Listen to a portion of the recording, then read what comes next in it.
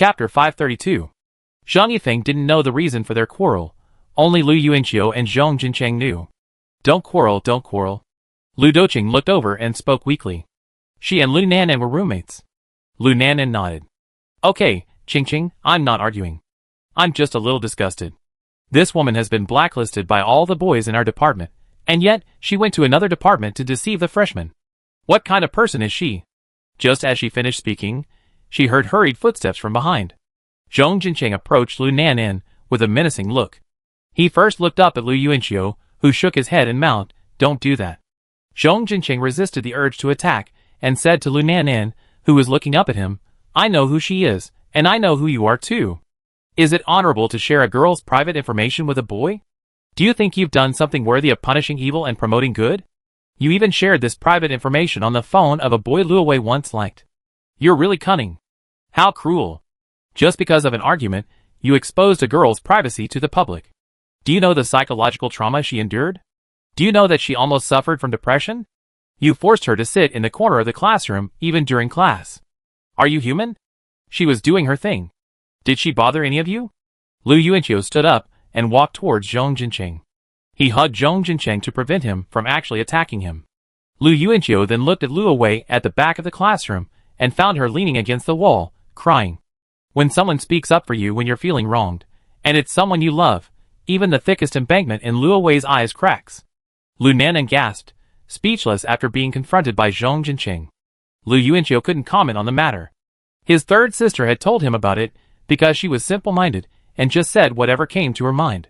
But he couldn't betray her big mouth in front of Luowei. "Sister, we're leaving first," Lu Yuanqiu said to Lu Doqing.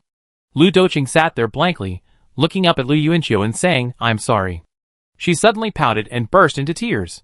Lu Yuanqiu suddenly felt a headache and quickly walked over to hug his third sister, comforting her. "It's okay, it's none of your business. They've spoken their minds this time, and now they feel better. It's none of your business. Don't blame yourself, just be good." Zhong Jincheng said nothing more. He walked towards Luowei, took her hand, and walked towards the classroom door. Standing at the door, Zhong Jincheng suddenly stopped, turned back, and shouted, "Luowei is my girlfriend. I love her no matter what." Luowei looked at Zhong Jincheng with tears in her eyes, sobbing uncontrollably. Zhong Jincheng led her out of the classroom. Lu Yuanqiu gestured to Zhang Yifeng and glanced towards the outside of the classroom. Zhang Yifeng nodded. The two of them left the painting classroom and entered the hallway when third sister's voice suddenly rang out from behind. "Qiu." Lu Yuanqiu turned around and saw third sister had chased after them. Lu Doqing lowered her head in self-reproach. "I'm sorry I made your friend angry." "It's okay, third sister. Go on and forget about this little incident." Lu Yuanqiu responded with a reassuring smile. Lu Doqing nodded vigorously, then turned and ran back to the classroom obediently. "What exactly happened?" Zhang Yifeng asked. Lu Yuanqiu, like Zhong Jincheng said, "It's their private matter, hard to discuss." Zhang Yifeng nodded and tactfully stopped asking. Suddenly he added, "I don't know what happened, but today Zhong Jincheng was the manliest I've ever seen." Lu Yuanqiu smiled, his hands in his pockets. "That's true, but you and I would be the same. Everyone is someone they care about, and for that person, they're willing to risk everything." Zhong Jincheng led Luowei to the path behind the teaching building. The path was cast in the shadow of the building, making it seem secluded. The greenery on both sides added a sense of depth to the path. The two held hands, silent until Zhong Jincheng spoke. "Senior, sometimes when I see other boys looking so healthy and cheerful, I blame myself. Why have I developed such an indestructible bad habit? It makes me seem so dark and guilty. I wonder if I could restart my life, would I be able to live a more positive, cheerful, and healthy life? But I also feel that no matter what we do, as long as it doesn't affect anyone else, it doesn't matter. We must learn to accept our imperfect selves." Zhong Jincheng walked ahead with his head down, then stopped at this point. "Senior, even if the whole world shuns you, I won't. For my sake, you must live a more cheerful and happy life in the days ahead." He turned to look at Luowei behind him, but two arms quickly wrapped around his neck. Zhong Jincheng was too slow to react, his eyes widening as a pair of hot, wet lips pressed against his. 8 o'clock in the evening. Lu Yuanqiu reached the edge of the playground track. He glanced down, then turned and found a step to sit down. After a moment, Lu Yuanqiu stood up and began to warm up. Seeing the girl in the blue tracksuit run over, Lu Yuanqiu followed from behind, arms waving, quietly following. Bai Qingxia's tracksuit seemed new, and Lu Yuanqiu felt a little sad. He was gradually losing track of when some of Bai Qingxia's clothes were bought. If it were high school, he would know exactly what socks Bai Qingxia was wearing and what color underwear she was wearing today, because he had bought most of them. Alas, when a girl grows up and has her own money, that's how it is. Even now, he still harbors secret thoughts, like the night run he started on the 5th of this month, which Lu Yuanqiu didn't even know about until the 15th. If he hadn't pressed Lu Wanchun on the phone, he'd probably still have been kept in the dark. Running at night, training for the sports meet, is perfectly normal. Why did he hide it from me? Lu Yuanqiu couldn't understand. He lowered his head and matched Bai Qingxia's pace, keeping the same rhythm. After a while, Lu Yuanqiu sped up, keeping pace with her. Bai Qingxia's breathing was heavy, indicating she'd already covered quite a few laps. Huh? She suddenly glanced to the side, her legs giving a startled cry, her body tumbling to the side. Lu Yuanqiu took a step forward with his left foot and quickly wrapped his arm around her slender waist, looking down at her in his arms. This embrace created a world-famous painting on the red track. Bai Qingxia lay in Lu Yuanqiu's arms, breathing heavily, her eyes wide open, sweat running down her slender neck to her chest. The part of her neck looked wet and muddy, and it felt like it would taste good if lit. Chapter 533. Robbery. Where's the money? Lu Yuanqiu saw Bai Qingxia lying on his forearm, staring up at him in surprise, speechless. The sweat on her forehead trickled down her eyes, like tears, which reminded him of the scene in Kung Fu where Stephen Chow holds Huang Xingyi. Their positions at the moment were similar. Tell me, where's the money? Lu Yuanqiu frowned, insisting again. He gestured with his right hand like an invisible dagger. Seeing Bai Qingxia still staring at him, he placed the dagger against her snow-white chin. His expression was threatening, but the gesture felt somewhat ambiguous, as there was no dagger. It looked like a domineering president lifting the chin of the girl in his arms. Why are you really mute? Lu Yuanqiu smiled, straightening her up and asking, I remember you saw Kung Fu? Last semester, you said your roommate, Ajin, looked just like Ajin from Kung Fu. Bai Qingxia, like a mute, continued to stare at him in shock. After a moment, she asked, why? Are you here? Lu Yuanqiu, there's only one playground on Huafeng campus, and I'm also participating in the sports meet. Can't I come and train? Seeing the girl stop talking, Lu Yuanqiu changed the question. You still have to run? How many laps? After he finished speaking, he and Bai Qingxia began walking along the white line on the track. Bai Qingxia panted and replied, I'm running low. I've only run 2 laps, but I want to run 3 more. Lu Yuanqiu raised his sleeve to wipe the sweat from her cheek. Bai Qingxia dodged him, frowning, it's all sweat. Don't get your coat dirty. It's hard to wash. Dare to disobey me? Lu Yuanqiu leaned forward and wrapped his arm around her from behind, restraining her arms. With his other hand, he raised his sleeve and wiped her cheek from left to right, wiping the sweat away with his hardcore style. Bai Qingxia closed her eyes and ducked her head. She quickly broke free, flailing her arms and stamping her feet, glaring angrily at Lu Yuanqiu. Lu Yuanqiu, in turn, looked at her with a sullen expression, mimicking her, his face drooping, a frustrated and aggrieved face. Seeing her clearly angry, yet also amused by his own expression, Lu Yuanqiu spoke without changing his expression. Holding back your laughter can disrupt your menstrual cycle. Bai Qingxia finally couldn't help but laugh, raising her hand and patting him. Lu Yuanqiu smiled back, but didn't shy away. After taking the photo, the girl's eyebrows drooped, and she lowered her head in a tone of grievance. Lu Yuanqiu, why are you so annoying? You're always in my mind. I think about you in class, while I'm cooking noodles, even while I'm running. Lu Yuanqiu smiled, took her hands, and gently rocked them.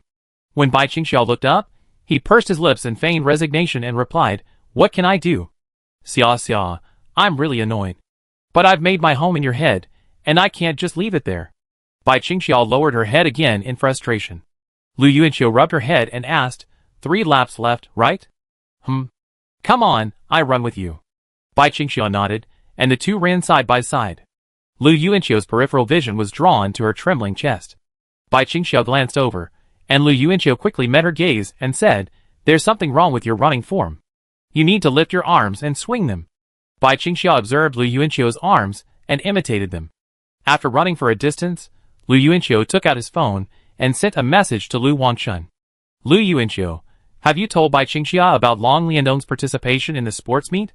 Lu Wanchun, I did. Grin Lu Yuanqiu. Is that funny? You're such a...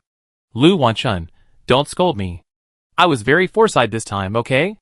Lu Wanchun, are we going to wait until the sports meet to let Xia Xia know that Long Liandong and she share the same event?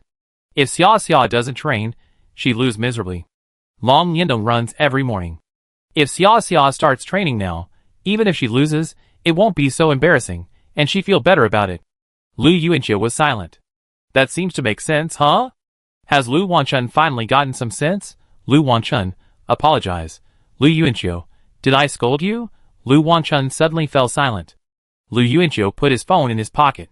During the second lap, Lu Yuanqiu warned, your breasts are shaking so much when you run. Remember to wear tighter bras and a looser jacket during the race. Bai Qingxia, I'm going back to the dorm. She suddenly lowered her head and, without hesitation, turned and walked away. Lu Yuanqiu was stunned for a moment, then hurriedly took a few steps to follow her. We haven't finished running yet? I'm just kindly reminding you. Bai Qingxia ignored him and walked quickly towards the dorm. Lu Yuanqiu took a hot shower and returned to the dormitory. Passing room 402, he glanced inside and saw Zhong Jinqing sitting at his desk. Is Lu Wei okay? Hearing the voice, Zhong Jinqing turned around. I'm fine. Lu Yuanqiu held onto the doorframe, not rushing to leave. After a pause, he smiled at him and said, I hope to be at your wedding one day. Zhong Jinqing grinned. Okay. Zhang Yifeng, lying on the bed, leaned over and asked Lu Yuanqiu at the door, have you written the lyrics yet? No. Lu Yuanqiu turned and walked away.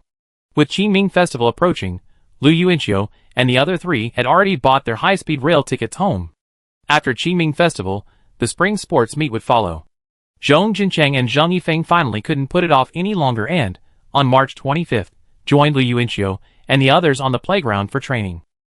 Zhong Jinqing and Lu Yuanqiu shared the same events, just track and field, 400m, 800m, and 3000m. Zhang Yifeng only had the 3000m. Lu Yuanqiu only learned a few days later that Lu Wanchun had chosen the same events as Xia Dong and the others, 400m, 800m, and 1500m. These three girls possessed a terrifying tacit understanding in this regard. Perhaps they were triplets in their previous life. On the evening of April 1st, April Fool's Day, Lu Yuanqiu, the other four, and Lu Wanchun, a total of 5 people, laid down on the grass after training. From left to right, they were Lu Yuanqiu, Bai Qingxia, Lu Wanchun, Zhang Yifeng, and Zhong Jinqing. Zhong Jinqing lay at the edge, while Lu Wei sat to his left, holding a bottle of mineral water. Zhong Jinqing sat up straight, like a zombie. Seeing this, Lu Wei unscrewed the bottle cap and held it to Zhong Jinqing's mouth. Drink slowly, or you spill it. Zhong Jinqing smirked at her. Senior, why don't you go home? Lu Wei shook her head. You be alone there, so stay with me a little longer. She then took out a napkin and wiped Zhong Jinqing's sweat and the corner of his mouth. The 4 people lying on the ground turned their heads and looked over. Bai Qingxiu watched quietly. She had never been a fan of Zhong Jinqing before, but today she suddenly felt a bit of a fan. Lu Yuanqiu let out a hey, stood up, and faced right, resting his head on his hands as he lay on his side. Ever since the 15th, Bai Qingxiu had followed his advice and worn a tight bra and loose-fitting workout clothes while running. Chapter 534. Seeing Lu Yuanqiu facing him, Zhang Yifeng asked, have you written the lyrics yet? You're so annoying. No, Lu Yuanqiu replied blankly. Zhang Yifeng had been asking this question every day for the past 2 weeks. Like a machine, those few words a fixed program programmed into his brain. Lu Wanchun exclaimed, you can write lyrics, lyricist? Lu Yuanqiu ignored her sarcasm. Bai Qingxia turned her head to look over. Lu Yuanqiu lowered his eyes to meet hers. Bai Qingxia straightened her head and gazed at the night sky. The moon hung high in the sky, like her own reflection in a mirror. Have you finished the clothes you were holding up? Lu Yuanqiu asked Bai Qingxia. Lu Wanchun and she had worked together on this project. After all, since they were both holding up the signs, it was a good opportunity to order clothes together. Before Bai Qingxia could say anything, Lu Wanchun interrupted, it's done. Xia Xia's dress is just like a wedding gown. Absolutely stunning. What? Yes, Lu Wanchun continued, resting his head on his arm. Long Liandong chose the same store as us. We bumped into each other when ordering clothes, so the 3 of us ordered together. She seemed to have chosen a black dress on purpose, but the style was the same as Xia Xia's. The sizes must be different. Lu Yuanqiu silently added in his mind. Okay, a comparison of black and white. Lu Yuanqiu smiled. He had once thought girls were like animals, and he had also thought Long Liandong had the same temperament as a black swan. If Bai Qingxiu was the white swan, then Long Liandong was the black swan. The more he listened to this sports meet, the more it sounded like two girls donning their respective uniforms, preparing for a decisive battle. Thinking of this, Lu Yuanqiu looked at Bai Qingxiu, only to find she was staring blankly at the sky. Following her gaze, Lu Yuanqiu asked, "Is there a Chang'e on the moon?" Bai Qingxiu shook her head. She was actually looking at the moon from 2 years ago. That night, only she and Lu Yuanqiu were lying in the playground. Ding ding. Zhang Yifeng's phone rang, and he reached into his pocket to pull it out. Su Miao Miao, are you all going back to Lucha tomorrow? Zhang Yifeng. Yes, I'm going back to my second uncle's hometown to add to his grave. Su Miao Miao, what time's the bus? I give you a ride. At 8 o'clock the next morning, in dormitory 401, the Taoist priest's words left the other three in the room frozen in place, staring at him in bewilderment. The uncle asked in disbelief, Xiaoyang, are you saying your parents are both dead? The Taoist priest put on his cap and smoothed his long hair back, smiling calmly as he replied, yes. His tone was relaxed. Fingal swallowed and turned to look at the other three. Lu Yuanqiu also stared at the Taoist priest in surprise. After spending over 6 months together, they had only just discovered that Su Xiang's parents were gone. Lu Yuanqiu remembered that when the new students joined the group, the Taoist priest had told him that his mother had passed away, but he was genuinely surprised that his father had also passed away. He also remembered the photo of him and his father, which he had placed prominently on his bookshelf. The Taoist priest explained, my mother died when I was 3, and my father died 2 years ago from excessive smoking, which left him with incurable lung cancer. Lu Yuanqiu thought of Su Xiang's Taoist robe, which smelled heavily of cigarette smoke, and looked up at him again, his eyes suddenly flashing with complex emotions. The uncle patted Su Xiang's shoulder without saying anything. Su Xiang smiled at him, then pushed his suitcase out the door. I'm leaving first. Okay, bye. Slow down, little lamb. The uncle went out, glanced at the Taoist priest's back, then returned with a complicated expression. He silently packed his luggage, looking a little down. Life is unpredictable, so we should be happy every day, Finkel muttered suddenly, looking up at the other two people in the dormitory with an optimistic smile. Lu Yuanqiu, it's good that you have this kind of awareness, senior. Finger laughed heartily, and suddenly, as if remembering something, he said to Lu Yuanqiu, remember that junior classmate of mine? That girl, she cut her wrists again a few days ago. I heard from a friend. Lu Yuanqiu was puzzled. Why? Haven't you settled the matter with Zhang Yichuan yet? The uncle also looked over. Finkel shrugged and spread his hands. Who knows? I don't dare ask. I sent her a private message last time asking, how are you? She didn't even reply. Sigh. We used to get along really well. She was a cheerful girl, pretty too. I don't know how she's become like this now. The uncle opened his mouth, unsure what to say, then closed it again. He found it hard to understand why these young people were always so desperate. Kids these days have it so easy. They eat well, dress well, and have easy access to things their wives and children won't have access to for another 5 years. Can't they just enjoy life? If you're not happy in a relationship, then just don't have one. Thinking of this, he felt a little sorry for Su Xiang again, so he took out his phone and sent him a message saying, drive slowly on the road. Lu Yuanqiu sat in the dormitory for a while, until 9 o'clock, when he became the second person to leave. The three of them met up with Bai Qingxiu downstairs in the girls' dormitory. After a few minutes, Su Miaomiao arrived. The hem of her long skirt rippled with her steps, drawing a few more glances from Zhang Yifeng. The temperature in Zhucheng had been approaching 20 degrees Celsius these days. Su Miaomiao's style was to avoid pants when a skirt was available. When the weather got a bit cooler, she'd wear a long skirt, which came in many styles. As always, she'd layer it with stockings. The hem of her skirt fell above her ankles, revealing a slender calf, giving her an overall graceful and elegant look. Bai Qingxiu had already bought her spring and autumn clothes, though unfortunately, Lu Yuanqiu hadn't been the one to do it. But then again, Lu Yuanqiu's taste in clothing for girls his age was still stuck in high school. The clothes he chose were at best suitable for an average girl, but not for someone of Bai Qingxiu's stature.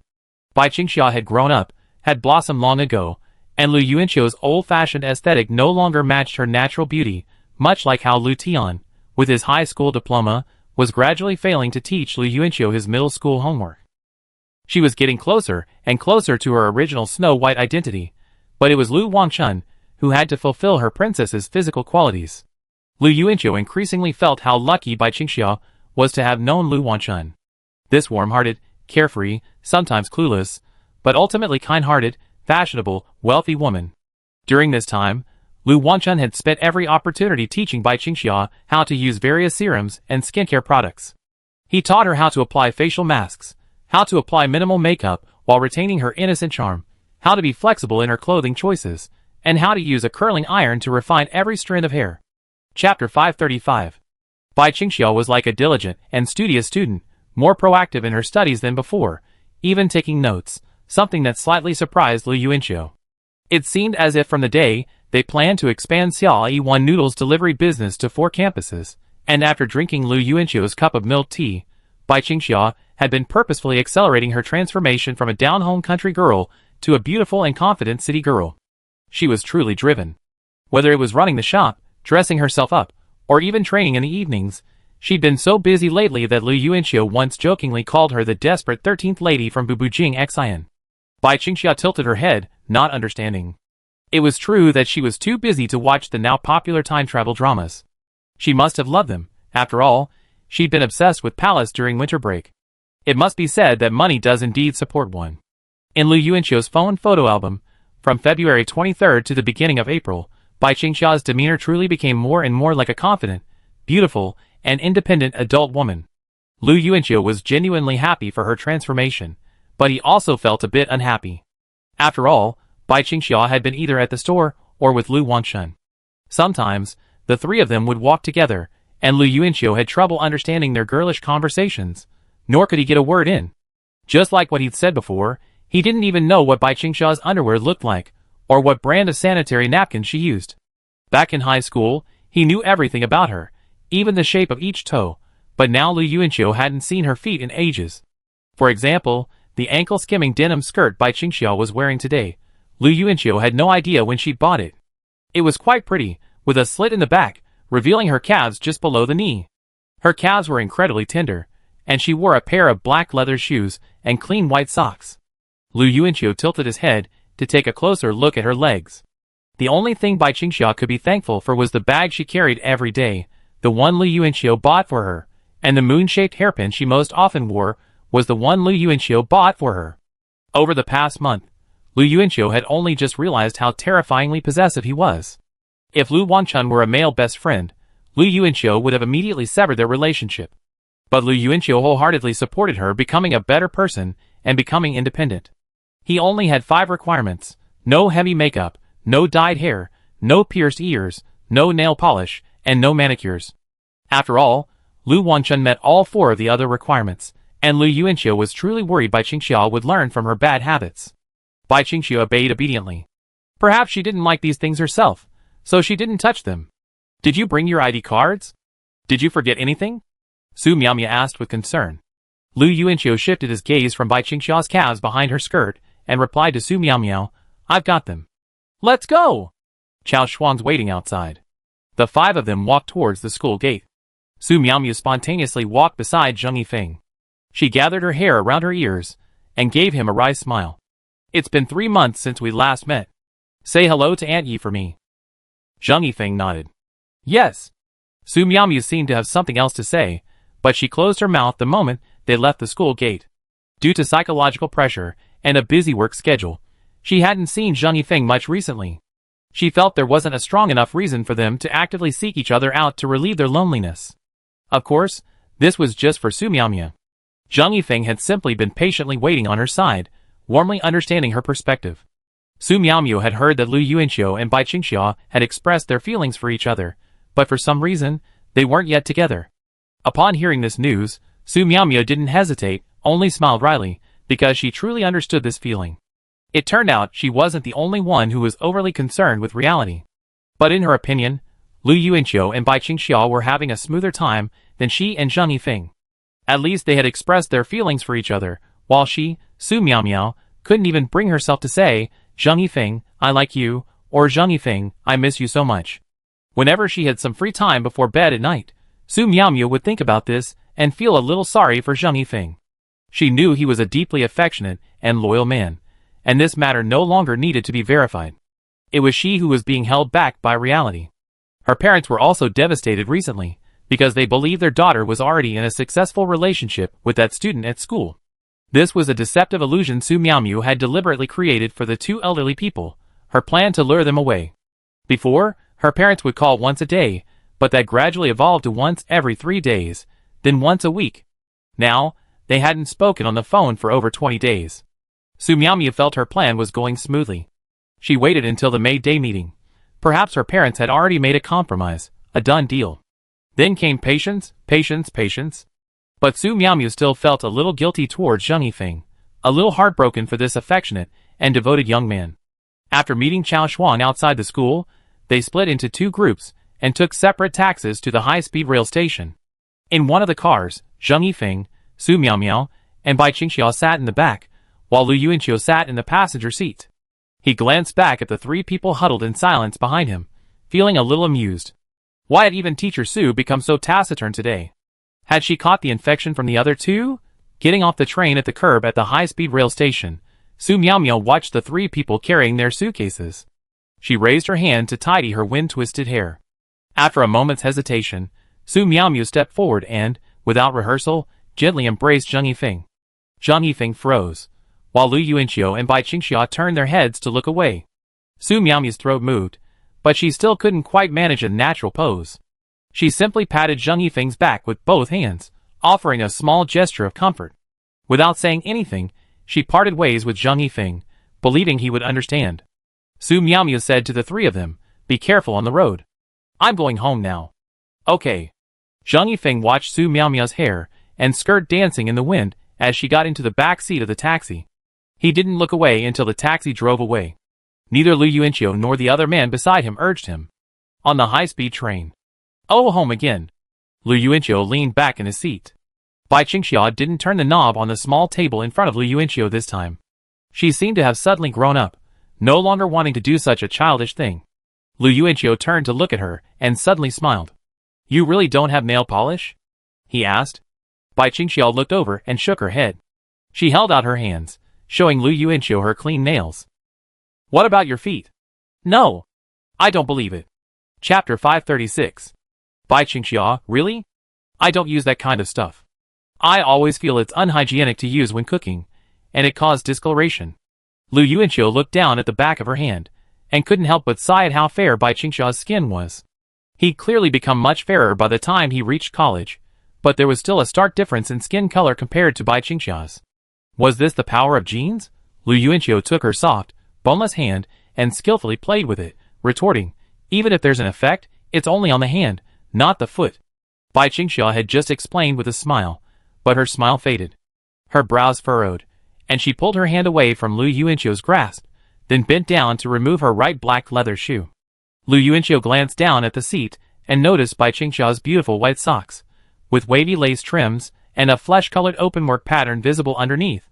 Just as she was about to remove them, Lu Yuanqiu quickly raised his hand and volunteered, "I do it." Bai Qingxia turned to look at him, paused, and then, as if suddenly realizing it, slipped her foot back into her shoe. "You just want to see my feet, don't you?" Lu Yuanqiu's expression froze at first, then he touched his head, sighed helplessly, and turned away, holding his forehead. Bai Qingxia, without putting her shoes on, silently watched his reaction. The next moment, Lu Yuanqiu turned back, pointed at her, and said with a tone of disappointment, "You really, misunderstood me so deeply. Alas, I just don't want you to become like those spoiled brats. I just want you to stay clean. Do you like those flashy looks?" Bai Qingxia shook her head slowly and dramatically, her eyes fixed on Lu Yuanqiu. She thought she only needed to listen to the second half of Lu Yuanqiu's words. Lu Yuanqiu was certainly lustful, but she could understand why he liked her feet, especially her feet. "Look at you, you're so much better just like you are now. No makeup, or light makeup, so fresh. Nail polish is too worldly, so let's not wear it." Lu Yuanqiu stroked her long dark hair, then slipped his hand through it to caress her face, which was as smooth as a boiled egg. "Then take it off." Bai Qingxia lifted her skirt, making it easier to lift her right foot and place it on Lu Yuanqiu's thigh. Lu Yuanqiu, who had been chattering away, suddenly fell silent, his expression becoming obedient, like a crying child suddenly given a toy. He pulled off Bai Qingxia's white socks. Looking at the snow-white foot, no bigger than his palm, its nails clean and pink, Lu Yuanqiu raised his head and smiled, like a fool. Bai Qingxia looked odd. Are you happy? I'm happy. Of course I'm happy to see you didn't paint your toenails, as I told you. Lu Yuanqiu replied, rubbing her feet. Then I put them on. I help you. Lu Yuanqiu smiled again, picking up the white socks and helping her put them on bit by bit. After he was done, he warned her, I do surprise inspections later. Oh. Bai Qingxia put her foot down and put on her leather shoes. She turned her head to look to the side. Lu Yuanqiu paused, rubbing his nose and looking at her. Bai Qingxia turned her head back to look out the window, while Lu Yuanqiu continued rubbing his nose. After a while, he muttered to himself, my nose is itchy. Bai Qingxia raised her fingers and scratched at the edge of the windowsill, ignoring him. The scenery outside the window began to shift. I don't know about other boys, but if Lu Yuanqiu liked her feet, wouldn't it be like she was a little curious about his abs? That kind of feeling? This kind of thing was too difficult to bring up. Bai Qingxia felt that even after they were together, she might be too embarrassed to mention it. Having a thick skin is a great thing. It makes everything easier. When Lu Yuanqiu returned home, Lu Yidong rushed over with a broom in hand. Wherever Lu Yuanqiu walked, she chased him, prodding him with the broomstick, yelling, Give me back my money. Lu Yuanqiu turned back in surprise. You really have money? Didn't you ask Sister Bai to give me another 1,000 yuan on New Year's Eve? I didn't even have any lucky money, just that 1,000 yuan for pocket money. Lu Yuanqiu stared at her for a long moment, then shook his head. I didn't ask her to give you money. That was Sister Bai who gave it to you. You're such a jerk. You're chasing me, aren't you? Lu Yidong threw the broom to the ground. Bai Qingxia had actually secretly given Lu Yidong money, and she hadn't even told me. Lu Yuanqiu looked at Lu Yidong, rubbed his sister's head, and encouraged her. Do well on the high school entrance exam. When you get into high school, I give you 10,000 yuan. Really? Lu Yidong's eyes lit up. Yeah. Lu Yidong ran back to his room, grinning like a fool. Silly sister, Lu Yuanqiu gazed at her back with amusement. Ding ding ding. A message beeped from his phone.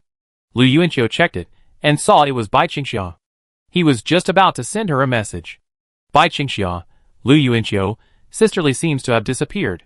Someone else lives next door, and the landlord can't contact her, so he's moved all her belongings out.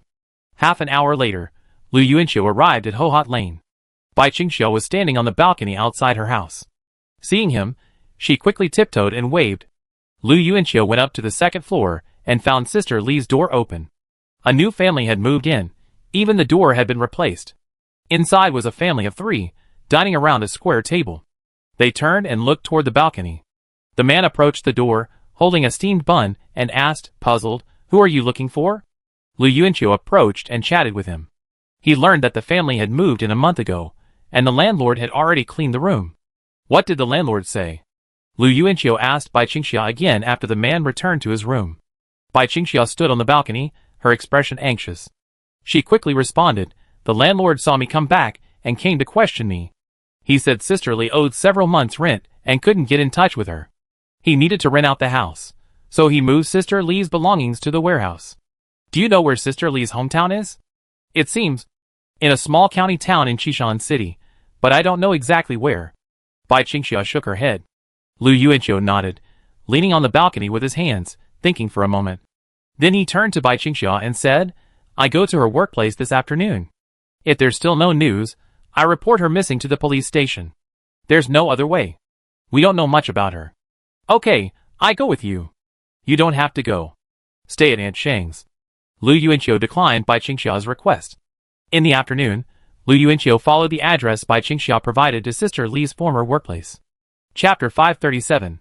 This is a pretty high-end KTV. Come to think of it, Zhang Yibin wouldn't go to an ordinary one. Lu Yuanqiu paused as he entered, suddenly wondering if Sister Li's disappearance had anything to do with Zhang Yibin. It shouldn't be that serious. A man of Zhang Yibin's status could afford to play with women, but he wouldn't go so far as to drive someone to the point of disappearance. Besides, in Lu Yuanqiu's opinion, Sister Li wouldn't be Zhang Yibin's type. He went into the KTV, found the supervisor, and asked about Sister Li. The supervisor told the same story as the landlord. Sister Li hadn't come to work without even saying hello.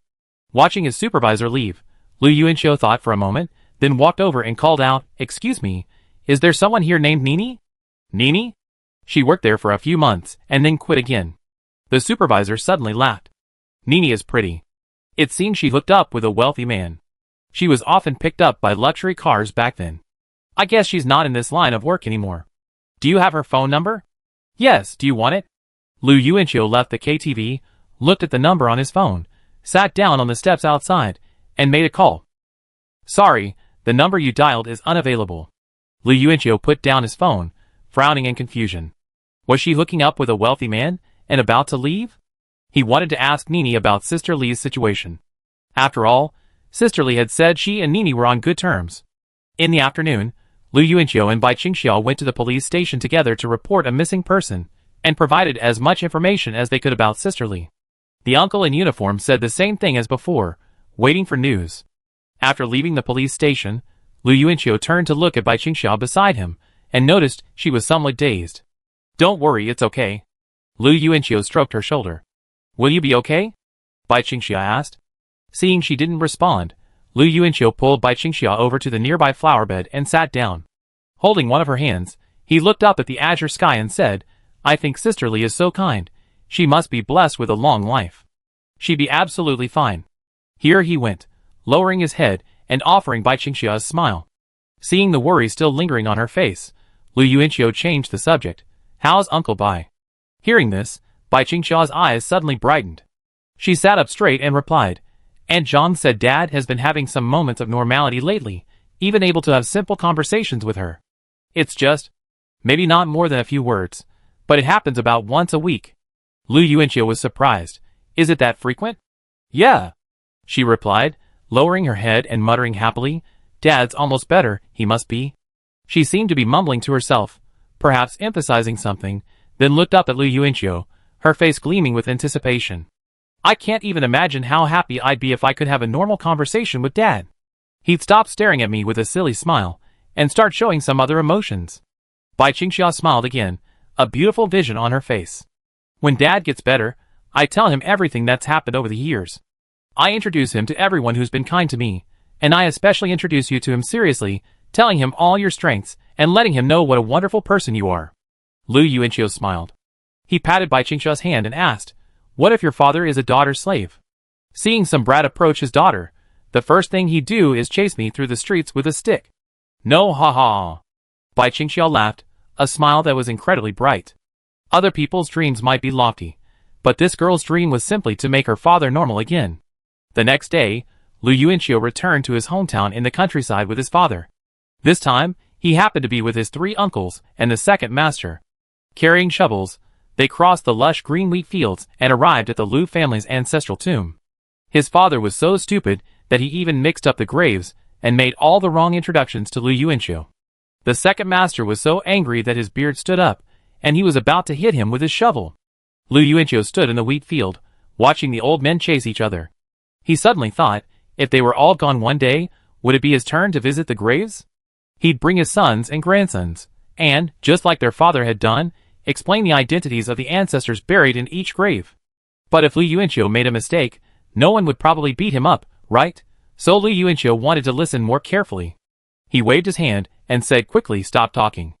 Who's the great-grandfather, and who's the great-grandmother? Just as he finished, second master jumped up and slapped Lu Yuanqiu on the head. You idiot. I've told you so many times, and you don't remember. You're just as heartless as your father. Lu Yuanqiu covered his head and shouted, Say it again now, and you remember. Second master quickly introduced him to each grave. The next morning, Lu Yuanqiu accompanied Bai Qingxiao, taking her and Uncle Bai to visit Aunt Luoran and Brother Ruan. Lu Yuanqiu kept an eye on Bai Songjia's reaction, and noticed that he was still expressionless. Last Qingming festival, he had cried while hugging the tombstone, but not this time. He simply stared blankly at the photo on the tombstone. Bai Qingxiao was also observing her father. She was a little disappointed to see no unusual reaction from Bai Songjia, but this no reaction was a huge change from the past. In the past, Bai Songjia had always cried during Qingming festival, without exception. The return trip to school was this afternoon, and Lu Yuanqiu and Bai Qingxiao had chosen to have lunch together at Aunt Zhang's. Time flew by so quickly. Last time, it was still snowing when they had lunch, but this time, Bai Qingxiao was wearing a skirt. Really? Has Xia Xia become a big boss at school? Aunt Zhang asked in surprise. Lu Yuanqiu agreed with an exaggerated expression, of course. There were 11 delivery people in total. Isn't that an exaggeration? Bai Qingxiao listened to Lu Yuanqiu's boasting, embarrassed as she lowered her head to cook, her cheeks flushed from the smoke, and she didn't even look up. During the meal, Lu Yuanqiu looked at Ran Ran and asked Aunt Zhang, Auntie, is Ran Ran going to school now? Ah. I'm helping her find a special education school. I'm looking. It be there soon. Aunt Zhang replied quickly, but Lu Yuanqiu looked at her expression and felt that things weren't going so smoothly for her. Lu Yuanqiu planned to ask his father to help with the search and let her know once everything was settled. Otherwise, given Aunt Zhang's personality, she would definitely refuse. The people living in the shabby alley were all twisted. Chapter 538. Lu Yuanqiu shook his head and sighed, placing the peeled shrimp one by one on Bai Qingxiao's plate. Aunt Zhang smiled at the scene and lowered her head to continue feeding her daughter. Bai Qingxiao, who was feeding her father, reached out to pick up some food. Seeing Lu Yuanqiu's heartwarming gesture, she also smiled. She quickly said, Eat it yourself, don't worry about me. Lu Yuanqiu sighed again, Even if I starve myself, I can't let you go. He wiped his hands with a tissue and urged, Eat quickly. You eat too. Bai Qingxiao finished feeding her father, then picked up another shrimp and handed it to Lu Yuanqiu. Lu Yuanqiu opened his mouth and bit into it, muttering to himself, Peeling it yourself is so delicious. Bai Qingxiao smiled and picked up another shrimp to feed Lu Yuanqiu. This time, Lu Yuanqiu deliberately bit her finger. Although he didn't bite hard, Bai Qingxiao still frowned and let out a soft "ah." She looked at Aunt Zhang, who quickly lowered her head. Bai Qingxiao suddenly felt a little embarrassed. She lowered her head while feeding her father, and squeezed her legs awkwardly. As she put down the bowl, something suddenly occurred to her. Bai Qingxiao took a deep breath, her chest heaving. She looked up and saw Lu Yuanqiu picking up some food for her. She quickly handed the bowl over with a smile. Her eyes narrowed at Lu Yuanqiu. Seeing the smile on his daughter's face, perhaps because blood is thicker than water, Bai Songjia seemed to sense a complex emotion behind it. His dull eyes shifted again, as if he had something to say to his daughter at that moment. Bai Qingxiao wiped the corner of Bai Songjia's mouth with a tissue and continued feeding her father. Her expression shifted, a bit strange, as Bai Songjia's gaze became fixed on her. Dad? The girl tried to call out. Bai Songjia didn't respond, but simply gazed deeply at Bai Qingxiao. If you looked closely, you could see emotion in his eyes, a deep sense of heartache. After finishing lunch and saying goodbye to Aunt Zhang, Bai Qingxiao looked back at her father sitting on a chair outside the door.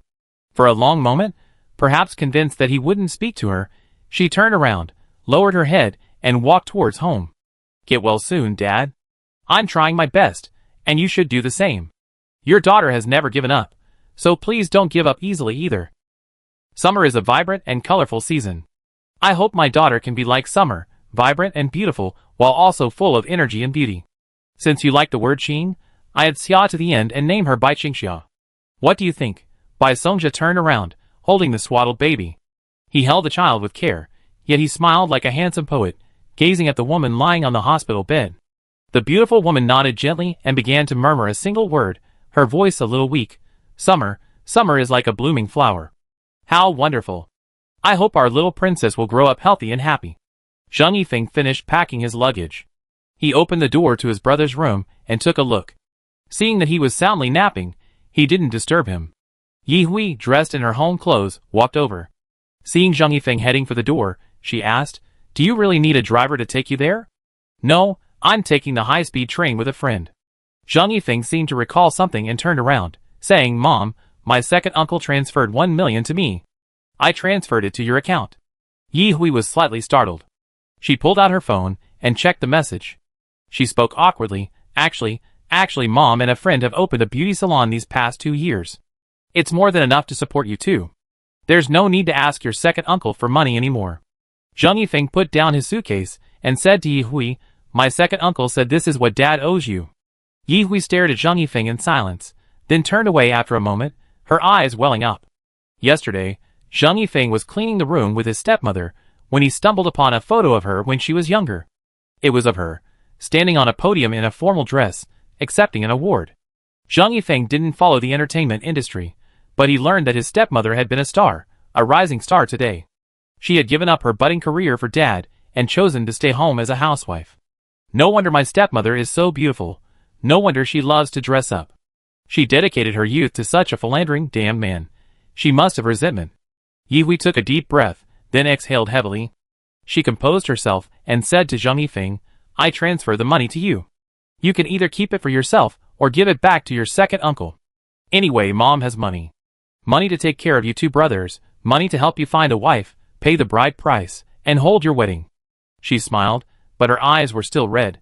Zhang Yifeng looked at her and nodded, smiling. Thank you for your hard work, Mom. It's not hard. It's worth it. My son is so smart, so handsome, and so promising. Yihui replied, wiping her tears. Zhang Yifeng walked over and embraced her with open arms. Yihui held her head high, smiled happily, and hugged Zhang Yifeng tightly. I just realized you've grown so tall. When we first met, you were still so much younger, not even as big as your brother is now.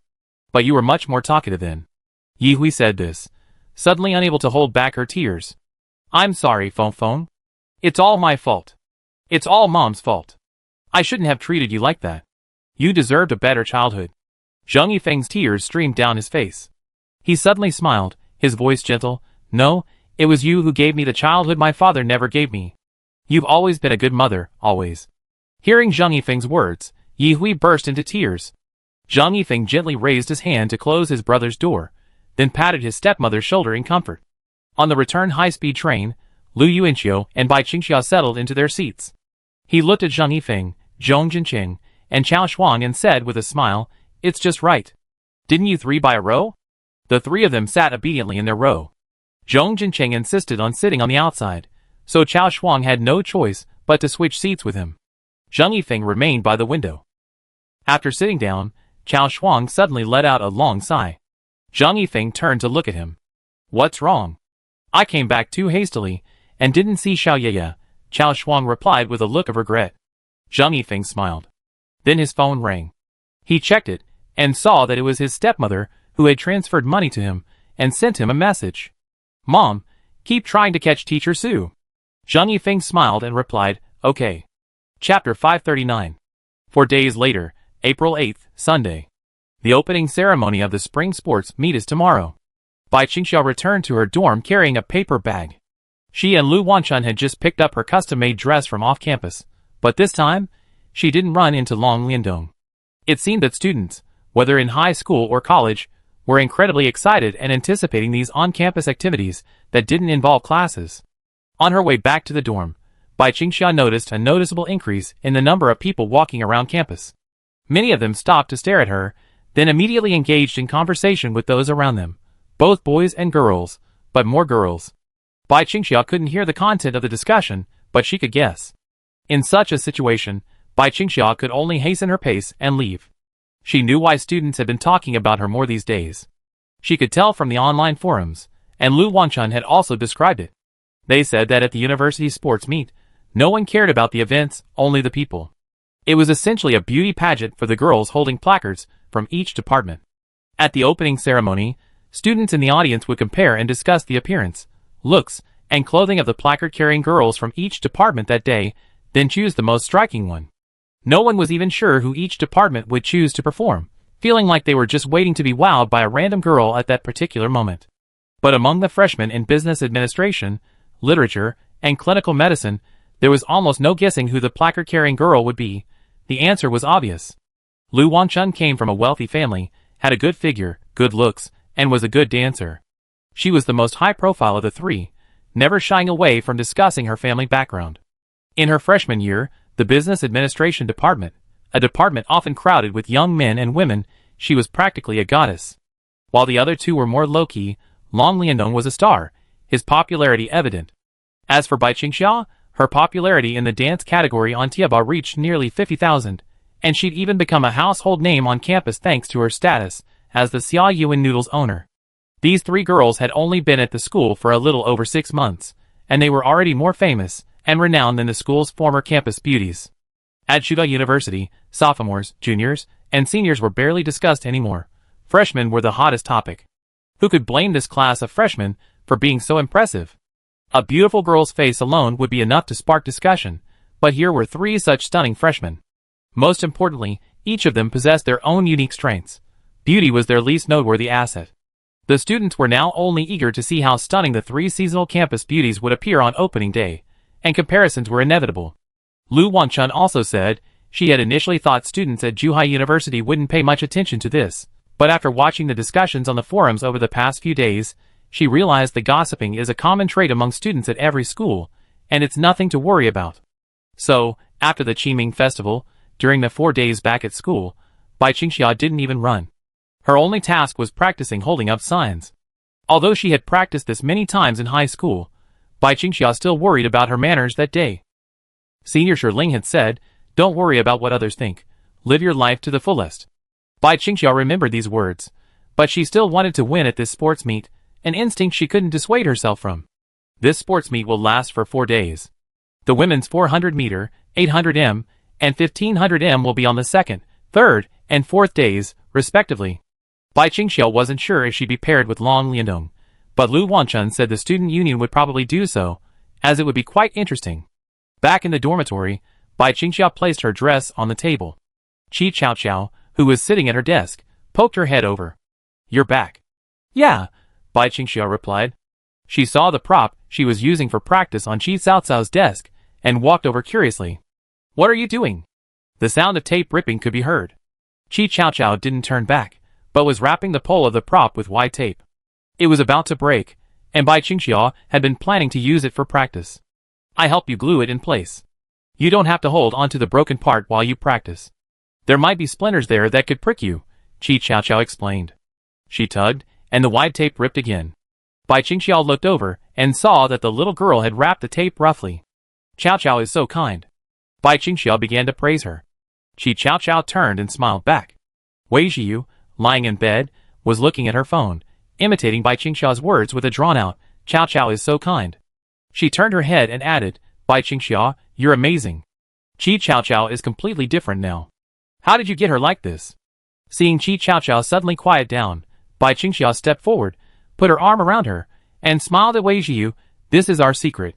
Wei Zhiyu snorted and continued playing with her phone. After a long pause, she spoke, "Actually, I think you've changed quite a bit. Are you the slow-to-warm-up type?" "Me? Not so bad." Bai Qingxia lowered her head slightly. If she were to go to a new university again, she certainly wouldn't be as timid as she was at the beginning of the semester.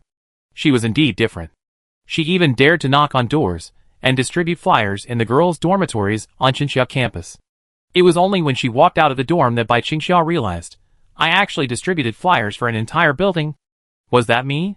Afterward, she felt quite impressive, but Lu Yuanqiu didn't praise her that time. He seemed more concerned about her haggard appearance. Just then, a classmate named Xia Ling walked into the dormitory. Bai Qingxia glanced at her and exchanged a simple hello. She wasn't familiar with Xia Ling. Her most vivid memory of her was the incident during the team-building trip, when Xia Ling and her boyfriend were seen rocking in the tent. Bai Qingxia had been looking at Xia Ling with tinted glasses for many days because of that incident. Bai Qingxia returned to her seat while Xia Ling chatted with Wei Zhiyu in the back. Qi Chaoqiao was still gluing the prop cards. As the conversation progressed, the topic of the two people in the back gradually veered off, and Bai Qingxia felt a little restless. Wei Zhiyu and Xia Ling loved to discuss this kind of subject. What did it feel like? Wei Zhiyu leaned over the bed, his tone full of curiosity. Xia Ling blushed. You're crazy, asking me questions like this? Just tell me yourself. Wei Zhiyu urged, curious. Tell me. Chapter 540. Xia Ling smacked her lips and hesitated, saying, "Actually, it depends on the situation. Most of the time, it feels pretty ordinary, nothing much." Wei Zhiyu stifled a laugh. "But most of the time? How many times have you done this?" "I don't have any specific needs. I only agree after he's nagging me soft-hearted." Wei Zhiyu chuckled. Bai Qingxia fumbled with her phone, glancing back slightly. Xia Ling also laughed. "Anyway, you have to get enough foreplay. Let me tell you, the first one is really the most comfortable." Xia Ling glanced back at him, her voice lowered. Wei Zhiyu smiled and leaned closer. But Bai Qingxia could still hear the noise. She quickly stood up and walked over to Qi Chaoqiao, who was concentrating on gluing the prop cards. Seeing this, Bai Qingxia said, "Almost done. Come with me to the corridor to practice. It's still a little shaky. A few more twists?" "No thanks." Bai Qingxia took the prop cards and went out to the corridor with Qi Chaoqiao. She took a deep, forceful breath exhaled, and held the prop card straight up with both hands. The next moment, Bai Qingxia smiled and took a step forward. Seeing Bai Qingxia move, Qi Chaoqiao smiled and followed beside her, like a little supervisor. She followed Bai Qingxia from the west end of the corridor to the east end. The sun was shining brightly outside the window, and the corridor was also filled with light. The sunlight reflected on Bai Qingxia's face with such exquisite beauty that Qi Chaoqiao was delighted. Just as Bai Qingxia was about to turn around and walk down the next circle, the prop card in her hand slowly dropped down. That photo reappeared in her mind. It was a photo someone had posted on the forum, of Long Liandong standing at the entrance of Block A, the men's dormitory, handing a gift to Lu Yuanqiu. Bai Qingxia had never competed with anyone for anything since she was a child. Now, when she wanted to, the enemy appeared incredibly powerful. It's the enemy! It's the enemy! Bai Qingxia thought again of the words she had uttered on the basketball court during military training. So the enemy had already appeared the moment she uttered them. But Bai Qingxia had always believed that this enemy was Long Liandong. For a long, long time, she even thought it was Long Liandong. But in fact, it wasn't. The enemy had always been herself. So, on the basketball court during military training, with the appearance of Long Liandong, that inferior, cowardly, and stubborn enemy, that invincible self, had quietly appeared. Bai Qingxia had never faced this enemy directly. The moment she handed over the photo album was the first time she truly faced the other party, and she was defeated miserably. What's wrong? Seeing Bai Qingxia put the sign down, head down, and making no further move, Qi Chaoqiao stretched her arms and moved to the side, leaning forward to observe her. She found Bai Qingxia simply staring blankly with her head down. Bai Qingxia didn't respond. She slowly raised her head and looked ahead, then froze in a daze. She saw someone ahead of her. It was a girl in a JK uniform, walking towards them from the other end of the corridor, holding a sign for Class 28, Senior 3. The girl looked nervous, the sign in her hand lowering lower, but then, as if she had heard something, she slowly raised it back up, her steps becoming more steady. But there was no one standing behind the girl. The only thing that existed was the bright sunlight outside the window. Bai Qingxia exhaled deeply and held the sign upright again. She walked forward, seemingly approaching the oncoming JK girl, but in reality, she bravely walked forward into the sunlight. Qi Chaoqiao didn't follow her this time, but simply stood behind and smiled at Bai Qingxia. Step by step, step by step. The sunlight shone brightly outside the window, and the moon-shaped hairpin on Bai Qingxia's head also reflected the light. Finally, she knocked the oncoming JK girl's shadow to pieces. Bai Qingxia held the sign, her face bathed in the sunlight. She closed her eyes, unsure how long it would take to reach the window, but she would always march forward toward the dazzling sun, never looking back. April 9th. All the athletes in the clinical department wore the same uniform as the others, as they walked on the red plastic track. Only one person's uniform was different, Bai Qingxia, walking in the front.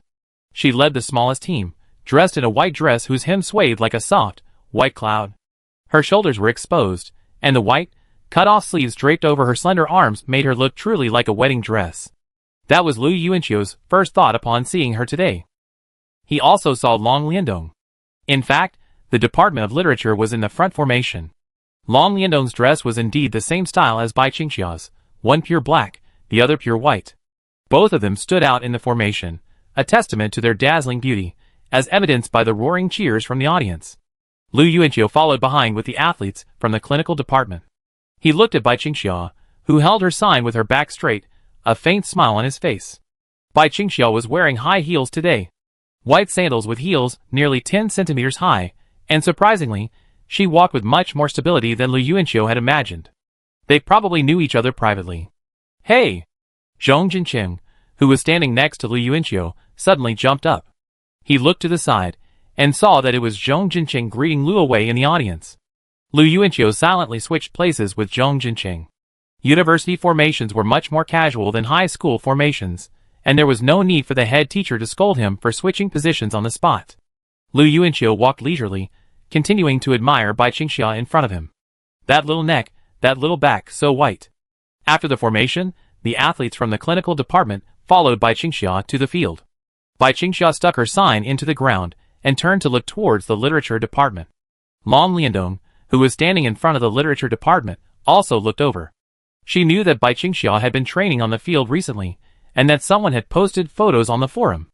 Over in the business administration department, Lu Wangchun, wearing a long green skirt, had just taken her place on the field when she tossed her department badge to the athletes behind her. Then, clutching her skirt and holding a bottle of sunscreen spray, she ran towards the clinical department, attracting many eyes along the way.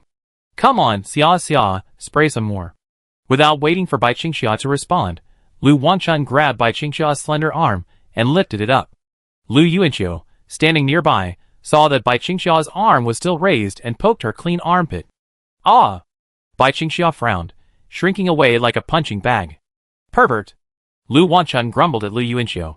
After spraying Bai Qingxia, she saw that Lu Yuanqiu's arm was also exposed and asked, "Are you going to spray it too?" "Who would spray that?" Lu Yuanqiu replied with a smile. Suddenly, his eyes froze as he saw the boys behind him staring at him with eager eyes. "I'm not a real man." "Me neither." The male athletes from the clinical department swarmed over, arms outstretched. Lu Wanchun paid them no mind, fleeing with his sunscreen spray. "Aside from a basketball exhibition match, there are no track and field events today, right?" Lu Yuanqiu asked Zheng Yifeng, standing beside him. "If you sign up for the 100 meters, you have it. If you don't, you won't." Lu Yuanqiu nodded. There would be a basketball exhibition match after the opening ceremony. The principal had somehow heard he could dunk, so he sent word that the clinical department and the business administration department would play another match. But this time, the entire student body would be in attendance. Zheng Yifeng suddenly murmured devilishly, "Have you written the lyrics?" Lu Yuanqiu hid beside Bai Qingxia. Chapter 541. Zheng Yifeng stepped forward, and Lu Yuanqiu, seeing this, hid behind Bai Qingxia again. He pointed at Zheng Yifeng with a threatening expression. "Don't come any closer." But standing behind Bai Qingxia, he looked like a bully. Xia, protect me." Lu Yuanqiu instinctively placed his hands on Bai Qingxia's stomach, but just as his hands were there, he reacted and removed them.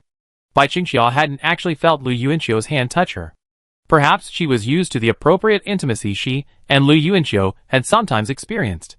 Listening to the voices beside her, she wore a gentle smile, as if she had joined in the playful banter between the two boys. But whether it was because she was a girl, or because of the gentle and elegant dress she wore, she seemed particularly gentle today, and her smile was particularly bright. Lu Yuanqiu watched her smile from behind and knew Bai Qingxia was in a good mood because of her impressive sign-holding performance just now, a stark contrast to her high school days. Perhaps she was also happy about this obvious improvement. It was good that she was happy about something, and that was something Lu Yuanqiu felt reassured just thinking about. "Please let me go, big brother. I just can't find the words right now," Lu Yuanqiu continued, addressing Zheng Yifeng through Bai Qingxia. Zheng Yifeng helplessly shoved his hands into his pockets, his head tilted to one side, staring at him with scrutiny, his handsomeness undeniable. "Have you started writing yet?" he asked. Lu Yuanqiu's words were slurred. "I did write, but I'm not in the right frame of mind.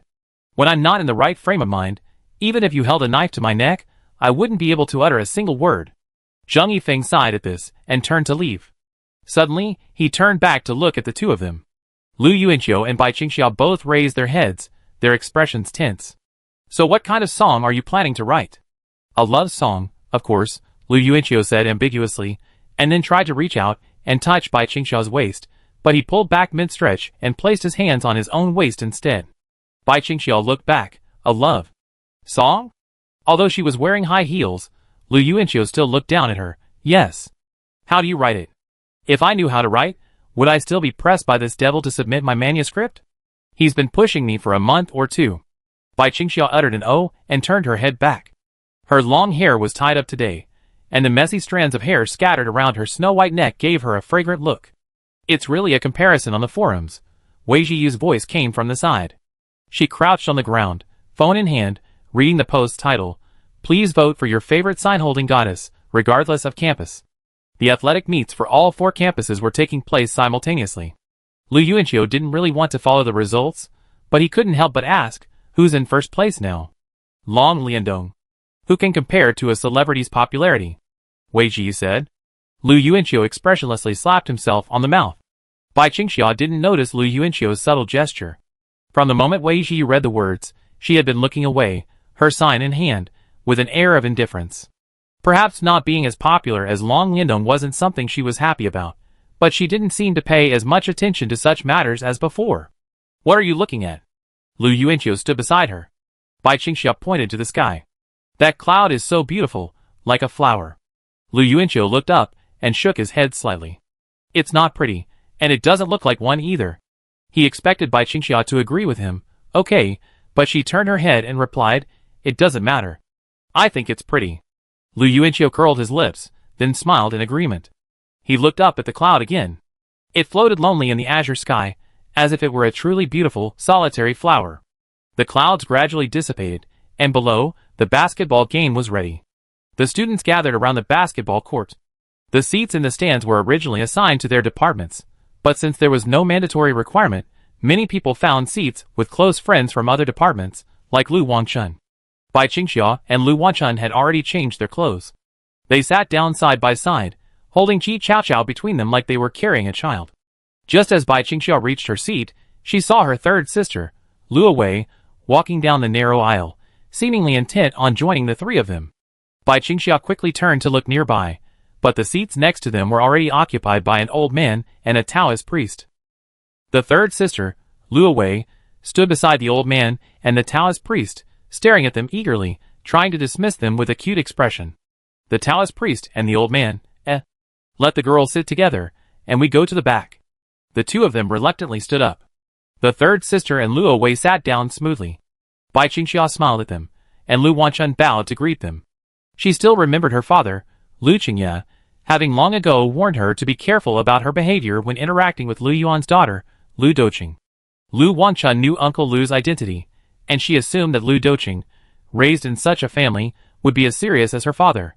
However, one New Year's Eve, Lu Tian's three brothers and their children visited the Lu family. While the parents and children went inside, Lu Doqing disappeared. Everyone rushed out to look for her, only to discover the tip of her tongue stuck to the frozen iron door. Her father's face turned green, and he angrily shouted, "Why were you licking that door?" Lu Doqing was speechless, her expression blank and hopeless. Everyone went back inside to pour some warm water and help her remove her tongue from the door. After attending college, Lu Wangchun discovered that Lu Doqing was easy to coax. Just bring up the topic of Lu Yuanqiu, and she'd be completely captivated. She was the type who would truly be overjoyed. Look, it's Qiuqiu. Lu Doqing quickly pointed at Lu Yuanqiu, who had changed and appeared on the basketball court, and said to Bai Qingxia and Lu Wei, who stood on either side. Bai Qingxia smiled and nodded, while Lu Wei's gaze shifted to Zhong Jincheng, who was following behind Lu Yuanqiu. She hadn't realized Zhong Jincheng could actually play basketball. In the literature department, Long Liandong sat alone in the first row of the stands. No one dared to sit in the nearby seats, as if they were covered in ice picks capable of piercing anyone's buttocks. She stared at the people on the basketball court, flipping through a picture album while listening to the voice in her headphones. Okay, Dong Dong, tell me yourself. How can you be willing to say those few words of confession? How can you be willing? Tell Grandpa. The old voice in the headphones was anxious. Chapter 542. Long Liandong remained silent, like a mute, flipping through the album to the penultimate page. She looked up at the scene below and picked up her pen, preparing to sketch what she saw. After a long silence, the voice in the headset spoke. Well, all right. But Dong Dong, do you know why, despite my conflict with Lu Xingzhou, I still allowed you to like his grandson and even encouraged you to pursue Lu Yuanqiu? Long Liandong finally responded in a calm voice. To prove you're an open-minded elder? Ha ha ha, not really. It's just that you're too cold-hearted. Grandpa's worried that you get bored if you're always alone, without friends your own age to interact with. If you can be with Lu Yuanqiu, even if Grandpa doesn't like him, you won't be so lonely in the future. Long Liandong paused as she heard this, and turned to look at the empty seats beside her. Is she isolated by others, or is she isolating everyone, from childhood to adulthood? Even Long Liandong herself hadn't known how to answer this question. At home, you're unwilling to communicate with your parents, and only Grandpa can talk to you. Can you tell me why? Long Liandong responded coldly, because you're the only one who truly loves your granddaughter. In the hearts of those two, my childhood self was just a carefully packaged product. The old man on the phone fell silent again. After a while, a voice came back. No wonder you don't want to enter the entertainment industry. Grandpa actually thought you've always loved being in front of the camera. Long Liandong, never. The old man paused and asked a question that silenced Long Liandong. What if one day, Grandpa is gone, and the only person you can talk to is gone? What will you do? A cool breeze blew across the open stands, ruffling Long Liandong's hair. She looked incredibly lonely, occupying a seat all by herself. Long Liandong stared ahead for a long moment. She took a deep breath, lowered her head, and replied to the person on the phone in a compromising tone. Okay. But only if I lose to Bai Qingxia. Even if I lose just one match, I still confess my love. The old man said, Can you confess after you win? Grandpa knows track and field is your strong point. Long Liandong shook her head. No, it's settled. She knew the outcome of her confession, which was probably why she hadn't wanted to confess, hadn't wanted to face it. After hanging up the phone, Long Liandong picked up her pen and began to draw in her album. Just 2 more drawings, just 2 more, and she'd have the album filled. The basketball game was in full swing. Facing Zhang Yichuan again, Lu Yuanqiu continued his dunk, sending the cheers of astonishment from the stands relentless. The clinical department's performance was truly astonishing. Many people only knew Lu Yuanqiu through the band and the 3 school beauties. They had never imagined he could excel so well on the court. Sweat coated Lu Yuanqiu's muscular arms as he sprinted across the court, and almost every time the ball landed in his hands, cheers erupted from the stands. Everyone seemed to love watching him. Gradually, the 3 words Lu Yuanqiu lingered in her ears, resonating in unison and deafeningly. Bai Qingxia surveyed the crowd of girls in the stands with astonishment. She had never witnessed such an outrageous scene before. She had no idea so many girls at school were so drawn to Lu Yuanqiu.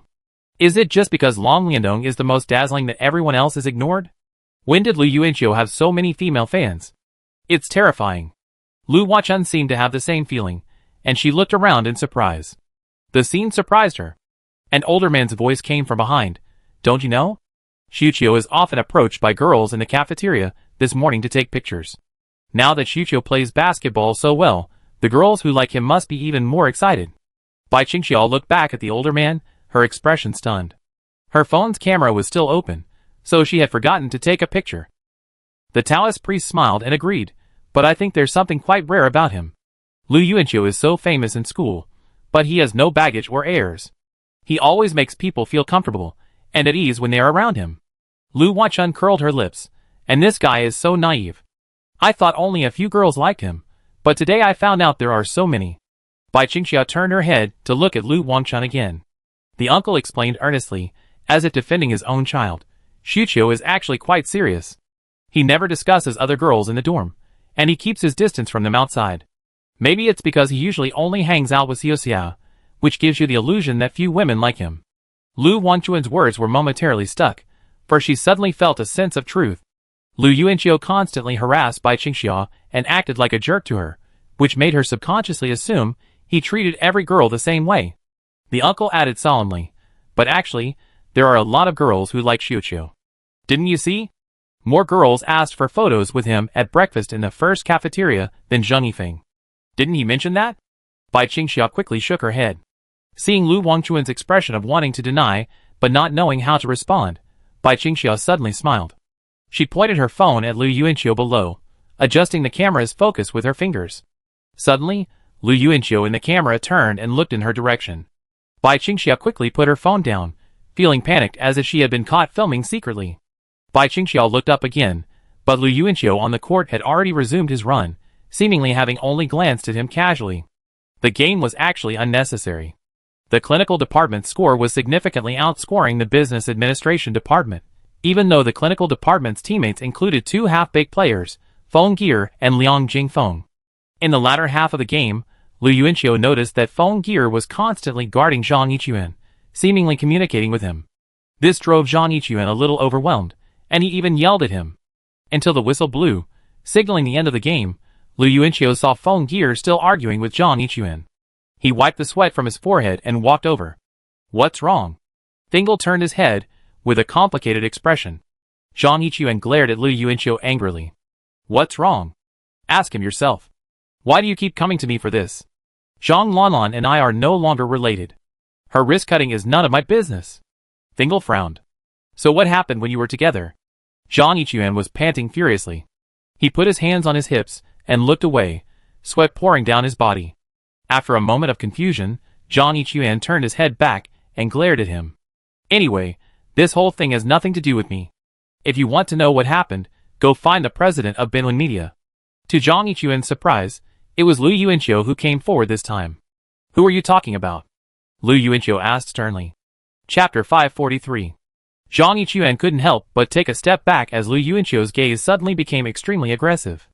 The president of Binlin Media Company, Zhang Yichuan said, turning to leave when Lu Yuanqiu quickly grabbed his arm and asked, "What's your relationship?" Zhang Yichuan wanted to retort, "Why should I tell you?" But Lu Yuanqiu's stern gaze seemed to intimidate him, and his grip on him tightened. For the first time, Zhang Yichuan noticed the incredible strength of Lu Yuanqiu's grip. I'd heard that Lu Yuanqiu had once broken a backboard after a dunk in high school, and now he was starting to believe it. Zhang Yichuan frowned and said, "He's my cousin. I don't know anything else. If you want to know anything, ask him, or ask Zhang Lanlan. This whole thing has nothing to do with me anymore." He shook off Lu Yuanqiu's hand, walked off the court, grabbed his bag, and left. Finger then looked at Lu Yuanqiu and hesitantly asked, "The president of Binlin Media? Do you know him?" Lu Yuanqiu replied, "The man in the suit who showed up at the Western restaurant 3 months ago." "Oh, it was him? The scumbag you were talking about?" Lu Yuanqiu nodded. Finger rubbed his head. He had actually forgotten what the man looked like, but the word scumbag remained crystal clear. During military training, he had jokingly wondered about the relationship between the two brothers, Zhang Yichuan and Zhang Yifei. After all, their names were similar, but Lu Yuanqiu didn't think it was such a coincidence, especially since one was in Zhucheng and the other two were in Lucheng. Now, I can't believe it's such a coincidence. Cousins. If it was Zhang Yibin, then Lu Yuanqiu could probably imagine what Finger's old classmate had been through. But he didn't plan to tell Finger, and Lu Yuanqiu didn't want to confront Zhang Yibin right now over a stranger. Seeing Finger still standing there, Lu Yuanqiu patted his arm and said, let's go eat." Finger followed, muttering, "It seems like my old classmate must have gone through something bad." Lu Yuanqiu asked, "Was she the one who jumped from the building earlier?" "Yes. For someone who jumps from a building and cuts her wrists, things can't be good. Senior, do you think you're capable?" Lu Yuanqiu slung his coat over his shoulders and turned to ask him. Finkel shook his head. "I don't think so. Aside from the fluke of getting into Zhuhai University, I haven't accomplished anything in my life to be proud of." "I know what you mean, Lu Yuanqiu." Lu Yuanqiu walked quietly as Finkel continued. "I originally thought my old classmate was just emotionally hurt. I thought it was something I could handle. After all, as an old classmate, I could offer her some comfort. Now it seems like it's something I can't handle. I was even thinking just now that our relationship wasn't that good after all." Lu Yuanqiu consoled him. It's human nature to seek profit and avoid harm. But the buzzcut boy might not have understood this. Finkel shook his head. "No, I'm just a simple loser." He then turned with a feigned nonchalance, opened his arms toward Lu Yuanqiu, and tilted his head with a helpless smile. "Let's go! Time for the daily decision again. What's for lunch?" Finkel shouted, strutting ahead, his long hair disheveled like a madman. Finkel had always lived a simple life. What to eat for lunch was his biggest problem. The next morning, Bai Qingxiao wasn't paired with Long Liandong for the 400-meter race. Instead, Lu Wangchun and Long Liandong were in the same group. The men's 400-meter race was in the afternoon, so Lu Yuanqiu became Bai Qingxiao's logistical support for the morning. Bai Qingxiao sat on the steps beside the playground, legs together, staring calmly ahead. Lu Yuanqiu stood before her with a serious expression, pulling out his props from his bag one by one like a veteran of many battles. Sunscreen. Get in place. Glucose. Get in place. Mineral water. Get in place. Watching his battle-ready appearance, Bai Qingxiao couldn't help but laugh, covering her mouth. Lu Yuanqiu also sat down on the steps. He carefully lifted Bai Qingxiao's right leg, clad in shorts, and placed it on his thigh. Then, with both hands, he massaged Bai Qingxiao's leg from her calf to just above her knee. Even after so many days of training, Bai Qingxiao's calves were still soft, and pinching them felt like pinching soft, snow-white flesh. Pinch her thighs, too. Thigh power is important when running, Lu Yuanqiu coaxed her like a child. He then pulled her shorts up, revealing a large section of her fair, tender thighs. Bai Qingxiao quickly pulled them back down, blushing and refusing, "No, it's itchy." "Then let's start applying sunscreen." Lu Yuanqiu continued to smile. Lu Wanchun brought the sunscreen spray today, and Lu Yuanqiu immediately kicked it. What kind of person is this? Can you judge the situation? Can you even apply sunscreen spray? Rubbing the sunscreen in his palms, Lu Yuanqiu rubbed it up Bai Qingxiao's calves, caressing her fair, smooth skin. His expression was even more serious than it had been during the college entrance exams. "Have you changed your underwear?" Lu Yuanqiu asked, turning his head away. Bai Qingxiao was watching Lu Yuanqiu's hand floating on her calf. Hearing this, she hummed, then proactively lifted the collar of her short-sleeved shirt. Why are you showing it to me? Lu Yuanqiu quickly raised his hand, its wide gaps between its fingers, to shield his eyes. Bai Qingxiao explained, it's a sports bra. Lu Yuanqiu was stunned. He really couldn't see any cleavage through his fingers. The bra covered her breasts tightly from top to bottom. He hadn't realized there were such things as sports bras. It was an eye-opener. Chuanchuan's going to run, Bai Qingxiao said, pointing to the track. She stood up, carrying a bottle of water, and walked over. Lu Yuanqiu smeared the remaining sunscreen on his hand onto his face. Lu Wanchun and Long Liandong, separated by 2 lanes, stood at their respective starting lines, stretching their legs. There were quite a few onlookers, but when the students saw Bai Qingxiao trying to squeeze in, they all made way, which made Bai Qingxiao feel flattered and quickly bowed in gratitude. Lu Yuanqiu followed behind her. At the sound of the starting gun, the group immediately took off. Bai Qingxiao felt a surge of nervousness as she watched their speed surge forward. Lu Wanchun took the lead, his long legs a sight to behold. Long Liandong was in second, not far behind. A line of women swift as the wind spun down the red track. The moment they started running, Lu Yuanqiu pulled Bai Qingxiao along, following the others, and arrived at the finish line ahead of the others, waiting to watch everyone's time on the timer. Lu Wanchun, 1 minute 8.88 seconds. Lu Yuanqiu and Bai Qingxiao should have been there to meet Lu Wanchun, but neither of them moved.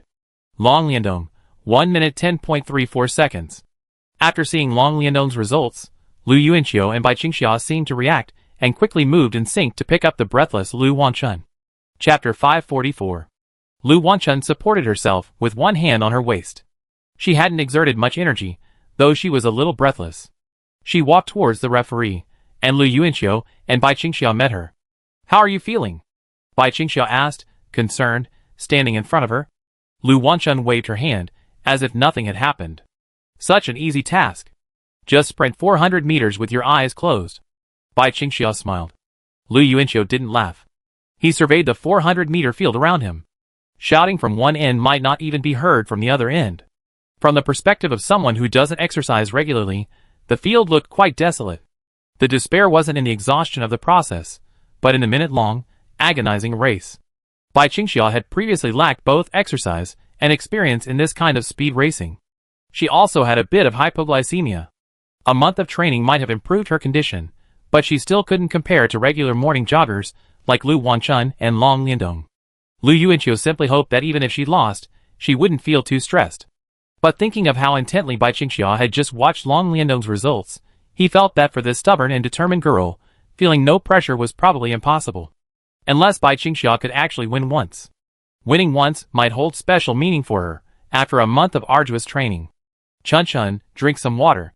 Bai Qingxiao handed Lu Wanchun a bottle of mineral water, taking a tissue from Lu Yuanqiu and wiping her sweat. Thank you, Xia, Lu Wanchun said, acting cutely towards Bai Qingxiao. She looked at Lu Yuanqiu and, deliberately hugging Bai Qingxiao in front of him, said proudly, Xia and I are obviously closer. Bai Qingxiao also smiled, and nudged Lu Wanchun. What a kid, even comparing himself to this. Lu Yuanqiu put his hands in his pockets and snorted inwardly with disdain. No, Bai Qingxiao has to hand-feed him water this afternoon, Lu Yuanqiu thought with a frozen expression. What's the score? Lu Wanchun walked towards the referee. Long Liandong was already standing in front of the electronic timing screen. She turned to look at the 3 people approaching and took 2 steps to the side. Although she was a little out of breath, she seemed to be deliberately regulating her breathing. Bai Qingxiao looked at Long Liandong's empty hands and realized that no one seemed to be offering him water. She then looked at the mineral water in Lu Yuanqiu's hand. As she hesitated, a student leader from the literature department came over with a bottle of mineral water and handed one to Long Liandong with a smile. Seeing that Long Liandong had a drink, Bai Qingxiao finally turned her attention to the electronic screen. Long Liandong, why are you chasing me so hard? Are you trying to kill me? Lu Wanchun questioned Long Liandong in frustration, seemingly recalling what had happened during their run. Long Liandong glanced at Lu Wanchun coldly, and didn't respond, but she didn't move away either, as if she was also waiting for something. Lu Yuanqiu, what's wrong? Lu Wanchun, this guy and I were battling for first place for the first 200 meters. If she hadn't been pushing me from behind, I wouldn't have been able to run under 1:10. Lu Yuanqiu looked at Long Liandong, who replied coldly, my advantage was already early on. If I don't compete then, when will I? After saying this, She turned around while drinking water and sat cross-legged in front of the electronic timing screen. Bai Qingxiao looked at her back, then looked up at Lu Yuanqiu. Lu Yuanqiu lowered his head to meet Bai Qingxiao's gaze. They were used to looking at each other without communicating, but they could often sense certain emotions in each other's eyes. Lu Yuanqiu knew Bai Qingxiao was nervous, for example. And Bai Qingxiao could tell Lu Yuanqiu was worried. Speaking of which, when Lu Yuanqiu wasn't being servile, he often acted like a frightened parent, worried about this and that. Bai Qingxiao sometimes couldn't understand why. Even when she was crossing the street, Lu Yuanqiu would get incredibly nervous. He seemed a little overly worried. She sometimes felt that Lu Yuanqiu's eyes were filled with stories when he looked at her, but Bai Qingxiao usually dismissed this feeling as a play on her inner filter. After all, Lu Yuanqiu was only a few months older than her. Lu Wanchun asked, Xia, when will you start? Bai Qingxiao replied, in 2 groups, I'd be in the final group of the freshman women's 400 meter. 10 minutes later. Many people from clinical class 30 had rushed over to cheer, and Su Miaomio had already been waiting near the track. Zhang Yifeng strategically slipped into the crowd and stood beside Su Miaomio. By the way, our boys. Su Miaomio turned her head, startled to find that Ajin beside her had become Zhang Yifeng. Seeing Ajin shoved aside, Su Miaomio glanced at Zhang Yifeng, pretending to look ahead, and couldn't help but smile. She asked, the boys' 400 is in the afternoon, right? Zhang Yifeng nodded. Yes, there are Lu Yuanqiu, Zhong Jincheng, and Liang Jingfeng. You didn't sign up? Don't you know what I signed up for? Facing Zhang Yifeng's questioning gaze, Su Miaomio raised her finger and scratched her head, finally clasping her hands together and admitting her mistake. I'm sorry. Zhang Yifeng remained expressionless. Su Miaomio glanced at him, then smiled and started a new topic. Your mother and I have been chatting a lot lately. What about? Zhang Yifeng glanced at her in surprise. It's just the concern of a parent. She's been asking about me, my parents' attitude, and the status of our relationship. Su Miaomio lowered her head and bit her tongue, suddenly realizing she'd said too much. She added, your mother cares deeply about you. Zhang Yifeng, how did you respond? Truly? What did this truth mean? Zhang Yifeng knew he most likely wouldn't be able to pry Su Miaomio open.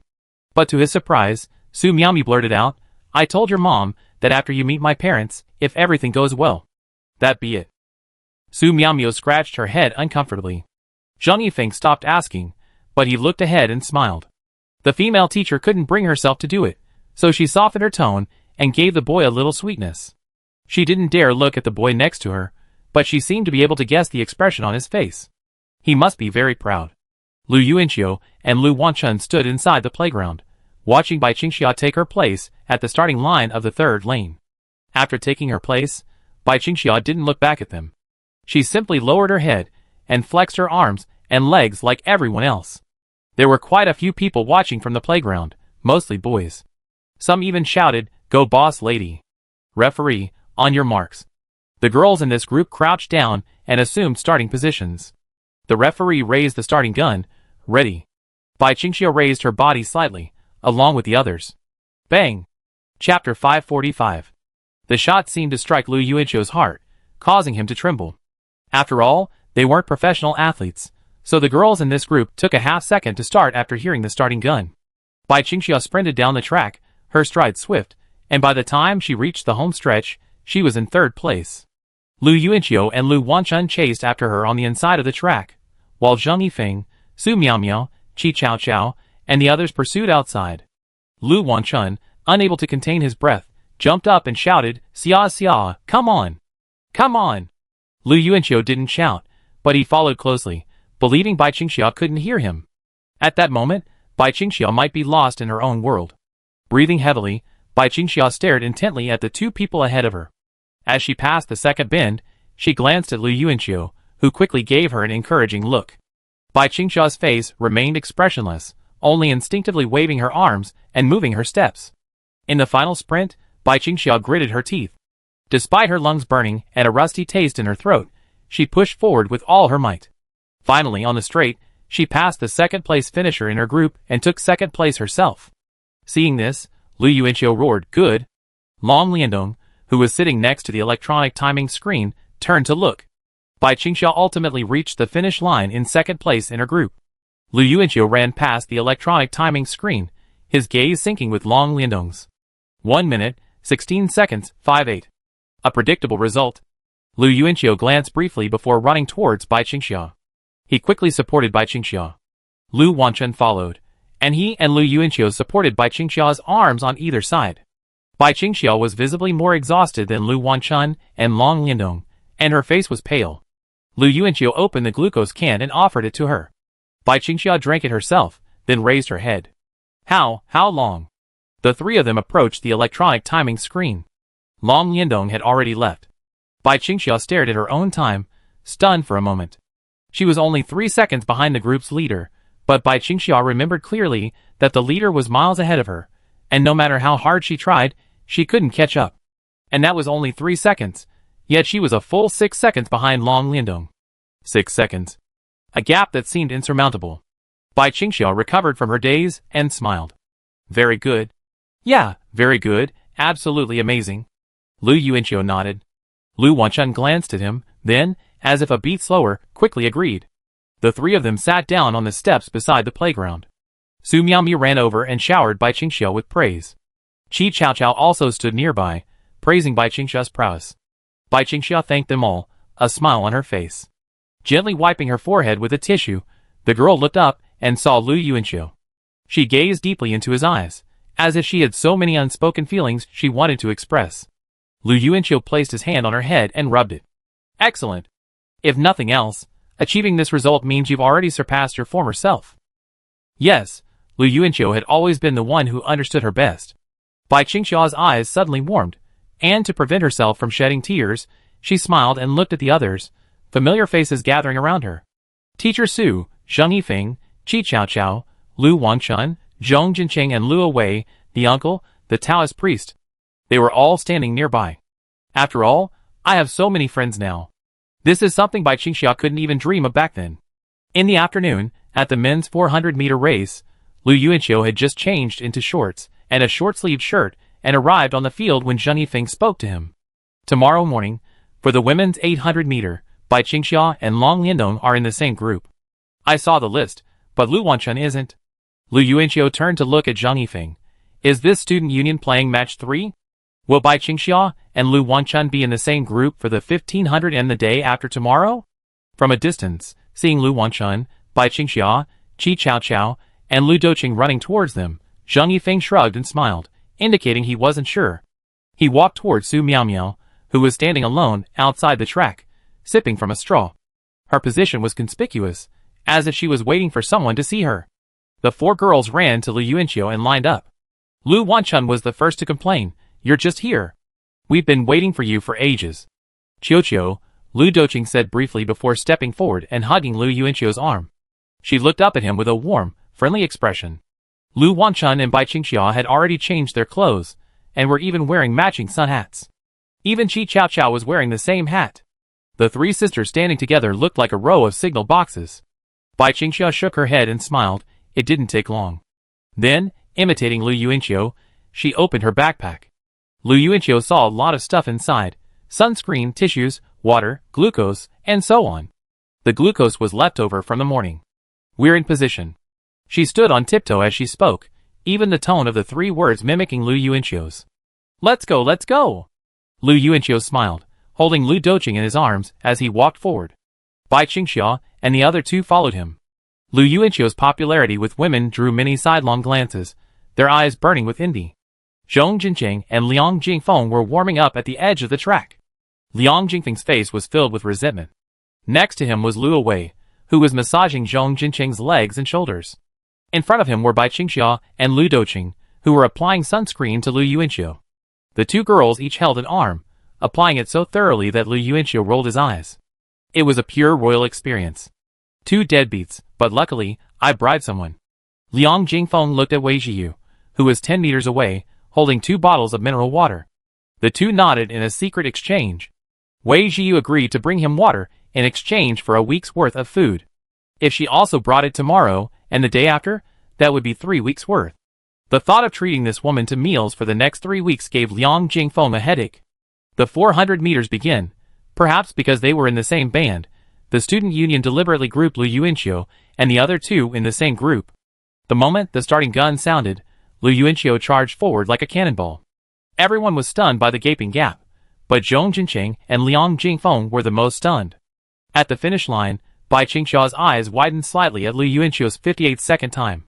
For the first time, she and Lu Yuanqiu had a direct competition of physical strength. Lu Yuanqiu was truly amazing. Watching Lu Yuanqiu's steady breathing ahead, Bai Qingxia repeated the above words in her mind. Chapter 546. Want some water? Yes. Sitting on the steps, Bai Qingxia opened the cap of the mineral water bottle and gently fed Lu Yuanqiu. Lu Yuanqiu, his mouth to the bottle, glanced at Lu Wanchun beside him with a mocking smile, which made Lu Wanchun furious. Xia, he's not without hands. Why are you pampering him like this? Lu Wanchun complained. Lu Yuanqiu put his hands behind his back and raised an eyebrow, his expression as if to say, just now he had hands, and now he doesn't. Bai Qingxia simply smiled and continued feeding Lu Yuanqiu water. Watching Zhong Jincheng being supported by Lu Wei as he walked toward the stairs, Liang Jingfeng clutched the 2 bottles of water Wei Ziyu had brought him, and said to her, hold me tight, and sit over there with me. Wei Ziyu frowned and said impatiently, it cost extra. I understand. The two spoke in Zhucheng dialect, supporting each other, as they walked toward the stairs. Watching Lu Wei massage Zhong Jincheng's legs, Liang Jingfeng turned to look at Wei Ziyu. Before he could say anything, Wei Ziyu said, get lost. The next morning, the women's 800-meter race officially began. Lu Wanchun finished first, and the next group was Bai Qingxia and Long Liandong. Before taking the stage, Lu Wanchun had been whispering the key points of the 800m into Bai Qingxia's ear. Bai Qingxia nodded frequently, but she hadn't actually taken in much. As the group of girls arrived on the track, perhaps by tacit agreement, Long Liandong and Bai Qingxia stood next to each other. From the moment their black and white dresses contrasted at the opening ceremony, they seemed to have made up their minds that this athletic meet would determine a winner, a final winner. Bang! The signal gun rang out, and a crowd of onlookers in the center of the playground began running. Bai Qingxia knew she shouldn't run so fast from the start, but Long Liandong seemed to completely disregard that rule, rapidly closing the gap between them. Gradually, Long Liandong took the lead across the entire red plastic track. Lu Wanchun, standing beside Lu Yuanqiu, said, Long Liandong lacks stamina, so her initial approach of increasing the distance was indeed the right one. Xia actually has good endurance. After all, she runs 5 2,000-meter laps every day during training. It would be nice if she could pull ahead later, but judging by the current situation, that's unlikely. Watching the gap between the two people widening on the track, Lu Wanchun sighed. She suddenly turned to look at Lu Yuanqiu. Are you listening to me? Lu Yuanqiu's gaze followed Bai Qingxia's figure, and he responded, I don't care about winning or losing, I only care about how Bai Qingxia views it. Zhang Yifeng suddenly appeared beside them, like a ghost, and spoke softly. Win or lose, Bai Qingxia is a girl with strong self-healing abilities.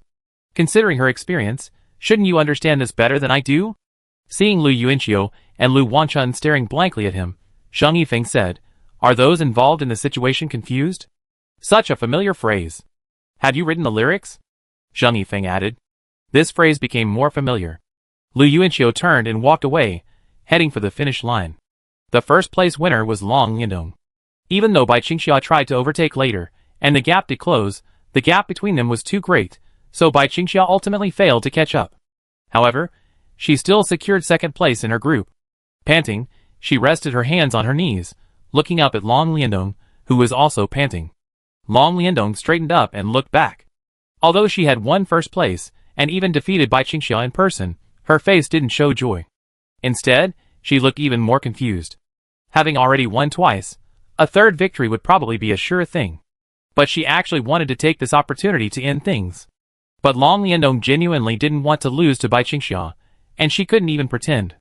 9 o'clock in the evening. Sitting in the dormitory, Lu Yuanqiu was a little worried about Bai Qingxia's condition. After today's 800-meter race, Bai Qingxia had been silent. Yesterday, after the 400-meter race, even if her result was not as good as Long Liandong's, she would still smile. But after the 800-meter race, the situation was completely different. Thinking over it, Lu Yuanqiu sent a message to Qi Chaoqiao. Lu Yuanqiu, is Bai Qingxia okay? What's she doing now? Qi Chaoqiao, we're on the playground. Lu Yuanqiu, why are you still on the playground at this hour? Training? The last day of the sports meet, the women's 1,500 meters. As expected, Bai Qingxia and Lu Wanchun were paired together, while Long Liandong was in a separate group.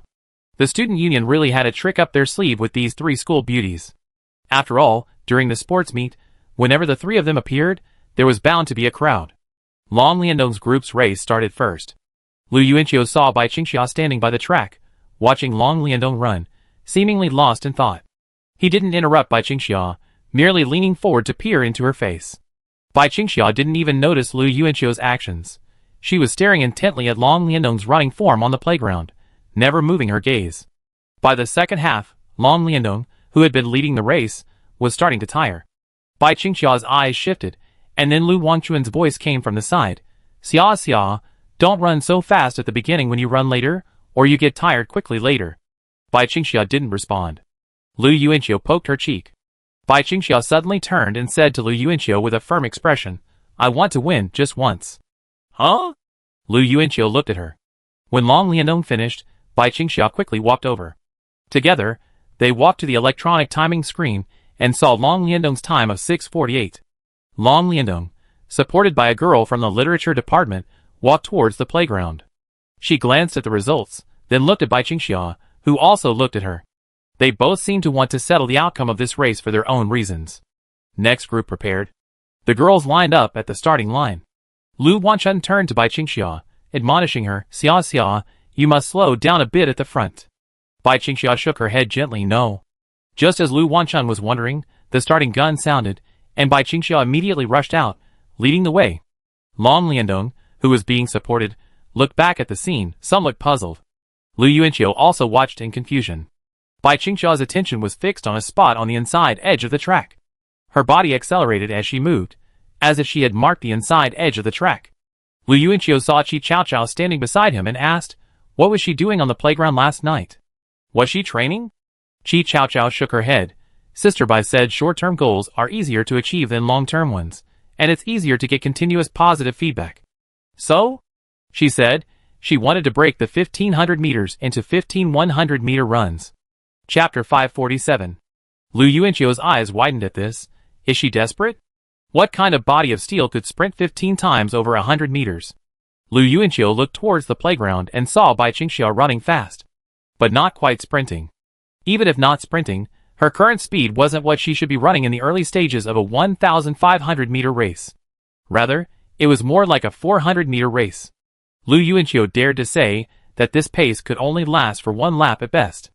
If Bai Qingxia had originally intended to run the entire 1,500 meters at a 400-meter pace, her approach of breaking it down into smaller goals would have made it a little easier mentally. But Bai Qingxia's problem had never been mental.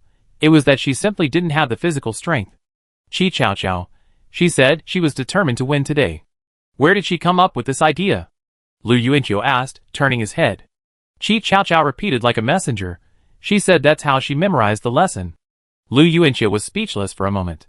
How could memorizing be compared to running? Silly girl, memorizing requires memory, not muscle. Lu Yuanqiu, even if she ran the whole course like this, she wouldn't be able to beat Long Liandong. She'd probably be very tired by the second lap. Qi Chaochao, she said she didn't want to beat Long Liandong. Lu Yuanqiu turned his head.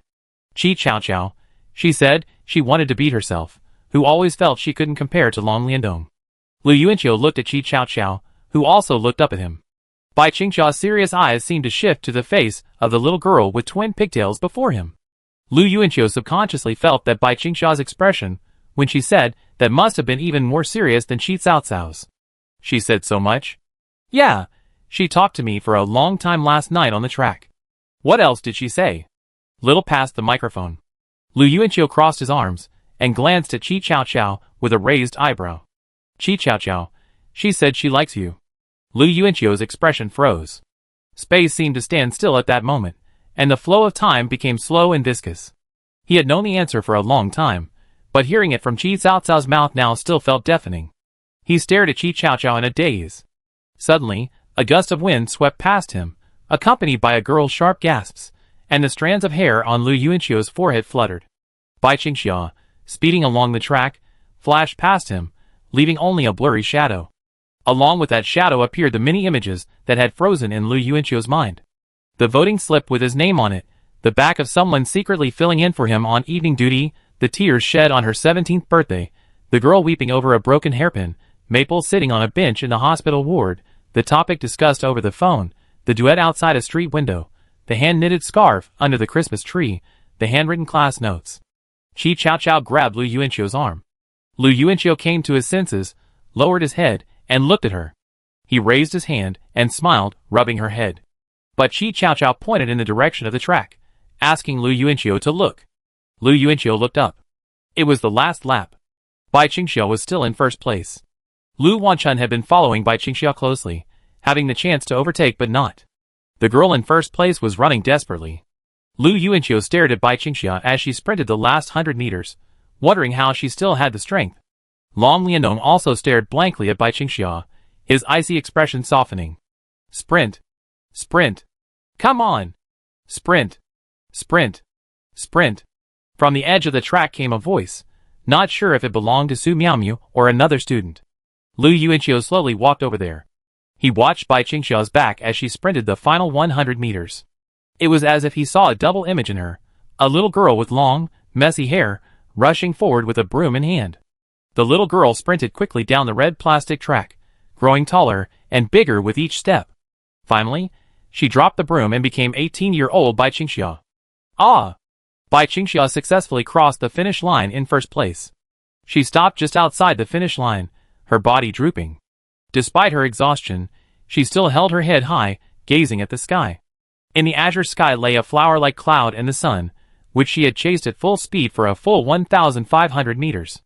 Lu Wanchun wiped his tears and immediately hugged Bai Qingxiu from behind, as she was about to collapse. Xia xia. Xia xia. Don't sit, walk for a while. Lu Wanchun sobbed nonstop. Bai Qingxiu's legs had lost their strength and simply bent in midair, relying on Lu Wanchun's hold to barely keep her upright. The surrounding students immediately rushed forward.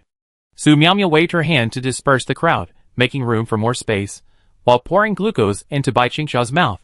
Lu Yuanchio and Long Liandong stood in front of the electronic timer. 6 minutes and 50 seconds.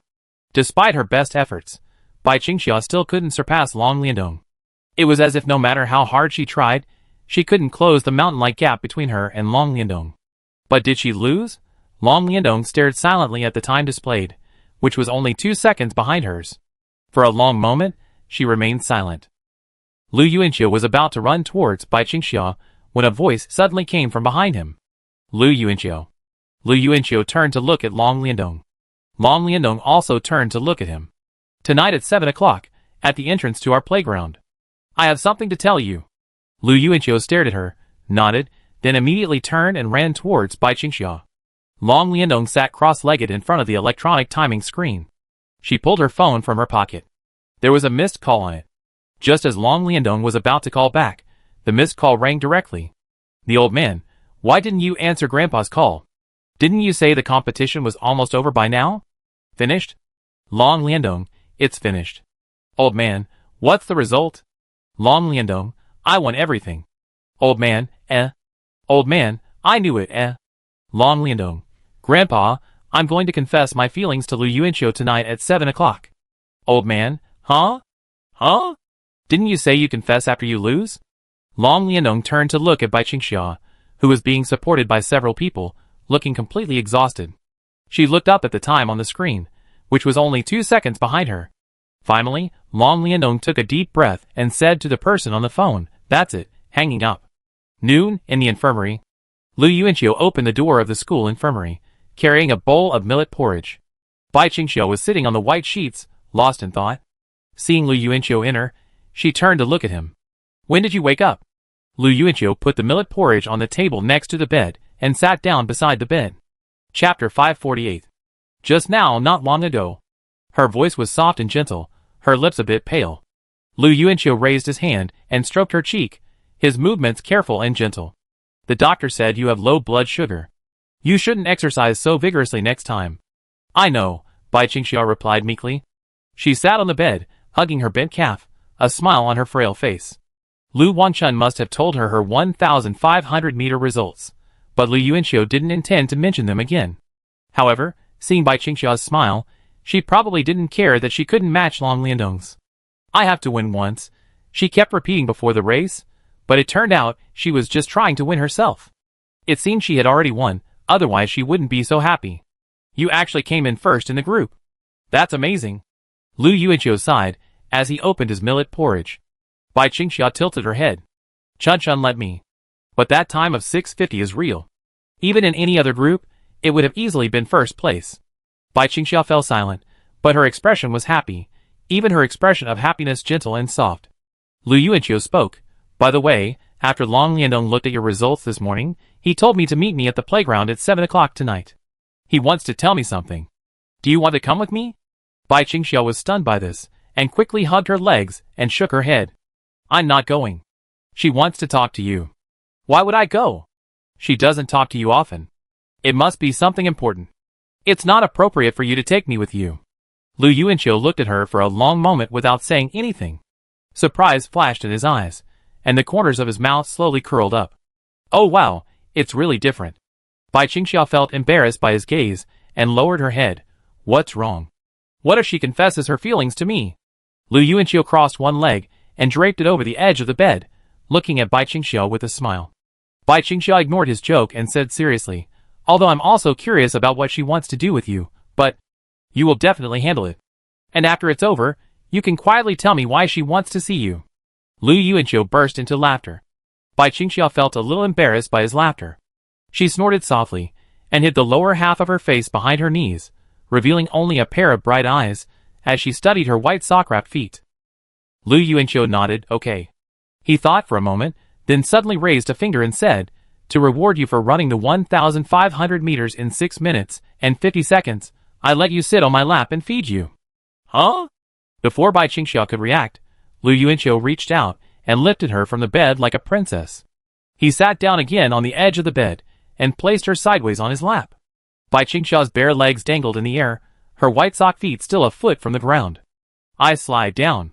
Bai Qingxia glanced at the ground to the side, her arms clasped awkwardly around Lu Yuanqiu's neck. She didn't proceed to the front because Lu Yuanqiu, holding her waist with the arm holding the bowl, would surely pretend to spill the porridge to stop her if she tried. Bai Qingxia knew Lu Yuanqiu's tactics. You won't slide down. Just put your arms around my neck. I feed you anyway, so you don't have to do anything. I don't want to. Someone from the infirmary will come and see. Bai Qingxia frowned as she stood before him, their cheeks pressed so close that Lu Yuanqiu could even smell the fragrance emanating from her. See it, then see it. Didn't you tell Chi Chao Chao you like me? I like you too. We're in love. Is this against the will of heaven? Bai Qingxia suddenly bit her lip, her face flushing. She tilted her head towards Lu Yuanqiu's shoulder, ignoring his words, but her arms remained wrapped around his neck.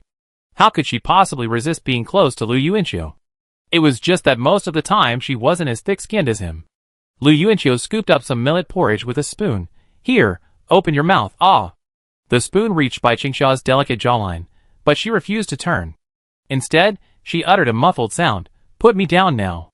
Lu Yuanqiu threatened. If you don't eat, the porridge in the spoon will drip onto your thighs.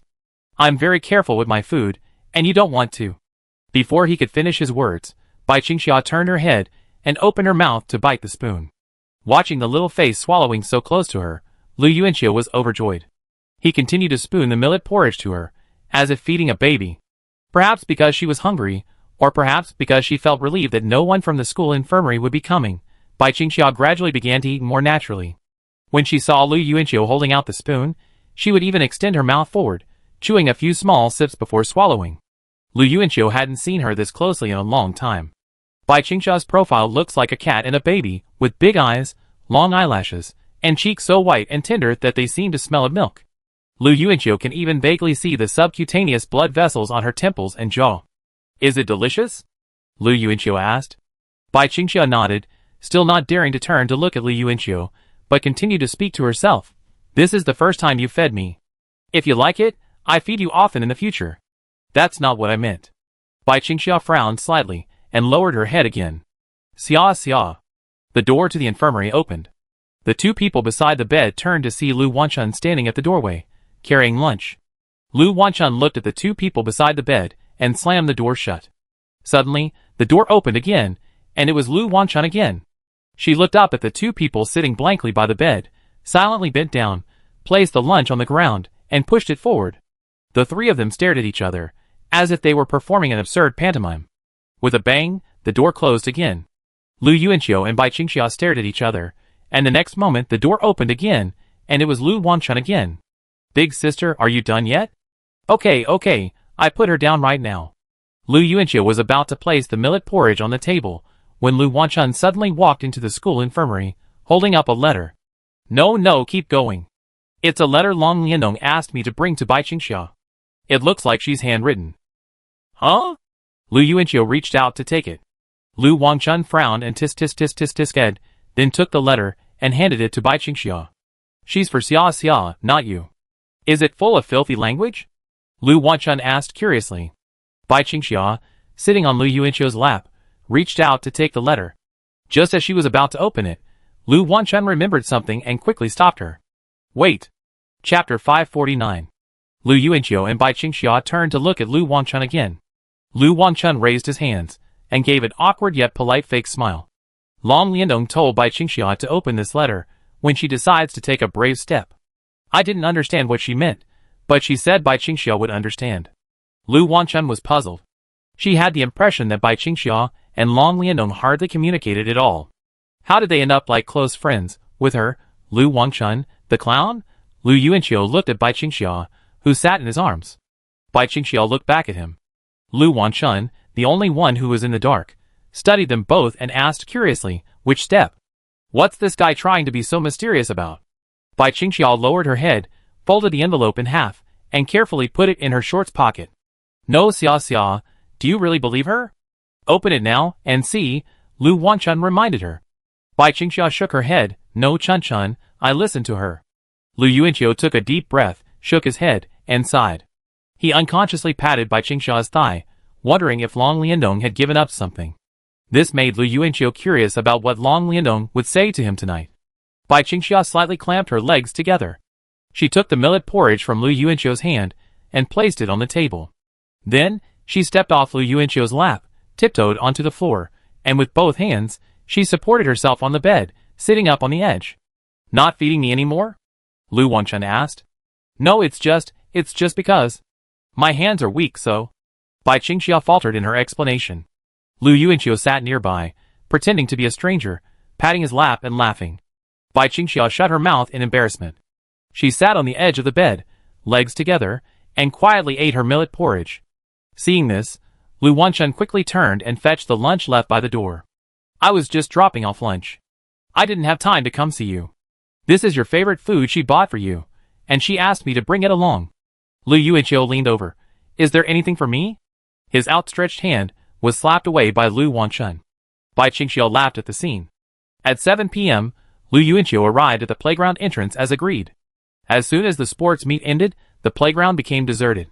Perhaps because of the classes the next day, even the number of people walking around on campus had decreased. From afar, Lu Yuanqiu spotted a girl standing at the playground's entrance, wearing a black dress with a small bow tied around her waist. It was Long Liandong. She seemed to particularly favor black. She was holding a picture album Lu Yuanqiu remembered. He'd seen it several times before. I'm here, Lu Yuanqiu said, walking up to Long Liandong. Long Liandong raised her head slightly and glanced over. He hadn't expected to see a smile, but to his surprise, she smiled back. Let's go in and take a walk, she suggested. Lu Yuanqiu smiled and agreed. The two of them strolled along the red plastic track, dimly lit overhead. Many of the strolling students glanced at them, but Lu Yuanqiu ignored them and casually chatted with Long Liandong. You're quite athletic, aren't you? Long Liandong responded. I've been running since I was little to keep in shape. That's tiring, isn't it? Lu Yuanqiu replied. Long Liandong suddenly paused, looking at him with a smile. You're the second person to say I get tired. The first was my grandfather. Lu Yuanqiu was stunned, then laughed in surprise. You're not that old yet. It's really too early to start focusing on your figure from a young age. I definitely won't let my children carry such a burden from a young age. It would be much better to just be an ordinary person, free and unfettered. Long Liandong looked up at the profile of the young man next to her, gazing intently. She hadn't really communicated with Lu Yuanqiu much, but every word he said resonated deeply with her.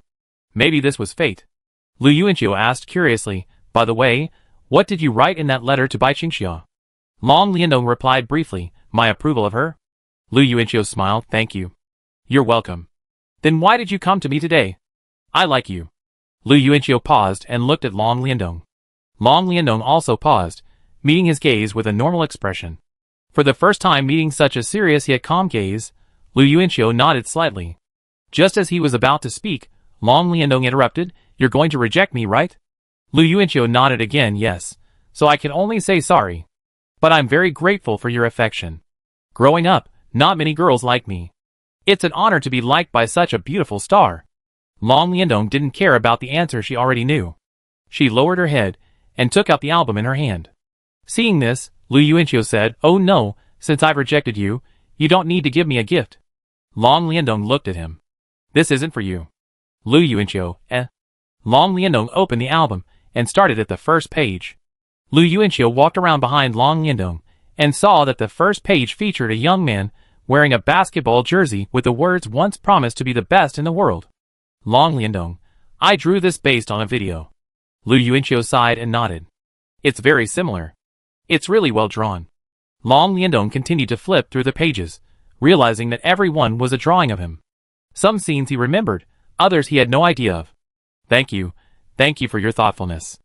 After reading the album, Lu Yuanqiu looked at him with a hint of disappointment.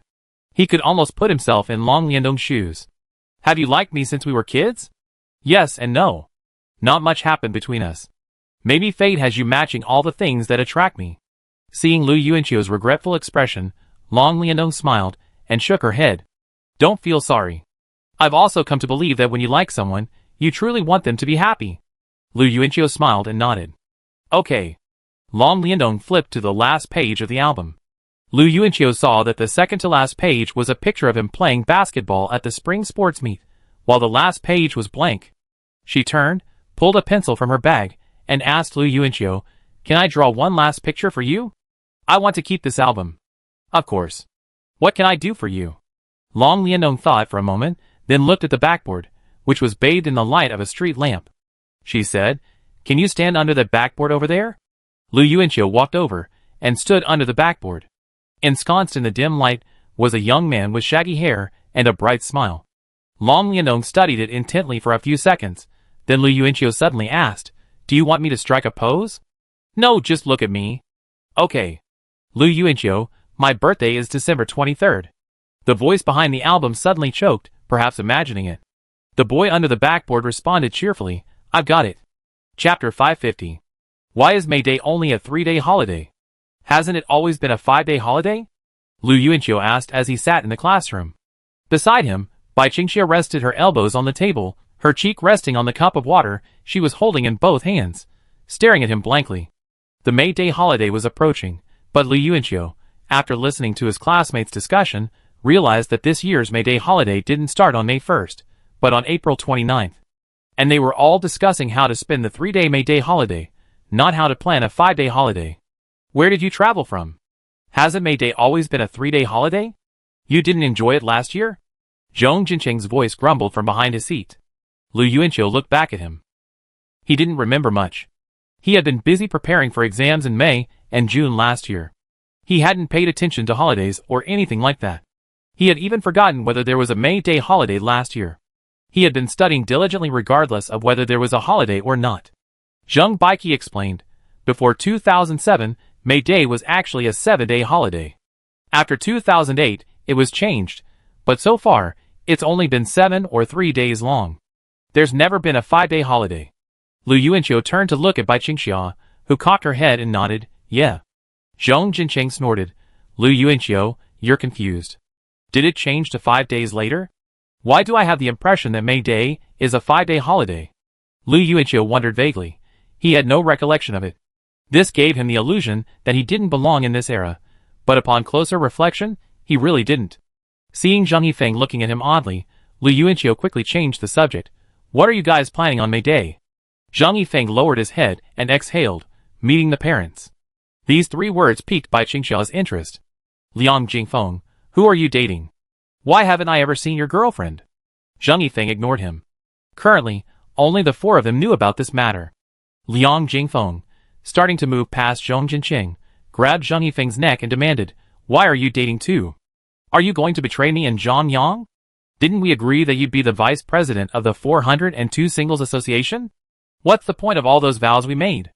Zhang Yifeng, it's just an idiom. I strangle you. Lu Yuanqiu grumbled. There are only 3 single people in one dorm. And you even started an association. Liang Jingfeng said proudly, yes, I'm the president. Zhang Yifeng has been performing well. He hardly talks to girls. He's 80% of a monk, so I appointed him vice president. Zhang Yang talks to girls all the time, so I have to demote him to a member. Otherwise, he could have been one of the vice presidents. Is your monk nature 100%? Lu Yuanqiu wondered. The first class had just ended, and Zhang Yang was fast asleep on his desk. Lu Yuanqiu, does membership include 5 social insurances and 1 housing fund? Liang Jingfeng, no. After responding, he grabbed Zhang Yifeng's neck again, gritting his teeth and saying, but I didn't expect the vice president to betray me. Tell me, who is that woman? Otherwise, I resign your position as vice president. Zhang Yifeng remained expressionless. What are you doing? Su Miaomiu walked into the classroom without anyone noticing. She picked up her book and tapped Liang Jingfeng on the head, scolding him, don't bully Zhang Yifeng. Liang Jingfeng retracted his hand and returned to his seat, cursing. If this were high school, he'd have taken this opportunity to report Zhang Yifeng to teacher Su for his premature love affair. Zhang Yifeng looked up at Su Miaomiu, who had come to see him. Come to my office. Okay. Watching Zhang Yifeng leave, Liang Jingfeng murmured to himself. Still frowning, Zhang Yifeng is either hanging out with us or helping teacher Su with errands. Where does he get the chance to meet girls? Puff. Zhong Jincheng suddenly covered his mouth with his hand. Liang Jingfeng glanced at him. What are you laughing at? 402 non-staff member, what are you planning on May Day? Zhong Jincheng's smile faded, and he replied seriously, just wandering around Xucheng with my senior. What else can I do? What about you? Liang Jingfeng glanced at Lu Yuanqiu again. Lu Yuanqiu crossed his legs, his fingers tapping rhythmically on the table. I'm planning to take Bai Qingxia to Kio City. Bai Qingxia, who was talking to Qi Chao Chao, unexpectedly turned around upon hearing this. She stared at Lu Yuanqiu, then smiled. The May Day agreement to go to Kio City seemed to have been made during winter break. Lu Yuanqiu had mentioned it casually, but Bai Qingxia had remembered it. Unexpectedly, Lu Yuanqiu remembered it too. Seeing Lu Yuanqiu and Bai Qingxia gazing at each other with affection, Liang Jingfeng immediately lost interest in their conversation. He moved aside to talk to Finger, who was playing Gamoku on his phone. Although Finger had been lying around lazily as usual, worrying about what to eat for each meal, Lu Yuanqiu had noticed that he had become less talkative. This change probably began during the basketball game at the sports meet. Su Miaomiu didn't take Zhang Yifeng to the office. The two of them strolled outside the teaching building and stopped in a less crowded area. Su Miaomiu turned and examined Zhang Yifeng's clothes, her hand stroking her chin in a cross shape. She said thoughtfully, I'm thinking about getting you a suit. My parents like formality, and are very particular about superficiality. Zhang Yifeng replied, I have a suit. I can just ask my mom to mail it to me. Oh, that's fine. Su Miaomiu nodded, and this nod lasted for a long time. She glanced at her watch. It was still early for class, so she didn't rush to leave. Seeing Zhang Yifeng silent, Su Miaomiu didn't say anything either. She folded her arms across her chest and stood on the steps, boredly examining her right foot. Zhang Yifeng also looked at the tip of her high heel, which was dangling on the steps, supported by the stiletto heel. Su Miaomiu wore a pair of wide-leg trousers with a pair of black stilettos today. A mature woman and stilettos seemed a perfect match. Why are you looking at me? Su Miaomiu broke the silence. Zhang Yifeng, It seemed the two had come out just to talk about clothes, but Zhang Yifeng's words resolved the issue, and they suddenly didn't know what to talk about. With May Day approaching, or rather, the Meet the Parents event approaching, their relationship had become even more strained than before. The reason was that they both imagined what would happen if this meeting went well. Will they make it official? Will they walk hand in hand on campus? Will they hug each other as soon as they meet, like Zhong Jincheng and Luo Wei did, or perhaps a kiss when their feelings were truly strong? Zhang Yifeng definitely wouldn't resist, and Su Miaomiu told herself that once she got past her parents, she'd be free to spend time with him. Chapter 551. Perhaps because they had both imagined what was about to happen, they were feeling awkward and shy in advance. After we meet Zhang Yifeng stretched out his words. Su Miaomiu looked up. We're just getting started. After we meet? Don't just stand there. May Day is almost here. Calling your mom now, and asking her to mail it to you won't take time on the way. That's right. Zhang Yifeng nodded. The usually thoughtful man seemed to be a bit slow in thinking. After Yi Hui dialed the number, Zhang Yifeng put it to her ear and said, "Mom, could you please mail that suit in my closet to the school? I need it when I meet Teacher Su's parents in a few days." "You're not in Luqing?" "That's fine." "Okay." After hanging up, Zhang Yifeng said to Su Miaomiao, "My mom isn't in Luqing, but she asked the nanny to mail the suit over." Su Miaomiao nodded, "That's fine." Zhang Yifeng quickly picked up his previous words, as if afraid of being interrupted by Su Miaomiao, and finished them in one breath. "After meeting your parents, can we officially be together?" The female teacher blushed, a rare occurrence. She swallowed imperceptibly. These kinds of ambiguous words weren't often exchanged between them, and seeing Su Miaomiao's reaction, Zhang Yifeng felt a little uneasy. He turned and looked seriously toward the nearby library, waiting for Su Miaomiao's response. "What do you mean by just meet once? We have to see how the meeting turns out." Su Miaomiao finally began to nitpick. Actually, judging by a recent phone call, her parents seemed to have changed a bit. Because during the call, they were concerned about how she was doing, and didn't mention Zhang Yifeng much. After a pause, Su Miaomiao continued, "And even if it goes well, can we just be together?" Zhang Yifeng couldn't hold it in any longer. He was about to respond with discontent, but Su Miaomiao quickly raised her finger and pointed at him, her expression serious. "Don't think I don't know what's going on in the minds of you little boys. I knew you were full of unhealthy thoughts when I was teaching you in high school. You're so young, yet you're still thinking about these nonsense all the time." Zhang Yifeng's eyes widened in surprise, feeling wronged. "What's wrong with me? What's wrong? I'm asking you, did you ever peek at my legs when you were in high school?" Su Miaomiao's conversation suddenly veered off into something completely different. But facing her question, Zhang Yifeng suddenly felt that he was not wronged. He hesitantly replied, "Occasionally. Once or twice, but that's normal for a man. Besides, I already liked you back then." Su Miaomiao looked up at him, her lips pressed together. She folded her arms again, turned around, and lingered in front of Zhang Yifeng, her stern demeanor reverting to a teacher's. She began to lecture him. "So you little boys, you dream of having a girlfriend every day? Is it because of that so-called love? It's all about finally getting a girl, now you can touch her legs, kiss her, and all sorts of messed up thoughts." Su Miaomiao spread her hands, shrugged, and spoke with conviction. Zhang Yifeng stared at her back, and suddenly realized the female teacher was being reserved again. "So what do you want to do, Teacher Su?" Su Miaomiao turned to look at him and earnestly admonished, "You have to understand that being together is about mutual emotional attraction, not satisfying one's own primal desires." Zhang Yifeng knew that even if he talked to the heavens, he couldn't prove that he wasn't driven by desire. It wasn't that Su Miaomiao didn't understand his character. She was just being reserved, feigning restraint to preserve her dignity as the elder. She was shy about the inevitable physical contact that would follow. On the surface, she pretended to be mature, but in reality, she acted like an innocent little girl.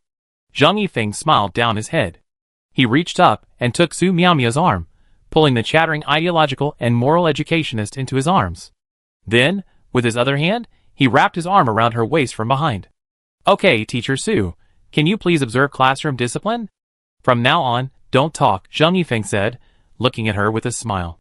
Su Miaomiao's face flushed as she met his gaze. She retorted, "Are you teaching me, or am I teaching you?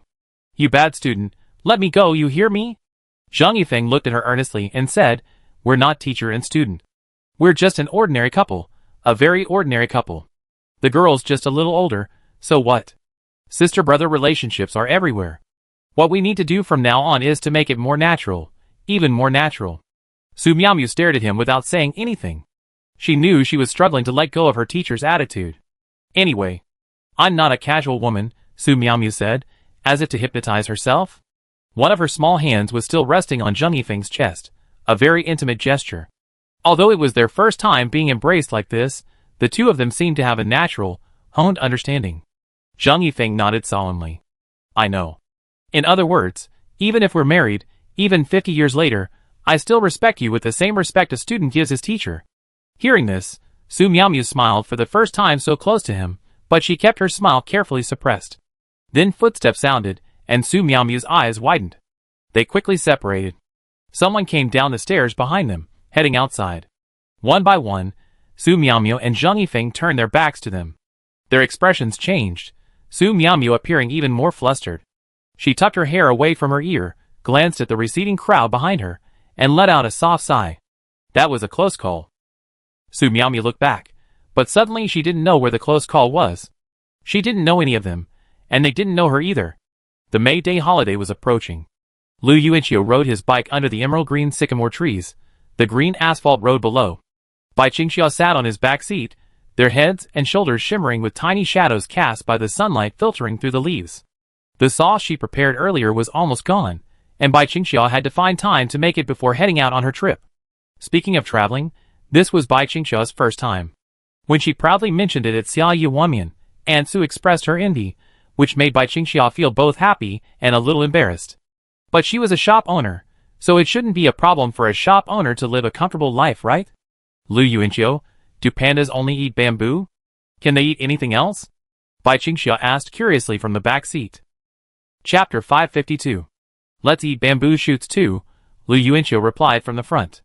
Bai Qingxia swayed her legs slightly beneath her white skirt and asked curiously, I heard Chun Chun say that pandas only understand May province dialect.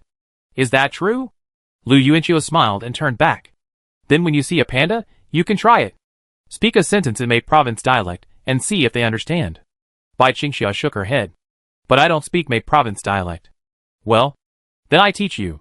Lu Yuanqiu cleared his throat and, while pedaling, said, I'm Xu Dao Shan. Bai Qingxia blinked in confusion in the back seat. Lu Yuanqiu laughed. Come on, say it again. Bai Qingxia repeated softly, I'm Xu Dao Shan. Lu Yuanqiu pondered for a moment, then spoke the words in Bai Qingxia's voice and intonation. It seemed as if all the women in May province had suddenly become gentle, as soft as water. Lu Yuanqiu suddenly braked, Bai Qingxia's body pressing tightly against his back. Lu Yuanqiu, however, was not paying attention to the softness behind him. He saw a white car slowly stop directly in front of him. In the passenger seat were a man and a woman. Lu Yuanqiu didn't recognize the woman, but the man looked incredibly familiar. The car drove a little further, and stopped next to Lu Yuanqiu's bicycle. The driver's window rolled down. Zhang Yibin, dressed in a suit, rested his arm on the windowsill, and turned to look over with a gentle smile. It's you too, after all. So you're students at Zhuhai University? Zhang Yibin glanced at Bai Qingxia and smiled, nodding as a greeting. Bai Qingxia clutched Lu Yuanqiu's clothes from behind, nervously turning her head away, avoiding his gaze. She couldn't handle it as calmly as Lu Yuanqiu had, because she still remembered what he had said at the Western restaurant, that this man named Zhang was a scumbag and a beast, and that any girl should immediately avoid him if they saw him. Bai Qingxia didn't dare look at him, but Zhang Yibin couldn't look away. Their encounter again had instantly lost his interest in the woman in the passenger seat. Bai Qingxia was the purest girl he had ever met, and that was obvious at first glance. Lu Yuanqiu shifted his bicycle slightly, placing Bai Qingxia behind him, out of Zhang Yibin's view. He smiled, leaning over the handlebars of his bicycle. He glanced at the woman in the passenger seat, sniffing the scent of cologne wafting from the car. Lu Yuanqiu asked Zhang Yibin, Where's Mr. Zhang? Why are you interested in coming to Zhuhai University? This guy never answers my questions directly, instead preferring to tease me out of them. He's so defensive. Zhang Yibin mentally analyzed this, but smiled and replied, Oh, I came to pick someone up. Lu Yuanqiu thought the woman in the passenger seat looked a bit unnatural, but otherwise, everything was normal. He was about to leave, gripping the handlebars, when his eyes suddenly caught a noticeable scar on her left wrist. Zhang Yibin, perhaps noticing Lu Yuanqiu's gaze, leaned forward and said with a smile, Then we go. We have dinner together sometime. Lu Yuanqiu stared into the car and nodded slightly. The white car started up and drove off. Lu Yuanqiu stared for a moment, then turned and looked behind him. He saw Bai Qingxia had gotten out of the seat, having been huddled behind him. He's a bad guy, right? The girl asked. Lu Yuanqiu nodded. Yes, I didn't expect him to show up at Juda. Now that he knows we're students, things are getting a bit tricky. Lu Yuanqiu paused, blinking quietly, as if lost in thought. Why is it difficult? Does he have a grudge against us? Bai Qingxia couldn't help but ask. Zhang Yibin probably didn't know Bai Qingxia's true identity, but Lu Yuanqiu still noticed Zhang Yibin's interest in her. He wasn't interested in a girl just for her background. His motives were obvious, especially considering Zhang Yibin was such a jerk. But Lu Yuanqiu didn't tell Bai Qingxia, fearing she'd be scared. He smiled, grabbed her hand, and comforted her, no grudge, but what he did to the girl was truly cruel. We were right to be 100% vigilant when we saw him. Bai Qingxia nodded vigorously. As the car drove toward the east gate of the campus, Zhang Yibin asked with a smile, Lan Lan, what was the name of the girl on the back of the bicycle just now? You're from the same school, so you should know her, right?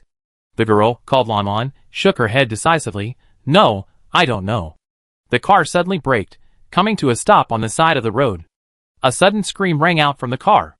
Zhang Yibing grabbed the girl by the hair and pulled her towards him. He looked down, his smiling face suddenly becoming as ferocious as a demon. You don't know? I don't believe she's not well known around school. I really don't know. I really don't know. The girl in the passenger seat cried, shaking her head, her face filled with fear. Zhang Yibin saw the security guard at the school gate looking over at him. He released his hand, stepped on the accelerator, and drove out of the school. His tone softened again, as if he hadn't been the one to commit the violent act. So she's quite low-key, then? The girl in the passenger seat didn't dare raise a hand to smooth her messy hair. She simply hunched over, breathing carefully. Don't do such self-harming things again. It really hurts me to see you. Zhang Yibing glanced at her left wrist, frowning as he spoke, his fingers gripping the steering wheel a little tighter. The girl remained silent, her breathing cautious. Did you hear that? I heard. Zhang Yibin raised his hand and rubbed her head with satisfaction. The car then drove towards the mansion he had rented in Zhucheng. April 29th. The May Day holiday had begun, and Lu Yuanqiu had packed his luggage in the dormitory. He sat at the table, waiting for news from Bai Qingxia.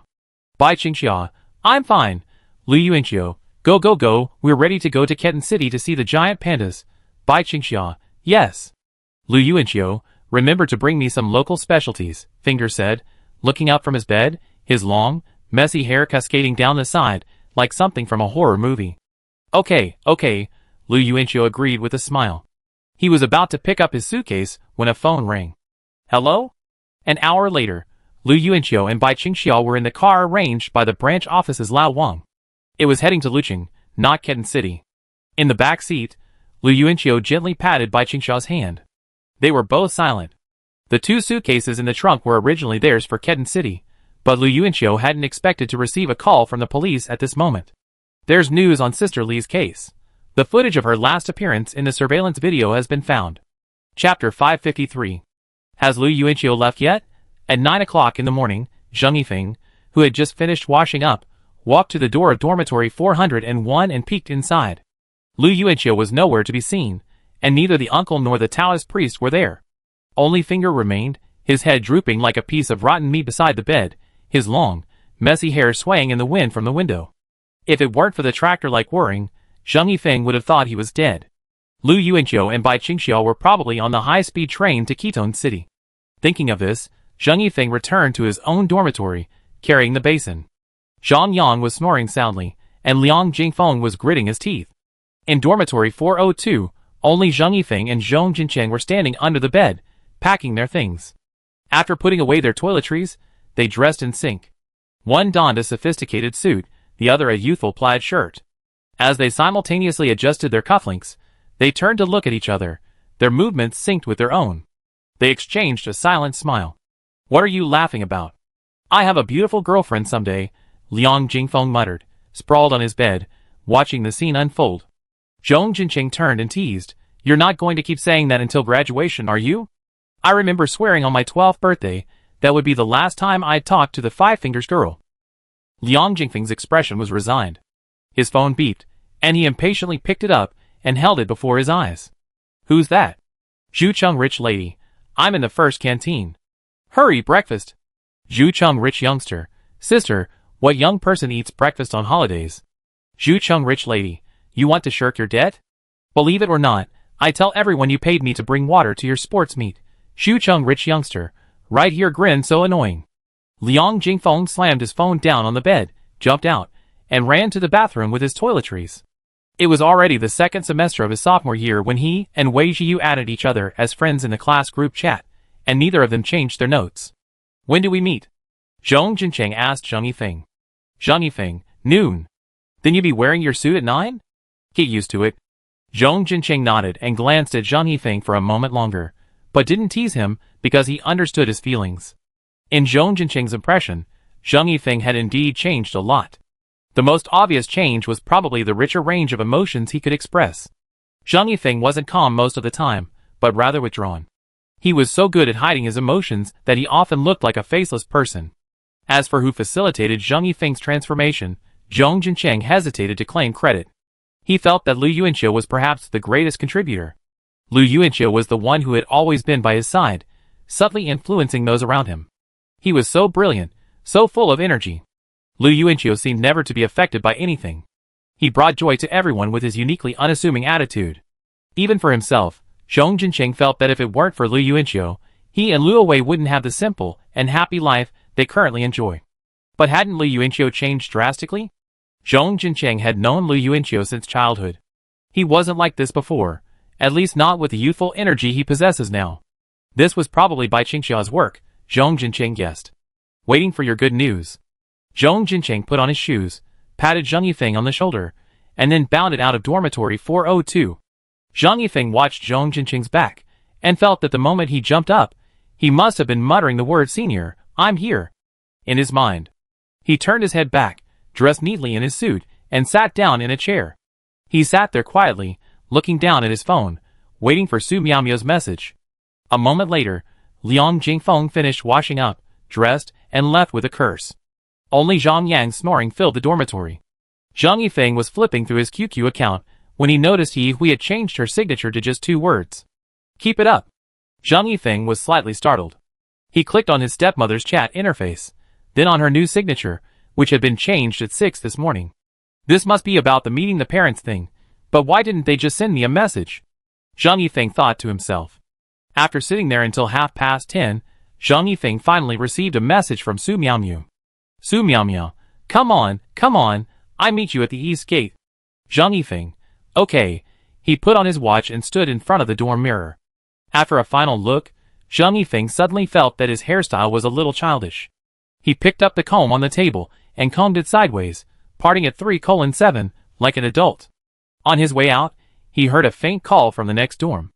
Zhang Yifeng paused briefly and walked to the door of 401. Fingal, his head slumped over the edge of his bed, was talking in his sleep.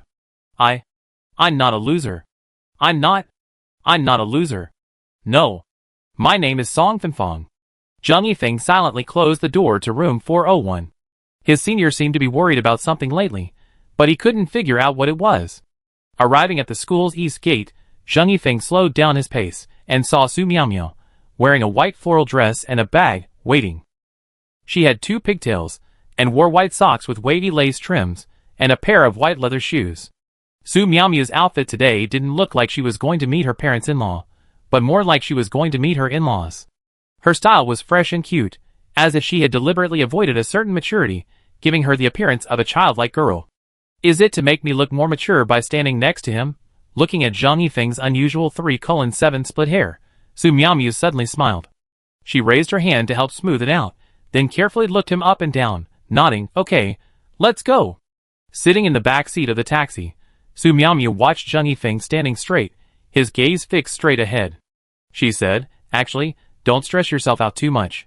My parents are definitely a lot more gentle than they used to be. After all, I've been ignoring them for so many days, and their tone on the phone has been different lately. Zhang Yifeng nodded. Su Miaomiao didn't say anything too final. I might ask you something that might sound offensive. Just answer truthfully. Zhang Yifeng nodded again. Su Miaomiao, if all else fails, I still have a killer move. Zhang Yifeng turned his head and looked at her strangely. What killer move?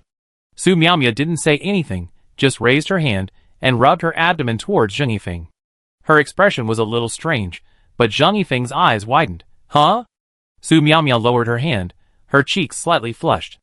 It might take some courage to say it, but there's no other way. It's a decisive battle. Have you heard of the phrase burning the boats and breaking the cauldrons? Zhang Yifeng was stunned, and Su Miaomiao explained, it's called in Sun Tzu's Art of War. Throw it into a desperate situation, and then you can survive. Fall into a deadly situation, and then you can live. Chapter 554. Zhang Yifeng burst into laughter after hearing this. Su Miaomiao looked at him and smiled too. The car drove for a long time, nearly an hour, before Zhang Yifeng finally understood why Su Miaomiao's parents didn't visit her often. It turned out their home was too far away. After getting off the car, Su Miaomiao took Zhang Yifeng to a nearby store to buy some gifts, then ran to a fruit stall to buy some fruit. Zhang Yifeng was somewhat curious to see Su Miaomiao bending over and bargaining with the vendor in Zhucheng dialect. Can you understand Zhucheng dialect? Su Miaomiao asked the person next to her curiously after buying the fruit. Zhang Yifeng shook his head, No. Well, I see you're listening so attentively, the female teacher blinked. Zhang Yifeng. Because what you said sounded so nice, I listened carefully. Su Miaomiao was momentarily unsure how to react to Zhang Yifeng's sincere words. She stood there helplessly, looking at him. Finally, she couldn't help but smile, poking him on the cheek with a banana. This is the first time I've seen such an innocent rich second generation like you. Zhang Yifeng allowed her to tease him, only to smile gently. Suddenly, he noticed a pair of eyes scanning their direction. It was a middle-aged man with glasses and meticulously combed, half-gray hair. He was holding a plastic bag of freshly bought scallions and staring blankly at them. Su Miaomiao followed Zhang Yifeng's gaze and quickly took his arm, nervously whispering, "It's my dad." Zhang Yifeng nodded at him from a distance, a sort of greeting. Su's father, recovering from his shock, smiled as well, waving at the two men from afar. "I thought you were going to arrive at 12 o'clock sharp. Your mother's almost done cooking, just missing a few scallions." "I go buy some," said Su's father, walking ahead. His voice was so powerful it would have echoed even in a university lecture hall. However, Zhang Yifeng was slightly surprised by Su's father's attitude. He was being a bit too gentle for the man who had kidnapped his daughter, a young man he found unsatisfactory. Zhang Yifeng glanced at Su Miaomiao, who was holding his arm beside him. Su Miaomiao's expression was also a bit strange, as if she too felt her father's reaction wasn't what she expected. The three of them strolled towards the entrance of the residential complex. The complex looked quite impressive. Zhang Yifeng knew that even if Su Miaomiao's background wasn't as good as his, she must be from a well-off family. Forget about the house, just the clothes she had worn, and Zhang Yifeng couldn't even remember how many of them she had. "Why aren't you talking?" Su's father turned around after entering the gate. Zhang Yifeng had already called him uncle, and Su's father had politely responded. He didn't know what else to say. Su Miaomiao couldn't help but ask, "Dad, you're not familiar with each other yet, what can you say?" Su's father smiled and said, "I was wondering why you two aren't talking to each other." Su Miaomiao quickly explained, "He's more stable and doesn't talk much." Zhang Yifeng, Su's father laughed and continued walking ahead. Zhang Yifeng probably noticed that Su Miaomiao and her father had a more relaxed relationship, and guessed that the difficult one was the one at home. After entering the house and changing shoes, they walked into the living room. Su Miaomiao continued to hold Zhang Yifeng's arm, and Zhang Yifeng could feel her grip tightening. "Serve the dishes." A woman's anxious voice rang out from the kitchen, speaking in Zhucheng dialect. Su's father immediately walked over, and Zhang Yifeng hurried over to meet him. Su Miaomiao held him tightly, preventing him from passing. Zhang Yifeng could only stand there helplessly. He turned and saw Su Miaomiao's expression, a bit nervous. They're still arm in arm now. When her mother showed up later, would they have to kneel down together, arm in arm? Su's father carried the dishes to the dining room, and Su's mother also came out of the kitchen with the dishes. She paused briefly to look at the two people standing in the living room, their arms linked, as if they were being punished. Zhang Yifeng bowed. "Hello, Auntie." Su's mother was a relatively plump woman, wearing an elegant black house dress, a pearl necklace, and glasses. Her appearance was ordinary, but she possessed a certain elegance that matched her voice perfectly. Seeing her mother, Su Miaomiao stood with neither servility nor arrogance, saying nothing, nor even greeting. Su's mother first looked at her daughter, her eyes rather serious, her chest heaving for a moment before she looked at Zhang Yifeng. She forced a faint smile and said, "Well, hello there. Go wash your hands and get ready for dinner." Zhang Yifeng nodded. The four of them sat at the table, but no one picked up their chopsticks. Su's father seemed eager to eat, but since his wife hadn't spoken, he didn't dare. He looked at Zhang Yifeng and broke the silence. "Young man, would you like a drink?" Su's mother glared at him as soon as he finished speaking. Seeing this, Su's father cleared his throat, shook his head slightly, and said helplessly, eyes widening, "Forget it, I drink it myself." He walked to the nearby cupboard and retrieved a bottle of wine. So far, Su Miaomiao's mother's behavior had been exactly as she expected. She could even imagine what unpleasant words this face-conscious woman would say next. "Stop sitting there, eat," Su's mother commanded. Her voice was still pleasant, but it lacked the gentleness it should have. "Look at these two. They've been holding hands since they sat down. You're heading off to war." Su's father took a sip of his wine and smiled at the two people across the table. Su's mother also glanced forward. Su Miaomiao released her grip on Zhang Yifeng's hand on the table, picked up her chopsticks, and began to eat. Zhang Yifeng followed suit. After about 5 minutes of quiet dining, no one spoke. Su Miaomiao felt the atmosphere was growing suffocating. Just as she was about to get to the point, her mother looked up at Zhang Yifeng and spoke in her pleasant voice. Your mother said you weren't talkative. I thought she was just trying to prove her son wasn't a smooth talker, but it turns out to be true. You really aren't talkative. Actually, you can tell you're an honest child. Zhang Yifeng frowned slightly and looked over. My mother. Su's father smiled and nodded, and Zhang Yifeng quickly looked back at him. Father Su, it's Ms. Yi. We just met a few days ago, at the restaurant next door. Su Miaomiao turned to look at Zhang Yifeng. I thought Aunt Yi was just curious about my parents' work, but I didn't expect she'd come to Zhucheng. Zhang Yifeng couldn't help but remember that when he was about to mail the suit, Yi Hui had said on the phone that she wasn't in Lucheng. So she was actually in Zhucheng at the time?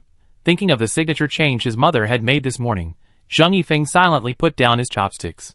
He could almost hear Yi Hui's own words, keep fighting. Their words were so urgent and powerful that his nose felt sore, but he wouldn't cry. His mother wouldn't want him to cry when he should be standing tall. He had to act like a man and keep fighting. Zhang Yifeng nodded proudly, nodding for a long moment. Yes, she's my mother. Su Miaomiao also put down her chopsticks and reached out to grasp Zhang Yifeng's hand again. She had a feeling her mother was about to bring up the subject, and she was ready to die alongside Zhang Yifeng. But her mother had actually praised Zhang Yifeng just now. That was something Su Miaomiao hadn't expected. This gave Su Miaomiao a glimmer of hope. Perhaps Aunt Yi had discussed something with them that had changed their minds. Su's mother took a deep breath. It's not impossible for you two to be together. Chapter 555. Zhang Yifeng and Su Miaomiao both glanced over, but Su's mother simply stared deeply at her daughter, as if she were struggling with some inner struggle. After a long pause, Su's mother turned her head back to Zhang Yifeng and spoke. Ms. Yi asked me a question. She asked me, as a mother, how should I love my child? Zhang Yifeng met her gaze. He didn't ask Su's mother, what's your answer? The answer didn't matter anymore. Su Miaomiao's grip on his hand tightened.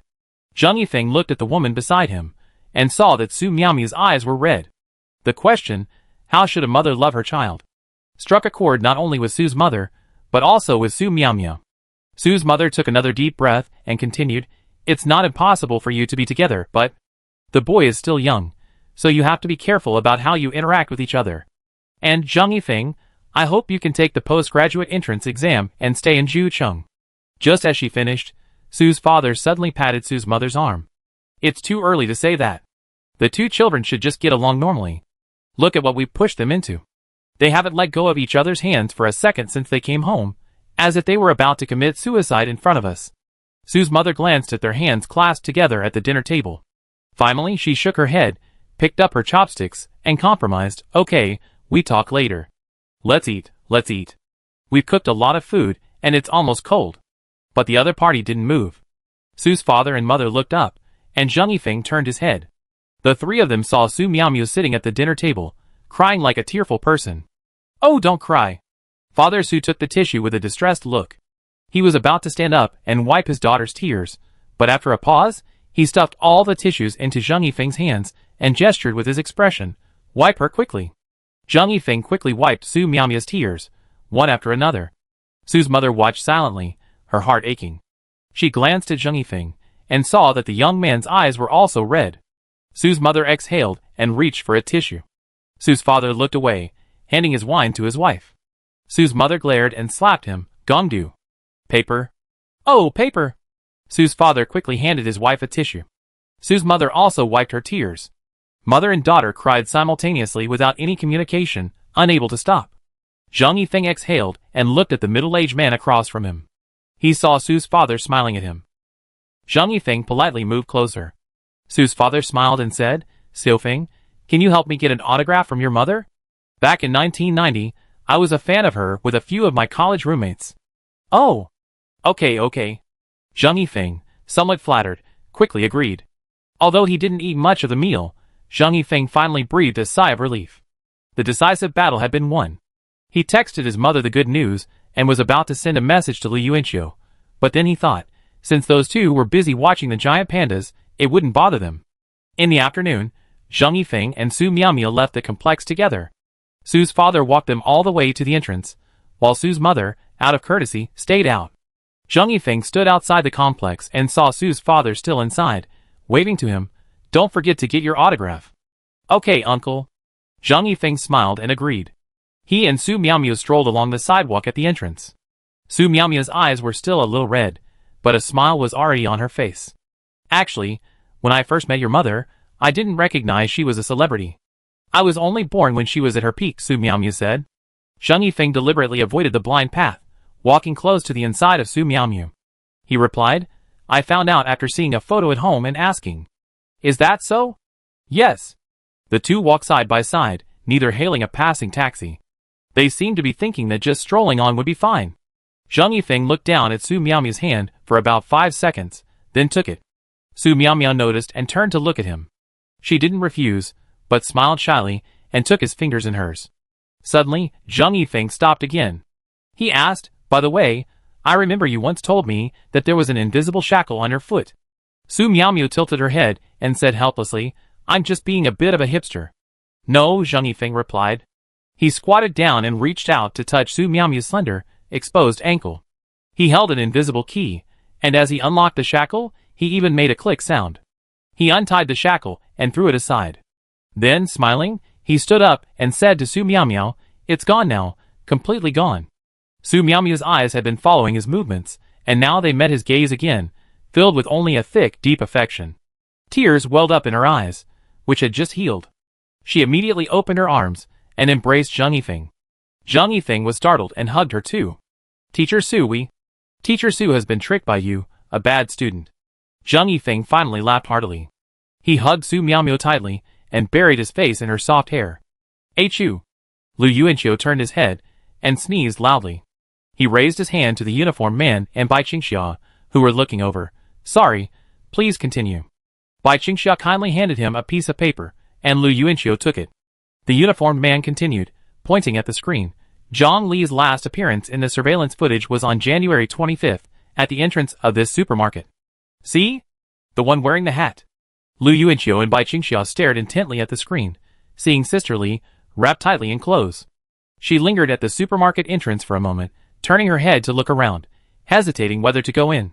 Finally, she turned back to look at the camera on the sidewalk, and the video paused at that moment, revealing Sister Li's blurry but barely recognizable face. The uniformed uncle sized up the two university students before him and asked tentatively, Does she owe someone money? Are you really her friends? Bai Qingxia nodded quickly, Yes, we are. She has no criminal record, and she hasn't committed any crimes, yet she's acting in an anti-detection manner. Who is she hiding from? The uniformed uncle asked, dropping his pen on the table. Bai Qingxia remained silent, while Lu Yuanqiu pondered deeply. The uniformed uncle continued, We've also notified the police station in her hometown to conduct inquiries. Her family said Zhang Li has been on the phone with them, and even sends money home regularly every month. This isn't a disappearance. Is she simply avoiding you too? The uniformed uncle now looked at Lu Yuanqiu and the others, as if he were sizing up a pair of debt collectors. You two little kids, do you know that we receive countless missing persons cases every day? Whether it's elderly people or children going missing, or wives running away from home, there aren't many cases that actually get filed.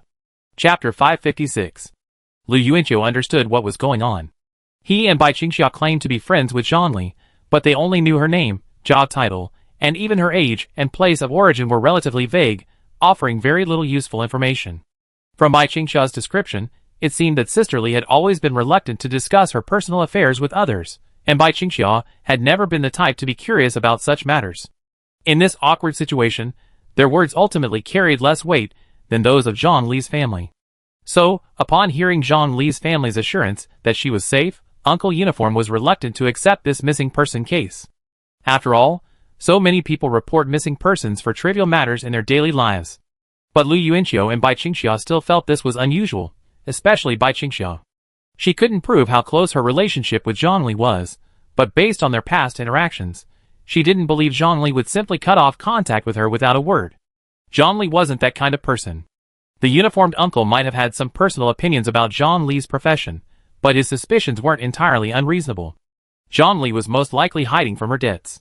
Considering Zhang Li's previous request that Aunt Zhang take Bai Songjia to a new place, the excuse of hiding from debts could easily explain her situation. Perhaps she didn't want the debt collectors to harm Bai Songjia, who lived next door. But Lu Yuanqiu couldn't understand one thing. Even if Sister Li was truly fleeing from her debts, why would she be hiding from the cameras? What debt collectors would have the power to manipulate the cameras? Of course, nothing is absolute. Sister Lee's glance at the cameras at that moment might have been a subconscious expression of nervousness, meaning nothing in particular. So, it's impossible to determine what exactly happened so far. The only thing left to do was to find Sister Lee.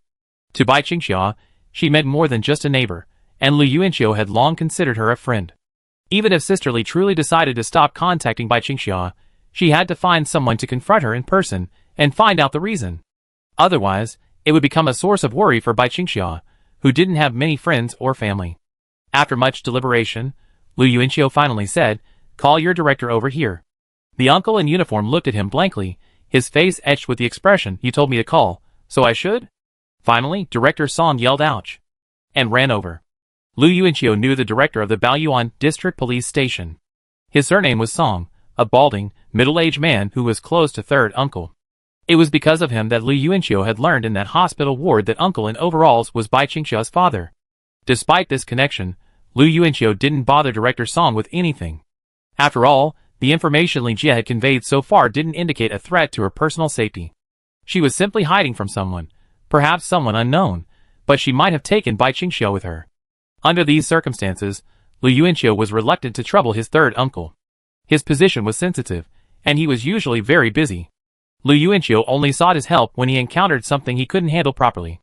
Through Director Song's intervention, Lu Yuanqiu and Bai Qingxia obtained Li Jie's hometown address. With the goal of finding her first, they boarded the high-speed train to Qishan City at 2 p.m. Let's find out what's going on with Li Jie's family. Then, if we have time, we can go to Huangshan to make up for missing out on seeing the giant pandas. Lu Yuanqiu placed his suitcase overhead and took his seat, smiling at Bai Qingxia. Bai Qingxia said nothing, simply cradling her small white bag in her arms, and staring at him apologetically. The look in her eyes was enough to melt anyone's heart. Lu Yuanqiu smacked his lips, frowned, and rubbed Bai Qingxia's head. "What's that look? Are you bothering me again?" Bai Qingxia didn't respond, but lowered her head slightly. Lu Yuanqiu sat closer to her and soothed her. "Sister Lee is also a friend of mine. She cut off contact without a word, and I wanted to find her and find out what happened. I just remembered I owe her a set of cosmetics. I have to make up for it." After that, Lu Yuanqiu opened a bag of potato chips. The two of them had packed a lot of snacks for the trip, and now they could only treat the current journey as a journey. He slid the first chip toward Bai Qingxia's lips. Just as she was about to open her mouth, Lu Yuanqiu pulled his hand back. "Don't just look at me. Talk." Bai Qingxia nodded. "I understand." "What do you understand?" Bai Qingxia looked at him. "My friends are your friends." Lu Yuanqiu smiled as he stuffed the chip into her mouth, adding, "Not only that, your family is also my family." Bai Qingxia chewed the chip and smiled. Most importantly, her mind felt clearer. She quickly said, "We're the same?" "The same? Then, Tanle, do you want to be friends?" Lu Yuanqiu glanced at her. Bai Qingxia was speechless, thinking of the guy who kept farting. After a few seconds of hesitation, she shook her head, following her heart. Lu Yuanqiu laughed. "It's not fair. You have so many friends and family, and I have so few," the girl retorted. Okay. Seeing her expression begin to soften, Lu Yuanqiu pointed to the small table in front of him. "It's been ages since you've put the table down for me." Bai Qingxia thought for a moment, then glanced at Lu Yuanqiu. Lu Yuanqiu leaned back, seemingly letting her control him. Finally, Bai Qingxia reached over, turned the knob, and lowered Lu Yuanqiu's folding table. Then, looking in front of her, she lowered her own. Lu Yuanqiu smiled. Although Bai Qingxia had been forcing herself to grow up for a while, abandoning some things she considered childish, Lu Yuanqiu didn't want to see Bai Qingxia forced to grow up. He only wanted to see Bai Qingxia approach life in the most natural way. Around 4 in the afternoon, the two of them got off the train at the Qishan City high-speed rail station. Lu Yuanqiu glanced at the address written on his phone's notes and muttered, "It'd probably be dark by the time we get to the county. We definitely won't be able to visit Sister Lee's village tonight. Let's find a hotel there for the night." Bai Qingxia nodded. Aside from her trip to Jucheng, this was her second time in a new city, and she relied entirely on Lu Yuanqiu for all the decisions. She clutched his hand the entire way to the taxi, fearing they'd be separated by the crowd. During the May Day holiday, Huangshan was packed with people of all kinds, so crowded they were shoulder to shoulder, the area around the station a sea of heads. "This county is a bit remote, and the journey's quite a while," the driver replied in Monan dialect as they got in. Mo province boasts the greatest north-south disparity, boasting a whopping 5 dialects. Lu Yuanqiu isn't a native of Luqing, His household registration is in rural Mabe, but he grew up in Luqing. Bai Qingxia, on the other hand, actually has a Luqing household registration, but they've both spoken Mandarin since childhood. So, when they heard the driver speak Monan dialect, they both leaned over the back seat, momentarily stunned, and it took them a while to understand. Chapter 557. Didn't Sister Li ever speak in your hometown dialect? After the car started, Lu Yuanqiu asked Bai Qingxia with a smile. Bai Qingxia shook her head. She stepped forward and expertly helped Lu Yuanqiu fasten his seatbelt. This was something Lu Yuanqiu used to enjoy doing, but now Bai Qingxia took the initiative when they were out in the car. After tying up Lu Yuanqiu in her own, she sat down and suddenly recalled something. Sister Li and I met in 2005, when I was less than 11 years old. Actually, I was wary of her until I started high school. Lu Yuanqiu shook the window and turned to look at her. Is it because of Sister Li's work and her appearance? Bai Qingxia nodded gently. I always thought she was a bad person. She'd get mad at me when she saw me being unhygienic, not paying attention to safety, or lacking common sense. But after that, she'd help me bathe, wash my feet, and cut my nails. But I was young then, and I only cared about her scolding. I even hit her. Bai Qingxia looked at her clean fingernails as she spoke, as if recalling something more concretely. It was like finding a trembling wildcat that would bar its fangs in defense against humans. Lu Yuanqiu thought to himself. But it was normal for Bai Qingxia to be hostile to everyone back then, because the world had just fallen apart for her. It wasn't until high school that my relationship with Sister Li really improved. She stopped being mean to me, perhaps because she thought I'd grown up. But if she were to be mean to me again, I wouldn't be angry because I knew she was doing it for my own good. Lu Yuanqiu nodded, like a real sister. Bai Qingxia hummed, so I don't believe she would just stop talking to me without saying anything. Lu Yuanqiu touched Bai Qingxia's hand. Bai Qingxia looked up at him, and took Lu Yuanqiu's fingers in hers. The contrast in their skin tones was striking. Are you here for tourism? Isn't this the right direction? The driver asked from the front. Lu Yuanqiu barely understood and replied, No, uncle. We're looking for someone. Oh. Perhaps the long ride had bored the taxi driver, who suddenly opened up. However, his Mandarin was so poor that Lu Yuanqiu felt a little tired from chatting. After chatting for 5 minutes, Lu Yuanqiu couldn't help but ask, Uncle, how about you just drive more seriously? The driver turned around and said, No, I fall asleep easily if I don't chat. Fuck threatening me. This frightened Lu Yuanqiu, who immediately perked up. He leaned forward, forced a smile, and started talking to the driver. Uncle, what do you do for a living? The driver stared blankly at Lu Yuanqiu through the rearview mirror. Bai Qingxia lowered her head and laughed. The mountain roads here are many and winding, and the taxi desperately drove up and down in an S-shaped pattern. Lu Yuanqiu was actually startled awake by the driver's easy-to-fall-asleep comment, and he chatted with the driver non-stop the entire way. It was already 8 o'clock in the evening when they got off the bus in the county. The long journey, coupled with the holiday traffic, made the driver a real profit this time. He was also very cheerful, and chatted the entire way. Lu Yuanqiu suddenly felt humiliated, as if he had been taken advantage of for free. Before his rebirth, he would have paid for his companionship. Bai Qingxia offered to pay for the ride, including all the expenses for the day. Let's find a place to rest for a while, Lu Yuanqiu said, carrying his suitcase. Bai Qingxia turned to look at him, and she could hear his voice was hoarse. Noticing the girl's gaze, Lu Yuanqiu sighed, and silently walked forward with the suitcase. I've never met such a talkative driver in my life. For hours of chatting is driving me crazy. This county did seem a bit economically underdeveloped. Surrounded by mountains, it looked dark at night. The roads were filled with tricycles, and the traffic seemed chaotic. After walking a few hundred meters, Lu Yuanqiu didn't see a traffic light. Traffic lights aside, he dragged Bai Qingxia around but couldn't find a decent hotel. Finally, they stopped in front of a guest house that looked relatively decent. After a long day of traveling, Bai Qingxia didn't mention it, but Lu Yuanqiu knew she was exhausted. Not only her, but Lu Yuanqiu himself felt like he was about to fall apart. If he ran into that driver again on the way back, he might as well hang himself from the welcoming pine tree tomorrow. Arriving at the hotel entrance, the two of them passed through a tattered beaded curtain and headed for the front desk. The corridor was a bit narrow, and a greasy man passing by glanced at Bai Qingxia a few times. Bai Qingxia quickly made way. The cramped space wasn't bad at all. She'd stayed in shabbier places before. She wasn't used to the constant stares from these strange men. The man sitting on the sofa next to her was also smoking and studying her. Bai Qingxia glanced over. ID card, Lu Yuanqiu reminded. There were quite a few people passing by behind her. Bai Qingxia secured her suitcase and unfolded her white bag in front of her. Seeing Lu Yuanqiu about to speak to the receptionist, she quickly tugged on his arm and whispered, "Let's share a room." Lu Yuanqiu looked into her pleading eyes, nodded, and said to the young man, "Book a double room." He had actually been hesitant about getting a room, but in such matters, he had to consider the girl's wishes beforehand. With the room card in hand, the two of them carried their suitcases and headed upstairs. The hallway was still narrow, and people were constantly coming down. Lu Yuanqiu and Bai Qingxia waited patiently for a minute, until everyone had left before carrying the suitcases upstairs. As they climbed, Lu Yuanqiu looked back at Bai Qingxia struggling to lift the suitcases with both hands and smiled, "Don't force yourself. Give it to me.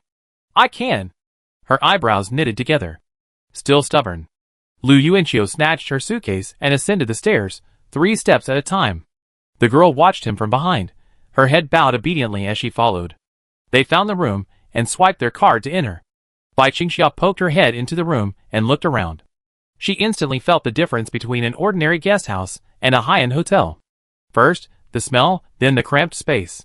This double room didn't even have a window, and the only sound in the dim space was the whirring of a ventilation fan. Lu Yuanqiu inserted the card, turned on the light, and opened the glass door to the bathroom. It was a squat toilet. The only good thing was that the toilet and bathroom were separate. "Which bed are you sleeping on?" Lu Yuanqiu asked after putting down his luggage. Bai Qingxia pointed without hesitation to the one closest to the toilet. "This one."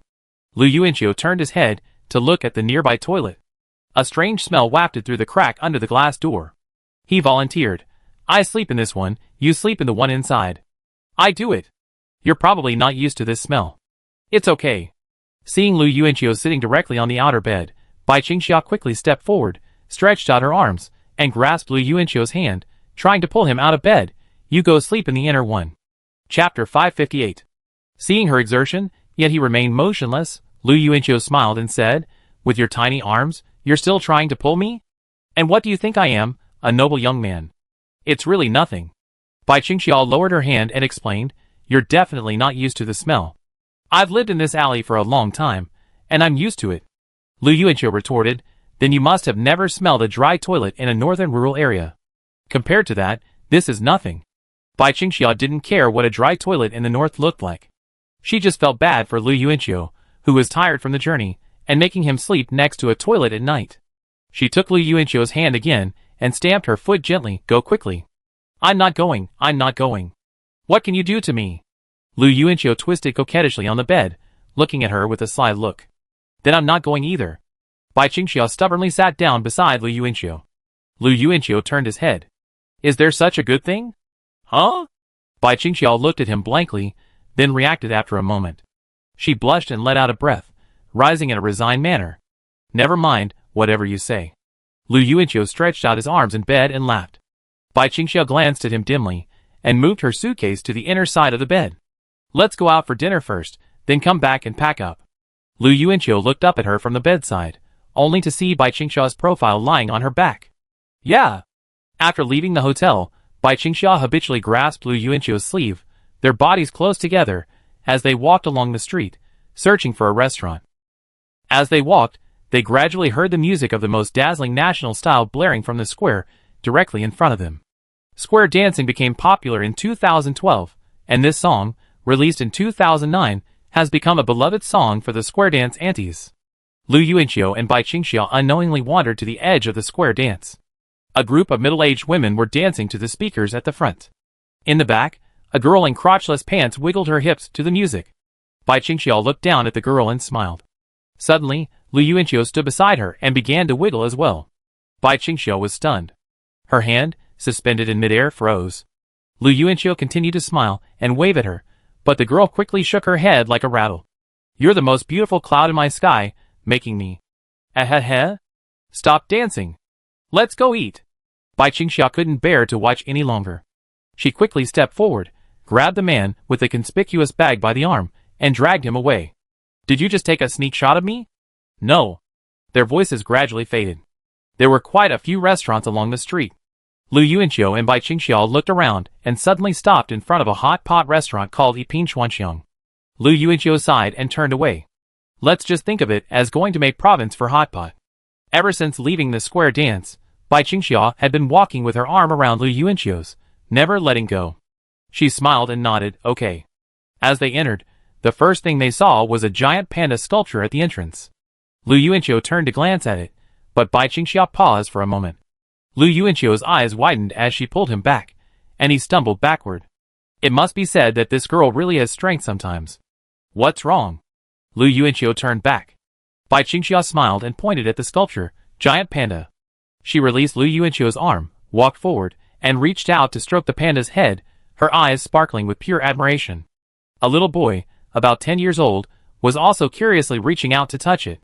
He looked up at Bai Qingxia and froze, as if he had seen someone even more attractive than the panda. Noticing the boy's gaze, Bai Qingxia gave him a friendly smile. The paint on the panda's ears had been rubbed off, and Bai Qingxia reached out and poked the statue's nose again. Suddenly, she heard Lu Yuanqiu's voice from behind, and she turned around. Come on, let's take a photo. Look at what you like. It would be a shame not to take a picture. Lu Yuanqiu said as he picked up his phone. Bai Qingxia always became shy in front of the camera, but this time, she was delighted to take a photo with the panda. She even leaned slightly towards the panda and gave a cute hand gesture.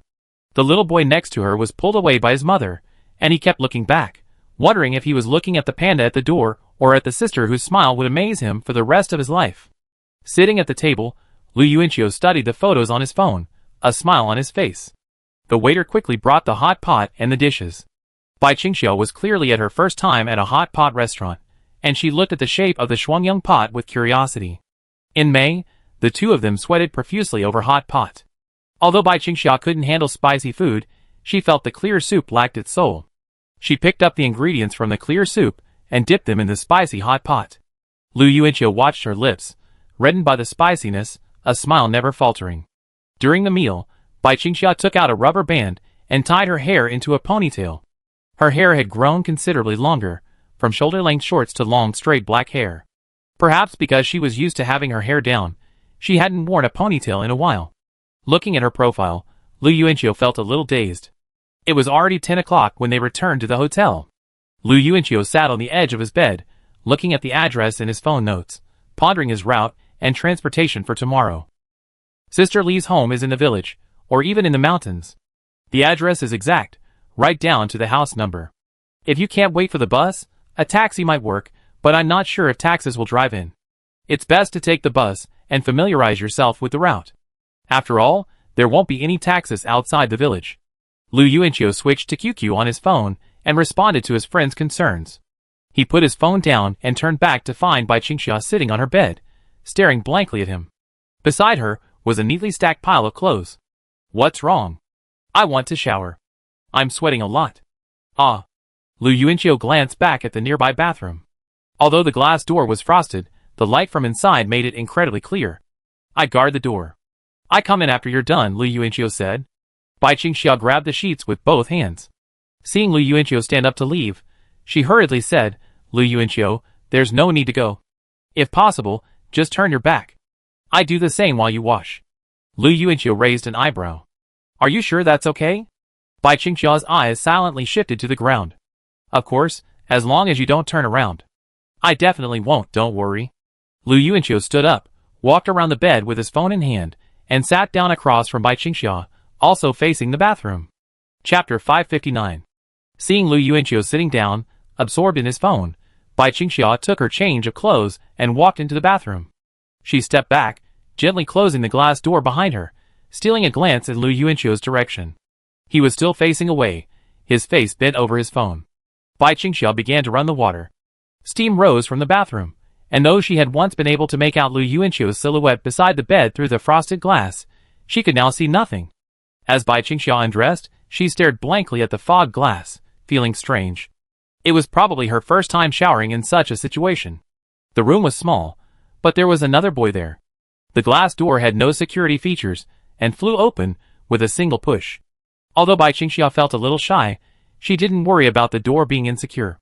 Lu Yuanqiu was her safety. The sound of water dripping in the bathroom lasted for about 20 minutes. Bai Qingxia dried herself, changed into a short-sleeved shirt and shorts, and emerged.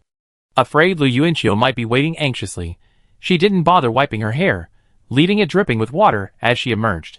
Bai Qingxia approached Lu Yuanqiu. Seeing he didn't move, she leaned forward to take a look. Lu Yuanqiu was sitting upright, his face solemn, staring at his phone, like an ancient scholar perusing a bamboo scroll. His posture was impeccable. Bai Qingxia looked back at the phone, her expression suddenly startled. Her throat moved as she stepped forward, flipping the upside-down phone in Lu Yuanqiu's hand and writing it. Then, clutching the dirty clothes in her arms, she took a step back, her gaze surreptitiously scrutinizing him. "I'm done," the girl muttered, her eyes still gazing at him. Lu Yuanqiu looked at his phone, seeing no response. After a long moment, he turned his head and nodded slowly. "I see. Sorry, I was lost in thought." Bai Qingxia continued to look at him strangely. Lu Yuanqiu glanced at her quickly, his expression strained. He quickly stood up, gave a dry laugh, and walked over to her. He grasped her shoulders, spun her around, and pushed her toward the door. "I'm not in a hurry. Let me blow dry your hair first." "I'm not in a hurry to blow dry my hair. You can shower first." Bai Qingxia looked back. "You're in such a hurry for me to shower? Are you trying to peek?" "Huh? I'm not." "It's up to you."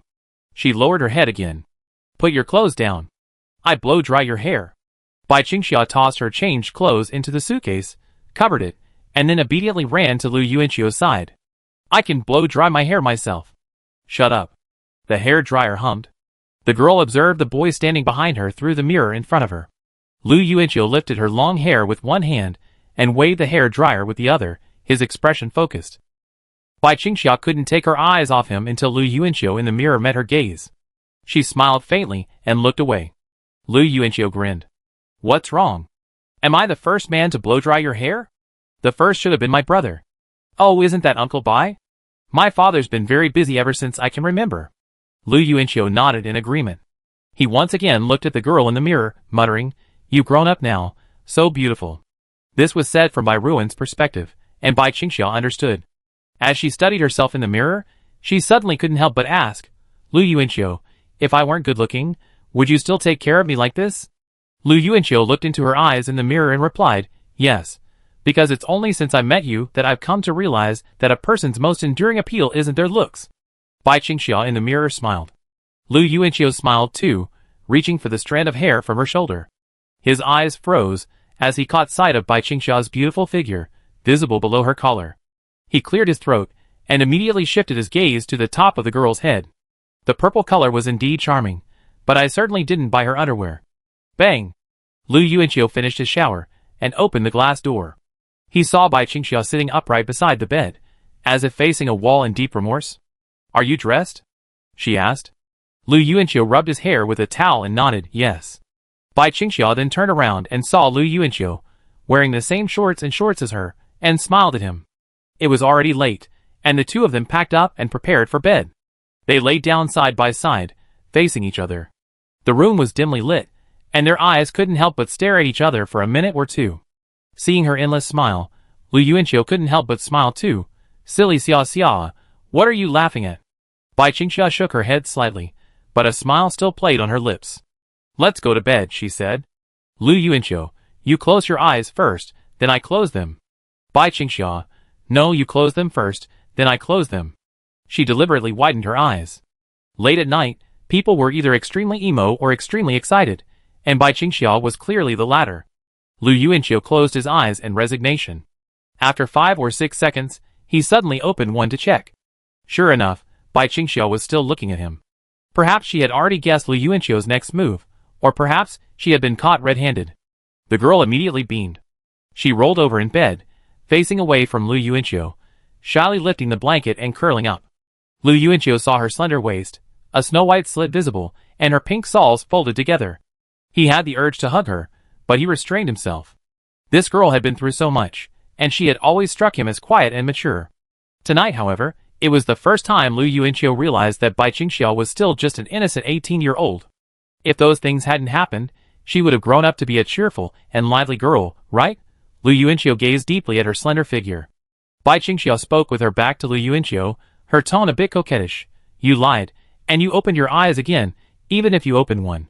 "Lu Yuanqiu, I just opened my eyes and realized you lied to me, too. You're still looking at me." "Humph." The girl, with her back to him, uttered a soft sigh. Lu Yuanqiu smiled and lay back on his back. Tuck yourself in and get some sleep. Bai Qingxiao looked back and also lay back on her back, covering herself with the quilt. The moment Lu Yuanqiu closed his eyes, she turned over in the quilt, facing Lu Yuanqiu. I'm exhausted after a long day of traveling, but I'm still very happy. I almost forgot what I came here for. Bai Qingxiao thought to herself, looking at Lu Yuanqiu's profile. She blinked slowly and continued to stare across at him. Do people like to make lifelong promises? Is it because they really work? If so, then I want to make one too. Chapter 560. After waking up the next day, they both ran to the public restroom outside to use the restroom. When they emerged from the restroom, their gazes were somewhat awkward. They had forced themselves to hold back their gazes while washing up at the hotel, and also while checking out, acting relaxed the entire time. However, their speed in running to the restroom betrayed both of them. As a grown man, Lu Yuanqiu had originally been indifferent to such matters, but now he was even beginning to feel a bit like an idol. After waking up that morning, Bai Qingxiao had returned to her usual quiet self. The complete change in their moods probably began the moment they boarded the bus to the countryside. The atmosphere between them sat in a somewhat quiet atmosphere, a stark contrast to the previous night, perhaps because they were both thinking about the questions they would face from Sister Li. It was early May, still in the mountains, and the morning was a bit chilly. Bai Qingxiao lovingly draped the coat she'd prepared long ago over Lu Yuanqiu, carefully tucking in the hems. Lu Yuanqiu awoke from his nap and, seeing Bai Qingxiao also donning a coat, closed his eyes again. A few minutes later, Bai Qingxiao felt sleepy again, resting her head on Lu Yuanqiu's shoulder and closing her eyes to rest. The bus stopped and started, winding its way along the mountain road. Verdant branches brushed past the window, occasionally making a rustling sound. Not far away lay a vast expanse of green terrace fields. Whether they were planted with rice or tea was unclear, but something was definitely being cultivated. At first, Bai Qingxiao closed her eyes to rest, but then she kept gazing out the window. The golden sunlight covering the mountains gradually expanded, and she realized that Sister Li's home was in such a beautiful place. She was afraid of missing her stop, so she didn't dare sleep, but she didn't lift her head from Lu Yuanqiu's shoulder. After driving for over an hour, the bus arrived at its destination. Bai Qingxiao was about to remind Lu Yuanqiu when she realized he was already awake. After getting off the bus, they stood by the concrete curb. Lu Yuanqiu stared at the address on a notepad, while Bai Qingxiao squatted down, gazing blankly at a frog hopping in the paddy field below. She suddenly remembered watching Kung Fu at Li Jia's house. Li Jia pointed at the fire cloud evil god, and said there was a kind of stone frog in her hometown that was particularly delicious. Bai Qingxiao couldn't have imagined it then. Watching the fire cloud evil god on the TV, sprawled on the ground and practicing toad Kung Fu, she felt only a nausea and a complete loss of appetite. Looking back now, she realized that much of her childhood had taken place in Li Jia's little house. It was also there that she gradually encountered the outlines of the 21st century. Let's move on. Lu Yuanqiu leaned over and patted her shoulder. Both of them had checked their suitcases into the county, leaving only the bag they carried. Lu Yuanqiu held the girl's hand and walked toward the village after exiting the highway. The villagers were up early. An elderly man passing by, carrying a bamboo basket, curiously glanced at the two young people, looking back as they passed. Bai Qingxiao also looked back at the elderly man. This seemed to be a small village built into the hillside. The scattered houses had white walls and black tiled roofs. Various crops were planted on both sides of the stone-paved path. 2 or 3 elderly men working in the field straightened up and looked at Lu Yuanqiu and the others. Lu Yuanqiu observed them and took Bai Qingxiao, who was also observing them, into the village. The two searched door to door, soon stopping at the door of a 2-story building that looked newly built. After comparing the house numbers, Lu Yuanqiu confirmed that this was Sister Li's home. The door was open. He turned to look at Bai Qingxiao, then stepped forward and knocked. Hello? Is anyone there? Lu Yuanqiu peered inside. A girl about 12 or 13, with a ponytail ran out first upon hearing the noise. She glanced at Lu Yuanqiu and the others shyly, then took a few steps back and peered inside the door, seemingly looking at her own family. Lu Yuanqiu and Bai Qingxiao didn't enter the courtyard, but stood at the door. The little girl, standing at the edge of the yard, began to shyly examine Bai Qingxiao. Who? A middle-aged man with graying hair and dark skin soon emerged from the hall, carrying a bowl. He looked at the two strangers at the door, his expression changing, his tone becoming cautious. Who are you looking for? Followed by this, Another middle-aged woman poked her head out from another room. The middle-aged couple looked simple, but their expressions were wary and alert, with the exception of the little girl who had come first. She was carefully studying Lu Yuanqiu and the other man. Lu Yuanqiu explained with a smile, "Well, we're from Luqing. We were Zhang Li's former neighbors. Sister Li should have mentioned us, right? By the way, her last name is Bai Qingxia, and mine is Lu. I live next door to Sister Li's rental apartment. Did Sister Li mention us?" Bai Qingxia greeted them, "Hello." According to the police station, the uniformed officer who came to question them provided no information other than the message that they were still in touch. They simply didn't know. Zhang Li hadn't told them anything, but Zhang Li was indeed fine in Luqing, and nothing had happened to her. This was like a punch on cotton. The family said everything was fine, so how could they file a case? They were also preoccupied with trivial matters, so they didn't bother to bother. They had only called Lu Yuanqiu and the others back to discuss the case. Lu Yuanqiu suspected this was Sister Li's special instruction. But if this family knew him and Bai Qingxia, they might reveal some information, because Sister Li wouldn't tell her family that Bai Qingxia was a bad person. "I don't know them," the middle-aged man said in broken Mandarin, shaking his head. He seemed reluctant to pay attention to the two people at the door, not even asking, "What are you doing here?" He simply walked towards the hall, carrying his bowl. Lu Yuanqiu saw the little girl's eyes light up in the yard, but because the two adults were there, she didn't approach. Although he could guess the answer, Lu Yuanqiu still asked, "Excuse me, where has Zhang Li moved to now?" "Do you know?" "I don't know." This time, it was the middle-aged woman who answered. She walked over and led the little girl from the yard inside. The girl kept looking back, as if she wanted to say something. After a moment's thought, Lu Yuanqiu smiled and nodded. "Okay, sorry to bother you." He and Bai Qingxia pretended to walk out slowly. Lu Yuanqiu surveyed the surrounding houses, noting that few could afford to build a two-story building in this area. Sister Li must have invested a lot in this family. Sure enough, before they had gone far, they heard the sound of running behind them. Lu Yuanqiu and Bai Qingxia turned around and saw that it was indeed the little girl. "Sister. Brother, wait a minute." She ran up to Lu Yuanqiu and the others, panting heavily. Her Mandarin was perfect. She looked up and explained, "Grandpa and Grandma don't know you, but Mom has mentioned you many times to me, especially Sister Bai Qingxia." "Mom?" Lu Yuanqiu looked at her in surprise, then exchanged glances with Bai Qingxia, who was equally surprised. Chapter 561. "Zhang Li is my mother," the little girl explained, panting. Lu Yuanqiu, "How old are you?" 11. Sister Li looked no more than 30, and her daughter was 11? Lu Yuanqiu didn't ask about the little girl's father, but he had a vague idea. The little girl looked cautious. She took Bai Qingxia's hand, pulled her along, then looked at Lu Yuanqiu and whispered, "Let's talk somewhere else." The little girl took Bai Qingxia and Lu Yuanqiu to the back of their house. It was quiet. The little girl reached into her pocket, pulled out a piece of paper, and handed it to Bai Qingxia. Lu Yuanqiu leaned forward to examine it, and saw a public phone number on the slip. "Mom's been calling us from this number lately." Bai Qingxia hurriedly asked, "Where's your mom now?" The little girl shook her head. "Mom didn't tell us, but she said those in uniform can't be trusted." Hearing this, Lu Yuanqiu frowned in confusion for a moment. This sentence immediately escalated the situation. If Sister Li started avoiding the uniformed uncle, it would be a completely different situation. Lu Yuanqiu asked seriously, "Is that what she said?" "Yes." Bai Qingxia looked at Lu Yuanqiu, her expression growing tense. Lu Yuanqiu's brow furrowed, and a suspicion welled up in their minds. It's too early to draw conclusions, but no matter what, we have to do the right thing. Lu Yuanqiu comforted Bai Qingxia.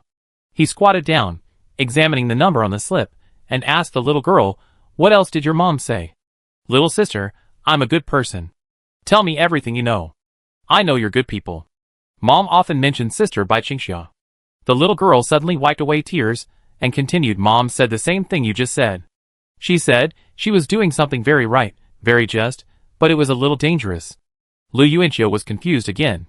Why would they hide from the uniformed men when doing something just? He thought for a moment and continued, "Besides those uniformed men, has anyone else come to the village recently?" "A few months ago, a group of strangers came, but they wandered around the village a few times and then left in a hurry. They haven't been back since." "Your mother is still. Did they say anything?" "Nothing." Lu Yuanqiu looked at Bai Qingxia, his mind a bit confused. He first murmured a conclusion. "Sister Li didn't contact us because she must be afraid of getting into trouble." After that, Lu Yuanqiu picked up the note again and asked the little girl, "Did you call the number on the note?" "No, Mom didn't let me, and Mom didn't let me tell anyone about the number, but Sister Bai Qingxia definitely gave it to me." Sister Li truly loved Bai Qingxia. Her daughter's attitude towards her was evident, Lu Yuanqiu thought to himself. He nodded, took out his phone, and dialed the number. Within seconds, a man's voice rang from the other end. "Hello, Shaojiang Barbecue, would you like to order food?" This response surprised Lu Yuanqiu. After collecting his thoughts, he quickly smiled and said, "Ah, can we eat at the restaurant? A friend recommended it to me, but I'm a little unsure where you are. Is it in the Baoyuan area?" He then pressed speakerphone. "Lujiang District, Nanjing Road, we're the only one here." Lu Yuanqiu quickly gestured to Bai Qingxia, who quickly wrote down the address on her phone. Okay, thank you. I'd bring my girlfriend over next time." "You're welcome. Is there anything else you need?" No more. After hanging up, Lu Yuanqiu didn't reveal Sister Li's location to the child, but simply exchanged glances with Bai Qingxia. Lu Yuanqiu smiled at the little girl, saying, "Don't worry, little sister. Your mother is fine. You see her soon. You can go back first." "Shall we?" A woman's voice called from the other end, and the little girl took a step back. "My grandma called me. I ran away when they weren't paying attention. I need to go back." Lu Yuanqiu nodded. Bai Qingxia also waved at her, "Go back quickly." The little girl turned and walked toward the corner. Just as she reached the corner, she couldn't help but turn back to look at Lu Yuanqiu and the others, asking seriously, "Brother and sister, what exactly does my mother do in Luqing? My grandparents won't tell me, but the kids in the village all call her a slut. What does that mean? I find it offensive." Lu Yuanqiu's gaze froze. Bai Qingxia wasn't entirely sure what Sister Li was doing in the KTV, but she assumed it was something bad. Her throat choked, and she didn't respond, looking at Lu Yuanqiu. Lu Yuanqiu walked toward the little girl, squatting down. He gently raised his hand to stroke her head. "Your mother works for a large company called the Lu Group. She earns a high salary, so she was able to build you and your grandparents a beautiful little house. From now on, if anyone calls your mother names, just say she works for the Lu Group in Luqing." The little girl laughed. "Really? My mom said that once I've earned enough money, she let me go to a big city to attend junior high school." Lu Yuanqiu nodded vigorously. "Really? Your mom didn't lie to you." The little girl happily took a step back, wiping her tears against the corner of the wall. She looked at Lu Yuanqiu, then at Bai Qingxia behind her. She turned and sprinted toward the front door, her back filled with joy. Lu Yuanqiu stood up, exhaled, and turned to look at Bai Qingxia. Bai Qingxia stared at him for a long moment, then smiled. Half an hour later, the two of them boarded the bus back to the county. In the car, Lu Yuanqiu analyzed, Sister Li might have offended someone and is tied up. She's planning something big. We need to find someone to ask about the details before we can decide how to help. I go book a high-speed train back to Luqing later. Bai Qingxia nodded, then paused for half a minute. She suddenly looked up and said firmly, Sister Li isn't a bad person. She's definitely doing the right thing. Lu Yuanqiu nodded. He extended his arm, and put his arm around Bai Qingxia's shoulders. Then the phone rang. Lu Yuanqiu pulled it out, and saw it was Zhang Yifeng. "Hello? What's wrong? Have you and Bai Qingxia finished your Huangshan trip, or haven't you?" "Not planning on going anymore. We're heading back." "That's good. I didn't want to disturb your trip, so I didn't tell you." Lu Yuanqiu, something happened to our senior. Lu Yuanqiu, what happened? Zhang Yifeng. He received a distress message from an old clinical classmate and rushed to the scene to help. He beat up the assailant. Guess who it was? Lu Yuanqiu stared ahead. Zhang Yibin. You know? And then what happened? A report was filed. Zhang Yibin is currently under arrest for attempted rape, but it's unlikely he be convicted. The old evidence can't be obtained, and the new one hasn't been charged yet. He claims he just invited a friend home.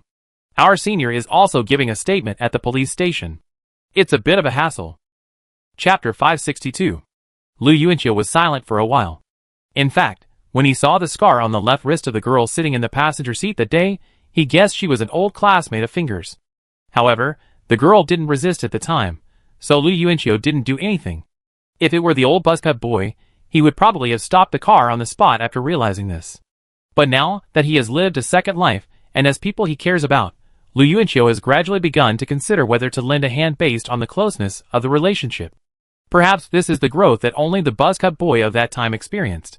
Zheng Yifeng's words brought Lu Yuanqiu back to his senses. When are you returning to Zhucheng? Lu Yuanqiu, we're not going back to Zhucheng this time, but to Lucheng. We need to take care of something first, so we might not be back until the day after tomorrow. By the way, can you ask Teacher Su for leave for Bai Qingxia and me? Zheng Yifeng, okay. Zheng Yifeng, what do you think about Zhang Yibin's case? Lu Yuanqiu, Zhang Yibin probably won't be convicted, but he's the crown prince of Baishi and the president of Bidwin Media. If news of this gets out, it's bound to escalate. Our colleagues won't miss this opportunity to exploit this issue. If Senior and his classmates attract public attention, Zhang Yibin will have a lot to consider if he wants to retaliate. Zheng Yifeng, I contact Senior Qin's newspaper. I heard he's in Zhucheng. Hearing this, Lu Yuanqiu smiled. Why didn't I notice you were so concerned about Senior Finger before? Zheng Yifeng, because he's not a loser. Lu Yuanqiu blinked, thinking back to what Finger had said after the basketball game at the sports meet, and then to his recent behavior. He nodded silently, and after a moment's thought, Lu Yuanqiu added, be cautious. As long as Zhang Yibin can't be convicted, he's still a tough target. Don't let him notice you. You still have your family, your company, and your teacher, Su. Don't worry. After hanging up, Lu Yuanqiu held the phone in silence for a long time. Bai Qingxia, sitting next to him, watched him quietly. Just as she was about to speak, she saw Lu Yuanqiu dial another number. Bai Qingxia could only obediently purse her lips. Hello? Uncle, is there something you want to hear? It should be good news for you. Lu Yuanqiu told his uncle about Zhang Yibin's situation. The Lu group would undoubtedly benefit the most from Zhang Yibin's troubles. His status as the White Rhino Prince made it easy to exploit. Business is like a battlefield. The most common and effective battle is the war of public opinion. But Lu Yuanqiu didn't expect to bring down Baishi through this incident. A company as large as this one had impressive PR skills, and the perpetrator wasn't Zhang Jisheng. His son had now established his own business, and he could easily distance himself from his son. But if he couldn't bring Baishi down, throwing shit at him felt good. The uncle's response was a couple of he-yes. As a competitor, he knew how to play on this matter. But just as he was about to hang up, the uncle quickly asked, Old Wang said you asked them to arrange a car to take you back to Lucheng? What's so urgent? Old Wang's ability to leak information was quite impressive.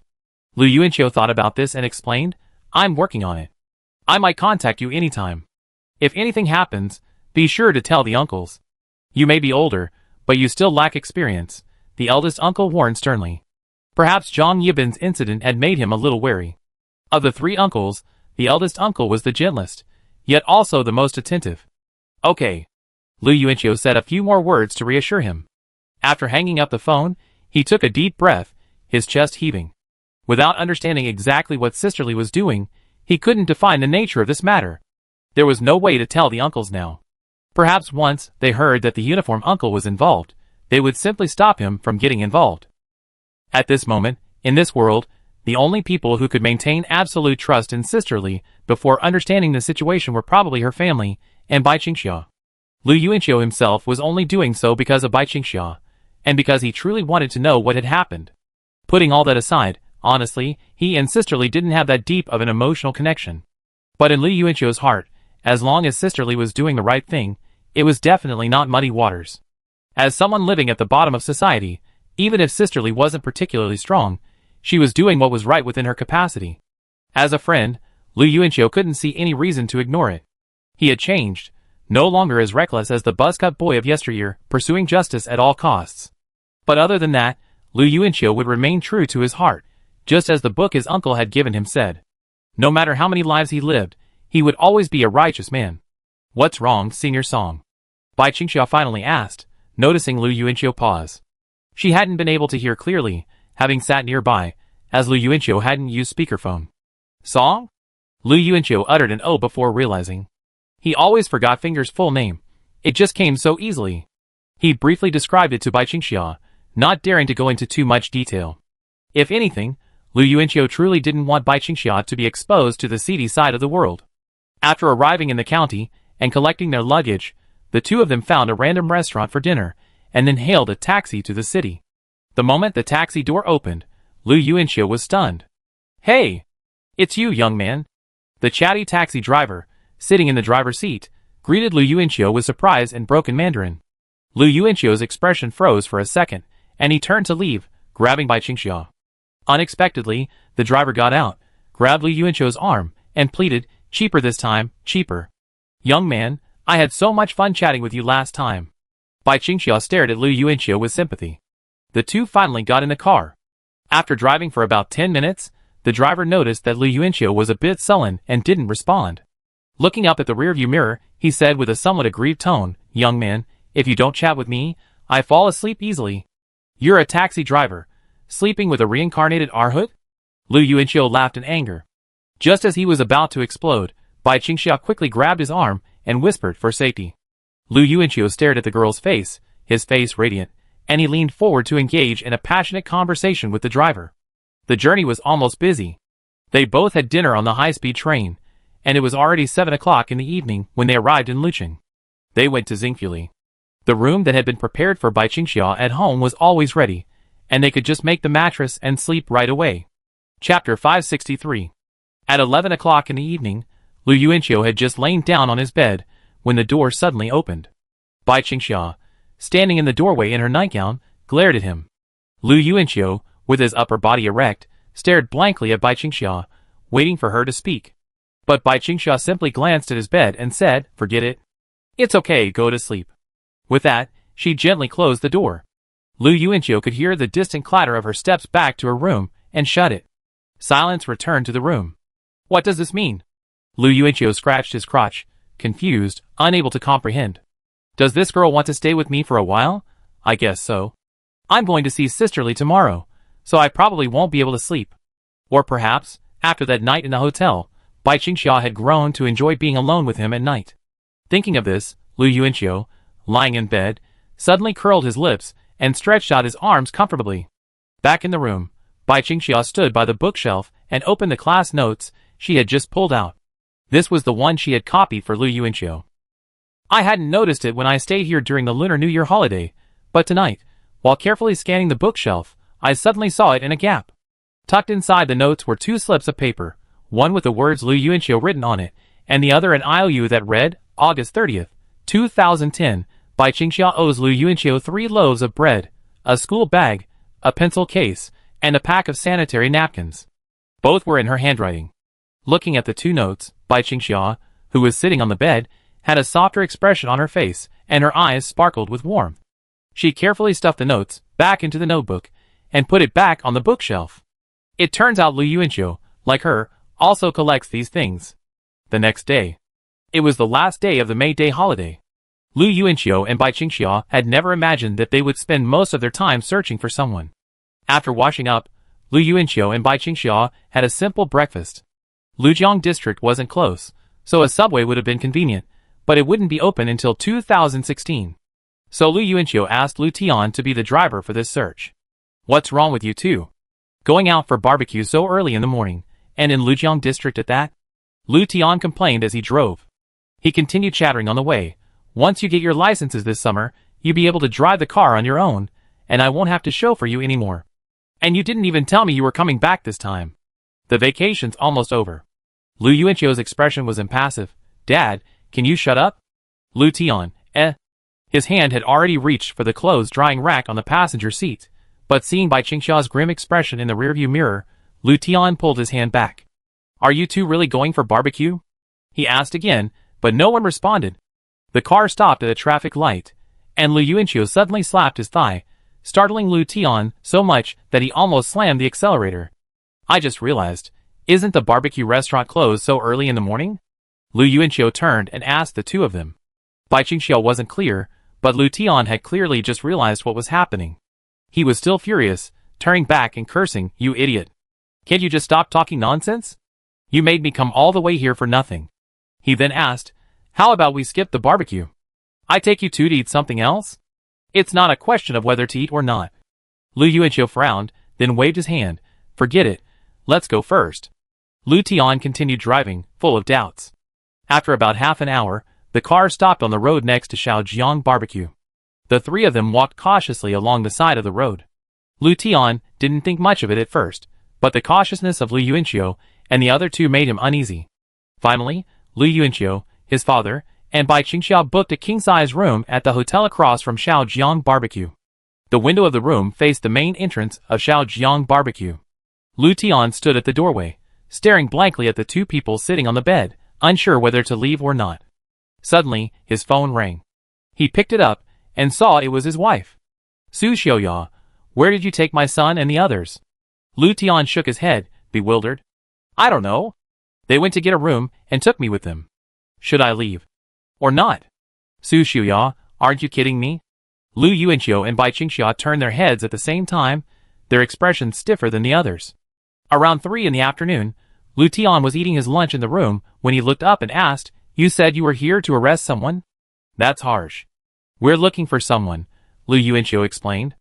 Suddenly, his eyes froze as he noticed movement at the barbecue restaurant. Through the open door, a woman wearing a hat was seen taking out the trash.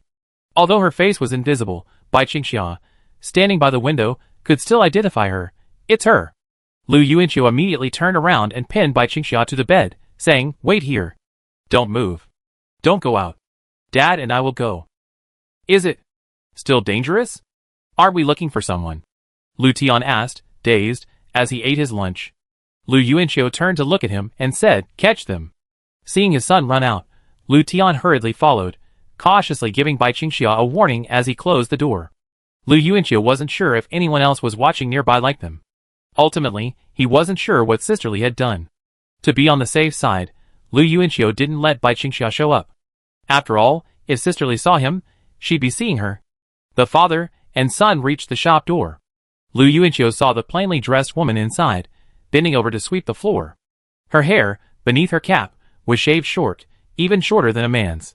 Thinking of Sisterly's former love of beauty, if Bai Qingxia hadn't been so sure it was Sisterly, Lu Yuanqiu wouldn't have recognized her. What on earth had happened? Sisterly. Lu Yuanqiu walked into the shop with a solemn expression and called out softly. The woman with the broom turned around. This was the first time Lu Yuanqiu had seen Sisterly without any makeup. Her face was ordinary, and she had lost a lot of weight, but she was still recognizable. Xiuqiu. Sisterly looked at Lu Yuanqiu in surprise, the broom in her hand falling to the side. Lu Tian glanced around at the two of them, a little confused about the situation, but if the woman tried to run, he would definitely stop her. Sisterly didn't run. She just stayed where she was. Lu Yuanqiu panted heavily and pointed in a direction behind him.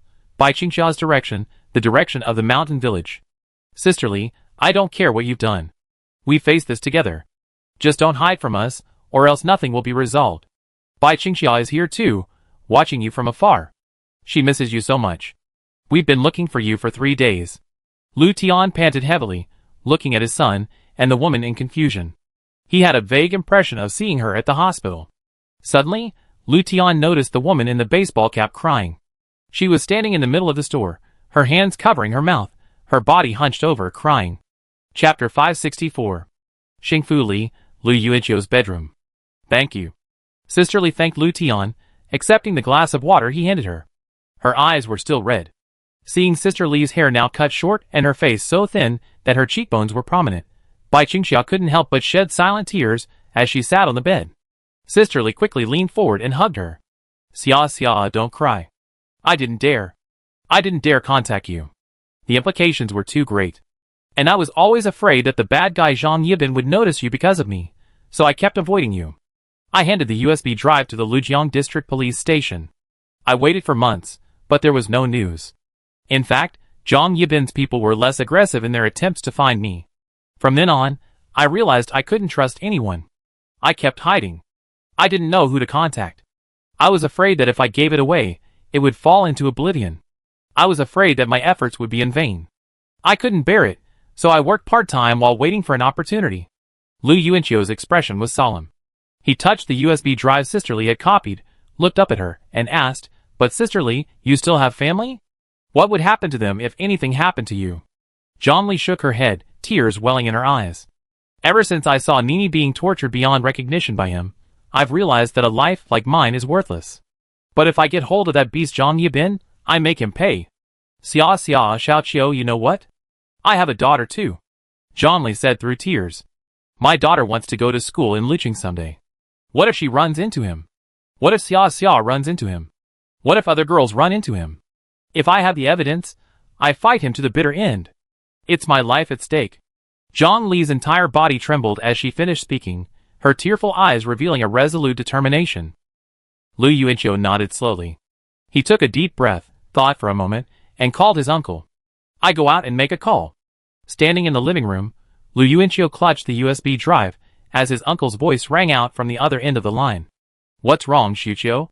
Uncle, I have a question for you. Do you know Li Chengding? Li Chengding? How do you know him? He's the White Rhino's backer, and means the same thing to the Lu family as your third uncle. But your third uncle is honest and upright, unlike this guy. Your third uncle has been trying to find evidence of his secret dealings and report them, but he's so efficient, just like that old fox Zhang Jisheng. Lu Yuanqiu was a little surprised to hear this, then chuckled sarcastically. We really have Zhang Yibin to thank. Zhang Yibin was so clever that he collected all the dirty dealings between his media company and Li Chengding on a USB drive. He probably wanted to use this as evidence to blackmail Li Chengding later, but now I have it. What did you say? Uncle's voice became unsteady. That evening, the eldest uncle, the second uncle, the third uncle, and his assistant all arrived at Xingfuli. The three of them entered Lu Yuanqiu's bedroom. Only the third uncle was present. He sat at his computer desk with a serious expression, examining the contents of a USB drive on Lu Yuanqiu's computer. Lu Yuanqiu saw that the third uncle's brows were furrowed into 3 vertical lines. After reviewing the contents, the third uncle took the USB drive from the assistant and copied the contents onto his computer. Lu Yuanqiu stood at the door, holding Bai Qingxia's hand. Lu Tian and his wife also stood obediently nearby. Sister Li stood by the bed, her expression the most bewildered. When she heard Lu Yuanqiu call these gentlemen uncle, her expression changed. She seemed to have seen all 3 of them on TV. The eldest uncle then walked over to Lu Yuanqiu, patted him on the shoulder with a smile, and said, Well done. Lu Yuanqiu, what will happen to Baishi after third uncle's report? The eldest uncle shook his head. Baishi will be fine, but Li Chengding, Zhang Yibin, and Zhang Yibin's media company are finished. Baishi's backers are also gone. No one will back Zhang Jisheng anymore. As long as we can find something to hold against him, and have enough evidence, dealing with him will be incredibly easy. That's the difference between having a backer and not having one. The second uncle, looking at the computer, turned and said, I have to say, old Zhang Jisheng is really cunning. He's very clean. The USB drive contains. There are so many things, and not a single one of them can be connected to Baishi. Third uncle finally spoke, his expression almost sinister. Can't we surpass them in product quality? Why resort to such tactics? You're keeping an eye on him, and he's keeping an eye on you. Keep your hands clean and focus on your own product development, and Baishi won't be able to surpass Lu. After he finished unplugging the USB drive, he glanced around at the people around him. No one dared to speak. Lu Tian and his wife faced the wall and reflected on their mistakes. Bai Qingxia also silently turned to Lu Yuanqiu's arms. Third uncle then stood up and walked towards Zhang Li, followed by his assistant. Zhang Li swallowed, feeling a little nervous. Miss Zhang, you're doing well. Don't worry, the law will bring justice to everyone. Third uncle smiled and extended his right hand towards her. Sister Li wiped her hands at her side and quickly shook hands. Thank you, boss. Uncle San nodded and turned to his assistant. Report the case and find Nini. Understood. Third uncle walked toward the door and paused beside Lu Yuanqiu, who immediately stood at attention. Bai Qingxia then quietly moved aside, next to Lu Tian and his wife, and sat with them in a moment of reflection. Xiuqiu, third uncle is busy and doesn't call you often. But I'm very pleased that you've managed to accomplish this without adult guidance. He patted Lu Yuanqiu on the shoulder. Lu Yuanqiu, taking advantage of the situation, said, I've just been following third uncle's advice. I need to learn to stick to my heart. Lu Yuan smiled. He paused, then added, Don't worry about what's going on at the Lujiang District Police Station. It's perfectly normal. They're unclear on their position, and are just playing dumb. After all, I'm quite familiar with Xiao Song from the Baoyuan District Police Station. Lu Yuanqiu nodded. Seeing Lu Yuan heading towards the living room door, he quickly called out from behind, Third uncle, Zhang Yibin must be brought to justice. Third uncle didn't turn around, simply waving his hand. He won't escape what he deserves. The law is strict, and there's no room for error. The eldest and second uncle said a few more words and followed. Lu Yidong was still locked in his room, and Lu Yuanqiu didn't want her to overhear such a thing. Sister Li, you sleep in my room tonight, Bai Qingxia said to Sister Li. Sister Li smiled and nodded. Suddenly, she saw Lu Yuanqiu enter the room from the living room, holding a cosmetics box. I'm sorry, Sisterly. I promised you a set of cosmetics, but I've only just fulfilled it today. Lu Yuanqiu placed the gift box in her hand, smiling apologetically. Zhongli smiled wryly. I'm so ugly now, there's no point in putting on makeup. Lu Yuanqiu apologized for his earlier skepticism of Sisterly. But there are always those in this world who have unwavering faith in Sisterly. Lu Yuanqiu, it makes sense. At least in your daughter's eyes, you must be the most beautiful. Bai Qingxia smiled and nodded. Chapter 565. Many people have been calling me Senior Finger since the beginning of my freshman year. I'd like to ask, how many of you here know my full name? A month later, in classroom 303, during the ideological and political theory class, Finger stood beside the podium, clean-shaven, his long, messy hair tied back in a small braid. For today's speech, he had completely transformed his look. It felt as if he had suddenly undergone a new transformation. Lu Yuanqiu, leaning over the podium, working on a PowerPoint presentation, turned to look at Finger. He glanced at the students below. Everyone was smiling, their hands raised. They all knew, or rather, they all knew now. A month ago, almost no one remembered the senior's full name. They all called him Senior Finger. The 5-character online nickname seemed ingrained into Song Fanfang's persona, and even her roommate, Lu Yuanqiu, often forgot it. Finger smiled, pointed at the screen behind him, and said, "My name is Song Fanfang." Lu Yuanqiu clicked the mouse, and the 3 characters Song Fanfang appeared on the screen in large Song-style font. The students applauded, and Bai Qingxia joined them. Yang, the ideological and political teacher, assigned a pre-class speech assignment. She assigned the students to work in pairs, with one person responsible for creating a PowerPoint presentation and the other for delivering the speech. There was no set theme for the presentations, but there was one requirement. The students' presentations must be consistent with the PowerPoint presentation and convey a positive central theme. Lu Yuanqiu's partner was Finger. After their presentations, the next ideological and political class was the turn of Bai Qingxia and Qi Chaoqiao, the broken sisters. On the day they were confirmed as partners, Lu Yuanqiu and Finger were struggling with what to say in their speech, racking their brains for 2 days without a clear idea. Lu Yuanqiu suddenly remembered that Finger had become famous in Juqing's newspapers recently, and the school had been talking about his heroic rescue for days, even on the school website, in the school newspaper, on the radio, and even on the online forums. Finger had even been personally awarded the honorary title of campus hero by the principal. He was the biggest celebrity on campus during that time. So Lu Yuanqiu thought, why not incorporate Finger's deeds from a month ago into today's speech? The speech began. Finger recounted the entire incident from the beginning, including his psychological transformation. Everyone listened intently, including Lu Yuanqiu on the stage. Lu Yuanqiu followed Finger's words, switching between slides and occasionally clapping along with the crowd. The Zhang Yibin case has come to a close. Due to the heated discussions, many of the female victims have spoken out under their real names after reading the news, and reporters have uncovered a wealth of negative information about Zhang Yibin. According to third uncle, Zhang Yibin will likely receive a heavy sentence. Lu Yuanqiu and Bai Qingxia played crucial roles in this incident, but their involvement remains unknown to outsiders. Even Zhang Yibin himself couldn't understand how Zhang Li's reporting had gone so smoothly, like a gold member, with a smooth ride, unimpeded. From the day he was arrested to the moment evidence of his crimes was laid before him, it was incredibly fast, almost shockingly so. Although third uncle was the driving force behind the incident, he remained cautious, using an anonymous reporting method, merely leveraging his identity to gain a green light in certain areas. With the bug that was Zhang Yibin solved, Lu Yuanqiu felt like the sky had been a pure blue for the entire month, and the air had become fresher. The slideshow quickly reached the penultimate slide, and Lu Yuanqiu straightened up slightly. Finger leaned against the edge of the podium, picked up the microphone, and gave his final summary. I really enjoy watching Dragon Race. There's a loser senior named Finger, so I gave myself that online nickname. I live my life idling and waiting for death. When I encounter difficulties, I just lie down and sleep. The most painful thing every day is what to eat for lunch. Heh. Finger smiled. I'm almost starting to find the name Song Fanfang unfamiliar. Finger said this, turning to look at the slideshow behind him. Lu Yuanqiu clicked on the last slide, a photo of Finger and a girl lying on a hospital bed.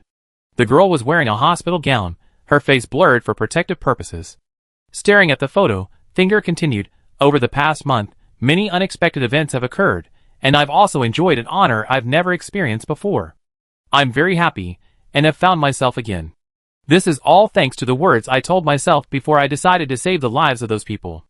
I, Song Fanfang, will not be a loser. Thank you everyone, my speech is over.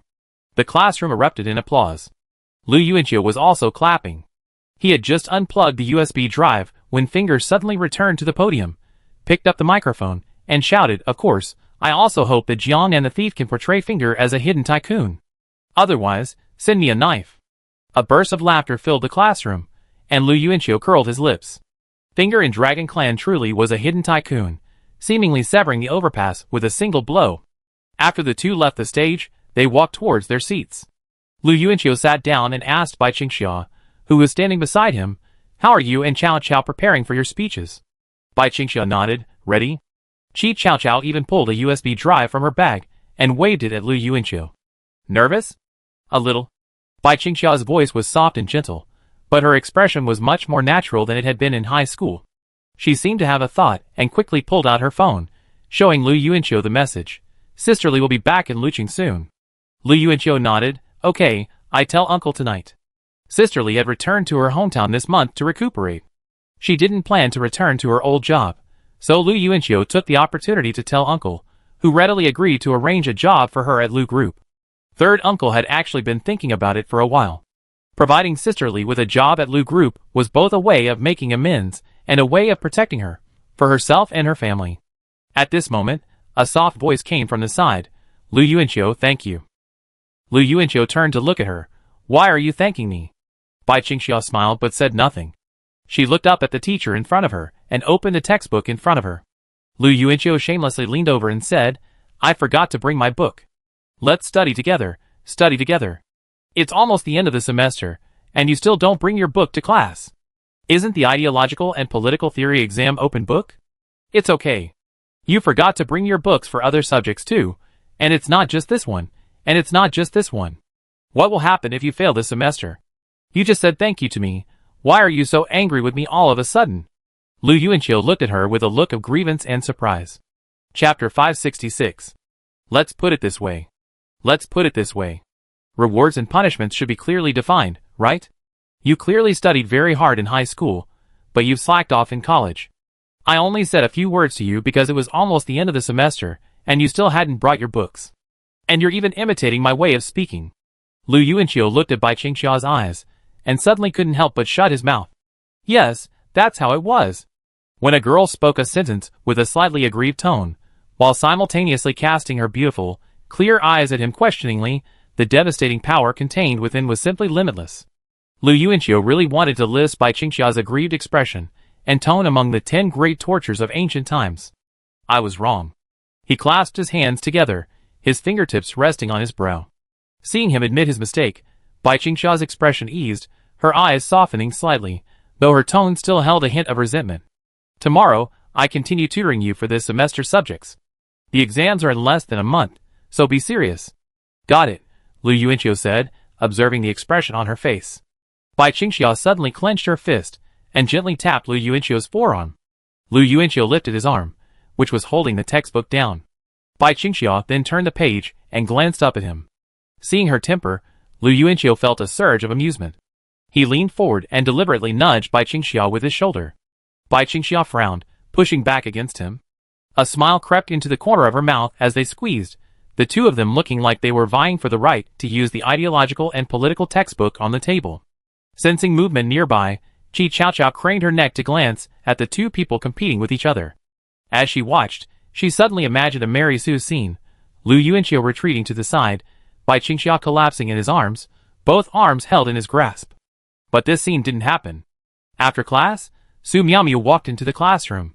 Zhang Yifeng looked up at her, but Su Miaomia just gave him a faint smile. Then, she wandered over to Lu Yuanqiu's side. She seemed to have something to say to him, but didn't know where to begin. What's wrong, teacher? Lu Yuanqiu asked. Su Miaomia placed her hand on Lu Yuanqiu's desk, tapping her fingers a few times before suddenly speaking in a drawn-out voice. You. Oh, by the way, how's your psychological counselor doing? How many people have come to talk to you? It's been almost 2 semesters, so there should be quite a few people registered in your notebook. Just 4. Lu Yuanqiu pulled the notebook out from the hole in the desk and handed it to Su Miaomia. Su Miaomia didn't seem to have come here primarily to look at the notebook. She glanced at it casually, then looked back at Zhang Yifeng. Zhang Yifeng gave her a questioning look. Su Miaomiao avoided his gaze and waved at Lu Yuanqiu. Lu Yuanqiu, come out with me. Lu Yuanqiu stood up and left, following Su Miaomiao. Bai Qingxia and Zhang Yifeng, who were sitting at their seats, looked over in confusion. Out in the hallway outside the classroom, Su Miaomiao walked slowly ahead, notebook in hand, with Lu Yuanqiu following slowly behind. Lu Yuanqiu had thought she was heading to the office, but instead, Su Miaomiao led him to a secluded area below the teaching building. What's going on, Teacher Su? Su Miaomiao turned around, sighed, and said wistfully, Of course I'm going to consult you, the psychologist, about my mental health issues. Huh? Zhang Yifeng and I are confirmed. You should have heard, right? He had indeed heard Zhang Yifeng tell him, but they hadn't made it public. Perhaps it was because Teacher Su was still being reserved, and Lu Yuanqiu didn't want to betray Zhang Yifeng. He feigned surprise and asked, Are you and Zhang Yifeng confirmed? Su Miaomiao's brows drooped. Don't pretend. He's such a close friend of yours, he must have told you. It's nothing. Didn't you already know? Lu Yuanqiu cleared his throat and looked away. Su Miaomiao continued, The day after tomorrow, Sunday, our class is having a team-building dinner at a restaurant. It also happens to be Zhang Yifeng's birthday. I want to buy him a cake so we can all celebrate together, and I also want to give him a special gift. Are you going to announce your relationship with Zhang Yifeng to everyone? Lu Yuanqiu asked tentatively. Su Miaomiao raised an eyebrow. Wow, quite clever. Yes, I don't want to have a secret relationship with him anymore. For the past month, they've even had to hold hands secretly, fearing they'd be caught by someone they know. The last time they ran into Bucktooth Chong on the sidewalk, Su Miaomiao froze and quickly hugged Zhang Yifeng and hid in the bushes. Her heart raced as Bucktooth Chong passed by. She hadn't expected to run into Director Gu cracking down on premature dating in high school. She'd been watching the show while eating melon seeds.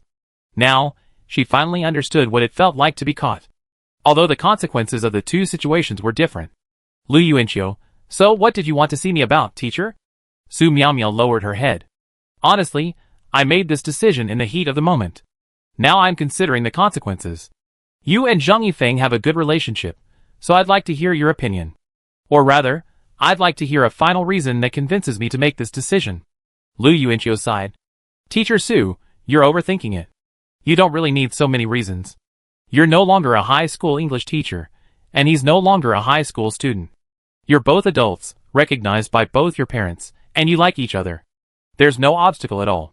Does loving someone require a reason? If you absolutely need one, it's that Zhang Yifeng has been waiting for this moment for a long time. This will be the most special birthday gift he's ever received. Teacher Su stared at Lu Yuanqiu for a long moment, her chest heaving as she nodded. Well, you're worthy of being my designated psychological counselor. She then pulled a pen from her pocket and scribbled a line on a notebook. Then she slapped the notebook against Lu Yuanqiu's chest and walked away resolutely, pen in hand. Lu Yuanqiu gazed at Su Miaomiao's back and breathed a long sigh of relief. He knew Su Miaomiao was too conventional, always striving for order and consistency. She felt insecure if anything strayed from the norm. Luckily, the woman was Zhang Yifeng, her destined partner. If it had been any other student, they would never have won her heart. Zhang Yifeng once said that before this, he would have been slapped if he had touched Su Miaomiao's hand.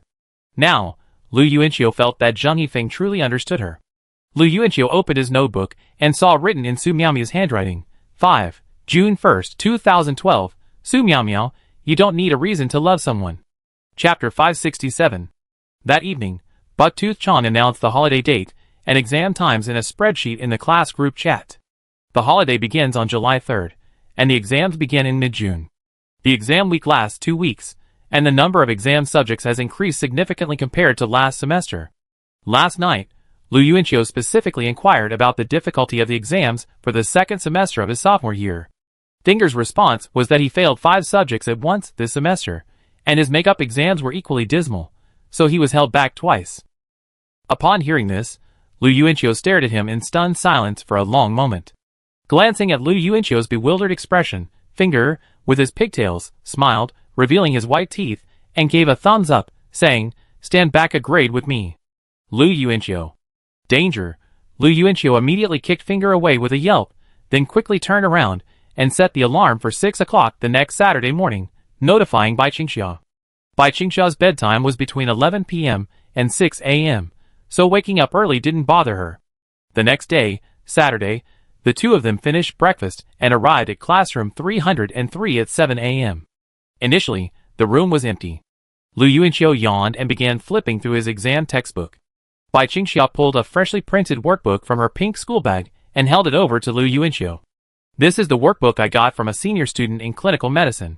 I printed the entire thing. I heard a lot of organic chemistry questions will be based on this. Probably. Do you know a senior student in clinical medicine? Lu Yuanxiu asked casually. Afraid of Bai Qingxia's attention, he yawned silently. Bai Qingxia hummed. We were chatting privately on the forum. I saw everyone else asking seniors for help marking exam sections, so I did too. You still need to mark sections? Don't you usually memorize the entire book? Lu Yuanxiu smiled and opened his workbook. Bai Qingxia turned her head and stared at him in silence. Lu Yuanxiu met her gaze, raised a brow, and said to himself, Okay, mark them for me. Bai Qingxia urged softly, The key points in my textbook are all folded out. Hurry and take a look. There's only 2 weeks left. Lu Yuanxiu nodded. He hadn't actually planned to become a doctor, but since he'd chosen this profession, he had to get the 2 certifications first. Lu Yuanxiu couldn't help but wonder, if you give up medicine and pursue anything you succeed. Is that really true? Opening Bai Qingxia's textbook, Lu Yuanxiu asked, surveying the densely packed text that resembled a swarm of ants. Hey, Xia, are you planning to be a doctor in the future? Yes, she said, holding a pen, looking up and staring straight ahead. This job is stable, respectable, and the salary isn't bad. It's what I've wanted since I was a child. And if I become a doctor, I'd be more prepared to handle a family member's illness, right? Lu Yuanxiu nodded in agreement. It was indeed a perfectly normal and reasonable thought. He continued, What if you become a wealthy man, owning a massive enterprise, or if your father owns a massive enterprise, amassing billions? Would you still be a doctor? Bai Qingxia stared at Lu Yuanxiu, her question irrelevant. You mean, after my father recovers, he start a new business based on his experience? Will he be successful? To this degree? Lu Yuanxiu pondered for a moment, then leaned in closer and smiled. Think boldly. I'm talking about what-ifs. Bai Qingxia hesitated for a moment. Perhaps her personality wasn't suited to such dreams. Even with the what-ifs premise, she couldn't follow through. She simply smiled faintly and said, We talk about it when the time comes. Bai Qingxia, hurry up and read. I know you're definitely not going to be a doctor, but you have to get your diploma. You chose this major because of me. If you don't get your diploma, Lu Yuanxiu looked at her, waiting for her next words. Bai Qingxia paused, turned her head away, and then said in a voice as quiet as a mosquito, I won't forgive you. Can you tell me a little more about how you be forsaking me? Bai Qingxia turned her head away, staring at him speechlessly. Lu Yuanxiu decisively raised his hand. Read your book. No one can interrupt me while I'm studying. The two of them studied quietly. Not long after, another man and woman entered the classroom. Lu Yuanxiu and his friend looked up to find Zhong Jincheng and Luo Wei standing at the doorway, staring blankly at them. The stare paused for 5 seconds before Lu Yuanxiu broke the silence. Are you here to study? Zhong Jincheng replied confidently. What else? What else would you do in the classroom, if not studying? 10 minutes later, a pop sound and a deliberately suppressed laugh emanated from the back of the classroom. Bai Qingxia raised her eyes, and Lu Yuanxiu also lifted his gaze from his textbook. The two exchanged glances, and then Bai Qingxia lowered her head, with an uneasy expression to continue writing the questions. Lu Yuanxiu was about to turn around to look, but just as he twisted his neck halfway, Bai Qingxia's right leg suddenly touched his thigh under the table and whispered, Study. Oh! More and more people arrived in the classroom. Seeing the crowds, Zhong Jincheng and Luo Wei felt embarrassed to continue kissing. One of them studied, the other drew. At 9 o'clock in the morning, Lu Yuanxiu looked up, and was shocked to find that Feng Ge had also arrived. Lu Yuanxiu watched him sit down at his seat. Feng Ge had never been involved in studying. Noticing Lu Yuanxiu's gaze, Feng Ge turned and said simply, What are you looking at? Can't I go to sophomore year with you? Of course, senior, as long as you're willing. Lu Yuanxiu gave him a thumbs up. Bai Qingxia looked around, puzzled. Why are all the people here from class 30? Lu Yuanxiu, class 29 went on a team-building trip with Bucktooth Chong today, and tomorrow teacher Su will lead our class on a hotel-based team-building trip. Bai Qingxia nodded slowly. After a moment, she suddenly caught sight of Lu Yuanxiu and fingered touching each other's legs under the table, grinning like perverts as they did so. She quickly nudged Lu Yuanxiu's thigh with her knee as a warning. Lu Yuanqiu quickly removed his hand, his expression becoming serious. Finger peeked over and then tactfully returned to his book, no longer teasing Lu Yuanqiu. Why are boys so weird? Do they even know what they're doing? Bai Qingxiu was bewildered. Lu Yuanqiu's eyes were fixed on his book, but he could clearly see Bai Qingxiu staring at him in confusion. But what could he do? The season for showing legs had arrived. The season for touching legs was still on its way. It was 9 o'clock on Sunday morning, 2.5 hours before the agreed meeting time. I heard that Su Miaomio had booked a large private room at a restaurant near the school, the kind that could seat dozens of people around a table. Everyone in the class paid 50 yuan in class fees for this. Zheng Yifeng knew that today was also his 19th birthday. Chapter 568. Growth is a joyful topic, and after dating an older girlfriend, growth took on an even more special meaning for Zheng Yifeng. Zhong Jincheng's 19th birthday fell on April 9th, a few days after the sports meet. Although Zhong Jincheng's performance at the sports meet was dismal, Luo Wei still rushed to the hotel and booked a king-size room for his birthday. She even decorated the room with red roses and colorful balloons, and prepared a large cake. The two of them might have done something else that day, because Zheng Yifeng remembered that Zhong Jincheng had returned the next day looking shy and bashful again. Zhong Jincheng's 19th birthday was definitely a happy one. Lu Yuanqiu's 19th birthday was also a good one. Zheng Yifeng remembered that the night before February 23rd, Lu Yuanqiu received a gift meticulously prepared by Bai Qingxiu that no other man could resist. Zheng Yifeng vaguely remembered that he, even as a bystander, was filled with envy. Bai Qingxiu truly cherishes every day she spends with Lu Yuanqiu. Zheng Yifeng can empathize with Lu Yuanqiu's feelings when he sees the photo album. Lu Yuanqiu's 19th birthday is sure to be a complete success. Bai Qingxiu's 19th birthday. If memory serves, it's still 3 months away, on the same day as this year's City Arts competition. Zheng Yifeng knows Lu Yuanqiu will absolutely take Bai Qingxiu's birthday seriously, and it's sure to be a wonderful one. And his birthday, Zheng Yifeng, is today. Su Miaomio will probably team up with Lu Yuanqiu to prepare a little surprise for him. Zheng Yifeng had suspected this the day before yesterday, when he saw Su Miaomio taking Lu Yuanqiu out. After all, this was a regular part of high school. While washing up, Zheng Yifeng was wondering if he should feign surprise during lunch. As he thought about it, Zheng Yifeng actually smiled at the mirror. He actually began to feel joy at predictable surprises. In the past, he would have simply found them boring. If a surprise can be predicted, what's the point of it? Only the unpredictable surprises could stir his emotions. But now, Zheng Yifeng gradually began to not care whether a surprise could be predicted or not. He only cared about who was involved in the upcoming surprise. As long as he had a loved one and good friends, even if he feigned surprise, when the surprise arrived, he would still be happy inside. Zheng Yifeng knew he had changed a long time ago, no longer driven by absolute rationality.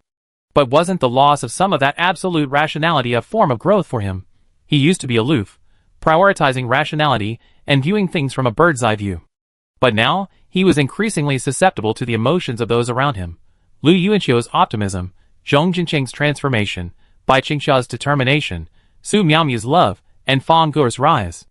They were like catalysts, forging warmth into Zheng Yifeng's body, always dominated by rationality. He used to enjoy being a cold spectator. Now, he was a lively participant. After changing, Zheng Yifeng adjusted his collar and reached out to adjust the mirror on the shelf. The reflection revealed his current face. Zheng Yifeng liked the way he smiled now. Restaurant. Lu Yuanqiu, his hands on Bai Qingxiu's shoulders, walked into the private room from behind. He exclaimed in surprise, along with the others around him, "Wow, what a big table!" Su Miaomio squeezed in from the doorway and clapped her hands, saying, "Everyone, please separate the genders. Girls over here, boys over here. I can keep track of who's here and who's not." Lu Yuanqiu and Bai Qingxiu glanced to the side. Su Miaomio was dressed festively today, a rose-red dress, even her high-heeled sandals, and her hair tied up, looking like a bride. If Zheng Yifeng hadn't been wearing a white shirt, Lu Yuanqiu would have thought this wasn't a class-building event, but their engagement party. "Hurry up and sit down." Su Miaomio smiled at Zheng Yifeng, patting his arm. Zheng Yifeng nodded, looking for Lu Yuanqiu. Lu Yuanqiu continued to push Bai Qingxiu from behind. Since the men and women were seated separately, he and Bai Qingxiu would serve as the dividing line on their side of the round table. The two sat down next to each other, looking at each other, and both smiled at the bug they had encountered. Lu Yuanqiu looked to the side. Zheng Yifeng sat down next to him, and Qi Chaoqiao sat down next to Bai Qingxiu. After everyone who was standing was seated, Su Miaomiu stood at the doorway, raising her hand to count the arrivals. The uncle turned around to look at her, and whispered to the Taoist priest, "Teacher Su looks really beautiful today." The Taoist priest smiled and nodded. After making sure everyone was present, Su Miaomiu went out again, to tell the waiters to start serving the food. She reached the door, and gave Lu Yuanqiu a subtle wave. Lu Yuanqiu understood, and ran over with a smile. Noticing a figure passing behind him, Zheng Yifeng guessed that Lu Yuanqiu had gone to get the cake. Sure enough, 3 minutes later, Lu Yuanqiu and Su Miaomiu entered together, wheeling a large 3-layer cake. Everyone in the private room looked surprised. "Who's having a birthday?" Zheng Yifeng smiled, as expected. Zhong Jinqing turned back with an exaggerated expression, clapping his hands and saying, "Teacher Su has a big surprise for you." "Yes," Zheng Yifeng nodded with a smile. Lu Yuanqiu returned to his seat, and whispered something in Bai Qingxiao's ear. Bai Qingxiao looked surprised, and quickly covered her mouth with her hands, her eyes fluttering. Su Miaomiu looked at the people in the private room, picked up the birthday hat next to the cake, and said to them, "Today is Zheng Yifeng's 19th birthday in our class." The crowd turned to Zheng Yifeng, and the room erupted in cheers, everyone clapping loudly. Zheng Yifeng stood up, his face gentle, and clasped his hands together in thanks to the others. Lu Yuanqiu and Bai Qingxiao couldn't help but smile at the thought of what Su Miaomiu was going to say. Zheng Yifeng stood up and walked towards Su Miaomiu, who unfolded the birthday hat and placed it on Zheng Yifeng's head herself. "Happy birthday," she whispered softly. Zheng Yifeng stared at her. "Thank you." The woman next to him nodded, then paused for a moment, stroking the metal frame beside her as she considered her next words. Seeing this, Lu Yuanqiu and Bai Qingxiao held their breath. Su Miaomiu addressed the crowd, "I have something to tell you. Before coming to the hotel today, I resigned from my position as a clinical assistant at the university. From now on, I'd just be an ordinary graduate student." "Huh?" Lu Yuanqiu and Bai Qingxiao froze. When did this line appear in the script? Zheng Yifeng was also a little confused. He guessed the beginning, but not the end. Just as everyone was wondering why, Su Miaomiu quickly raised her hand and pressed it down, and everyone fell silent again. Seeing the confusion on everyone's faces, Su Miaomiu said again, "I made this decision because I want to live my own life more freely. My reason is a bit selfish. I've fallen in love with someone. I've been his English teacher since high school, and even his homeroom advisor in college. I'm a person who values worldly matters, and I may never change that. So if I can't break free from these worldly shackles, then I cast them off. From today on, I want to love him boldly, openly, and passionately." The box was completely silent. Bai Qingxiao looked at Su Miaomiu in silence. Chapter 569. Ever since high school, Bai Qingxiao had found watching others fall in love fascinating, especially the relationship between Su Miaomiu and Zheng Yifeng. Because she had been involved in the development of this couple's relationship, Bai Qingxiao was eager for them to achieve a happy ending. Clearly, the couple's problem still lay with the woman, who had been deeply concerned about their identities from the very beginning. Thus, Teacher Su's actions today addressed the root of the problem. However, Bai Qingxiao also knew that Teacher Su was someone who wouldn't easily change her life trajectory.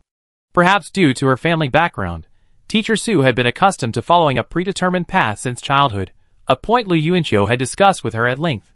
But ultimately, Teacher Su still engaged in several deviant actions for Zheng Yifeng, including today's.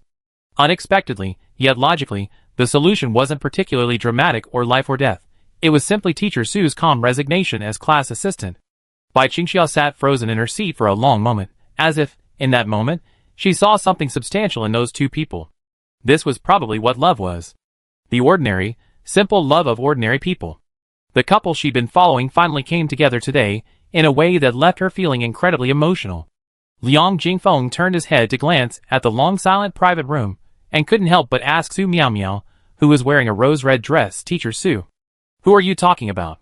Su Miaomiu looked at Liang Jingfeng, and the next moment, she held the hand of the person next to her. Zheng Yifeng, in turn, squeezed her hand in the next second.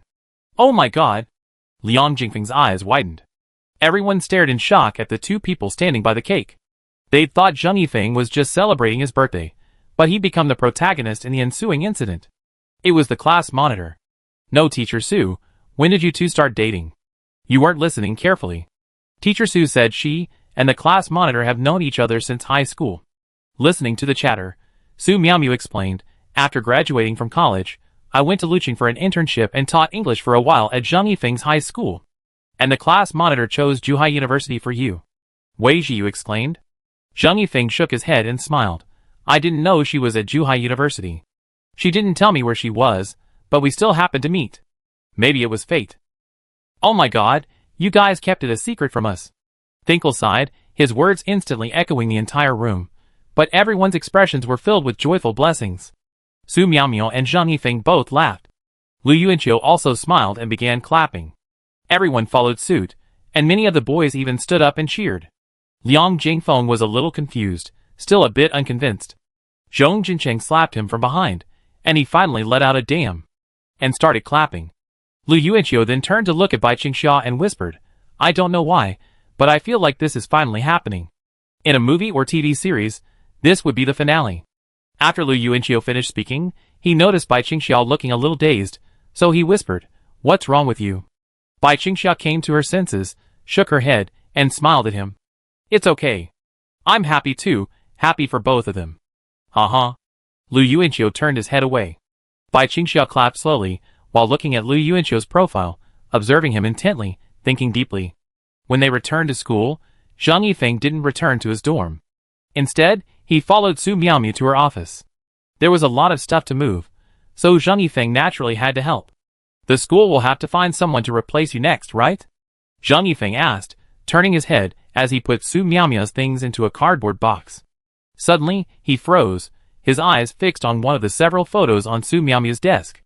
The background of the photo was Luching's pedestrian street, and it showed him, and Lu Yuanqiu in a street band. Zhang Yifeng remembered. It was the night before Su Miaomiao left Luching. He and Lu Yuanqiu had played the song Red High Heels for her. Su Miaomiao glanced up and explained, I took the photos secretly. She continued to answer Zhang Yifeng's question, of course, I have to find someone. Instructor Su can't handle it all by herself, so this is a good opportunity for me to relax. I was a bit tired. Zhang Yifeng smiled, as he continued to pack all the photos into the cardboard box. Su Miaomiao, with her back to him, suddenly said, Zhang Yifeng, do you like your 19th birthday present? Yes. Su Miaomiao didn't turn around, but Zhang Yifeng seemed to be able to tell she was smiling from behind. Looking at Su Miaomiao's slender waist, bent under her rose-red dress, Zhang Yifeng hesitated for a moment, then reached out and held one side of her waist. Su Miaomiao froze. She noticed and turned around, staring blankly at Zhang Yifeng. What? There's no one in the office. I thought the atmosphere was perfect for a hug. Su Miaomiao blinked at him, then frowned. I haven't even gotten even with you for hugging me last time without my permission. Don't be so rude. Zhang Yifeng, You're still speechless? Question mark. You're still questioning me? Su Miaomiao slapped him on the chest and forcibly turned him around. You're taking advantage of me without working? Get your stuff, go away. Stop being speechless. Su Miaomiao grumbled from behind. Watching Zhang Yifeng's back as he obediently walked to the other side to move the boxes, Su Miaomiao secretly lowered her head and smiled, then quickly suppressed a sound. Is this the innocent 19-year-old boy? The graduate student muttered to herself. Time flew by, and it was next Thursday. Lu Yuanqiu walked into the Ringjian fireworks restaurant and saw students taking out of the Xia Yuan noodle stall, each carrying a plastic bag of noodles in one hand and a brown wooden bowl in the other. He walked towards the stall in surprise. Are these bowls ready? Bai Qingxia smiled as she saw Lu Yuanqiu approaching and replied, Yes, 500 just arrived today. A few days ago, Lu Yuanqiu and Bai Qingxia were strolling around campus on their bicycles when they noticed the campus trash cans overflowing with Xia Yuan noodles disposable plastic containers. Some were even scattered on the ground, spilling broth. Because many students who liked to take out their food didn't have bowls in their dorms, and carrying only a plastic bag was inconvenient, Bai Qingxia purchased a large number of disposable plastic containers and packed the noodles directly into them. The containers were free, making it convenient for students to take them on the go. Anyway, they would get a box for free next time they buy something. So students would throw away the box every time they finished eating, but they didn't expect it would cause environmental problems on campus. Chapter 570. After getting off her bike, Bai Qingxia stood by the trash can for a long time, never realizing that her good intentions had backfired. Lu Yuanqiu suggested charging for the plastic boxes, so that students wouldn't throw them away. A box could hold the noodles for a long time. After all, the noodles would be wrapped in a plastic bag, so they wouldn't come into direct contact with the box. They could just throw the bag away. But Bai Qingxia seemed to have suddenly developed a business sense. She had her own idea. She planned to custom make some wooden bowls for the students and have the craftsman engrave the Xia Yiwan Noodles logo and a unique number on the surface. This would make the bowls unique, and the students would treasure them. Lu Yuanqiu suppressed a laugh. Was it the number that made them unique, or was it because they were exclusive merchandise from the noodle shop run by the school beauty's wife that made them unique? He then asked Bai Qingxia how much each bowl cost. Bai Qingxia said it wasn't free, but she would need something in exchange.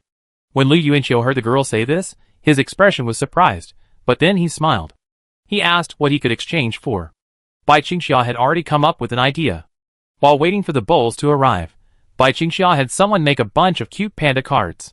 Students received 1 card for every bowl of noodles they bought, and collecting 30 cards netted them a free wooden bowl with a unique number. A wooden bowl only cost 15 yuan, and a bowl of noodles was at least 6 yuan, so collecting all 30 cards would cost at least 180 yuan. As soon as the news got out, many students desperately wanted the bowls, especially because they had the Xia Yiwan Noodles logo and a random unique number on them.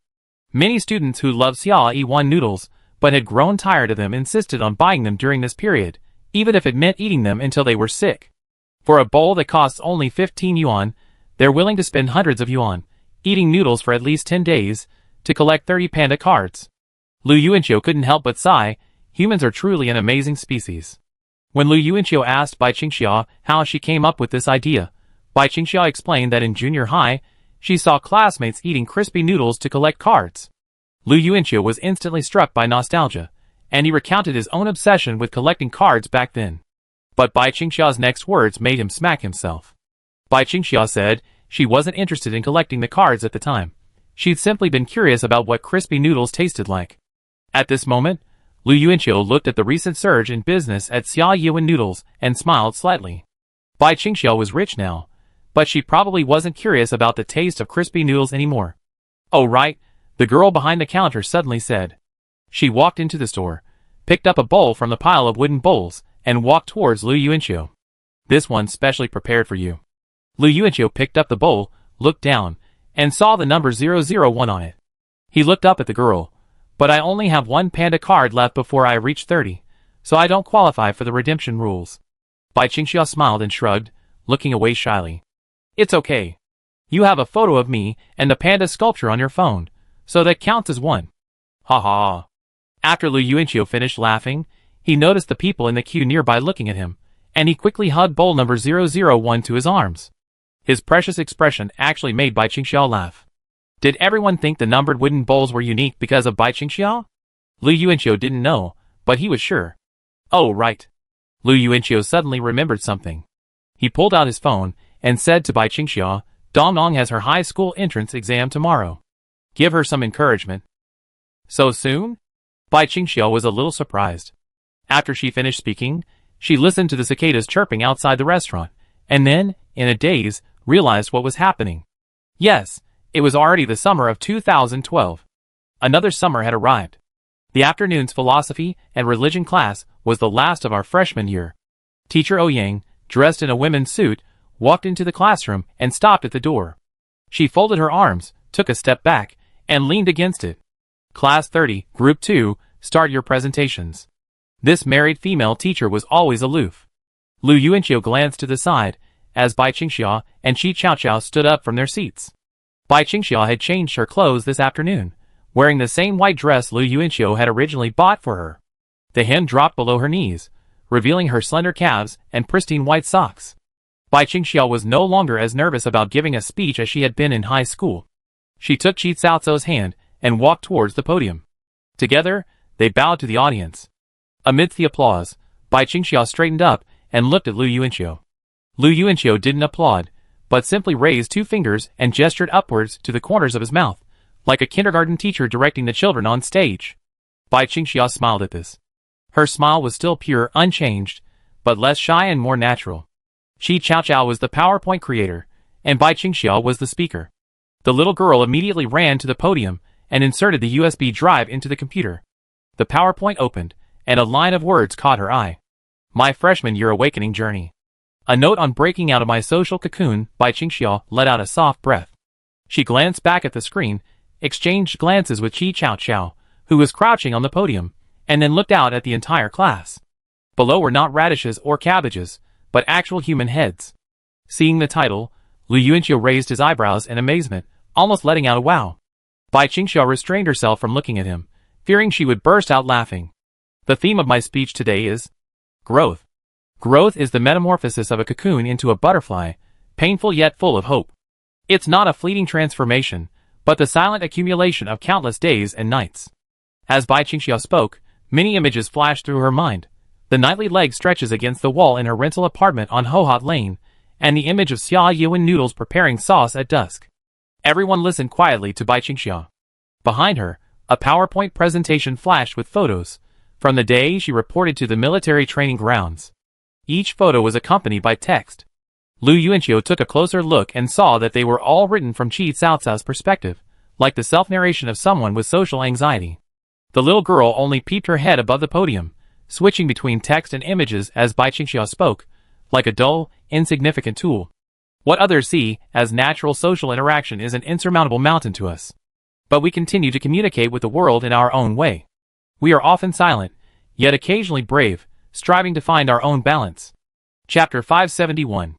The title changed from breaking out of the cocoon to metamorphosis. The images also changed to scenes of Bai Qingxiao practicing dance, and scenes of her working alongside the decorators in the early days of Xia Yuan noodles. Lu Yuanqiu spotted himself in several of the photos, which brought a smile to his face. Zhong Jinqing and Zheng Yifeng gradually appeared, along with the uncle, the Taoist priest, Liang Jingfeng, and the others. They all exclaimed, turned their heads, and smiled at each other, seemingly flattered. This time, the accompanying images were all written from Bai Qingxiao's perspective. As she spoke, everyone calmed down and stared at the slideshow. After a year of interacting with her, they all understood that Bai Qingxiao had initially been a socially anxious girl with limited communication skills. At first, she didn't speak to anyone except Lu Yuanqiu, but now she can speak naturally from the podium. Although she still speaks softly, every word comes out clearly. Her tone is gentle as the hello, what can I eat? Anything to add? Please wait a moment voice you hear when you go to her shop to buy noodles. The title of transformation gradually changed to blooming. Under the title blooming, Bai Qingxiao, standing at the podium, suddenly smiled and said, when we first opened the shop, Lu Yuanqiu said that my smile to students was sometimes stiff and unnatural. I seriously asked him what to do, whether I should go back and practice in front of the mirror. He said no, he said.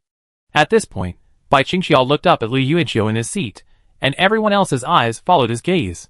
Zhong Jinqing, what did you say? Lu Yuanqiu, stand up and repeat it yourself. In Bai Qingxiao's gentle gaze, Lu Yuanqiu stood up from his seat. He smiled and put his hand on his chest, and bowed to the people around him. Shame, ashamed. This guy looked very arrogant. Teacher Ouyang suddenly said fiercely, if you don't say anything, I beat you up. Lu Yuanqiu's shoulders shook, and then his face shook his head proudly. I said, imagine the face of every customer as my face, and you will smile naturally. Everyone was standing there. Qi Caocao pressed his mouse, and a photo suddenly appeared on the screen behind Bai Qingxiao. It was a picture of Bai Qingxiao standing in the store. She smiled at the camera, smiling very gently and naturally. Lu Yuanqiu's proud expression suddenly froze because he took this photo. Bai Qingxiao had told him a few days ago that she wanted to come to the store and take a photo of her when she had time. Lu Yuanqiu was puzzled at the time, saying, aren't Aunt Sue and Uncle already in the store? Why did they ask him to take the photo? Bai Qingxiao was tight-lipped and wouldn't tell him the reason, insisting he come and help take the photo when he was free. At that moment, Lu Yuanqiu suddenly smiled. So the photo was meant to be displayed here, and I had to be the photographer. Was that the only way to achieve the most natural smile? To match the content of the speech she had just given? What a thoughtful girl, not even willing to be perfunctory. The photos in the background continued to change. Bai Qingxiao shyly avoided Lu Yuanqiu's gaze, and continued her speech. Under the title blooming, the images gradually changed to a bustling restaurant filled with customers. The back of the 1,500-meter sprint at the autumn sports meet. The Shuichao family on the stage in the auditorium. And the image of Bai Qingxiao dancing on the stage in her swan costume. This image included military training, the auditorium, atop a truck, and the night of the annual meeting. Qi Caocao clicked her mouse rapidly, the white swans in the picture constantly changing poses, but it was always the same person, and they were all equally breathtakingly beautiful. The screen finally stopped at a photo of Bai Qingxiao taken in the dance studio. In the photo, she was wearing a pure white costume, dancing gracefully with arms outstretched, her head tilted back. Light and shadow cast from above, illuminating her face, and she seemed like an angel dancing alone in the darkness. A single beam of light, a touch of white amidst pure black. The title blooming resurfaced. Looking at this photo she had carefully taken of Bai Qingxiao, Qi Cao Cao's little head, resting on the podium, finally smiled. Bai Qingxiao looked at the crowd and said, breaking out of the cocoon, transforming and blooming, this is our freshman year awakening journey, a growth diary of breaking free from the social cocoon. Now, I still enjoy the tranquility of solitude, but I'm no longer afraid of myself in the crowd. I hope I can continue to improve, and improve. Bai Qingxiao glanced at Lu Yuanqiu, then naturally looked away. One day, I will find my most comfortable rhythm, and gently embrace my world. Thank you everyone, our speeches are over. Bai Qingxiao reached out to Qi Cao Cao, who immediately ran over and took her hand. The two broken sisters, who had spent their entire freshman year, from breaking out of the cocoon to blooming, bowed to the crowd. Great! Lu Yuanqiu shouted, standing up and applauding. Bai Qingxiao looked at him. As expected, Lu Yuanqiu was always the most enthusiastic after her speeches. After exam week began, Lu Yuanqiu had just finished his first exam, and was leaving the exam room, when he suddenly remembered that Lu Yidong's high school entrance exam was also over. He called his father. Hello? Dad, how did Dong Dong do on the test? Lu Tian, who knows? This girl came home without saying a word, and has now run back to her room. Give her the phone so I can ask. Lu Yuanqiu was walking, listening to the phone when he suddenly heard his father roar, What are you praying for? What's wrong? Lu Yuanqiu was a little confused. Lu Tian, that little brat is kneeling down against the wall and kowtowed. I don't know what she's praying for. Lu Yuanqiu couldn't help but think of a post he'd made a few days ago, a picture of Conan. His lips twitched, and he smiled. She believes in metaphysics even for the high school entrance exam. Isn't that a waste? Lu Tian. She doesn't want to answer the phone.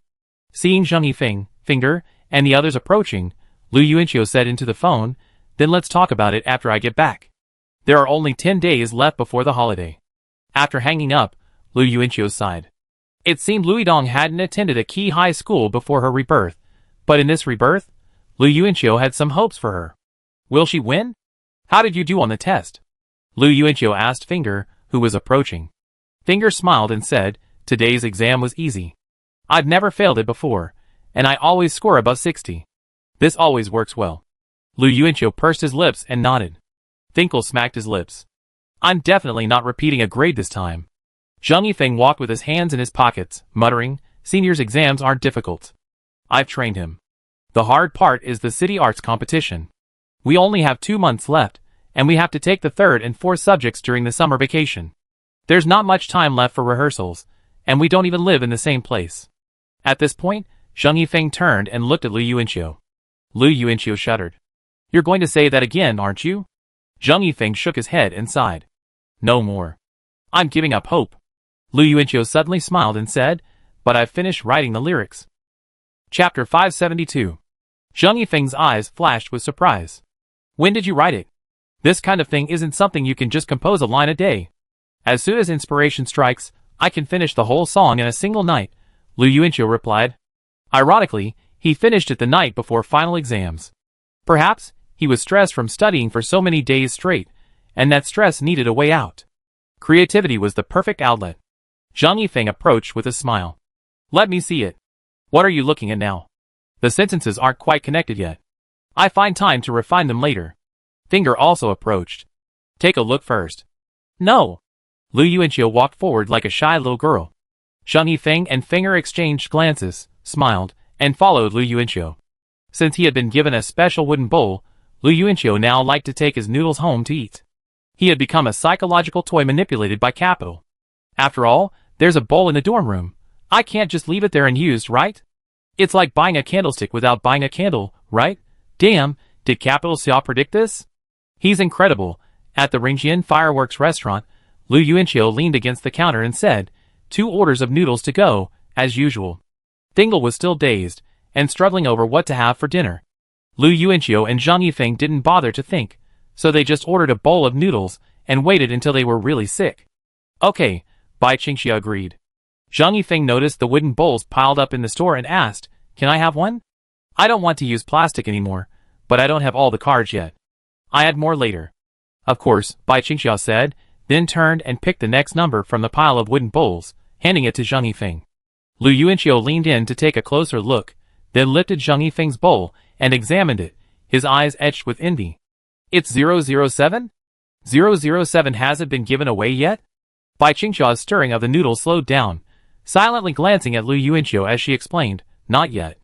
So far, besides yours, only 5 people have collected all 30 cards, and they've only given us 006. Zhang Yifeng turned his head. Do you like it? Should we trade?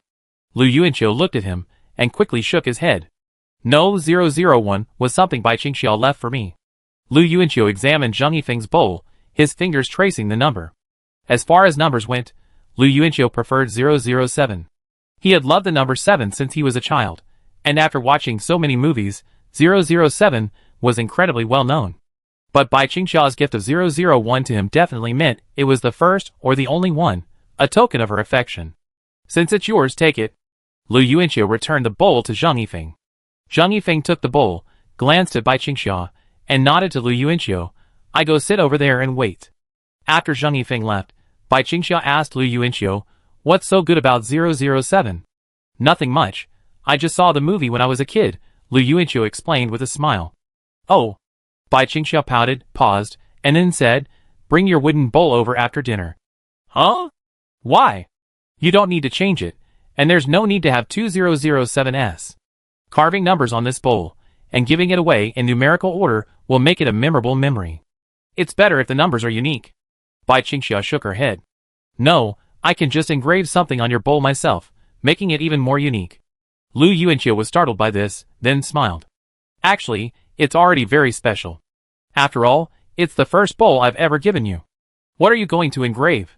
Let me think about it. I give it to you after the exam. Bai Qingxia replied. When he heard about the exam, Lu Yuanqiu remembered that Bai Qingxia had handed in her paper and left 30 minutes after it started. We're moving pretty fast today. Bai Qingxia responded while stirring the noodles. Because of the card collection, a lot of people have been coming to eat noodles lately, and Aunt Sue is a bit overwhelmed. Anyway, I can finish writing in 30 minutes, so I'm just sitting there doing nothing anyway. Looking at the people lining up at the door, Lu Yuanqiu rolled his eyes and asked, suppressing a smile, how much did you make yesterday? This topic seemed quite exciting, and Bai Qingxia couldn't help but smile. She lowered her head and bit her lip, a smile that she couldn't hide. Not much. Lu Yuanqiu, why are you being so modest with me? Bai Qingxia felt embarrassed. She looked up at the people lining up next to her, stood on tiptoe, put her mouth close to Lu Yuanqiu's ear, and whispered, anyway, I made 2,500 yuan yesterday. 2,500 a day, that's 70,000 or 80,000 a month. It's not like I make that much every day. Bai Qingxia muttered softly, but her face still showed an unconcealable joy. Although Lu Yuanqiu had seen many ups and downs, he was still surprised by how quickly Bai Qingxia was making money. In the era of short videos, Bai Qingxia's noodle shop would definitely be even more popular. After all, the noodles were delicious, and the gimmick was strong. By the way, Lu Yuanqiu, I'm planning to rent a new apartment this holiday. 3 bedrooms, 1 living room. 1 for me, 1 for my dad, and 1 for Aunt Zhang and Ran, Bai Qingxia explained. Where? Xingfuli? Bai Qingxia whispered, seeking his advice. Lu Yuanqiu smiled and said, okay, I have my dad look it over later. If it's ready now, Aunt Zhang and her family can move in right away. Okay, then I trouble Uncle Lu. I give him the money when I get back. Okay. Lu Yuanqiu watched the girls smile. As he was laughing, he suddenly pointed at the pot in front of her and glared. It's boiled dry. It's boiled dry. Ah! Bai Qingxia quickly reached out to turn off the heat. Zhang Yifeng, who was sitting at his desk, looked up. His stomach began to growl. Exam week flew by quickly. In the blink of an eye, it was the last exam, and it was early July, the height of summer. Lu Yuanqiu sat in the exam room, gazing at his classmates' backs, and sighed silently. Freshman year was finally coming to an end. A lot had happened in just 1 year, and I had forgotten many details. What remained most vivid in my mind was the intense review process of the last 2 weeks. It was truly exhausting. Lu Yuanqiu was almost dizzy from memorizing. He truly envied Bai Qingxia and Zhang Yifeng, 2 gifted individuals. One had a photographic memory, while the other relied solely on understanding. The invigilator today was Mr. Gong Yang, the man who had suggested oxytocin. Even in July, he wore a coquettish white shirt, his muscular features faintly visible beneath it. Lu Yuanqiu suspected Mr. Gong Yang had deliberately chosen a size too small. Chapter 573. 30 minutes after the exam began, students in the exam room began to hand in their papers. Lu Yuanqiu and Finger continued to write furiously, though this time, they were accompanied by many others.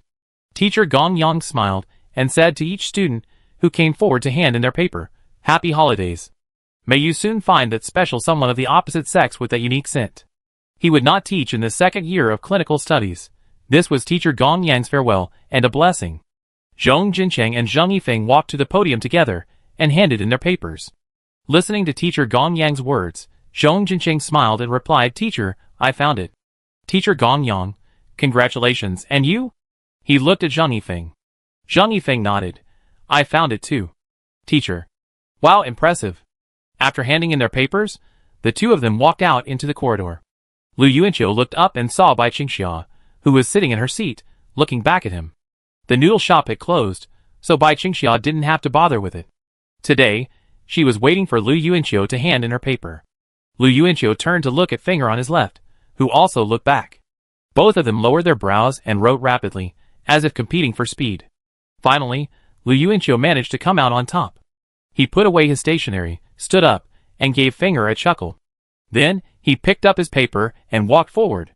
Bai Qingxia stood up as well, and together they walked to the podium to hand in their papers to Teacher Gong Yang. Teacher Gong Yang didn't even look up. "Happy holidays. I hope you soon find someone of the opposite sex with that special scent." Lu Yuanqiu and Bai Qingxia stood at the podium, staring blankly at him. After finishing his papers, Teacher Gong Yang also looked up, only to realize that the couple standing before him were actually of the opposite sex. "What's wrong? Did you find it? You too?" Bai Qingxia blushed slightly and chuckled, but didn't respond. She turned and walked towards the door. Lu Yuanqiu gestured to where she had just stood, then smiled at Teacher Gong Yang. Teacher Gong Yang seemed to understand, raised his head, and gave an encouraging look. "Keep going, young man." "Goodbye, teacher." The high-speed train home was the next day.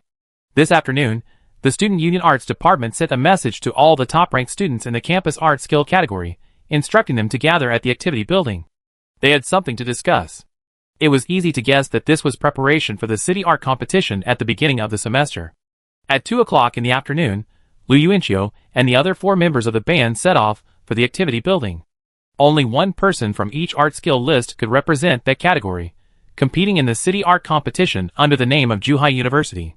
The campus band category had the fewest participants, but the highest popularity. Bai Qingxia's dance category was only second in popularity among all the arts categories, but it had the most participants. After all, dance includes ballet, jazz, hip-hop, ballroom, Latin, and so on. Yet, Bai Qingxia, as a ballet dancer, rose to the top of the most popular dance class, ultimately representing the school in the city's dance division. This was the most talked about topic among the students on the forum. In their eyes, Bai Qingxia was a godlike woman, as if possessed by a system. Arriving at the activity building, Lu Yuanqiu and the other 4 reunited with Bai Qingxia. On the first floor, Lu Yuanqiu noticed that besides the top-ranked dancers, there were also quite a few people who had come to watch the fun. Among them were seniors from the Jingwei band, as well as Ling, who had also arrived. Bai Qingxia waved hello at Ling, who smiled back from a distance, giving her a cheering gesture. The secretary of the Student Union's Arts Department emerged from the room. Seeing the crowd, he announced through a megaphone, "The City Arts Competition has 15 specialized artistic divisions. 4 of these divisions have top-ranked students on our Wafeng campus.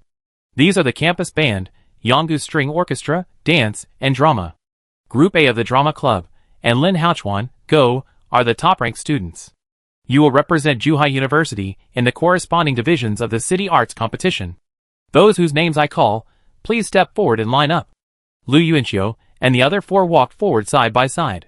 To their right stood Bai Qingxia, to their left were the 5 members of the drama club team, and a tall, thin man wearing glasses, presumably the Go division's top-ranked student, Lin Haochuan. Go is a bit of a niche game, and Lu Yuanqiu hadn't noticed it before. Even if he ranked first, his total popularity would probably only be a few thousand. A student union official approached with a megaphone and said, "Everyone, the City Arts Competition usually announces the rules for each division on the official website on July 15th. But based on past experience, I can first share the requirements for dance, band, and drama. There's nothing much to say about Go. It's purely a one-on-one competition between each school. He stood in front of Lu Yuanqiu and the others and said, campus bands need to prepare an original song to participate. I'm sure you're aware of that. Lu Yuanqiu and the others nodded. The official then addressed the 5 members of the drama club. For the drama, we assign you all a traditional play. It depends on which school performs best.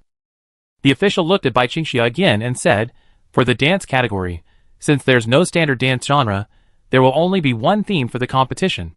You'd be asked to choreograph based on that theme. It's all about luck. After all, Bai, you're a ballet dancer with a soft and graceful style. A wild, unconventional theme might not be to your advantage. Lu Yuanqiu turned and saw Bai Qingxia nodding at the official. The official continued, don't feel pressured. I know some of you are competing for innovation credits. While first prize is the most desirable, any award, including third place, will secure innovation credits. Lu Yuanqiu nodded and raised his fist in encouragement. Aim for third place. The people around him laughed, and the official also laughed. Don't underestimate yourself, Junior Lu. Aim higher. Do your best, Lu Yuanqiu nodded. Afterward, Bai Qingxia and Ling went aside to chat. Seeing Lu Yuanqiu and the other 4 waiting at the door, she finished her conversation and trotted after them. Senior Ling asked me to say cheers to you guys on her behalf. Lu Yuanqiu looked over and saw the dark-haired Ling leaving the activity hall with a few other girls, chatting and laughing. Ling seemed more lively than before. Let's go, Lu Yuanqiu said to Bai Qingxia. Wait a minute, Bai Qingxia replied, then lowered her head to fish something out of her bag. She muttered, I said I'd bring it to you after the exam, but I forgot to give it to you at lunch. Lu Yuanqiu watched her pull a wooden bowl from her bag. Bai Qingxia explained, a little embarrassed, my carving isn't very pretty, don't mind. Why would I mind? Lu Yuanqiu held the bowl up to his eyes, and saw that besides Xia Yuan Noodles and 001, it also bore their names, Bai Qingxia and Lu Yuanqiu. There is a pattern between the 2 names, which is a small maple leaf. Chapter 574. The next day, the day of leaving school.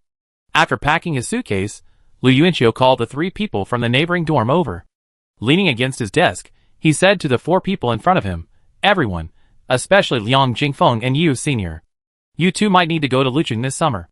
We need to rehearse face-to-face. Liang Jingfeng couldn't help but grumble, why go to Lucheng? Can't you stay in Zucheng? Lu Yuanqiu paused, pointed at Zheng Yifeng and Zhong Jincheng, and said to Liang Jingfeng directly, because the 3 of us are from Lucheng. Liang Jingfeng and Finger were stunned. Liang Jingfeng's eyes widened slightly. No wonder you 3 hang out together so often. Wait. Finger suddenly raised his hand, his eyes narrowed slightly as he recalled, why do I remember you, Lu Yuanqiu, saying during military training last semester that you and Bai Qingxia went to the same high school. And that Bai Qingxia was also from Lucheng? Lu Yuanqiu exchanged glances with Zheng Yifeng and Zhong Jincheng before retorting, didn't I tell you that the 4 of us went to the same high school? I bet you didn't. Liang Jingfeng stiffened his neck, his expression serious. Lu Yuanqiu pressed his lips together. He hadn't said it, but he still responded seriously, I guess I forgot. The 4 of us agreed to go to the same university, and choose the same major. Since we have 2 clinical classes, we're just in the same class. The Taoist priest sitting on the suitcase nodded silently. Our student numbers are even connected. I hadn't noticed until you mentioned it. It's a bit of a coincidence. You're a Taoist priest, you're so observant. Lu Yuanqiu sighed, and gave Li Xiong a thumbs up. The Taoist priest smiled, revealing his white teeth, and clasped his fists in response, no. Zheng Yifeng added, the student numbers are connected because we in Lucheng all took the national exam 1. You can look at the national exam 2, 3, and even the provinces that set their own exams, they're all connected too. Ah, that makes sense. Wei Jiyu and I are connected, Liang Jingfeng muttered. Lu Yuanqiu clapped his hands behind Zheng Yifeng's back, a true gold medal support. The uncle who was cleaning turned his head and saw the blind spot. So you 4 have known Teacher Su for a long time? Lu Yuanqiu was about to respond when Liang Jingfeng suddenly shouted, great. You already knew about Zheng Yifeng and Teacher Su, but you kept it to yourself, right? Can we get back to the point? 1 minute later. Liang Jingfeng drooped his brows and compromised. So when are we going to Lucheng? July 15th, maybe? I try to find someone to compose the lyrics for the next 2 weeks. Can you find someone? Not a problem. If that doesn't work, just ask Zheng Yifeng to come. He learns fast. Lu Yuanqiu smiled, and patted Zhang Yifeng on the shoulder. Zhang Yifeng, The dormitory meeting ended, and the high-speed train was almost due. Lu Yuanqiu looked at the wooden bowl on the bookshelf, turned it around, and turned the side with the name and maple leaf towards him. Bai Qingxia's hand carving wasn't as good as a machine's, but Lu Yuanqiu could still see the careful expression on her face as she carved the words through the irregular lines. Bai Qingxia maple leaf Lu Yuanqiu. It's hard not to feel that the maple leaves here convey a sense of love.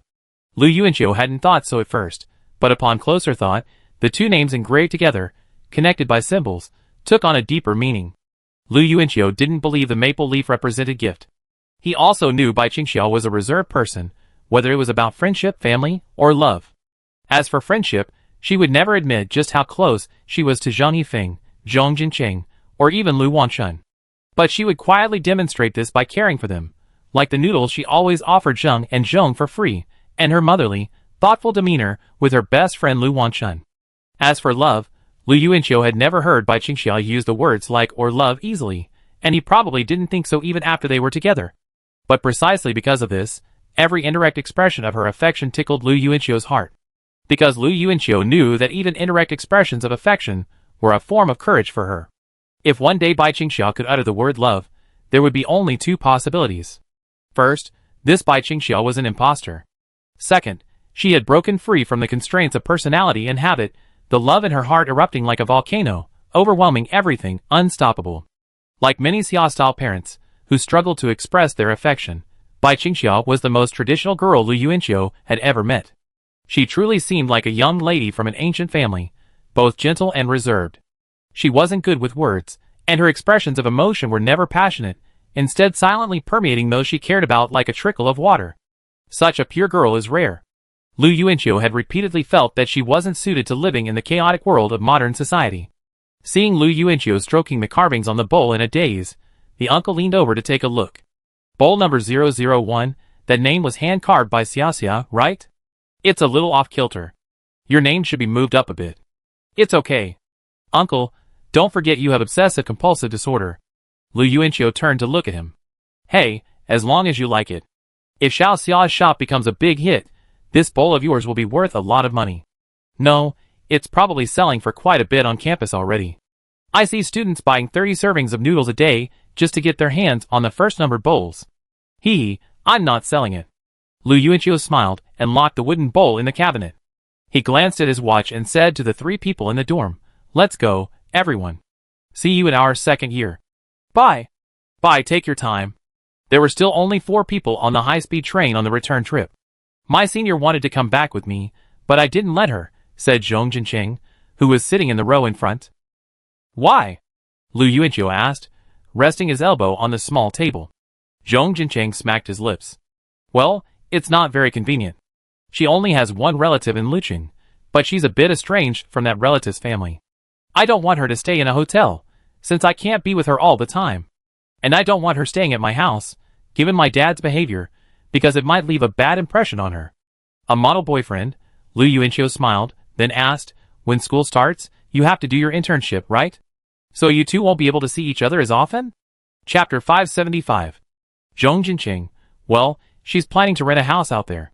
Lu Yuanqiu, renting a house is fine, but then you don't have to go back to the dorm every night, right? Bai Qingxia had been eavesdropping on their conversation. She looked forward and saw Zhong Jincheng in the front seat. He didn't respond, but his cheeks were slightly red. Bai Qingxia suspected that Zhong Jincheng had done something naughty with Senior Lu Wei, something she had spied on at the Ringjian fireworks restaurant. Zhong Jincheng finally mumbled something incoherently, his cheeks flushing.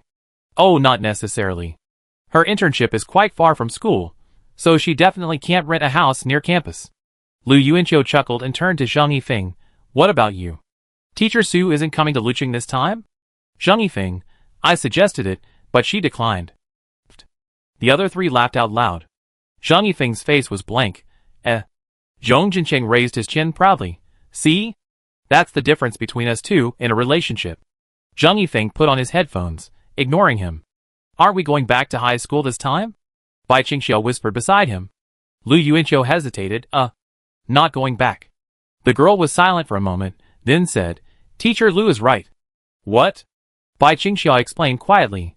Teacher Lu said last time that graduates would only go back during the first semester of their freshman year, and after that, they gradually stopped going back. Lu Yuanqiu couldn't think of a reason to refute, but he still made a compromise. Next winter break, definitely. Bai Qingxia nodded, her eyes fixed ahead, her nod large and slow. Because she didn't believe it. After arriving in Luqing, Bai Qingxia and Lu Yuanqiu went straight to Xingfuli. And Zhang had already moved into the new house that Lu Tian had helped find a week earlier, along with Bai Songjia and their daughter. The new house was in the same building as Lu Yuanqiu's, except that Lu Yuanqiu lived on the 17th floor, while Bai Qingxia lived on the 6th. She had hoped for a 3-bedroom apartment, but Lu Tian had found a 4-bedroom one. This was Lu Yuanqiu's request, as he remembered that Bai Qingxia wanted a study in her own house. She probably didn't have time to read right now, but Bai Qingxia definitely needed a place to practice dancing during this holiday. Ding dong, ding dong. After dinner, Lu Yuanqiu, his father, and Lu Yidong took the elevator to the 6th floor and rang Bai Qingxia's doorbell. The clacking of slippers echoed from inside. Bai Qingxia opened the door and greeted with a smile, "Uncle Lu, dong dong. Why didn't you say hello to me?" Lu Yuanqiu muttered as he entered. Bai Qingxia didn't respond, but continued to greet Lu Tian and Lu Yido. "We don't have any slippers. Why don't you just stand on the floor? It's mopped very clean." Okay. How did Dong Dong do on the exam?" Bai Qingxia asked, smiling down at Lu Yido. Lu Yido shook his head. "I did well." Lu Yuanqiu pinched the back of her neck. "Who told you that? Is that the king of hell you worship?" "It was Manjushri Bodhisattva." "Ah! I hate you." Lu Yido chased after her brother, beating him up. Bai Songjia sat on his bed in his room, still expressionless. And Zhang was standing nearby, folding his clothes. Seeing Lu Yuanqiu and the others arrive, she smiled and greeted them, quickly putting down her clothes and running to the living room to get some water. Lu Yuanqiu peered in search of Ran Ran, and found her pacing the room she slept in with her mother, feeling the air. She tried again and again, stopping to rest when she bumped into something. And Zhang came over with 3 glasses of water and explained, "We've moved to a new place, and I asked her to get familiar with the layout when she has time, starting with her bedroom." Lu Tian reached for the water and thanked her. "Ran Ran will be going to a special school in 2 months, so you can relax a bit." "Yes, thank you so much, Mr. Lu. You've been so helpful." Lu Tian laughed out loud. The Mr. Lu was a welcome addition to his life, as it was often used to describe his 3 older brothers. Lu Yuanqiu continued to survey the room, entering the living room. He saw many of Aunt Zhang's craft parts laid out next to the sofa. During dinner, Bai Qingxia told him on the phone that Aunt Zhang hadn't spent a penny of the money she'd left for her that year, saving it all and returning it all to her at dinner. So, Aunt Zhang had been earning her own money to take care of Bai Songjia and Ran Ran. This single mother was very stubborn. The only thing she would accept was living in the new house for free, and she refused any other favors Bai Qingxia offered. "Uncle Lu, this is the money you helped advance." Lu Yuanqiu turned around at the sound and saw Bai Qingxia also pulling out a wad of money from the room and handing it to Lu Tian with both hands. Seeing Lu Tian's reluctance, Lu Yuanqiu said, "Take it." Lu Tian nodded, accepted the money, and in the process, swatted Lu Yidong's hand away from the money. Bai Qingxia looked at Lu Yuanqiu, her eyes bright and smiling. Lu Yuanqiu smiled back. Bai Qingxia and Aunt Zhang were alike, a fact she'd already mentioned. "Tomorrow, let's go buy a large, soft mirror and attach it to the wall. We turn this room into a dance studio for you. Shouldn't that be enough space?" Lu Yuanqiu said, as he stared at the bare wall in front of him as they stood in the study. Bai Qingxia nodded. "Enough? What are your lyrics like?" she suddenly asked, turning her head. Lu Yuanqiu kept it a secret and shrugged. "Let's talk about it after the music is finished." The next day, after buying the mirror, Lu Yuanqiu asked his uncle about composing the music. His uncle recommended Long Liandong's grandfather. It would be better to go directly to Long Liandong than to his grandfather. Lu Yuanqiu hesitated for a moment, then opened the chat box with Long Liandong. Since that last painting, Lu Yuanqiu hadn't spoken to her, and they rarely saw each other at school. Bai Qingxia also said that Long Liandong hadn't bought noodles for 2 or 3 months. Lu Yuanqiu understood that the relief he'd shown after his failed confession was all a facade. If he truly loved her, how could he possibly let it go? After a moment's hesitation, Lu Yuanqiu sent Long Liandong a message. Regardless of the issue of avoiding suspicion, he genuinely wanted to be friends with her. She was a nice girl. "Lu Yuanqiu, are you there? Have you returned to Luqing? I need your help." The reply came so quickly, as if there wasn't even time to think. "Long Liandong, About writing a song? That was a pretty good guess. Lu Yuanqiu replied, slightly surprised. Yes, I wrote the lyrics myself. Composing the music is a bit of a hassle. My uncle said you guys can find someone here. Long Liandong. See you tomorrow at 3 p.m. I bring someone over and send you the address then. Lu Yuanqiu, thank you. Sorry for the trouble. I owe you a favor. Long Liandong, no need to pay it back. Chapter 576. Lu Yuanqiu suddenly felt lost for words. He paused for a moment and typed a reply. Lu Yuanqiu, I have my own principles. Clasped fists. Long Liandong didn't reply. The next afternoon, Lu Yuanqiu went to the address Long Liandong had sent him on his phone, a coffee shop near number 6 middle school. He pushed open the door and saw Long Liandong sitting side by side at a table in the corner with a young man wearing round-framed glasses. The young man had a laptop in front of him. Upon seeing Lu Yuanqiu, Long Liandong whispered something to the young man next to him. The young man smiled brightly and waved enthusiastically at Lu Yuanqiu. Long Liandong turned his head and looked out the window. The only time he glanced at Lu Yuanqiu was when he entered. Hello, Mr. Lu. My name is Fong Ran, and I'm a musician. The young man named Fong Ran even stood up to shake Lu Yuanqiu's hand. Lu Yuanqiu, somewhat flattered, quickly extended his hand as well. Hello, Teacher Fong, I've heard a lot about you. Have you heard any of my songs?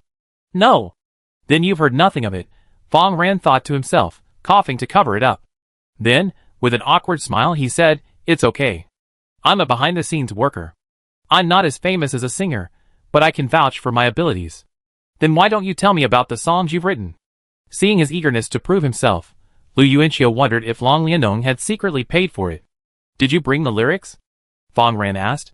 Yes, they're on a USB drive. Lu Yuanqiu handed the USB drive over.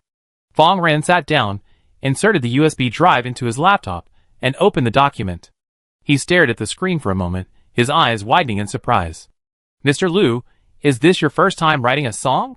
Lu Yuanqiu smiled and replied, Yes, I am. No wonder it's not very professional. Lu Yuanqiu's smile froze.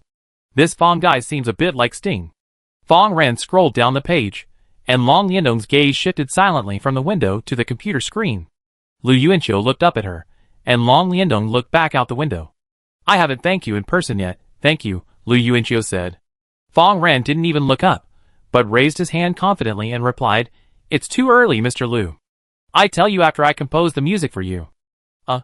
I'm talking to her, Lu Yuanqiu said, signaling to Long Liandong with his eyes. Fong Ran fell silent, suddenly aware of a burning gaze from the side. He turned and saw Long Liandong staring at him with an expression that asked, Are you really reliable? Mr. Lu.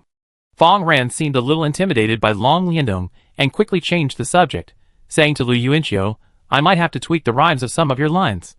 Don't worry, the meaning won't change much. You can take a look after I'm done. Composing the music definitely requires your cooperation, since you wrote the lyrics, after all. I need to determine what kind of feelings you're trying to convey, and give me a general direction.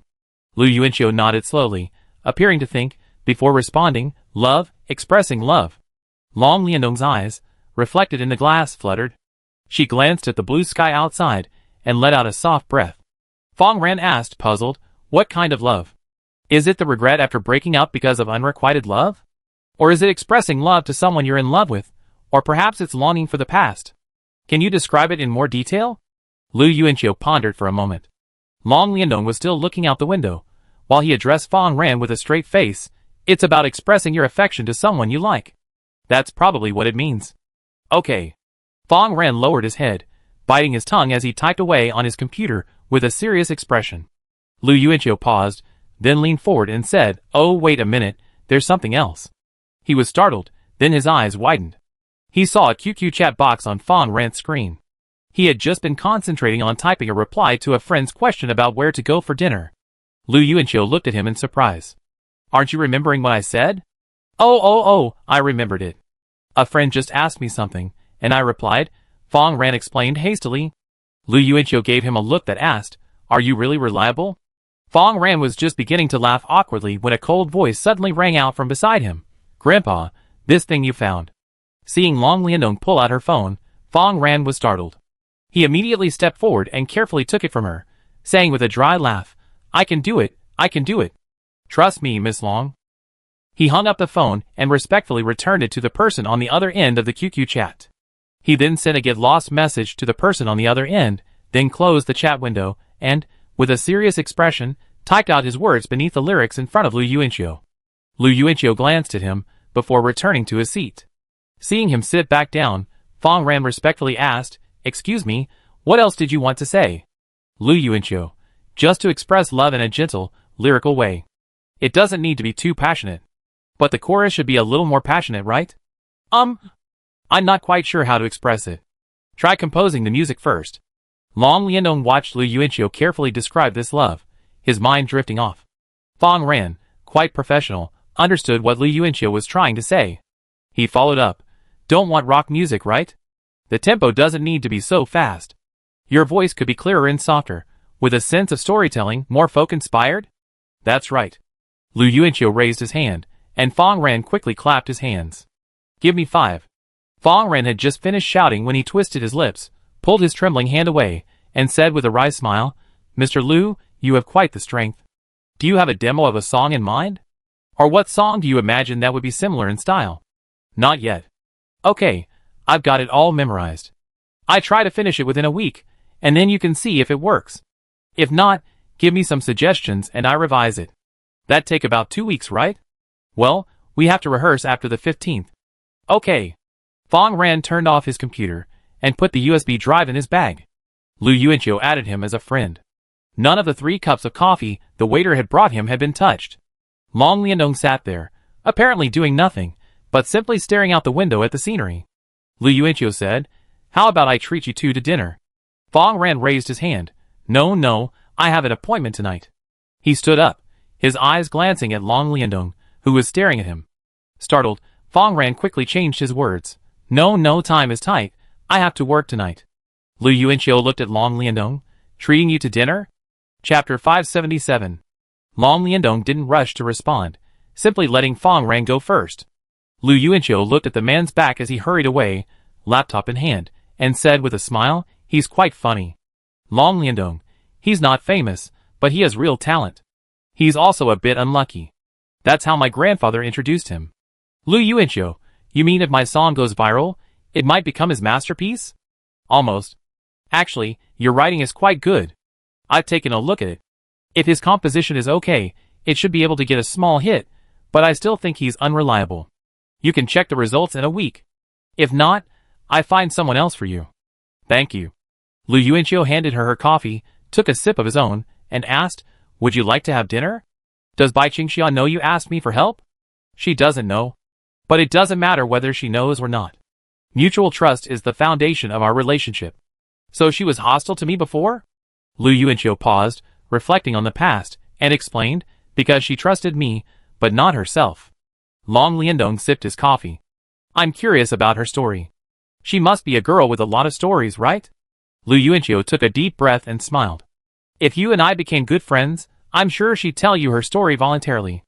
In fact, with your 2 personalities combined, I think that would be quite interesting." Long Liandong said nothing. No matter what happened, she remained aloof, just like Zhang Yifeng, who used to sleep on the table no matter what happened. Lu Yuanqiu only remembered 2 times her expression changed. Once, during military training, when she heard he was also looking at Kigo Higashino, she smiled. Another time, a few months ago, after she finished drawing for him, she cried. Lu Yuanqiu didn't see how she cried, as her album was tightly covered, but he remembered her eyes were red when she left. Long Liandong took another sip of coffee, then stood up and said, "Let's go for a walk. Then you treat me to dinner, and then we go home." "Okay." Lu Yuanqiu breathed a sigh of relief. He didn't like owing this girl, who was sometimes even more taciturn than Bai Qingxia. Although the price of a meal couldn't make up for the favor she had done, it was at least some compensation. "What do you want to eat?"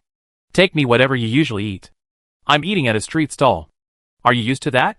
"If you can get used to it, I can too." Lu Yuanqiu smiled, his hands in his pockets.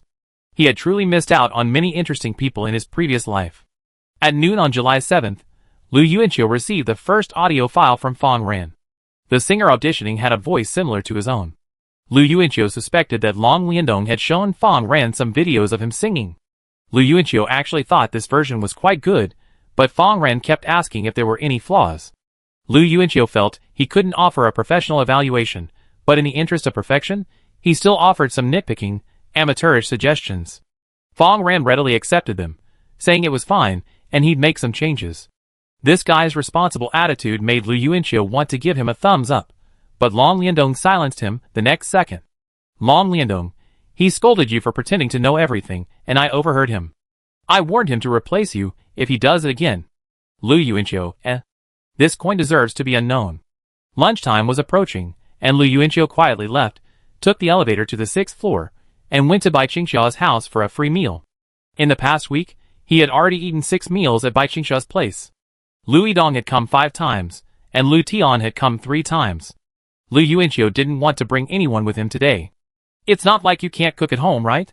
How can you go downstairs and eat other people's food every day?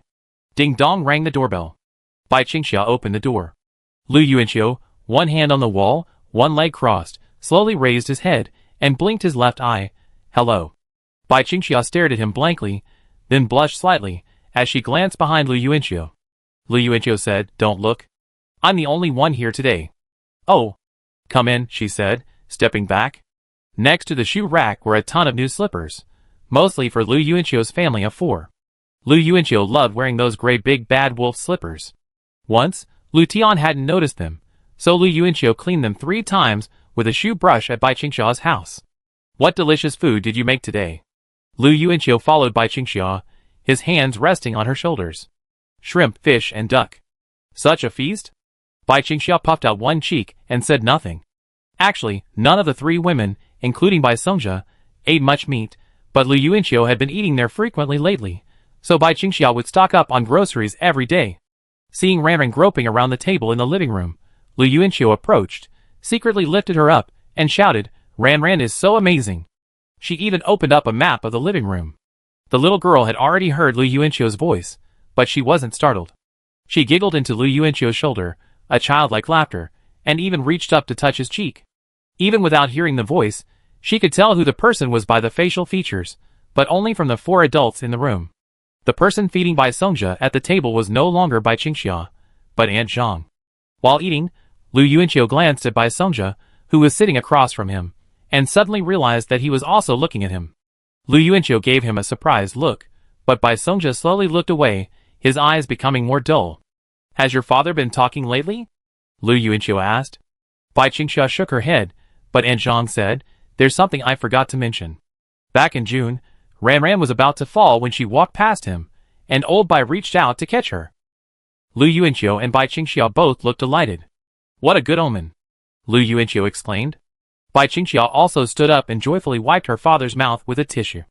After dinner, Lu Yuanqiu watched Ranran continue to wander around the living room and complained to Bai Qingxia, Why is Ranran calling me uncle, but still calling you sister? Bai Qingxia said nothing, simply staring at Lu Yuanqiu's face. She slowly raised her slender white hand and stroked his chin with her fingertips, then smiled and said, Because your beard has grown. Oh, really? Lu Yuanqiu turned to look at the mirror in the sink. As he was stroking his chin, he heard a buzzing sound nearby. He glanced to the side and saw Bai Qingxia handing him an electric shaver. When Lu Yuanqiu didn't reach out, the girl blinked her clear eyes and reached forward again. Lu Yuanqiu put his hands behind his back, bent down, and leaned in towards the girl. The two stared at each other, the only sound between them being the hum of the electric shaver. Chapter 578. Aunt Zhang still here, shave it yourself. Bai Qingxia whispered, reaching for Lu Yuanqiu's arm. However, Lu Yuanqiu, in a scoundrelly manner, spun around in front of her, pulling away, muttering, My hand's gone, my hand's gone. Seeing Lu Yuanqiu spinning around in front of her, unable to hold onto her arm, Bai Qingxia chuckled and scolded, Lu Yuanqiu, you're so childish. I'm childish? Who'd be more clingy in the future? Who's more childish? Who knows? Lu Yuanqiu turned around and glanced at her with a smile as he spun around. The word in the future inexplicably touched Bai Qingxia's heart. A soft shyness filled her eyes, and she quickly grasped Lu Yuanqiu's arm, compromising, Okay, stop moving. I help you. He. Lu Yuanqiu smiled and stood up straight. Bai Qingxia reached forward and grumbled again, Come closer. Just as her razor touched Lu Yuanqiu's chin, Lu Yuanqiu suddenly grabbed her wrist. What's wrong? Bai Qingxia asked. Lu Yuanqiu didn't respond, but turned his head toward the living room. Bai Qingxia followed his gaze, and saw Bai Songjia standing against the wall, looking in their direction. Bai Songjia hadn't been there before. He had just walked over on his own. "Dad?" Bai Qingxia called out, hurried over. Lu Yuanqiu took the razor from Bai Qingxia and followed behind, shaving his chin. "Huh?" And Zhang, broom in hand, walked over to Bai Songjia and gave him a puzzled look. She glanced back at the sofa in the living room where Bai Songjia had been sitting and asked in surprise, "When did he come over here? Did he walk here on his own?" Bai Qingxia nodded quickly. That should be the case. She then grasped Bai Songjia's arm and gently shook it, then asked with concern, "Dad? Can you say something? Do you still recognize me?" Bai Songjia remained silent, observing Lu Yuanqiu, who was shaving across from him. Lu Yuanqiu, also curiously observing him, turned off his electric shaver, leaned against the wall, arms folded, and couldn't help but ask, "Why do I feel like Uncle Bai has been paying a lot of attention to me lately?" "Huh? Really?" Bai Qingxia turned around. Lu Yuanqiu nodded. "Yes, of course. His eyes are still out of focus most of the time, but when we're eating or watching TV, he's mostly looking at me." At this point, Lu Yuanqiu noticed that Bai Songjia's eyes were gradually losing focus again, his expression becoming dull. Or perhaps, because we were so close together during meals and TV, including just now at the sink, so every time he was observing me, it was because you were right next to me? Lu Yuanqiu asked Bai Qingxia. Bai Qingxia remained puzzled. Lu Yuanqiu pondered for a moment, then, in front of Aunt Zhang and Bai Songjia, pulled Bai Qingxia into his arms and held her. Aunt Zhang's eyes suddenly widened in shock, and Bai Qingxia, bewildered, looked up at Lu Yuanqiu. Only Lu Yuanqiu was observing Bai Songjia at this moment. As expected, Bai Songjia slowly raised his gaze, and once again looked at Lu Yuanqiu, his gaze still filled with observation. "Look, look!" Lu Yuanqiu urged hurriedly. Bai Qingxia turned back in his arms, and then heard Lu Yuanqiu's voice from above her. He was looking down at the ground with his eyes empty just now, right? But when I hugged Bai Qingxia, he slowly raised his eyes, and looked at me. And Zhang nodded blankly. It seemed so. Bai Qingxia also noticed the change. "Lu Yuanqiu, could it be that your father saw you being intimate with a boy, and he got angry, and his mood changed?" "No, my father knows you. That was the same state he was in before. Hasn't his system been updated now?" I mean, it's a new state." Lu Yuanqiu looked down at her. And Zhang shook her head slowly. She didn't think Bai Songjia was angry, and neither did Bai Qingxia. Bai Songjia's eyes were simply one of pure observation, scrutiny, or perhaps curiosity. "Uncle Bai? Do you still recognize me?" Lu Yuanqiu called out. Bai Songjia ignored him. The girl in his arms stirred, and Lu Yuanqiu reacted, loosening his arms. Bai Qingxia looked at Bai Songjia again. After a minute or two, Bai Songjia finally looked away from Lu Yuanqiu. "Is this considered positive stimulation?" Lu Yuanqiu suddenly asked. "You mean?" "I mean, we should kiss, hug, and lift each other up in front of your father. Should we give it a try?" Lu Yuanqiu rubbed his chin with his fingers in the shape of an 8, analyzing with a serious expression. And Zhang then tactfully walked away with the broom. Bai Qingxia lowered her head and cleared her throat. She glanced up at Lu Yuanqiu's expression and saw that he looked righteous, almost uncanny. Bai Qingxia twitched her lips, her gaze shifting elsewhere. She continued, "We can try hugging. Let's see." As soon as she finished speaking, Lu Yuanqiu pulled Bai Qingxia into a hug again. Bai Qingxia was stunned, unprepared. Lu Yuanqiu seemed to be trying to suppress a laugh. And Zhang, who was in the restaurant, glanced up, then lowered her head to continue sweeping the spotless floor. "Your dad didn't respond." "Yes, he stopped watching." "Could your dad have heard the plan we were discussing?" "He's not deaf to begin with." "No, I thought he couldn't process all that information." "Never mind, let go and hug him again." And Zhang watched Lu Yuanqiu push Bai Qingxia away, and then pull her into his arms again. She couldn't help but chuckle. "It's over, he really stopped watching. How about a kiss?" "I don't want to play anymore." "What do you mean by play? This is rehabilitation training." "It's useless. He can't really talk." Bai Qingxia walked over to the sofa in the living room and sat down. She picked up Ran, who was exploring a new map, and placed him on her lap. Lu Yuanqiu felt a pang of regret. Perhaps recovery was just one step away. He had made all the sacrifices, but Bai Qingxia had failed. How pathetic. Seeing Bai Qingxia turn on the TV in the living room, Lu Yuanqiu, with nothing else to do, sat down beside her. The two of them teased Ran in their arms, while watching Chinese Paladin 3. Just then, Bai Songjia, who was standing by the wall, raised his gaze again, looking at the two people huddled close together on the sofa, though neither of them noticed. July 15th. Bai Qingxia arrived at Lu Yuanqiu's room on the 17th floor. They sat on the edge of the bed, and used Lu Yuanqiu's computer to log into the official website of the Zhucheng 919 City Arts Competition. Lu Yuanqiu looked through the categories, and couldn't help but grumble, there are so many art skill categories. How come there's even a crosstalk competition? I've never seen one on the forum list. Bai Qingxia laughed out loud. Lu Yuanqiu clicked on the dance category, and checked the announced theme for this year's competition. 3 words caught their eye, and both of them were stunned. Chapter 579. Jay Cho? Lu Yuanqiu turned to look at Bai Qingxia, who blinked in surprise. The theme was Jay Cho. Lu Yuanqiu had thought of many possible themes, but he had never imagined it would be a name.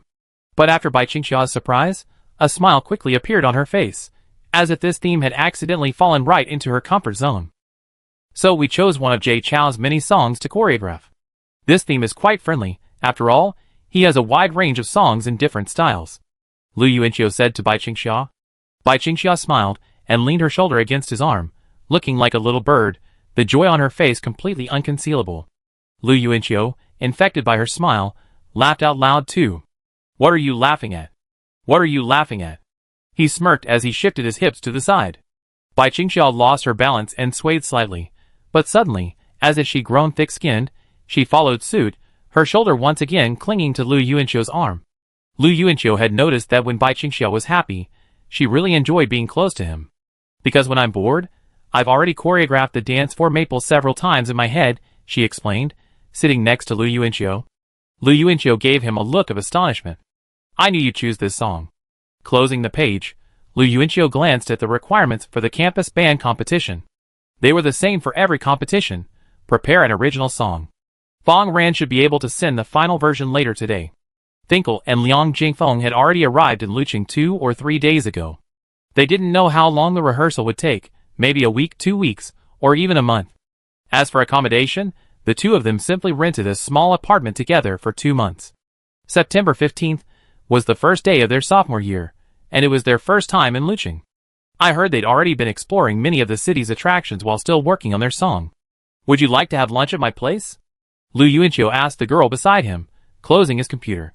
Bai Qingxia had already changed into her afternoon outfit, a white t-shirt, brown shorts, and overalls, paired with white sneakers. This outfit, paired with her long straight black hair, made her look youthful and energetic. They decided to visit Sister Lee at the headquarters that afternoon. Uncle had arranged a telephone customer service job for her, paying her 4,000 yuan a month, which was considered quite good in Luqing. Although her earnings weren't as high or fast as Sister Lee's before, she had spoken to Lu Yuanqiu from the bottom of her heart. She just wanted a stable life now, saving enough to bring her daughter to Luqing to live and attend school. Sister Lee also said she knew what the villagers were saying about her, and she also knew her daughter had grown up listening to those same things. Even if she played a hero for once, it wouldn't change other people's opinions. She could only change her daughter's upbringing. Okay, I tell Aunt Jean I have lunch at your place, Bai Qingxia replied, reaching for her phone. Lu Yuanqiu, but we haven't cooked yet. Bai Qingxia raised her head, her expression blank. I make it for you. She stood up as crisply as her voice. Lu Tian, Lu Yuanqiu, and Lu Yidong, 3 kitchen idiots, slumped on the sofa, the central air conditioning blaring diagonally overhead. Seeing Bai Qingxia busy in the kitchen, Lu Yuanqiu stood up and walked over to the kitchen, ready to help. He turned to look at his father, curious. Why do you always come back for lunch lately? Lu Tian didn't even look up. Xiaoxia's cooking is delicious. Lu Yidong, I second. The father and daughter, slumped on the sofa, shared a look of shared identity, even their tone of voice, as if the summer heat had melted them both. Lu Yidong's high school entrance exam results had come out on July 4th. 660 points, the reason she'd been living like a boss at home for so long. While 660 wouldn't get her into number 7 middle school, it would still get her into Luqing's 3rd-tier high school, and it was a full 50 points higher than Lu Yidong's mock exam score. During this time, whenever Lu Yuanqiu scolded her, the little girl stopped arguing and simply reached out to hold onto her father. Lu Tian, in turn, reached for the clothesline, which had a passive ability.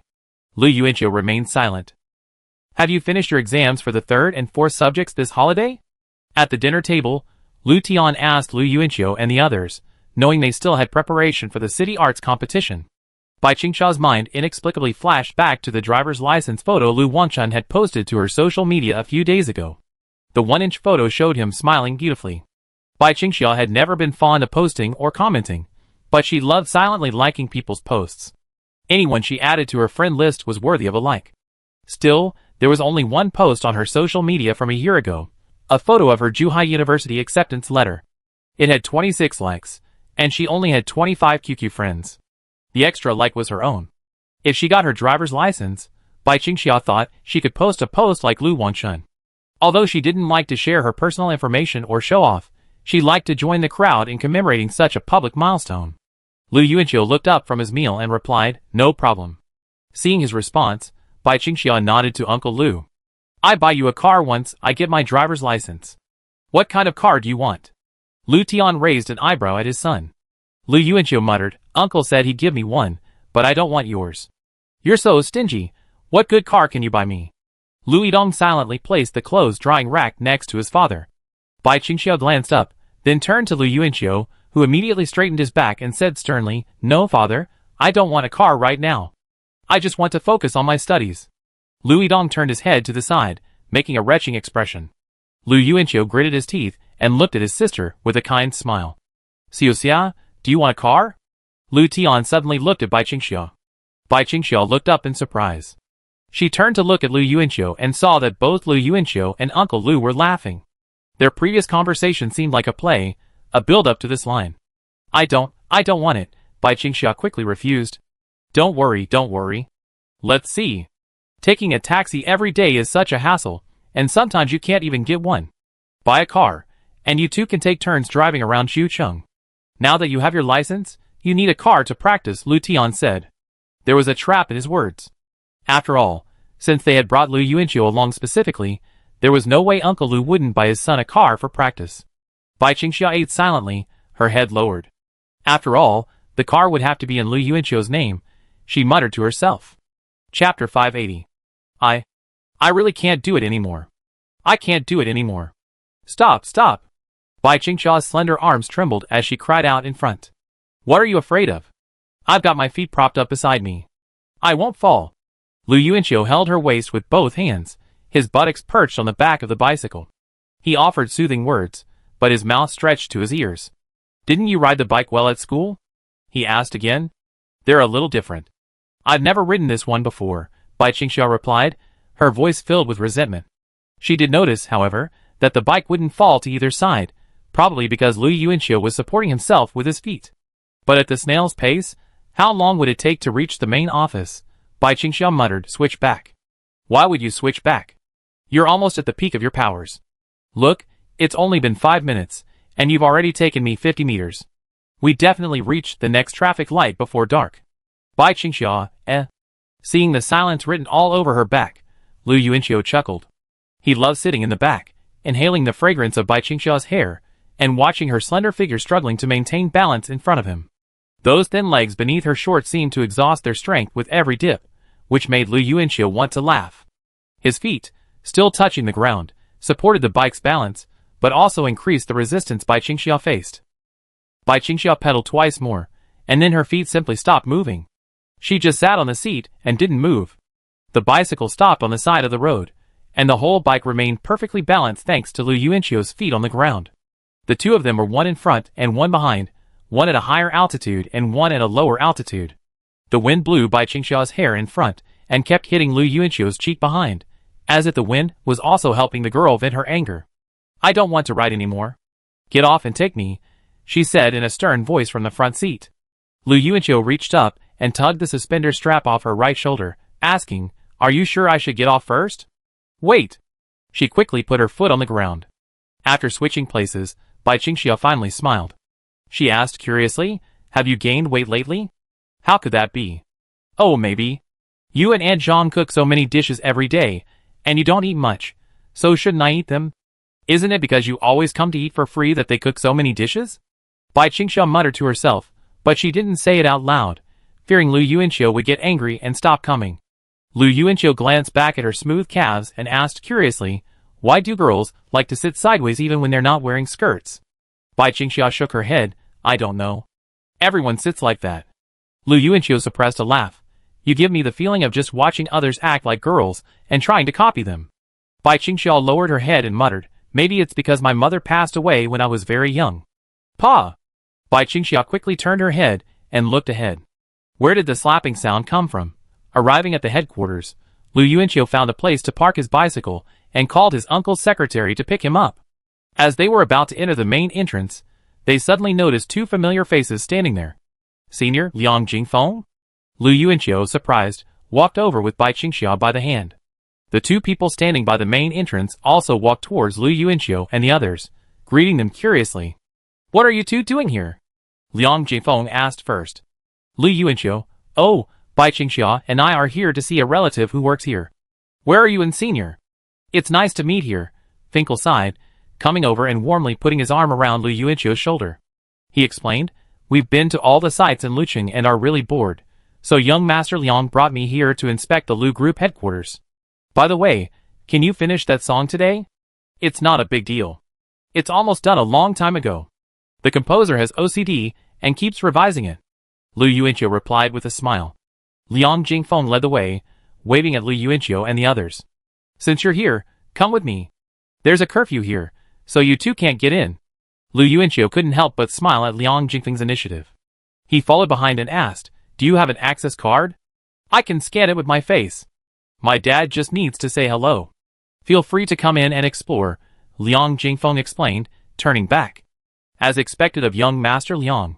Liang Jingfeng paused, remembering the larger situation at the headquarters, and forcing himself to act calmly. Bai Qingxia silently glanced at Lu Yuanqiu. Lu Yuanqiu also glanced at the girl, a smile playing on his face. He had only been to headquarters rarely, the last time being a year ago, so only the higher-ups knew him. The security staff didn't.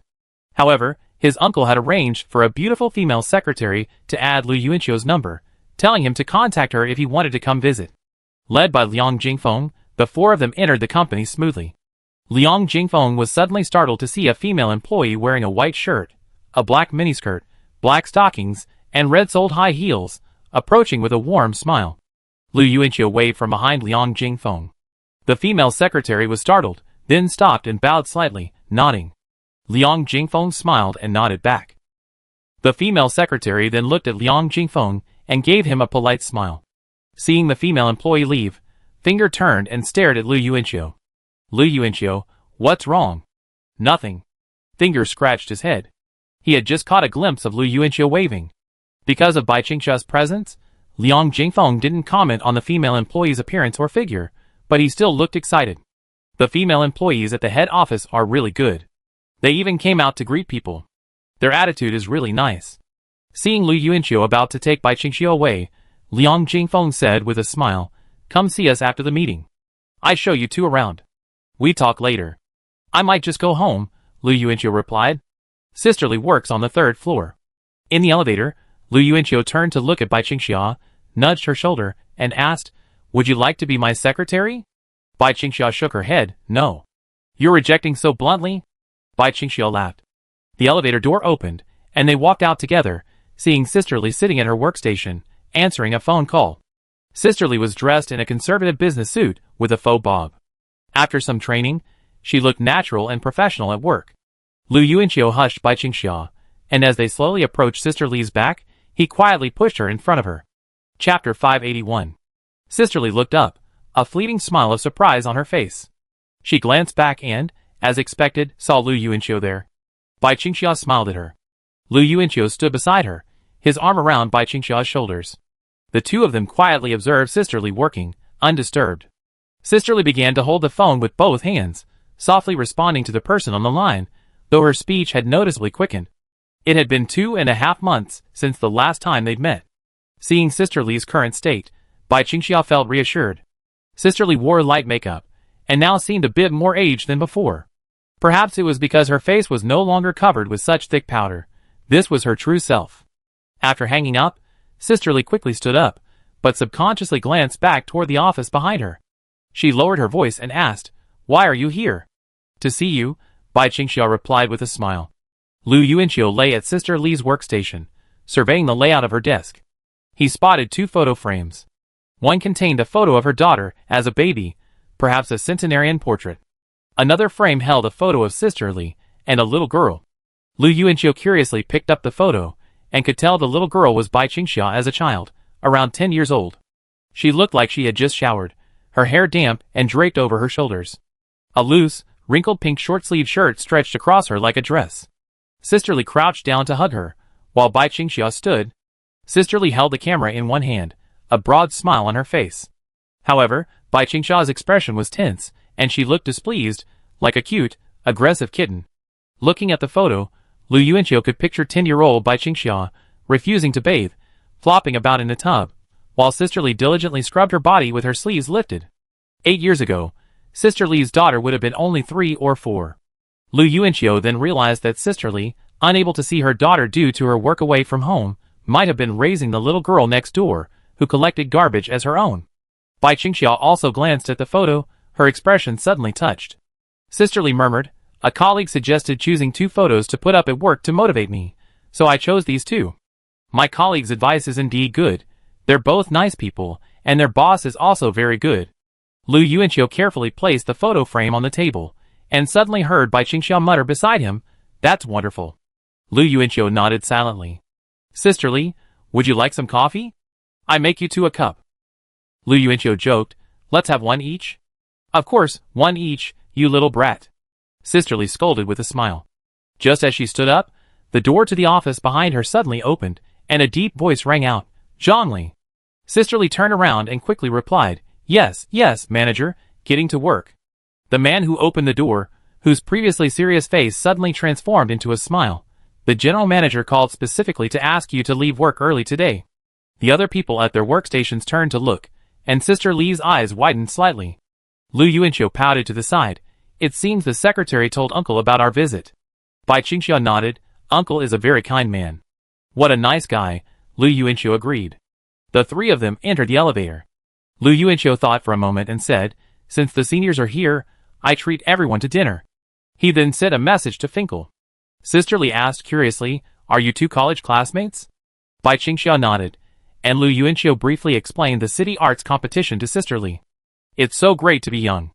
Sister Lee sighed, then put her arm around Bai Qingxia's shoulders and said, "Xia Xia, you must be brave while you're young and do things you wouldn't dare to do otherwise." Bai Qingxia looked at her quietly, smiling without responding, but raised her hand to straighten Sister Lee's wig a little. "Oh, is it crooked?" "Not really, it's fine," Bai Qingxia said softly. Lu Yuanqiu leaned against the elevator wall, muttering, "There are things I dare not do. Our Xia Xia is so accomplished now, there's basically nothing I dare not do." Bai Qingxia glanced at the boy standing in the corner, and suddenly noticed Sister Lee staring at her. She gave a wry smile, and avoided Sister Lee's gaze. Sister Lee didn't say anything, but simply tightened her arm around Bai Qingxia's shoulders. The elevator door opened, and the moment they stepped out, Sister Lee hugged Bai Qingxia and whispered in her ear, "Keep going." Bai Qingxia nodded. After meeting up with Liang Jingfeng and the others, the 5 of them left the company and passed by a van, discussing what to eat. Lu Yuanqiu glanced back at the van. The man in the driver's seat made eye contact. Lu Yuanqiu saw a young man, with a cross around his neck. He had seen the van when he arrived, and before it left, he examined it curiously, assuming it was empty. Inside the van, the young man in the driver's seat exchanged glances with Lu Yuanqiu before his gaze fixed on Finger. He immediately turned back and asked the others, "Is the man with the pigtails the student from Zhucheng who broke into the boss's villa?" "It seems. It's him." "Strange. Why is Zhang Li walking with him? It doesn't make sense. How do they know each other?" "Brother, why don't you get out of hiding? Zhang Li must be under special protection.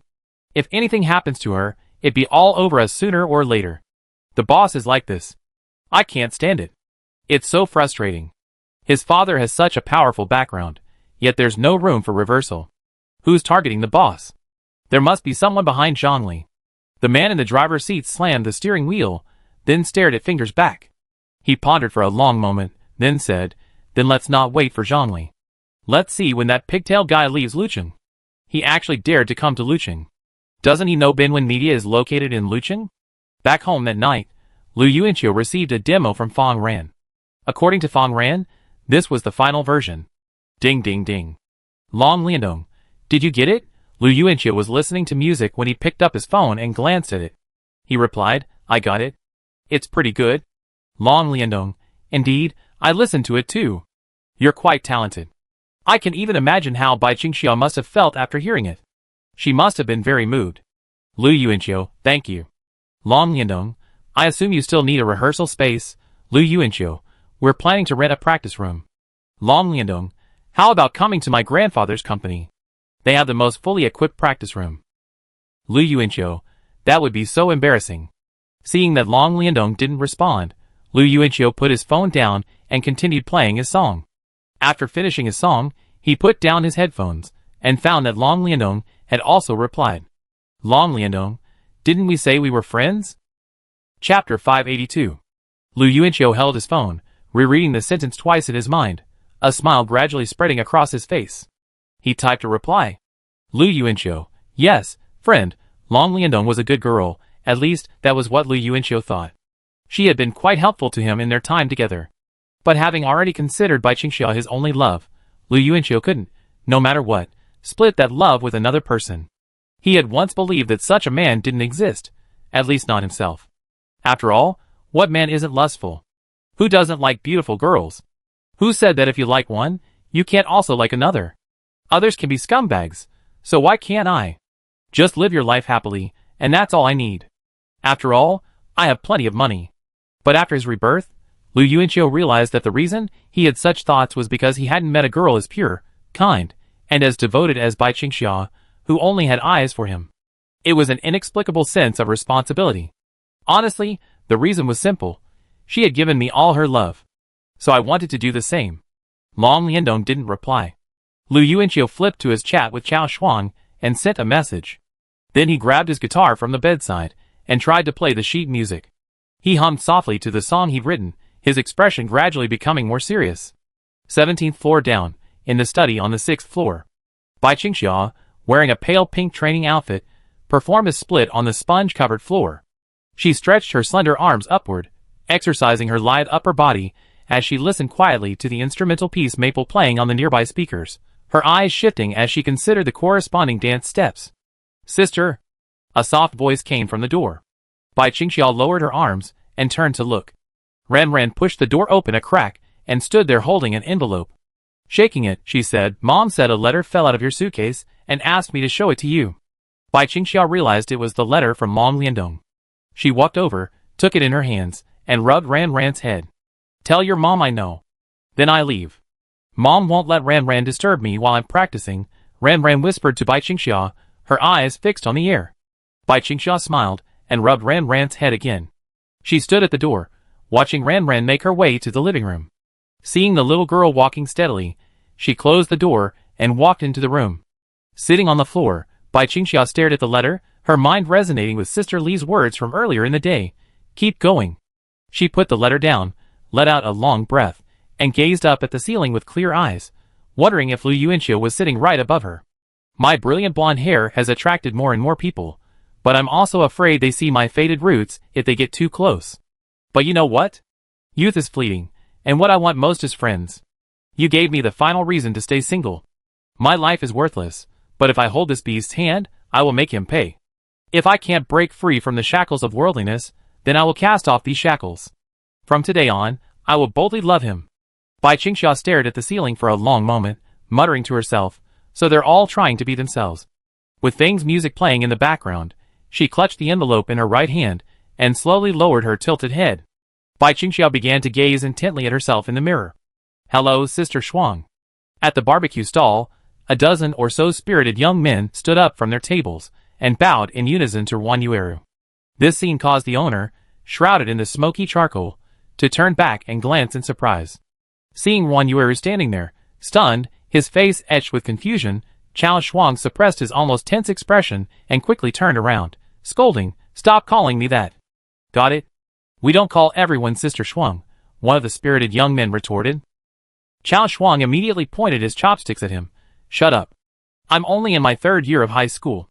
Studying is the most important thing, not dating. Just as Chao Shuang finished speaking, his phone rang, and he pulled it out of his pocket to check. Lu Dasheng. Don't forget about subject 3, Shuangzi. Chao Shuang. Okay, brother Chiu. Chao Shuang put his phone back into his pocket and looked over at Wan Yueru. She was already seated, staring gloomily at the barbecue on the table. Despite her expression, she still managed a frank swallowing motion. "Why are you standing there? Eat." Chao Shuang sat down next to her and called out. Wan Yueru finally started eating. Chao Shuang sat beside her, watching her with a smile. Wan Yueru's hair had fallen to her shoulders. She had once been a tomboy, but now she had transformed into a sweet girl with long straight black hair.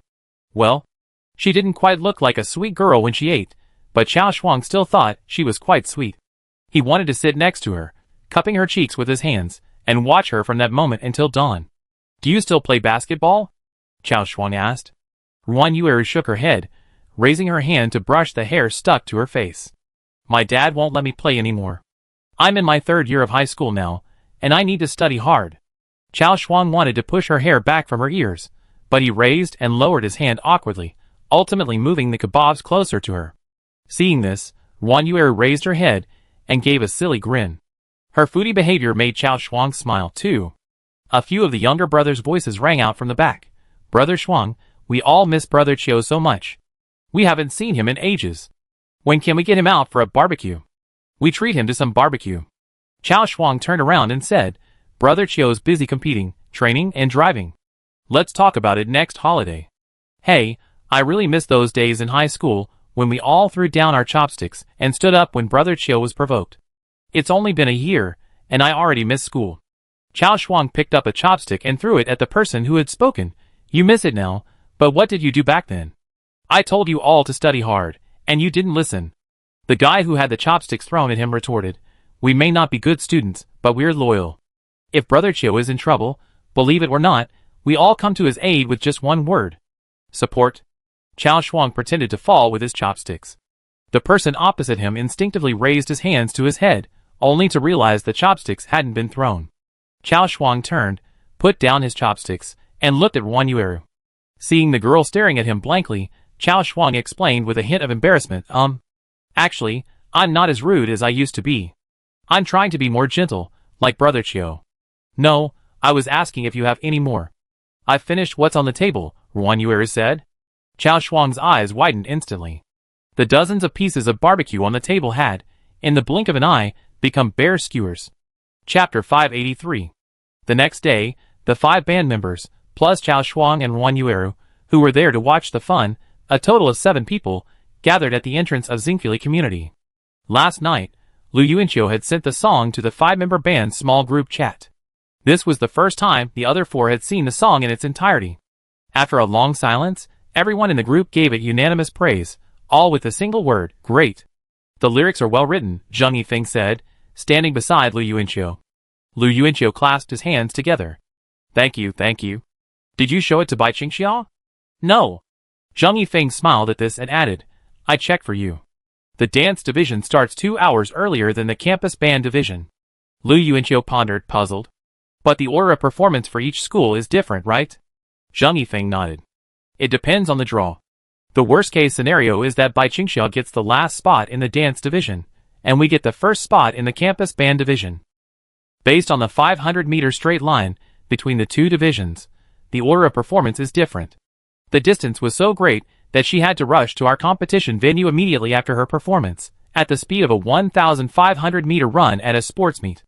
There was a traffic light in between, and it had to be green exactly, so she could arrive without missing a second and see our performance in its entirety, without even having time to change clothes." Lu Yuanqiu twitched his lips. "On-site lottery. I guess my luck can't be that bad, right?" "Zheng Yifeng, don't worry. There's an 80% chance she'd be able to see our performance in its entirety." "Are you making that number up? Why is the probability always 80%? Lu Yuanqiu eyed him suspiciously. Zheng Yifeng shook his head. "I don't know why." He then looked toward a business car approaching nearby. Liang Jingfeng chuckled. "Long Liandong is so thoughtful, even sending a special car to pick us up." "Zhong Jincheng, then don't you even notice who the lead singer is? Do you really have to add that?" Liang Jingfeng stared at him blankly. After the 7 of them boarded the car, Lu Yuanqiu observed Wan Yueru's appearance and teased, "You're becoming more and more like a girl, little Yaya." Chao Shuang smirked, as if the person Lu Yuanqiu was praising had already become his wife. He patted Wan Yueru's shoulder, but Wan Yueru, unusually shy, didn't respond or look at him. She simply pretended to turn and gaze out the window at the scenery. Lu Yuanqiu also glanced out the window and saw a supercar approaching from a distance and stop at the entrance of Xingfuli. This intrigued him, and he took a few more glances. The supercar's door opened, and the first thing that caught his eye was a pair of long, eye-catching legs. Though the business car gradually drove away, and the driver's face could no longer be seen, only the vague recognizable sunglasses, Lu Yuanqiu could still tell by his legs that the driver was Lu Wangchun. He had seen this car before. Lu Wangchun had posted a photo of it on her social media a few days ago, titled a 19th birthday gift from dad. She had always been high profile. But Lu Qingye had actually let her drive the car out alone. No, she'd probably done it secretly. Thinking of this, Lu Yuanqiu gradually returned his gaze to the car. Bai Qingxia had been choreographing at home since the theme was announced yesterday. Lu Wangchun had clearly come to see her. He sent Lu Wangchun a message. Lu Yuanqiu, driving right after getting your license? Aren't you afraid of the danger? Just drive by yourself, don't take Bai Qingxia with you. Lu Wangchun, yes, Mama Qiu. Disdain Lu Yuanqiu, He sent Bai Qingxia a few more messages, and only after receiving a reply did he tuck his phone away in his pocket with peace of mind. Everyone's summer vacation schedule was packed. Not only did they have to take their driver's license test, but they also had to practice their programs for competitions. Lu Yuanqiu had actually planned to take Bai Qingxia to see the giant pandas this holiday, but now it looked like that plan would be postponed again. He tilted his head back and let out a long breath. Arriving at Long Media, Lu Yuanqiu and the others exited the car inside the company. Ruan Yuer gazed at the surrounding posters, the various high-end fashion scenes, and the handsome men and beautiful women passing by. Just as she was about to exclaim wow, Chao Shuang, standing beside her, covered her mouth with his hand. He shushed her. Don't embarrass Brother Qiu. Ruan Yuer lowered her voice and asked, will you see the celebrities on TV? Isn't Long Liandong a celebrity himself? Chao Shuang whispered back. Just as they finished speaking, they saw a man and a woman approaching from the main entrance of the building ahead. The man was a portly man with a beard tied into pigtails, and the woman was Long Liandong. In the 8 a.m. sunlight, even the strands of Long Liandong's hair, floating in the air, looked ethereal and beautiful. She walked over, glanced at the 7 people, and finally set her sights on Lu Yuanqiu. Come with me. The venue and equipment are ready for you. Lu Yuanqiu sighed. I'm so sorry. Sorry to bother you. It's not a bother. I just enjoy listening to music, Long Liandong replied calmly, walking ahead. Several people entered the lobby and headed for the elevator. Sitting on a sofa in the lobby, an elderly man with long eyebrows silently watched the scene while sipping tea. He couldn't help but sigh. He closed his eyes, tapped his fingers on his knees, and hummed the opera tune Butterfly Lovers. In happiness. Lu Wangchun squatted in front of Ran Ran and waved his hand in front of the little girl's face. Aunt Zhang, who was sitting on the sofa in the living room, doing some handicrafts, glanced over, then silently lowered her head and continued her work. Seeing the little girl's lack of reaction, Lu Wangchun frowned. Auntie, I cover your daughter's medical expenses. How much does it cost? Lu Wangchun asked, standing up. Aunt Zhang looked up, a dazed expression on her face. She quickly stood up and waved her hands. No, no. Bai Qingxia emerged from the dance studio. Glancing at Aunt Zhang's apprehensive expression, she said to Lu Wangchun, Chun, don't be like this. Aunt Zhang will be frightened. Lu Wangchun puffed out his chest. I'm serious. Noticing Aunt Zhang's pleading gaze, Bai Qingxia pulled Lu Wangchun into the studio and whispered, Aunt Zhang doesn't like to accept favors for no reason. I gave her life. She's already paid me back for my living expenses. Lu Wangchun was speechless. You really are. Not from the same family, but they're not going to get along. Why? If it were me, my daughter's health would be my priority. I'd rather not refuse the money, and I'm paying for it voluntarily. Bai Qingxia smiled, but didn't explain much. She looked at herself in the mirror, dressed in her dance clothes, and said to Lu Wangchun, let me show you the little dance I just choreographed. Lu Wangchun smiled and nodded, stepping back when she suddenly noticed an envelope pressed against the speakers. Isn't this from Long Liandong? You haven't opened it yet? Isn't it time to open it yet? Lu Wangchun said as she walked towards the speakers and took out the envelope. She realized the end of the envelope, where it was pressed against the speakers, had been torn, and there was no paper inside. Lu Wangchun looked back. Bai Qingxia smiled at her. I've already opened it. Chapter 584. Torn open? What did she write you? Lu Wangchun approached curiously. Bai Qingxiao lowered her head slightly, her smile fading. She turned and looked at the mirror on the wall, then walked towards her reflection. Seeing this, Lu Wanchun curiously walked over to Bai Qingxiao and observed the person in the mirror with her. What's wrong? It wasn't really some insulting words, was it? Bai Qingxiao looked at Lu Wanchun in the mirror, smiled, and shook her head. She suddenly asked another question. Chun, I was born in autumn. Do you know why my father chose the character Xia in my name? Lu Wanchun replied naively, I don't know. I think Xia really suits you. Bai Qingxiao smiled and said, because my father believes summer is a vibrant and colorful season. He hopes I can be like summer, brilliant and beautiful, yet also full of energy and beauty. At this point, Bai Qingxiao's expression grew hazy. She looked at herself in the mirror and said, my father told me this 10 years ago. He clearly gave me guidance on how to face life when I was born, yet I still live with such self-doubt and frustration. Lu Wanchun stared at Bai Qingxiao for a long moment, his expression complicated. Xia, you've simply shouldered too many responsibilities. So I plan to live for myself. I want to be like summer, full of vitality and color for the rest of my life. Isn't that too much to ask? Bai Qingxiao asked her earnestly. Lu Wanchun responded with a smile. Of course it's not too much. Who said it's too much? I beat him to death. Seeing Bai Qingxiao's expression on her face and a bright smile, Lu Wanchun curiously pulled her hand and asked, so are you going to do something? Bai Qingxiao said him and nodded. I have decided. I want to be with Lu Yuanqiu, and I want to confess to him officially. Lu Wanchun's eyes lit up suddenly. She took Bai Qingxiao's hand and jumped gently. Really? When? Bai Qingxiao smiled without saying a word. She pulled Lu Wanchun back and walked back to A. The speaker next to him turned on the song Maple. Take a look at this dance I just choreographed. I show you how to do it. You stinky Xia, you're keeping me in suspense. Lu Wanchun stamped his foot and grumbled. Bai Qingxiao smiled and took a few steps to the side. She turned her head and said, I'm starting. Accompanied by the music on the speaker, Bai Qingxiao danced gracefully in the mirror. Lu Wanchun smiled and looked at the girl in the mirror. Suddenly, he saw the area on the mirror reflecting the blue sky outside the window.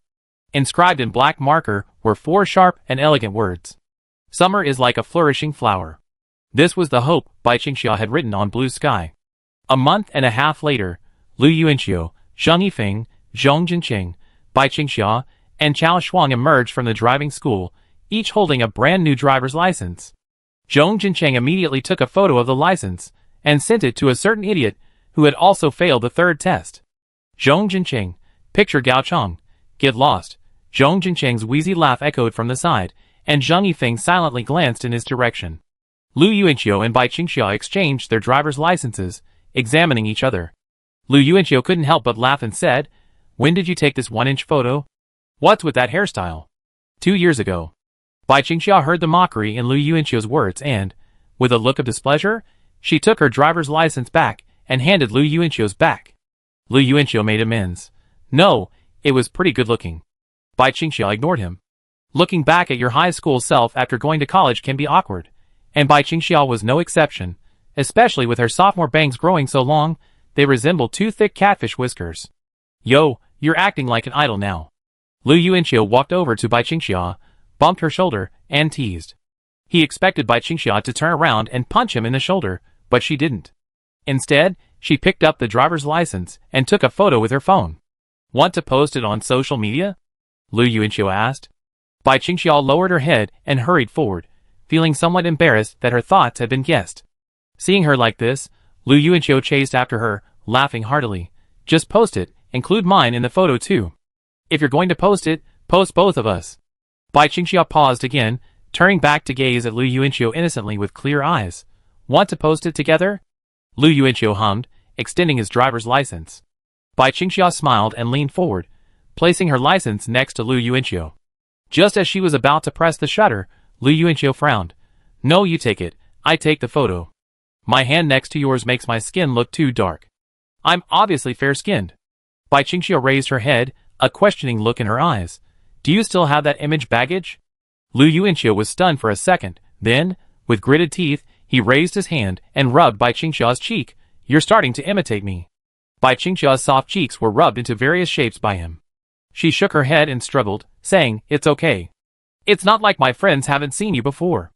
Lu Yuanqiu compromised, aggrieved. Click. After taking the photo, Bai Qingxia posted it on her WeChat moments while getting in the taxi. She only had about 20 friends, but she reviewed the simple text over a dozen times before finalizing it.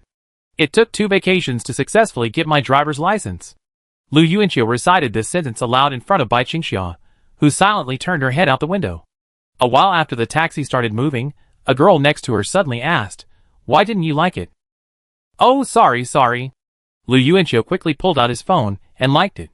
Chao Shuang, sitting in the passenger seat, also pulled out his phone and liked it. Lu Yuanqiu saw Lu Wangchuan's comment below, "Xia is awesome," and copied it. Bai Qingxia replied to Lu Wangchun, "Thank you, Chun, but not to Lu Yuanqiu. Could you please also send a thank you to Qiuqiu? Everyone can see the comments, and you're embarrassing me." Lu Yuanqiu frowned. Bai Qingxia seemed to agree, and quickly replied with a thank you. "Where's Qiuqiu?" Lu Yuanqiu bared his fangs in Bai Qingxia's ear like a vicious dog. Bai Qingxia shrugged, while Chao Shuang, sitting in the passenger seat, threw his head back and laughed. "By the way, brother Qiu." Chao Shuang stopped laughing and said, "Those high school buddies. Ugh, those classmates want to treat you to dinner. They've been asking about it for ages. Do you have time?" Lu Yuanqiu nodded. "Okay, let's do it the night before school starts. We're still rehearsing lately. I get Zheng Yifeng and the others along, and I pay." "Okay," Chao Shuang replied, sending a message on his phone. Chapter 585. 6th floor Zinkuli. Lu Yuanqiu didn't go home, but followed Bai Qingxia directly to her house for dinner. After entering, Lu Yuanqiu picked up Ran, who had come groping over at the sound of the door opening, and carried her on his shoulder. The little girl placed her chubby hand on Lu Yuanqiu's cheek and said softly, "Brother Qiu." "Ah, finally you called me right this time," Lu Yuanqiu smiled. After changing her shoes, Bai Qingxia looked up at him and quipped, "Because you shaved today." Lu Yuanqiu retorted, "I shave every day, okay? Did you get your driver's license?" Aunt Zhang approached, wiping her hands on her apron and asking with concern. Bai Qingxia handed him the license. "I got it." Lu Yuanqiu carried Ran behind him, performing a messy Yanko dance, while looking at the 2 people in front of him. Suddenly, it seemed to him that the moment Bai Qingxia handed Aunt Zhang her driver's license, she was showing off to her mother. "This photo is really beautiful." Aunt Zhang carefully touched the 1-inch photo above. After hearing this comment, Bai Qingxia turned to look at Lu Yuanqiu. Her clear eyes seemed to gleam with pride, and even the corners of her mouth curved slightly downward. Lu Yuanqiu couldn't help but laugh. "Why are you looking at me? I said it was beautiful too." He ran to the living room with Ran on his shoulder, unconvinced. Aunt Zhang returned the driver's license to Bai Qingxia and said, "What do you want for lunch, Xiaoqiu?" "Huh? I don't mind. I eat whatever you cook." Lu Yuanqiu sat down on the sofa, putting Ran down as well. He took the ice cola Bai Qingxia offered him, and asked, "How's the choreography going?" Bai Qingxia also took a bottle of Coke and sat down next to Lu Yuanqiu, responding, "I've finished the arrangement, but it needs further refinement. Also, I'm thinking about what kind of costume I wear. This time, I want something red. Should we continue to have a custom-made costume from the owner of Dancing Youth?" "That's fine." Lu Yuanqiu poured a little Coke into the bottle cap and fed it to Ran's little mouth. The little girl squinted happily after drinking it, her hands quickly tugging at Lu Yuanqiu's thighs, her head raised, and her mouth wide open again, like a hungry chick waiting to be fed. "She can't drink cold drinks," Aunt Zhang said as she passed by. Lu Yuanqiu gave Ran a helpless look, only realizing that Ran couldn't see. The little girl's beautiful eyes always made you forget she was blind. "By the way, that song of mine. I guess it's for you," Lu Yuanqiu said, speaking the words he'd been holding back for months. Bai Qingxia turned to see Lu Yuanqiu pouring Coke into his mouth. She curled her lips slightly, then smoothed them back down. Her eyes continued to gaze at Lu Yuanqiu, and she replied with a faint smile, "Oh." Lu Yuanqiu put down his Coke. "The dance class in your area will start 2 hours earlier than ours, but it's possible you be drawn later, while we be drawn earlier." Bai Qingxia interrupted him. "I hope I can go on stage sooner. I try my best to watch your performance." Lu Yuanqiu smiled and leaned back. "If you're really unlucky, it doesn't matter. You can just watch the video later." Bai Qingxia didn't respond, but tightened her grip on the Coke bottle. At dinner, Lu Yuanqiu had just picked up some food for Bai Qingxia when he looked up and saw Bai Songzhe looking at him again. Lu Yuanqiu had become accustomed to this scene these days, so he also picked up some food and put it in Bai Songzhe's bowl. "Eat, Uncle Bai." Bai Songzhe held his chopsticks, his eyes fixed on the dish Lu Yuanqiu had picked up in his bowl.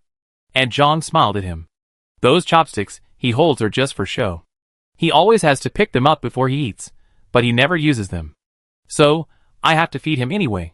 Ran, crouching at the table, opened her mouth and said, I taught you. Lu Yuanqiu looked at her. What? Ran repeated, I taught you how to hold chopsticks, and then you learned. Bai Qingxia rubbed the little one's head happily. Ran is amazing, Lu Yuanqiu praised. He then asked Bai Qingxia, how about you order your uniform today? Is that okay? I don't think I'd be free this afternoon, or I can come with you tomorrow morning. Sure, I can do it myself, Bai Qingxia replied. After lunch, Lu Yuanqiu returned to his room on the 17th floor for a quick nap before heading to Long Media. If it weren't for driving lessons, they would have been almost done with rehearsals by now. With only 2 weeks left, there's plenty of time. They'd definitely be able to perform now, though they wouldn't be quite as confident or at ease. This is the final competition, so it's best to focus. It's more than just the competition. Lu Yuanqiu sat in the empty practice room, waiting for his 4 other teammates to arrive, flipping through the photo album on his phone. There was a noise at the practice room door, and Lu Yuanqiu looked up to see Long Liandong. Long Liandong stretched at the door, yawning softly, then walked toward the stairs, clutching a copy of The Devotion of Suspect X. Lu Yuanqiu pouted. Listening to music again? Do you live at the office? Long Liandong's voice was cold. What does it have to do with you? After she finished, she sat down on the steps, legs spread sideways in a ladle-like manner, and then opened the novel draped across her lap. Lu Yuanqiu smiled, and closed the photo album on his phone. In the empty practice room, neither of them exchanged any words. Lu Yuanqiu had long since grown accustomed to Long Liandong always arriving second after him. He was using her space, and she was getting to listen to music for free. It seemed like a perfectly fair deal. In happiness, Bai Qingxia woke from her nap, and saw Aunt Zhang still napping with Ran in her arms. She tiptoed to close their door, and went to the bathroom to wash her face. After wiping her face, she was about to return to her room to change when she suddenly stopped and found Bai Songjia sitting beside his bed in his room, staring blankly into space.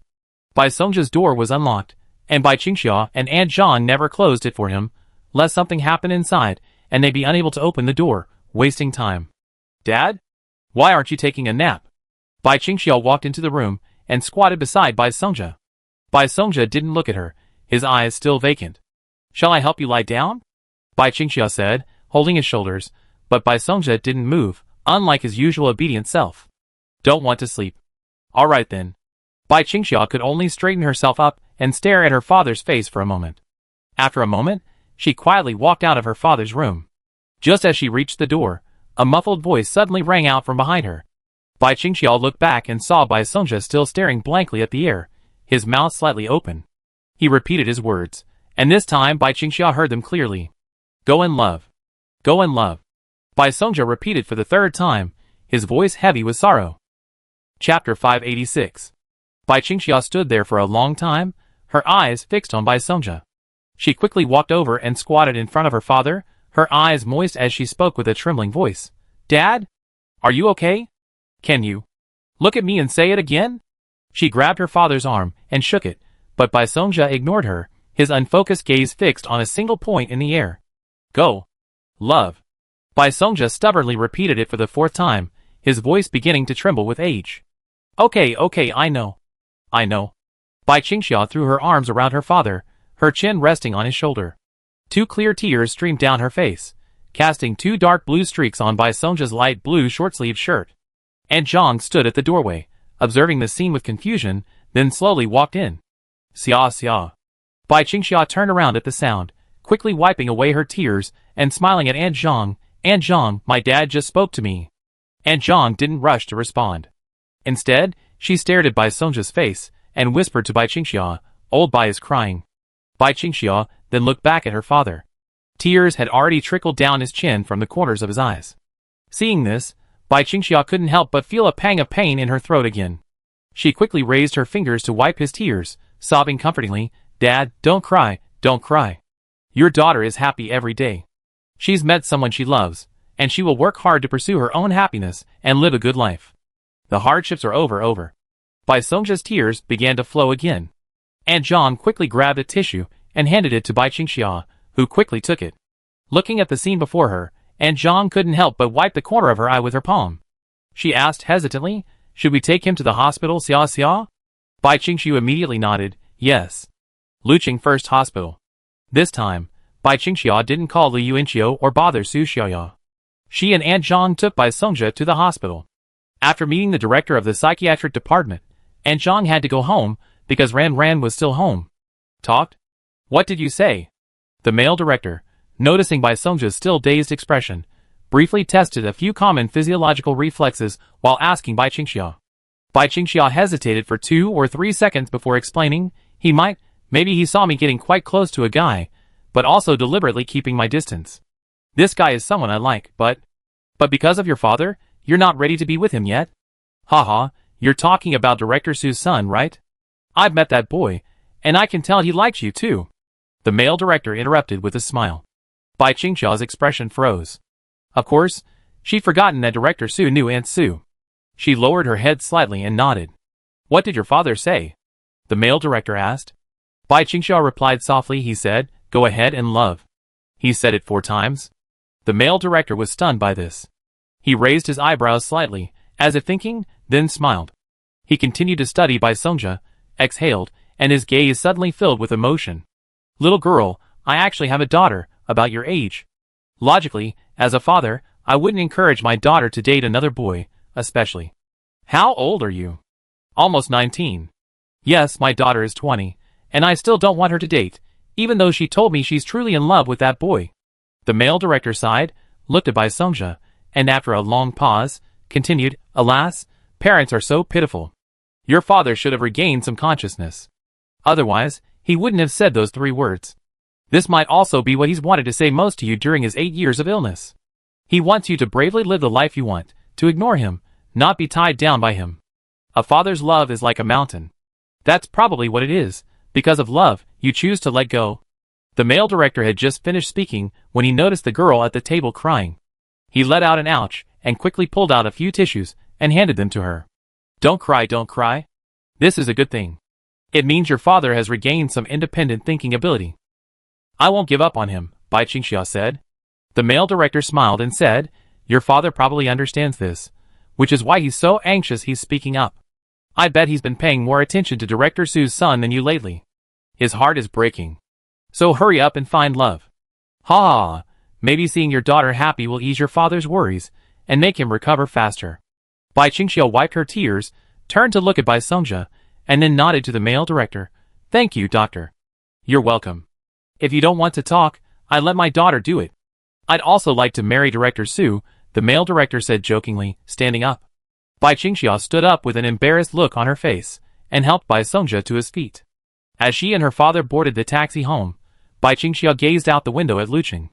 She felt a sense of relief, and gradually, a smile spread across her face. She clasped Bai Songja's arm, and rested her head happily on his shoulder. Dad, you're not a burden. I, too, will pursue my own happiness, Bai Qingxiu said to herself, thinking her father might hear. After returning home, Bai Qingxiu confirmed that Bai Songja was fine before heading out to the dancing youth dance costume store. Entering the store, Bai Qingxiu saw a plump figure sitting in the lounge area, while the store owner was serving another customer at the dance costume display case. Seeing Bai Qingxiu standing at the door, the owner quickly said to her, please wait a moment. I'll be done soon. Bai Qingxiu nodded silently. Only a year had passed, and the proprietress seemed a little unrecognizable. It made sense. The last time she'd been there, she'd been wearing her school uniform and a ponytail, but now, Bai Qingxiu had learned to coordinate her outfits, and her hair was long straight black.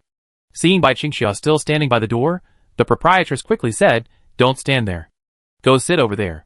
There are snacks and disposable cups. Bai Qingxiu noticed the chubby boy sitting in the lounge area. Not wanting to sit next to strangers, she smiled and shook her head, no problem. I just stand. The proprietress could only smile apologetically and repeat, just a moment, before returning to her work. The chubby boy in the lounge area stood up, perhaps realizing his presence was making customers uncomfortable. He walked into the lounge, laptop in hand. Chapter 587. Bai Qingxiu didn't move when she saw this. After all, she had just said, you can stand. Although now that the other person had left, she did want to sit and wait. Never mind, she'd just stand and wait a little longer. 5 minutes later, The proprietress finally finished with another customer and walked towards Bai Qingxia. She was momentarily startled, then smiled. Eh? Are you the girl in the school uniform who ordered your ballet costume last year? Bai Qingxia was a little surprised, but unexpectedly, the proprietress recognized her from closer up. She nodded. Yes, it's me. You've changed so much. You look even prettier. How was your last dance costume? It was pretty good. Bai Qingxia wasn't good at small talk with strangers, so she quickly got to the point. Do you have any red ballet costumes? Suitable for ballet? What kind of red? The proprietress asked, leading Bai Qingxia towards the clothes rack. Bai Qingxia thought for a moment and said, a red like maple leaves, with a gradient color would be fine. Is this okay? The proprietress pulled a red dance costume from the hanger. Bai Qingxia glanced at it and smiled. Yes, it's pretty. Do you have any other? The proprietress looked at her and went to find another dance costume. She asked curiously, are you in college now? She still remembered that when this little girl came a year ago, she was extremely socially anxious. She spent most of the time hiding behind the boy, her voice as soft as a mosquito's. She followed him wherever he went, as if she were glued to him. It's completely different now. Compared to this girl, her son has become increasingly gloomy. She had thought that college would bring a more positive outlook on him. Yes, Bai Qingxia replied. The proprietress, where did you go to university? Ducheng. What a coincidence. My son goes there too. Out of courtesy, the proprietress didn't ask for the specific university. Many students shy away from discussing it. How about this one? The proprietress picked out another piece and showed it to Bai Qingxia. After looking at several pieces, Bai Qingxia finally settled on the first one. Without someone to accompany her, she hesitated to change clothes, but it wouldn't affect her much. She just had to give her measurements. What's your name? The proprietress walked over with the order form. Last name Bai. The proprietress looked at her, slightly startled, then nodded. Okay, Miss Bai. Just fill in your address and phone number here. Watching Bai Qingxia walk out of the shop, the proprietress took another look at the order form, then walked into the lounge. Leaning against the door, she said to her son, Luo Chang, that little girl just now also came in to order dance costumes a year ago. Mom thought she looked familiar, and when I heard her last name just now, it suddenly hit me. She seems a bit like your elementary school classmate. Luo Chang, absorbed in his game, didn't turn around. Which one? Last name Bai, the one whose brother was in the car accident. Luo Chang paused from typing on the keyboard and turned to look at his mother at the door, his expression stiff.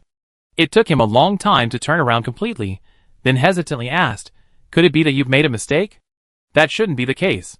Besides, she's a ballet dancer. Doesn't your classmate also do ballet? She was in high school last year and started college this year, so she should be around your age. Luo Chang suddenly fell silent, his eyes gradually shifting to the ground. The proprietress walked over with the order form and said, here's her phone number. Why don't you call and ask her full name? Or maybe your mom can ask for you. It must be wrong. Luo Chang simply raised his hand and pushed the order form away without even glancing at it. He turned back to his computer, watching the floating game character on the screen, but now he had no desire to play anymore. Only he knew that every day he hoped to see the girl again, but he also dreaded the thought of seeing her again. 2 weeks passed, and it was the day before school started. At 8 o'clock in the evening, Lu Yuanqiu, Bai Qingxia, Zheng Yifeng, and Zhong Jincheng all went to the barbecue stall address Chao Shuang had sent them on his phone. Lu Yuanqiu had initially advised Chao Shuang against hanging out with these so-called bad students, but after spending time with them at number 7 middle school, he gradually realized that some of these so-called bad students weren't completely flawed. They might simply be unsuited to studying.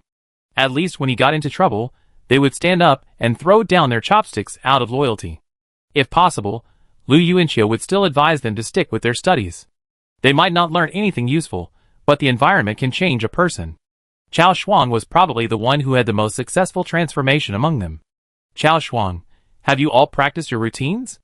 Lu Yuanqiu nodded, almost done. We're just waiting for school to start and compete. Bai Qingxia, nibbling on her barbecue, looked up and replied, I'm almost there too. Chao Shuang smiled. I go with our school's bus to the city arts competition and cheer you on. Okay. Zheng Yifeng looked up in one direction. They're here. Liang Jingfeng exclaimed, oh my god, this alley is so winding we're stuck, and it's pitch black, even cars can't get in. Lu Yuanqiu smiled and said, stop complaining and sit down. He then introduced the senior and Liang Jingfeng to the surrounding boys. The boys were enthusiastic, standing up, and calling them Brother Song and Brother Liang. Liang Jingfeng had drunk some wine, his face flushed and his head ached. He raised his glass and said, "I bet our song this time is unbeatable. We definitely win over the judges." Lu Yuanqiu, can you stop setting your goals? Don't let that third prize go away. Whether he could win over the judges was hard to say, but winning over someone was certain, Zhang Yifeng muttered to himself with a smile. At 9 o'clock in the evening, after a satisfying meal and a few drinks, the 7 of them helped each other to their feet. Actually, only Liang Jingfeng, Finger, and Chao Shuang had drunk a bit. Lu Yuanqiu supported Chao Shuang and said to the boys behind them, "We be leaving first. We have to catch the bus tomorrow. You guys can continue eating. I pay the bill." "Thank you, Brother Chiu." "Goodbye, Brother Chiu." The boys all stood up. Bai Qingxia smiled at the boys. They were startled, as if they hadn't expected this ice-cold goddess from high school to smile. They shyly bowed and nodded, smiling back. The 7 of them walked side by side toward the alley entrance. Liang Jingfeng said drunkenly, We can definitely win a prize." "Yeah, keep standing," Lu Yuanqiu replied. As they were about to exit the alley, they suddenly stopped in their tracks. They saw young men armed with steel pipes emerging from the side roads on either side. "You set a great goal, even won an award, and yet you're still not sure if you can return to school." Lu Yuanqiu couldn't help but mutter to himself as he watched the scene unfold. Chao Shuang, beside him, instantly regained his composure. Seeing Bai Qingxia tense, Lu Yuanqiu shielded her from view and subtly reached out to Zhang Yifeng. Zhang Yifeng understood, extending his phone behind Lu Yuanqiu to dial 110. Zhong Jincheng glanced away at the scene behind Lu Yuanqiu, swallowing silently. The leader in front was a young man, with a cross around his neck. Lu Yuanqiu felt like he'd seen him somewhere before. "Did you provoke him?" Lu Yuanqiu whispered to Chao Shuang. Chao Shuang shook his head and shouted, "Who are you looking for? If you have something to say, let's talk." The young man with the cross glanced at Finkel and muttered, "Weren't there only 2 people who entered the alley? How come there are 7? But he didn't seem to care about the number of people. After he finished wondering, he led the people behind him up. Lu Yuanqiu took a quick look and saw that there were a full 15 people, 5 of them holding steel pipes. "Go!" The man with the cross shouted without hesitation and rushed forward. Lu Yuanqiu grabbed Bai Qingxia's hand and shouted, "Run back!" Bai Qingxia followed closely behind him. The 7 of them ran back in the direction they had come. Zhang Yifeng took advantage of the chaos to explain the situation over the phone. Within minutes, the 7 of them had returned to the barbecue stall. The man with the cross was startled again and quickly stopped, using the steel pipe to block the people behind him. Lu Yuanqiu and Chao Shuang, breathing heavily, turned back to look at the boys at the barbecue stall, glaring. "Pa! Pa! Pa!" Everyone reacted instantly, throwing their chopsticks onto the table and standing up. Chapter 588. "Get your weapons." Chao Shuang growled with a fierce look in his eyes. He picked up an empty bottle and smashed it against the table, making a crisp crack. The sharp shards of glass gleamed faintly in the dim light. Liang Jingfeng and Finger turned their heads, their eyes widening. How could this guy be so skilled? The boys who had stood up also picked up their bottles and came over. They squeezed through the crowd and, along with Chao Shuang, stood in front of the other 6. Lu Yuanqiu's side had over 20 men, most of them young and strong, while the other side had only 15. The contrast immediately weakened their momentum. "Hey, Yaoling." The barbecue stall owner hurriedly ran inside, while talking on the phone, hiding behind the glass door and observing the scene outside. Bai Qingxia clutched Lu Yuanqiu's arm, her expression tense. This was her first time witnessing such a scene. "It's okay. We're in numbers," Lu Yuanqiu whispered soothingly. The situation remained deadlocked for about 10 seconds. After a moment's thought, Finkel shouted, "Are you looking for me?" The young man with the cross looked at him, but didn't respond. He clenched the steel pipe, hesitating whether to approach him. After Finkel's reminder, Lu Yuanqiu thought about Zhang Yibin. He finally remembered why the man with the cross looked familiar. He had run into him 2 months ago, when he went to visit Sister Li. They'd met in a van, and their eyes had crossed, so Lu Yuanqiu had a memory of him. It seemed he'd been stalking Sister Li before. Was Bai Shi's hired help? Or was he simply one of Zhang Yibin's hired minions seeking revenge? Lu Yuanqiu actually preferred the latter. After all, Zhang Jisheng wouldn't be so foolish as to do something that would have no real benefit for him. What a bunch of idiots! Just trying to vent their anger? Without considering the consequences? Lu Yuanqiu stared at the steel pipes in their hands, bewildered. To prevent them from charging recklessly, Lu Yuanqiu pressed on. We've already called the police. Are you still going to continue the standoff? Chao Shuang led the crowd forward. He knew what to do in this situation. He had to suppress the pressure. He didn't want to fight either. Chao Shuang was no longer the reckless man he once was. Seeing the 20 or so men approaching with bottles, the young man with the cross gritted his teeth and took a step back with the others behind him. Only 5 of them had sticks, and a fight would surely end badly. Just wait! The young man with the cross pointed the steel pipe a finger, threateningly saying something. Then he turned and ran with his companions towards the alley entrance. Lu Yuanqiu breathed a sigh of relief. Even if they won a fight, it would be of no benefit. He turned to look at Bai Qingxia and rubbed her head, a gesture of comfort. Bai Qingxia's chest heaved, and she looked at him with some fear. Lu Yuanqiu soothed her again. It's okay. He pulled Bai Qingxia back to the barbecue stall and sat down, saying to the other boys, Thank you all for this. Put the bottles back quickly. Everyone immediately obeyed and returned to their seats, sitting down obediently. So you really were looking for me, Finkel said, frowning. Liang Jingfeng silently handed him a bottle of beer, which Finkel took and gulped down. Zheng Yifeng, there's nothing wrong with saving people. Don't worry, senior. This matter will be resolved. Yes. Finkel nodded, muttering with determination, I've always felt it was right. That was the highlight of my life, even happier than getting into Zhuhai University. I won't regret it, ever. He finished speaking and took another sip of beer. Lu Yuanqiu looked at the person in front of him and said, I'm going to make a phone call. As he stood up, Bai Qingxia quickly followed suit and grabbed his arm. Lu Yuanqiu paused for a moment, then forced a smile at her and pulled her over to the side. He called his third uncle and told him about tonight's events and Sister Li's previous ambush. Not long after, the alarm rang at the entrance of the alley. Officers from the Baoyuan District Police Station had arrived. Lu Yuanqiu and the others rode in a police car to the police station. The station chief, Old Song, personally met them. He simply took a statement and inquired about the leading young man's physical description before sending everyone back. Lu Yuanqiu walked in last and asked Old Song, Uncle Song, has my third uncle said what to do? Mr. Lu said, we must apprehend the perpetrator. Zhang Li has made meritorious contributions, and her safety cannot be threatened. Based on the information you provided, finding the perpetrator shouldn't be difficult. Old Song smiled and patted Lu Yuanqiu on the shoulder. Don't worry, the same applies to your friend. He be fine.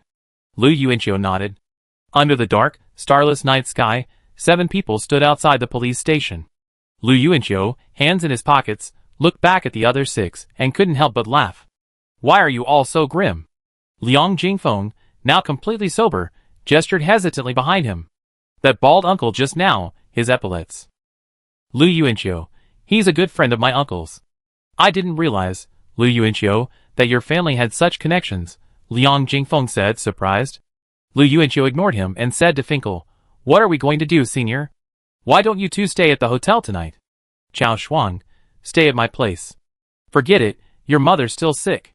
Lu Yuanqiu rejected his proposal. Zheng Yifeng, stay at my place. Zhong Jincheng shook his head, stay at my place. It's just me and my dad. Zheng Yifeng shrugged, but didn't argue. After all, he had a younger brother. Lu Yuanqiu scoffed. I didn't expect such a scene to unfold right before school starts. So, young Master Liang, could you please stop making such a scene? It's dangerous. What's wrong with what I said? Our band must. He was halfway through his sentence when Finger immediately covered his mouth and yelled, Hack you! Do you really want us to survive tonight? Bai Qingxia smiled at this, her tense mood seemingly easing. Chao Shuang saw a man in a hat standing at the police station entrance and walked over with his phone. Uncle, could you please take a picture of us? You guys, this is for a souvenir? The man in the hat smiled, but he also took the phone. Chao Shuang clasped his hands together in thanks, then stepped back and gathered the other 6 people and lined them up on the steps. What's there to take a picture of? Zhong Jincheng complained, but his body remained honest. He slowly raised his hand and bared his teeth at the camera. Finkel still covered Liang Jingfeng's mouth. Zheng Yifeng stood beside Lu Yuanqiu, his expression calm as he gazed into the camera. Lu Yuanqiu cheerfully put his arm around Bai Qingxia's shoulders and made a scissor sign with her. Chao Shuang squatted in front of the 6 people, leaning back, arms outstretched, a bright smile. Click! Bai Qingxia breathed a sigh of relief at the sound of the shutter. She almost thought her 19th birthday plans were going to be thwarted. Thankfully, everything went as planned. Chapter 589. The next day, the 7 of them boarded the high-speed train and arrived safely in Jucheng at 3 p.m. Lu Yuanqiu had just finished packing his things in his dorm when he heard his phone ring. He pulled it out and saw it was Chu Wenchuan, the leader of the Jingwei band, tagging all the members in the vocal group. He was the group leader. Jingwei band lead vocalist at all members, everyone, the Yanggu string band is about to compete. Over the past year, we've all fought and argued, but at the start of the city art competition, we still have a special session to send our best wishes to the participating bands. Let's all wish our juniors the best. One after another, the lead vocalists of the bands began to pop up in the group, lining up to send messages of encouragement. Hot Wheels band lead vocalist, Go Junior. Pink Lady band lead vocalist, Go Junior. Featherfall band lead vocalist, Lu Yuanqiu, please fulfill the wish of us seniors to compete in the city art competition. Lu Yuanqiu looked at Fu Yiming's message and typed silently. Yanggu string band, lead vocalist, okay. Yulua band, lead vocalist, keep going. We've got a long way to go, but we meet again. Lu Yuanqiu had just seen the message when he noticed the group members had dropped from 72 to 71. The numbers kept decreasing, soon stopping at 53. Yanggu string band, lead vocalist, why are you all leaving the group? Jingwei band, lead vocalist, we're all seniors starting school, with internships coming up. We don't have time to play in a band, and we won't be participating in popularity rankings anymore. So, leaving the group leaves room for the newcomers, a way of saying goodbye to the old and welcoming the new. Yuanqiu, this is what you be going through later. Yanggu string band, lead vocalist, aren't you a senior this year too, senior? Jingwei band lead vocalist, so I'm quitting soon too. Come on. Grin. Jingwei band lead vocalist has transferred the group ownership to Yanggu string band lead vocalist. The group membership has dropped from 53 to 52. Lu Yuanqiu sat in his seat, watching the scene, silent for a long time. The lead vocalist group fell silent again, as if suddenly losing a lot of its liveliness. I just saw the freshmen doing military training. Are they doing military training at school this year? The Taoist priest said as he entered the dormitory. The uncle, wiping the table, replied, I saw it too. There were a group of freshmen in military training uniforms standing on the playground and basketball court.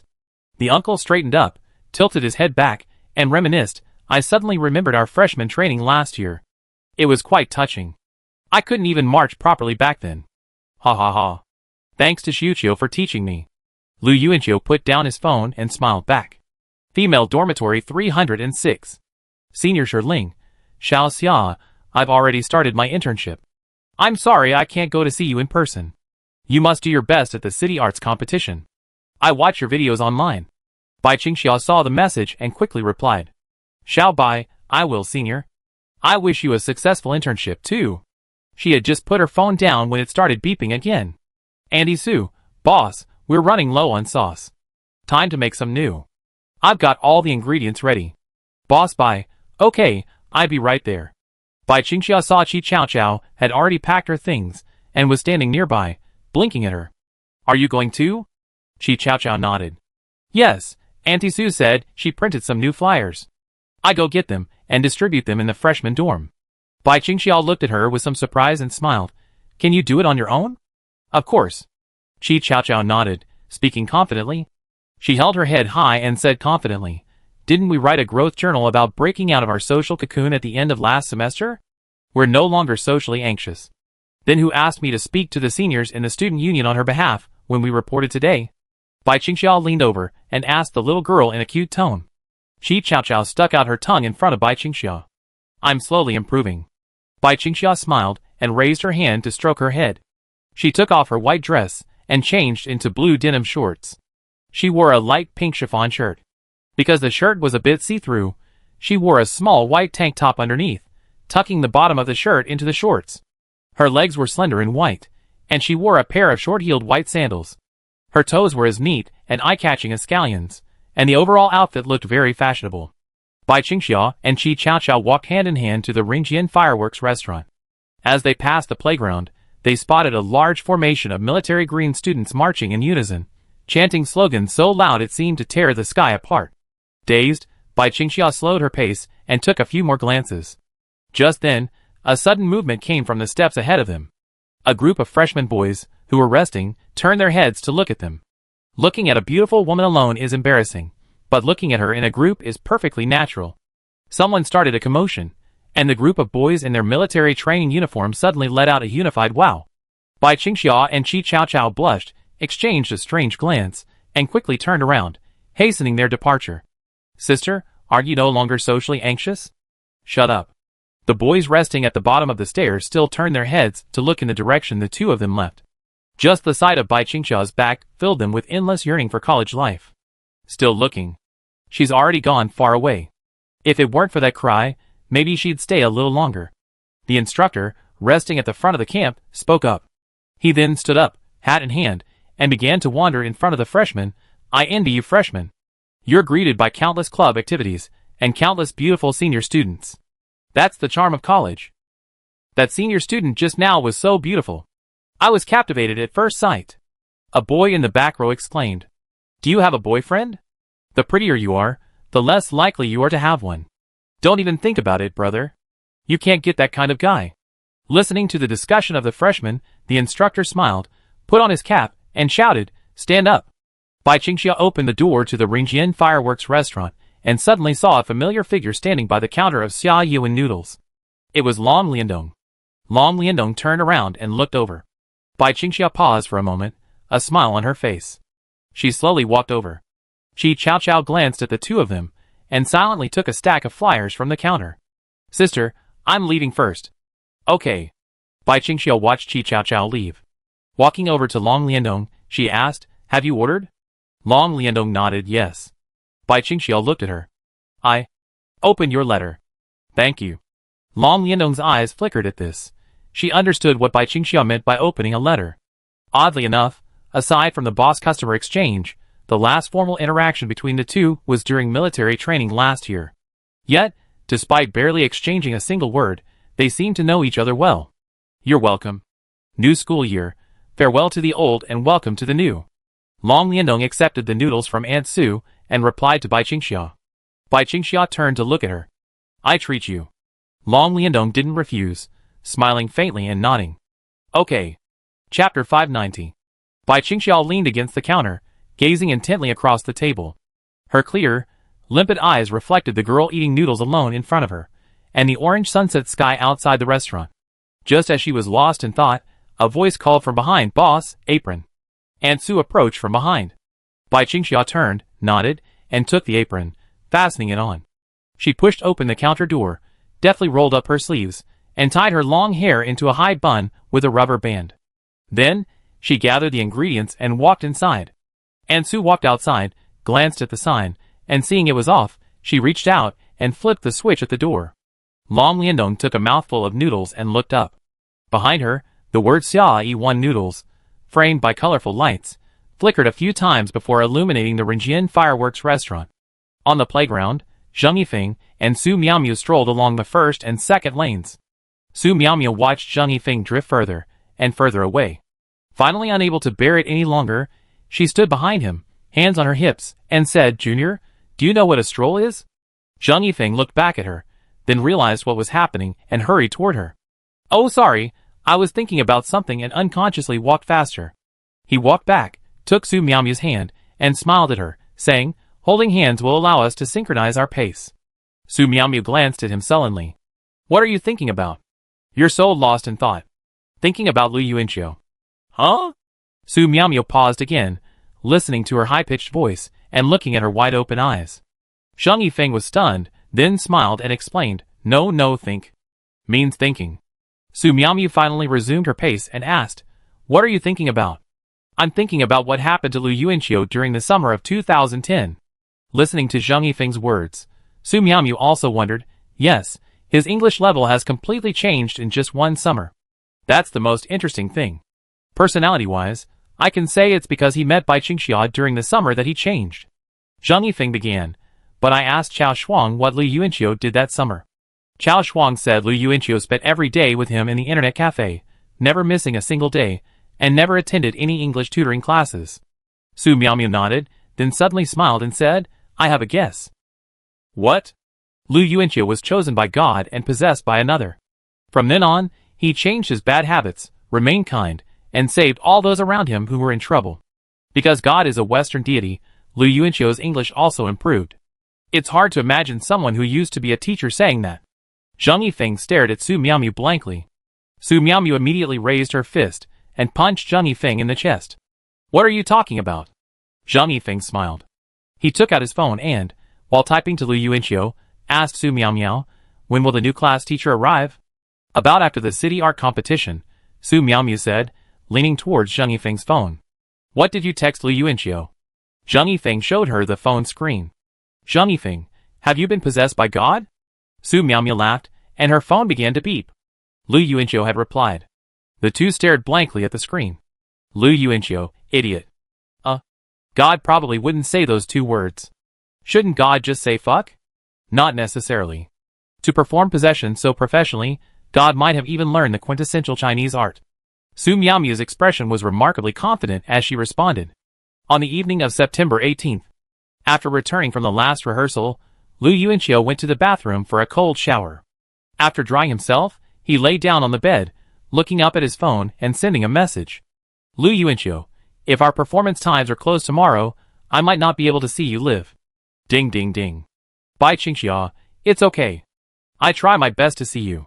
Lu Yuanqiu, you're so nice, xia xia. Bai Qingxia, smiles Lu Yuanqiu. Kiss Huafeng Student Union Arts Department. Hey, why aren't you two chatting privately? Qingxia Student Union Arts Department. Isn't showing off affection a tradition on your campus? Zhang Yifeng, Zhong Jinqing. Eating melons. Lu Yuanqiu is awesome. Showing off your affection in the City Arts Competition group chat. Finger laughed from his bed. Lu Yuanqiu glanced up at the group name, then put his phone down and muttered, I didn't notice. The group chat got pushed over by you guys. I thought it was just my private chat with Bai Qingxia. Are you nervous? Finger softened his smile and raised his head from the bed. Lu Yuanqiu looked at the ceiling, a little. He rested his head on his arms, feeling the cool night breeze coming in from the window. My heart's been beating incredibly fast, thump thump. I don't know why, but it's definitely not the competition. The Taoist priest and Finkel blinked, pondering for a moment. The uncle lying on the bed suddenly spoke. I've had a similar feeling. Oh! Lu Yuanqiu piqued his interest and turned to look at the uncle.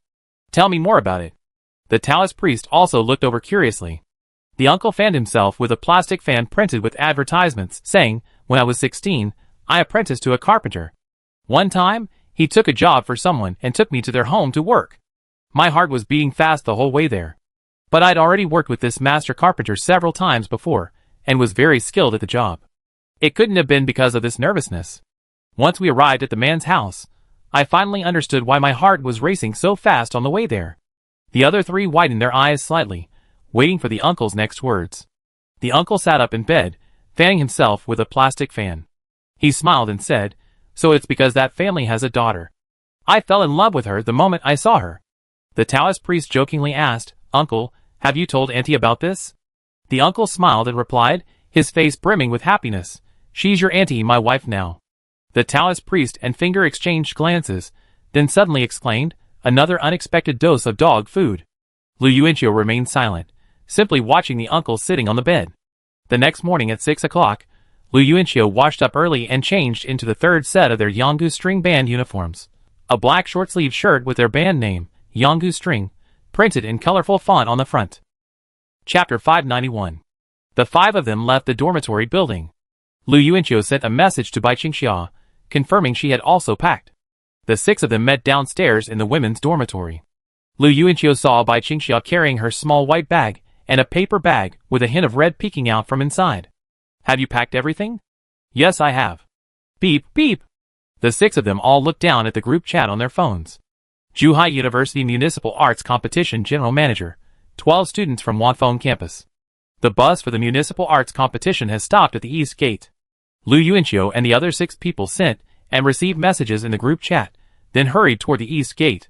Sure enough, they saw a blue bus parked at the school gate. The Student Union Arts Department secretary jumped out, smiling and waving at them. Here! Here! Come on, get on board. Have you all had breakfast? Yes. Lu Yuanqiu held Bai Qingxia's hand and watched her climb the stairs. They found a double seat side by side. Lu Yuanqiu drew the window curtains halfway, allowing the morning sunlight to just reach the tip of Bai Qingxia's nose, illuminating her hair golden. The other 6 contestants from the Huafeng campus also boarded the bus. Bai Qingxiao looked up at them, then lowered her head to check her small white bag. She unzipped it and pulled something out. Lu Yuanqiu turned his head and saw the silver moon-shaped hairpin.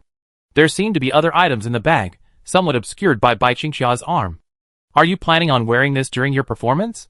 Yes. Bai Qingxiao nodded, looking at the glowing diamonds on the moon hairpin. She ran her fingers through the diamonds, from the first to the last. Then, she lifted the moon hairpin and held it up to the light streaming in from the window. It instantly shone even brighter.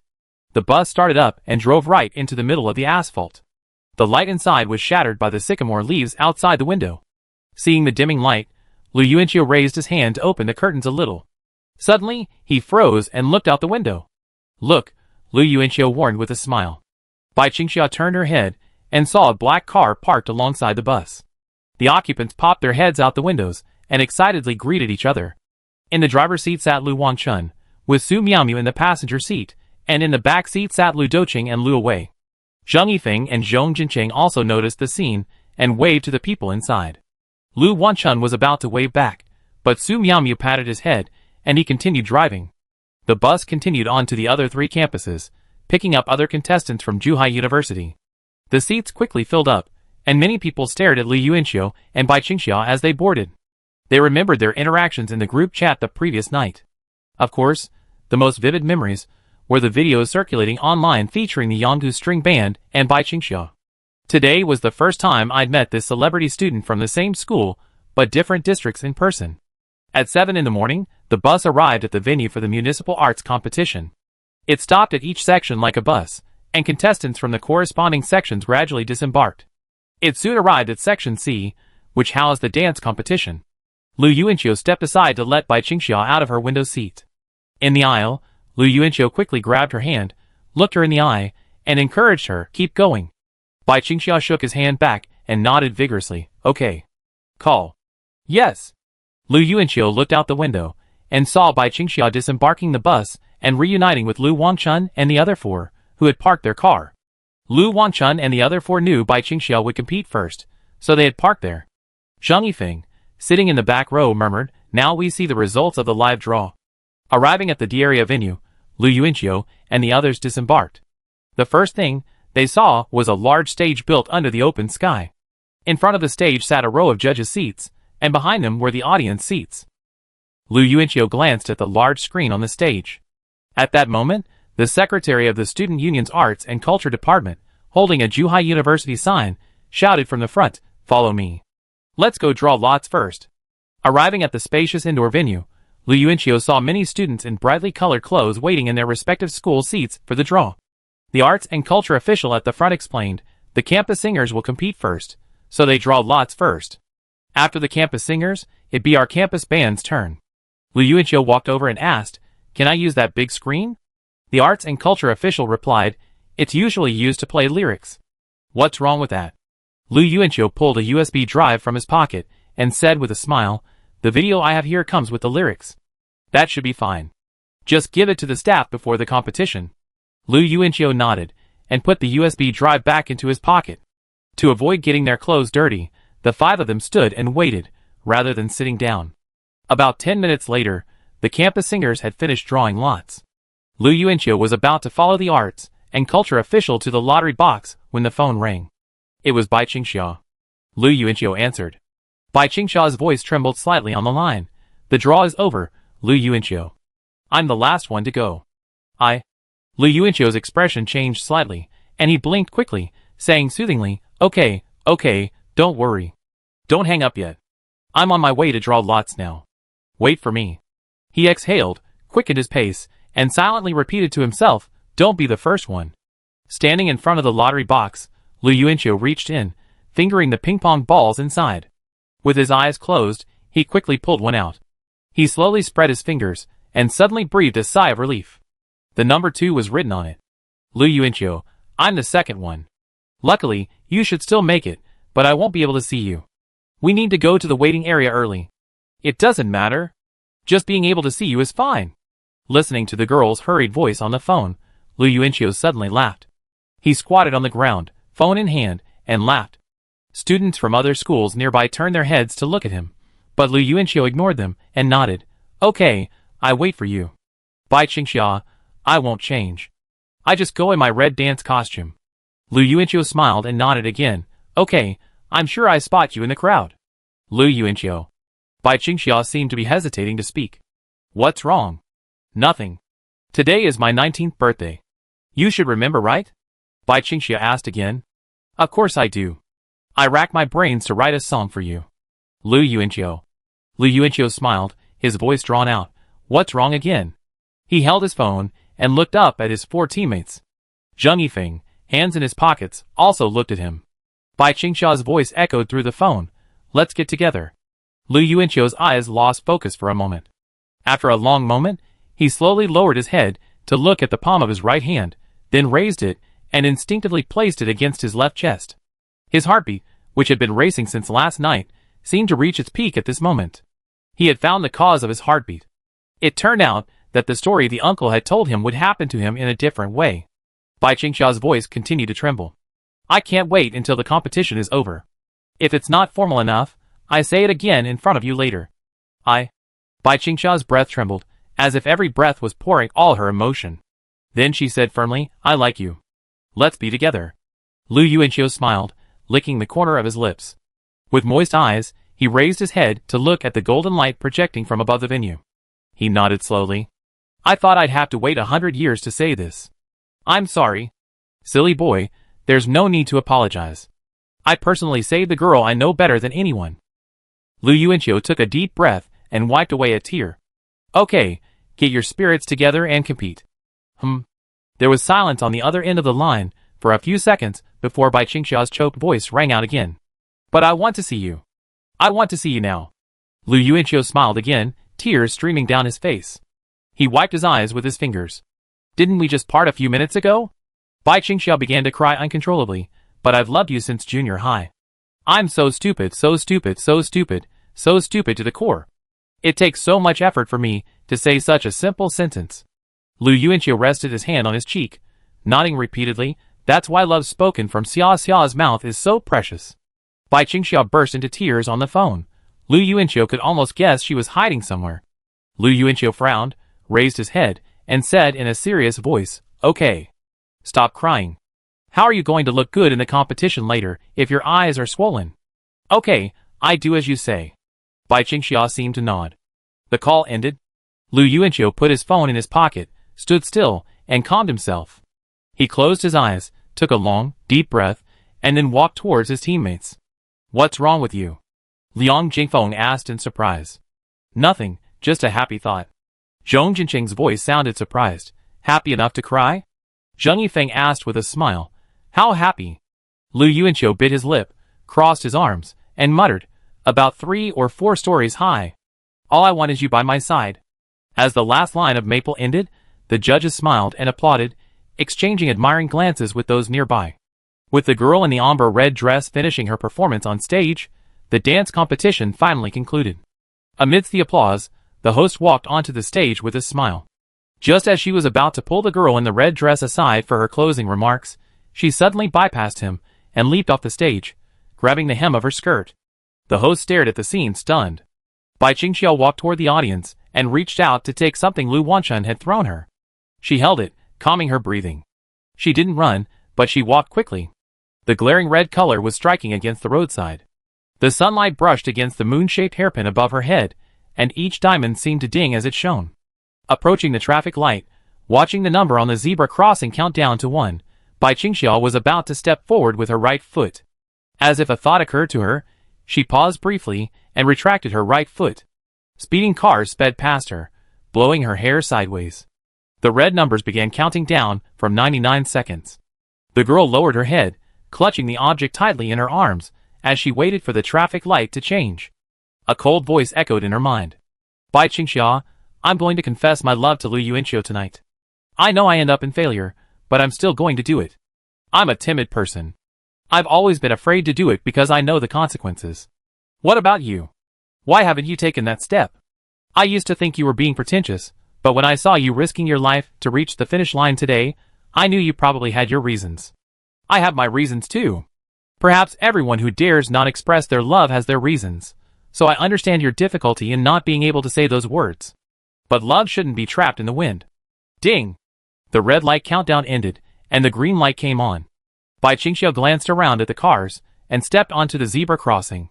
She quickened her pace, and walked forward. Love should never be a seed quietly waiting to break through the soil. It should be like a flaming sunset, tearing through the clouds to paint the entire sky red. The fiery, maple-colored hem of her red skirt danced in the wind on the zebra crossing. Bai Qingxiu walked briskly, cradling the object in her arms, her steps remarkably firm. She stared straight ahead, the contents of the tear-stained letter flashing through her mind. At the same time, Long Liandong's urgent voice echoed in her ears. Bai Qingxiu, treat love as the power generated by a seed breaking through the soil. Only by breaking through can you encounter a blooming flower. Only by growing freely in the sun. Only by living without regrets. Winter is lonely, summer should be brilliant. I'm going to confess my love, and you should do the same. Bai Qingxiu began to quicken her pace, wiping the tears from her eyes, as she rushed towards the Diaria meeting place. Gradually, she slowed her pace, taking in the audience and the vast stage. Bai Qingxiu panted as she saw Lu Yuanqiu, Zheng Yifeng, Zhong Jinqing, Song Fanfang, and Liang Jingfeng standing on the stage. Xia Xia. Lu Wanchun and the other three waited for a traffic light before finally catching up with Bai Qingxiu. They stood behind her, looking up ahead. Lu Yuanqiu, gripping the microphone, immediately noticed the red light. He glanced at Bai Qingxiu, a distant smile flashing across the auditorium. Bai Qingxiu pursed her lips and smiled back. Suddenly, the large screen behind the 5 band members lit up, revealing a profile photo of Bai Qingxiu. The audience erupted in cheers. The photo was set in a classroom, with Bai Qingxiu looking down at her desk. It was clearly a candid photo. Seeing this, Bai Qingxiu covered her mouth with her hand, tears streaming down her face. At this moment, she pulled out the other half of her photo album. Bai Qingxiu lowered her head and flipped open the first page. The photo showed Lu Yuanqiu's profile, set in a classroom. Lu Yuanqiu was looking down at the table, clearly a candid photo. Sweet music began to play, and Lu Yuanqiu began singing the first line. Behind him, on the large screen, photos of Bai Qingxiu kept turning. Bai Qingxiu glanced at the lyrics above the screen, while flipping through the album in her hand. It was filled with photos of Lu Yuanqiu. The Bai Qingxiu on the screen smiled. The Lu Yuanqiu in the album raised an eyebrow. The screen showed a girl sitting on the back of a bicycle. The album showed a boy riding the bicycle. Chapter 592. 1979. Songgu look. A sweet voice came from the front. The fair-skinned boy had just taken a bite of his steamed bun, when he looked up, and saw the girl sitting across from him reaching for the table. Glancing around and seeing no one was looking in her direction, she smiled and spread out her right hand. In her palm lay an unpeeled, orange, hard-boiled egg. The girl looked about 10 years old, with large, lively eyes, and a hint of baby fat on her face. She wore 2 thick, dark pigtails at the back of her head and a white, floral shirt. Luo Ren glanced around again warily, and quickly thrust the egg into Bai Songjia's hands. Where did you get this? Bai Songjia asked, smiling as he surveyed the warm egg in his hand. Teacher Lu gave it to me. The woman who taught you ballet? Yes. Luo Ren nodded, picked up the steamed bun beside her, and continued quietly. Teacher Lu said that eating steamed buns and pickles every day can lead to malnutrition. We're in the growth phase right now. Bai Songjia looked at the egg in his hand and sighed. Teachers from big cities are great. Did you eat it? Luo Ren looked at him, stunned, and nodded quickly. I did. She gave me 2, I ate 1, and this is for you. How about? Give it to Xiao Chong? He's never had an egg, okay? Bai Songjia gave the girl a cautious, pleading smile. Luo Ren's eyes drooped at that, and he lowered his head to pickle the pickles with his chopsticks, mumbling, whatever you want. Bai Songjia smiled again, looking down at the egg in his hand. Just as he was about to stuff it into his pocket, a fat hand suddenly grabbed his wrist. Before Bai Songjia could react, the chubby boy snatched the egg from his hand. He ran across 2 tables, and proudly waved the egg in front of Bai Songjia. Qin Yonggui! Luo Ren shouted angrily. The chubby boy who had snatched the egg playfully stuck his tongue out at Luo Ren and hurled insults. Good for you too. The nursery teacher said we can't hide food. Give it back. Bai Songjia cursed, charging at the chubby boy named Qin Yonggui. However, his size was not an advantage, and he was quickly pinned to the ground. We never bothered you, so why do you always pick on us? Bai Songjia lay on the ground, tugging at him by the collar. Qin Yongui let out a paw and slapped Bai Songjia in the face. Luo ran over to hit him, but Qin Yongui simply raised his hand and shoved Luo Ran, sending him sprawling to the ground. Xiao Ran, don't come over here! Bai Songjia shouted, struggling violently beneath Qin Yongui. Seeing this, Luo Ran sat on the ground and burst into tears. Just then, a strong gust of wind suddenly flashed past her, and a boy rushed past her, kicking the chubby Qin Yongui in the face. Come! Let him go! Bai Songjia shouted in surprise, Xiao Cheng. The boy named Xiao Cheng had narrow eyes, sharp eyebrows, and a fierce gleam in his eyes. He was panting, but his expression softened as he looked at Bai Songjia. He also called Bai Songjia, Xiao Qing. Then he frowned again, Xiao Qing, you're so stupid. To deal with him, just pick up the plate and hit him on the head. With that, Xiao Cheng walked over to Qin Yongui, who lay on the ground, clutching his cheek and crying, and kicked him hard again. Bai Songjia quickly stood up and helped Luo Ran to her feet, wiping her tears. Don't cry. I get the egg back. Luo Ran nodded. Xiao Cheng kicked Qin Yongui and yelled, next time before you bully Xiao Qing and the others, think about who beat you up today. Bai Songjia quickly squatted beside Qin Yongui and pulled the egg from his pocket.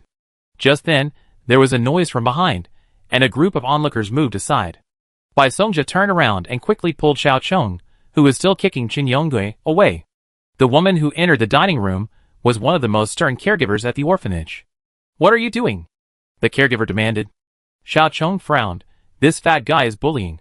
He turned around, only to be startled to see the fat little Qin Yongui lying on the ground, foaming at the mouth and twitching.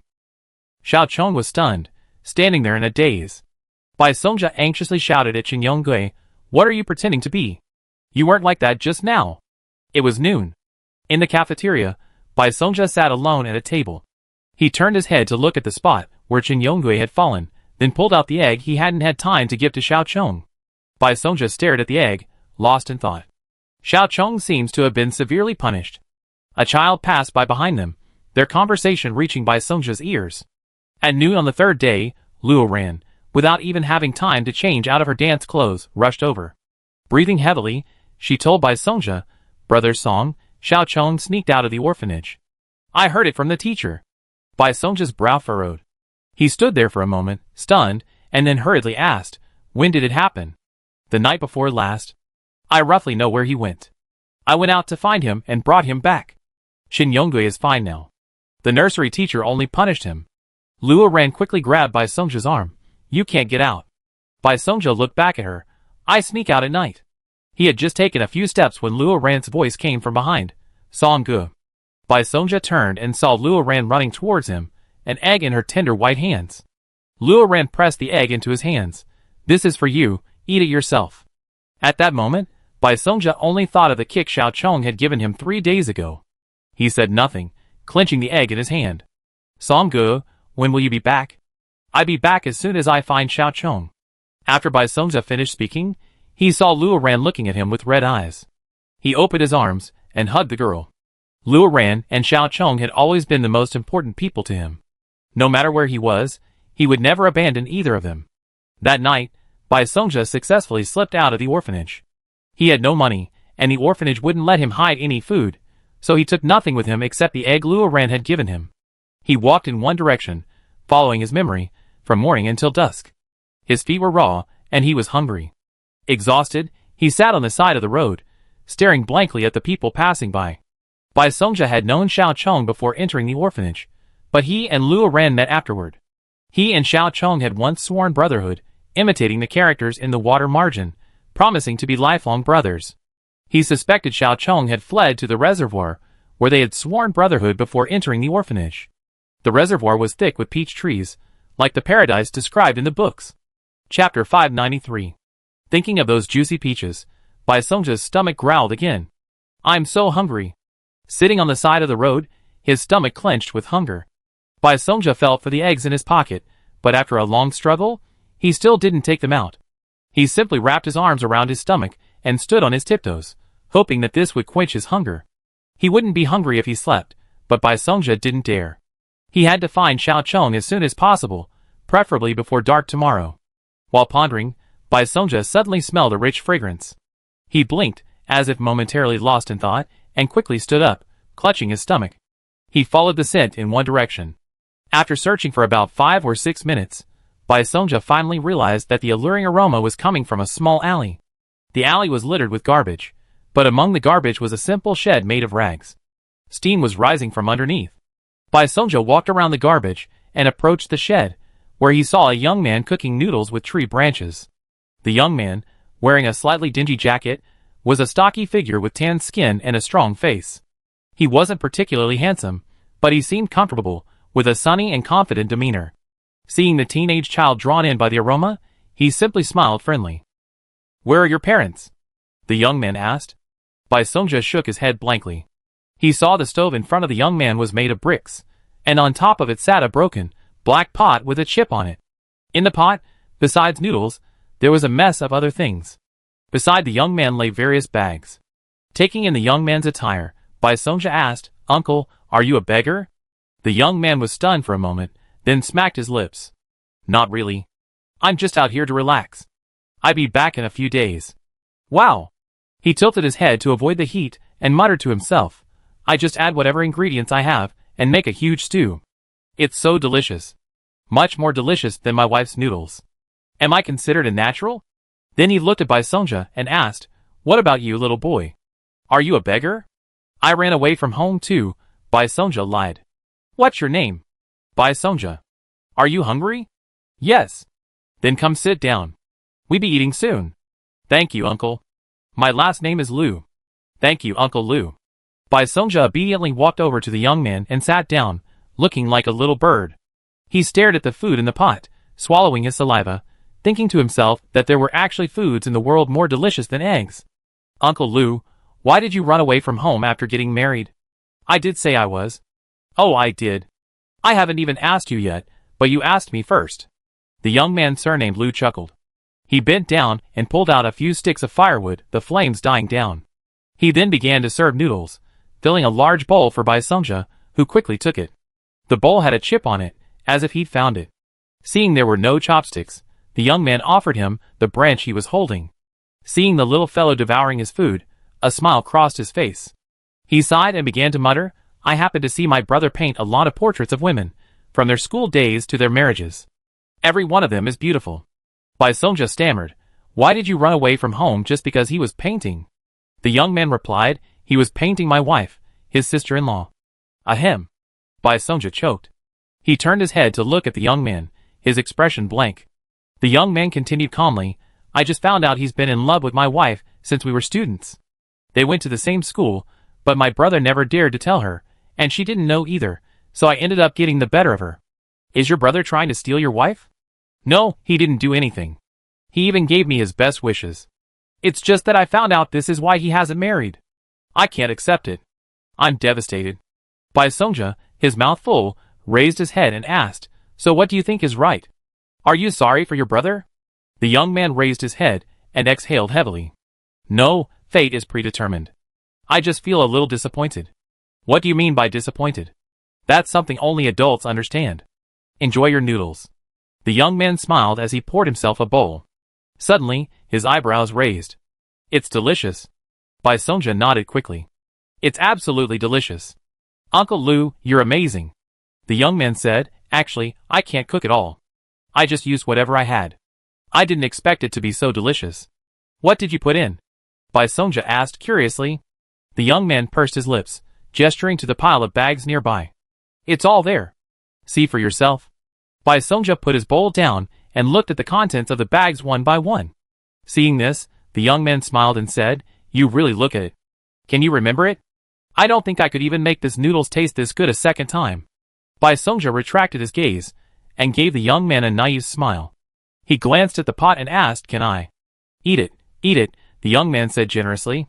After finishing 2.5 bowls, Bai Songja, his belly bulging, said goodbye to the young man. He continued towards the reservoir, on his way to find Xiaochong. At dawn, Bai Songja finally saw the peach orchard. He walked through it and arrived at the reservoir, where he saw a figure sitting on the dam. "Xiaochong!" Bai Songja shouted. Xiaochong turned around, his narrow eyes flashing with surprise. "Xiaoqing, you ran away too? I came to find you." Bai Songja ran over and sat next to Xiaochong. He was about to persuade him to go back, But Xiao Chong put his index finger to his lips and made a hushing sound. Hush, Xiao Qing, watch the sunrise. Bai Songjia followed his gaze, looking up over the lake, and indeed, he saw a crimson sun rising in the distant sky. The two of them watched quietly, just as they had 3 years ago, sitting by the reservoir watching the sunrise. Xiao Chong suddenly spoke up. Xiao Qing, you're too merciful. From now on, when dealing with people like Qin Yonggui, just be ruthless. But, Xiao Chong, no buts. Once you're certain they're your enemy, you must strike first, catching them off guard. Don't even dream of any future reconciliation. Bai Songjia glanced at Xiao Chong's profile and said, come back with me, Xiao Chong. The teachers won't punish you again. Xiao Chong shuffled his feet and responded, Xiao Qing, I didn't run away this time because of Chen Yonggui. Someone wants to adopt me. Bai Songjia looked at Xiao Chong in surprise. After a moment, he came to his senses and asked, are you leaving? Xiao Chong smiled, it's okay. Even if I'm adopted, I still come back for you. Bai Songjia smiled too. As if remembering something, he quickly turned around, pulled an egg from his pocket, and handed it to Xiao Chong. Eat this egg. Xiao Chong happily took it. Seeing him enjoying his meal, Bai Songjia asked, how are they? Xiao Chong nodded, they're pretty good. They just asked me to change my name to theirs. I can't be Lu anymore, I have to be Zhang. From now on, I be Zhang Jixing. It sounds better than Lu Jixing, actually. I think it's just okay. The two of them chatted and laughed, looking toward the rising sun. Chapter 594. Lu Yuanqiu gripped the microphone, his warm, gentle voice reciting each line like a story. A sudden burst of screams erupted from the audience. The judges turned around and saw a row of girls suddenly ducking their heads. The judges smiled in surprise, their expressions somewhat surprised. This was the second band to perform today, but it was the first time the audience reacted so excitedly. Perhaps it was the photos of the girls projected on the big screen behind them. This was indeed a somewhat romantic segment, something college students could do. In fact, the judges had some impression of the band on stage. They seemed to have seen videos of them online before. These 5 people must be popular students at Juda University. They're quite good at putting on a show, but beyond their live performances, today's song had something special. A male judge with a middle-parted hairstyle sitting in the middle adjusted his glasses, and said to a curly-haired female judge sitting next to him, the arrangement is great. The female judge smiled and nodded. Bai Qingxiao lifted her eyes from the photo album in her hands and closed it, her heart beating rapidly, a mixture of excitement and nervousness, yet she also memorized every word of the lyrics on the screen. Su Miaomian noticed Zheng Yifeng's gaze directed at her, and quickly shook her right thumb vigorously in midair. Lu Wei also waved her arms towards Zhong Jinqing, trying to prove her presence. The sounds of the electronic organ and bass seemed to suddenly become cheerful. Lu Yuanqiu and Bai Qingxiao stared at each other from afar. After knowing each other for so long, today seemed like the first time they had truly been close. Even though there was a long auditorium between them, Lu Yuanqiu could hear Bai Qingxiao's breathing in the wind from the front, feel the smoothness of her skin, smell her fragrance, and feel the warmth and softness of her body. Yes, his greatest impulse right now was to run over and embrace this girl, the one who had traveled through time for love, casting a magical veil over his entire life. He would probably forever remember this vibrant red hue of today. Bake the frozen moon with my chest, until the sun rises in your pupils. The last 2 lines of the lyrics flashed on the screen, and the photo on the screen finally froze on a smiling girl posing with a panda sculpture and making a scissor sign. Her eyes sparkled. Lu Yuanqiu lifted his mouth from the microphone and gazed forward. He looked at the applauding audience, then smiled and turned back to reassure his teammates that their feelings were sinking. Today's performance went smoothly. Sorry, everyone, Lu Yuanqiu said, reclaiming the microphone. The girl I like is here. Today is our first day together, and I can't suppress the urge to run over and give her a long-awaited hug. The audience cheered, all turning back in unison, as if they couldn't believe even they could see the angel on the screen descending upon earth. Lu Yuanqiu exhaled, his excitement and nervousness as if he were at a wedding. He jumped off the stage and slowly walked forward. Bai Qingxiao felt her heart pounding as she walked forward, her gradient red dress fluttering in the wind. She felt many eyes on her. Lu Yuanqiu smiled a reassuring smile. Bai Qingxiao looked at it, swallowing her sore nose, and quickened her pace. The two of them went from a quick walk to a canter, and when they were only 5 meters apart, they had already opened their arms. Bai Qingxiao, holding the photo album in one hand, hugged Lu Yuanqiu tightly. The moment her head pressed against his chest, she burst into uncontrollable sobs. Lu Yuanqiu closed his eyes, rested his cheek against her head, and exhaled. A burst of enthusiastic applause and cheers reached his ears, but Lu Yuanqiu felt the sounds drifting further and further away. He was lost in his own world with Bai Qingxia, and all he could hear was Bai Qingxia's voice. "This feels so good," Lu Yuanqiu sighed. Bai Qingxia remained silent, hugging him tightly. As the applause faded, the two separated. Lu Yuanqiu glanced at the bustling scene around them. He smiled and cupped the girl's cheek again, asking, "From today on, you're my girlfriend, right?" Bai Qingxia sobbed and nodded, letting out at him. Her hair clung to her tear-stained face. Lu Yuanqiu gently brushed it away. Bai Qingxia still looked at him through tearful eyes, but they were filled with joy and undisguised love. Just then, a student union officer ran over and pointed at Bai Qingxia, then towards Hall C. Bai Qingxia turned and explained to Lu Yuanqiu, I just came here on short notice. I might have to go back to participate in the judging and awarding." Lu Yuanqiu nodded, "Okay, go ahead." He turned back to see his teammates packing up and coming down from the stage, standing in the waiting area, looking at him. Lu Yuanqiu waved back. Bai Qingxia walked forward, but after a few steps, she turned back and said, "I saw your lyrics and wrote them down." Lu Yuanqiu smiled and nodded, watching her leave tenderly. But after a few steps, Bai Qingxia turned back again. She looked at Lu Yuanqiu, her mouth opening and her moist eyes blinking. Then, Lu Wanchun and the others approached, and Bai Qingxia turned back again, following them out. She seemed to swallow back the words she was about to say. Lu Wanchun turned and gave Lu Yuanqiu a thumbs up. Lu Yuanqiu winked, and gave Lu Wanchun a smile that said, "I understand." Half an hour later, Lu Yuanqiu received a message from Bai Qingxia in the waiting area. "Bai Qingxia, the judges gave me first prize." Lu Yuanqiu, "Great. I knew it." Bai Qingxia won first prize, Lu Yuanqiu said to his teammates. There was only one first prize in each category of the city art competition, and this was a well-deserved first-place winner. Lu Yuanqiu had never worried about Bai Qingxia's talent. This was practically a predicted outcome. What happened?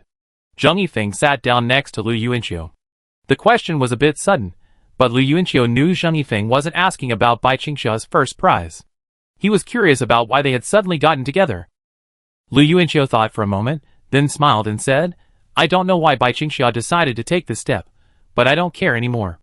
As long as the outcome is good, that's all that matters." Based on his previous understanding of Bai Qingxia's character, Lu Yuanqiu believed that Bai Qingxia needed at least 3 triggers to take this step. First, the approval of her rival, second, the reassurance of her father, and third, his charged blow of affection. These 3 conditions had to be met continuously, and at the same time. Chapter 595. However, Lu Yuanqiu was only certain that Bai Qingxia had received encouragement from her opponent, and the trigger was Long Lianong's letter, which Bai Qingxia had undoubtedly read. Uncle Bai wasn't well yet, so the reassurance he offered his daughter wasn't enough. Lu Yuanqiu believed he had never expressed his overwhelming love for Bai Qingxia, save for this special birthday gift today, this song. But Bai Qingxia had confessed her love before hearing the song. This was all based on Lu Yuanqiu's understanding of Bai Qingxia's personality, his analysis. But he didn't believe he could truly understand a person's feelings, even for someone he knew best. Feelings were always unpredictable and unpredictable. Love was even more unpredictable and uncontrollable. It could erupt in an instant like a volcanic eruption, or it could flow slowly over many years, like a stream, eventually converging into a vast ocean. In short, who cares? Lu Yuanqiu only cared about the tangible love Bai Qingxia conveyed to him. "Well, congratulations." Zheng Yifeng nodded. Lu Yuanqiu smiled.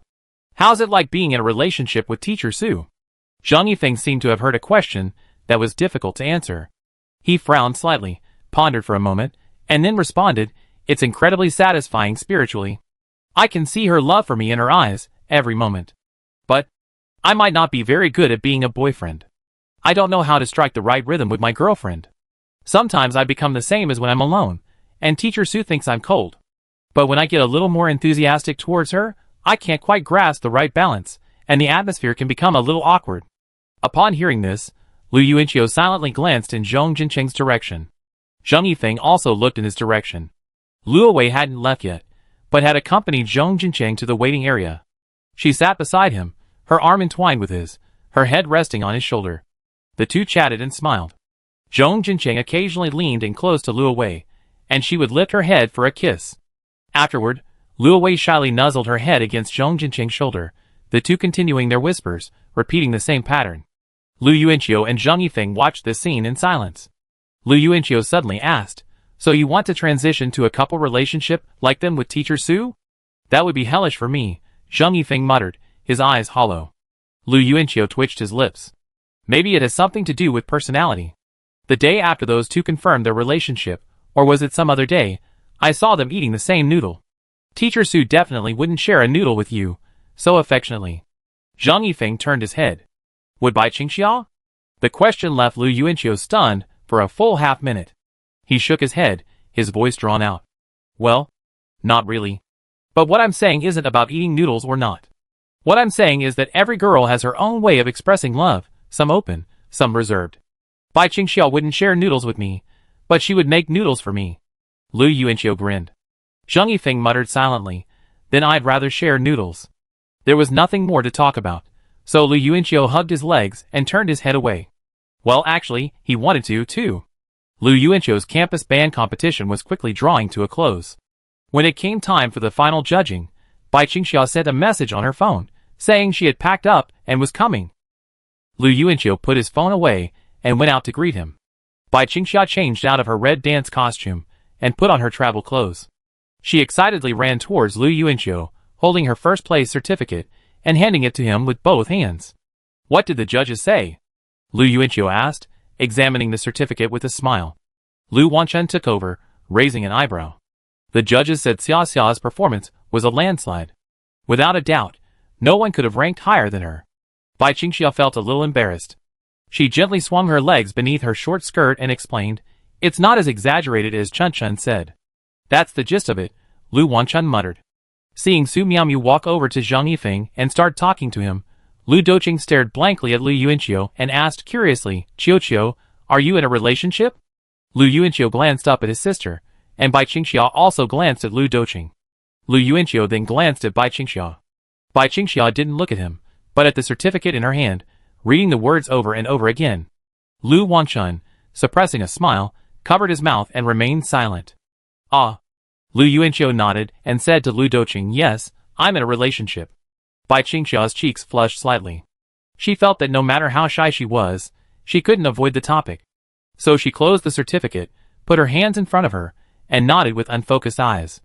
Lu Yuanqiu smiled at her expression. Bai Qingxia looked up at him, then down again, her eyes looking away, her face still flushing. "So you guys?" Lu Doqing looked at the two of them, scratching his head, as if thinking about something he was curious about. A ton, he couldn't think of all at once. "Did you kiss?" Lu Doqing finally thought of something he was curious about. Seeing Bai Qingxia holding up her certificate to cover half her face, Lu Yuanqiu's face faltered. He quickly raised his hand to Lu Wanchun and instructed, "Take her out to play." Lu Wanchun obeyed and escorted Lu Doqing away. Lu Yuanqiu smiled at Bai Qingxia and asked, "By the way, when you were leaving just now, was there anything you wanted to tell me? I saw your mouth was open." Bai Qingxia looked up at him and nodded slightly. "There were so many people outside, so I didn't." She lowered her head again, staring at Lu Yuanqiu's chest. Her throat moved for a moment before she spoke softly, "I told you, I want to tell you face to face. I like you." Bai Qingxia's voice was incredibly low, her cheeks flushed. Lu Yuanqiu heard the last 4 words and pursed his lips in delight. Then, leaning slightly, he replied in a soft, almost breathy voice, "Really? I like you too?" Hearing Lu Yuanqiu's response in her tone, Bai Qingxia actually smiled this time, but she remained shy and didn't dare look directly at him, her eyes wandering wildly. Just then, a student union official's voice rang out from outside, "Hurry, the selection process has begun." Lu Yuanqiu hurriedly called out to his teammates. Only then did Bai Qingxia dare to look up at him, then trotted off to find Lu Wanchun. Chapter 596. There is 1 first-place prize, 2 second-place prizes, and 3 third-place prizes. Today, there are 30 school teams participating in the campus band competition. Only the top 6 will receive awards, so the competition is quite fierce. However, according to the student union secretary, the strength of the campus bands competing today is extremely uneven, with many bands being severely tortured by the judges during their performances. It seems that some university students are going all out to get the city-level certificate. Lu Yuanqiu led his band outside with the other contestants. The front rows of the auditorium were reserved for all band members. Lu Yuanqiu didn't watch the performances of the others in the back, but he felt confident that he would win. And today's focus was no longer on winning first place, but on, unprecedentedly, he and Bai Qingxia had become official boyfriend and girlfriend. "You guys go sit in the back," Lu Yuanqiu said to Bai Qingxia and the other girls. Bai Qingxia, clutching her certificate, looked at him and nodded obediently. Lu Yuanqiu and the other 5 squeezed into the front row, and many of the band members cast their gazes his way. Beneath each calm face was a tearing envy. Not a single boy would fail to envy Lu Yuanqiu for having a girlfriend like Bai Qingxia, even if they didn't know her heart and only considered her appearance. "Hello, Mr. Lu, I've heard of you." As Lu Yuanqiu sat down, a pretty girl in the seat next to him extended her right hand. Lu Yuanqiu politely shook her hand and replied, "Hello." The girl was very elegant, the kind of ladylike air that could be seen from a wealthy family, much like Long Liandong. But this girl was clearly more easygoing than Long Liandong. He Qianlong, a freshman at Jushi Opera. "Oh no, sophomore this semester, He Qianlong gave off a gentle and generous vibe. Realizing she'd said the wrong thing, she became playful in contrast, closing her eyes and tapping her forehead in a cute gesture. Lu Yuanqiu was a little surprised. "Jushi Opera?" "Yes." She paused, then politely placed her hand on her chest. "I'm the lead singer of the band, and this is the guitarist." She introduced the teammates sitting next to her to Lu Yuanqiu one by one. Perhaps because they happened to be sitting next to each other, so she was being friendly. Lu Yuanqiu hadn't intended to engage in so much conversation with them. After all, he was married and had to avoid suspicion when out in public, but her identity as a Jushi Opera player still piqued his interest. Lu Yuanqiu politely introduced Zheng Yifeng and the other 3. Liang Jingfeng's gaze instantly locked on Yi Qianlong, and Finger abruptly turned his head away. "Are there any celebrities in your class?" Lu Yuanqiu asked curiously. Yi Qianlong smiled and nodded. "Yes, there's Gui Xiaoting, who played Huaying in Chinese Paladin 3, and the girl who played Imo Xiaobei in Swords of Legends." "Wow!" Lu Yuanqiu's eyes widened. "Aren't you a future star too?" Yi Qianlong smiled, covering her mouth. "My online fame is far less than yours." Lu Yuanqiu smiled in response, and Yi Qianlong suddenly coughed. "Your girlfriend's looking at us." Lu Yuanqiu turned and saw Bai Qingxia, sitting behind him, staring at him. Her big, round eyes held a naive expression. Seeing Lu Yuanqiu looking at her, she only managed a slight, forced smile. Lu Yuanqiu immediately made the number 8 with his fingers, placed it on his chin, and gave her a cool expression. Bai Qingxia's smile brightened slightly, amused. Yi Qianlong looked ahead, no longer looking at Lu Yuanqiu, and whispered, "I remember her name was Bai Qingxia? Turns out she's a bit of a jealous jerk in real life." Lu Yuanqiu burst into laughter. The host, seeing that everyone was present, walked to the stage with the results. Lu Yuanqiu listened intently as the host began reading the results, starting with 6th place. 6th place, Zhucheng University of Foreign Languages, he banned. Lu Yuanqiu and Yi Qianlong turned back and saw 5 people in the back row stand up and walk toward the stage. The hostess presented them with 5 certificates, and the judges gave brief comments on the band's performances and songs. The 3 third-place winners were announced, and without the Yanggu String Band, they moved on to the 2nd-place winners. The host said, 3rd place, Zhucheng Jiaodong University, Stepping Star Band. Lu Yuanqiu and the other 3 turned to the right and saw 5 more people stand up. Liang Jingfeng exhaled, nervously clutching his pants. "Looks like we're 1st place." Lu Yuanqiu suddenly rolled his eyes. The host said, 2nd place, Zhucheng University, Yanggu String Band. Liang Jingfeng's smile faltered.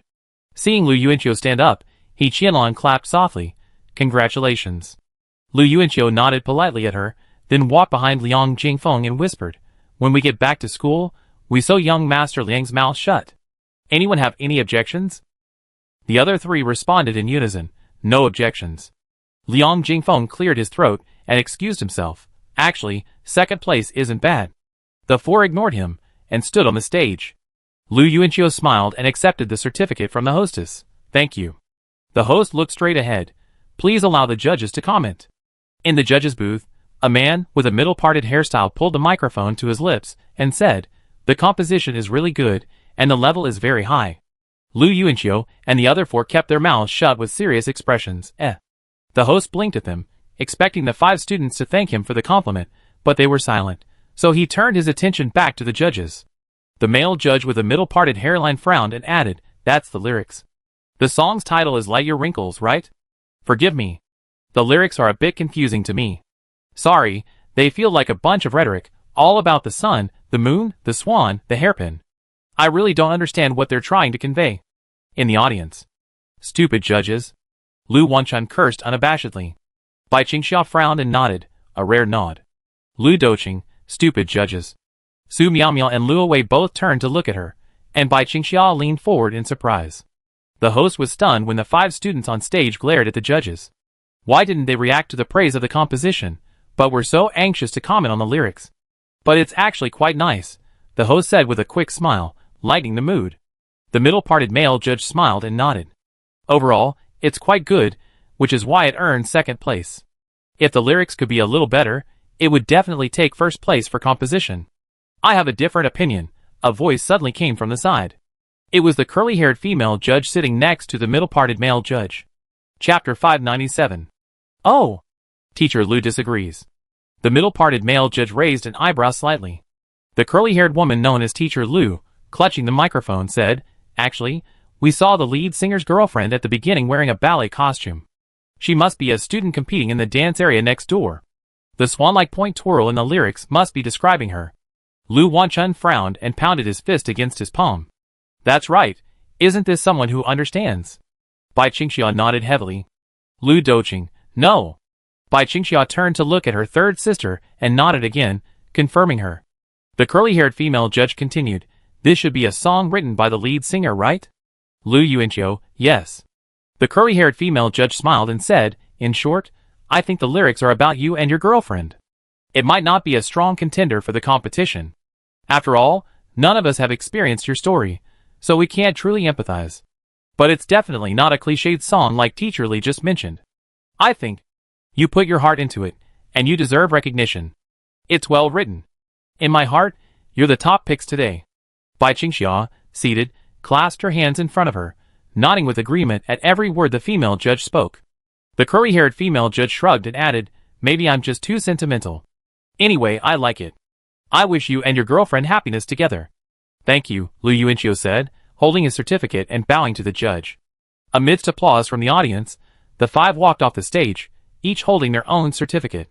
Lu Yuanqiu looked at the certificate and said to his brothers, "Anyway, we finally got these 2 innovation credits." Liang Jingfeng chuckled dryly, "Don't worry, we definitely get all 6 points." The 4 of them stopped dead in their tracks and glared at him. Liang Jingfeng was speechless.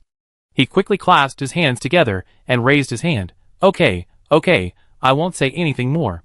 The 5 of them were just about to return to their seats when the host on stage announced the first place winner. First place, Zhucheng Drama Academy Melanhua Band. The audience erupted in applause. Lu Yuanqiu saw He Qianlan and her teammates standing up, and the 5 of them didn't rush in. Instead, they made way to the side and applauded with the audience. "Congratulations." Lu Yuanqiu congratulated her. He Qianlan clasped her hands together modestly. "Thank you, you did great too." Seeing the 5 people come up to the stage to receive their awards, Zhong Jincheng silently said, "Should we go inside?"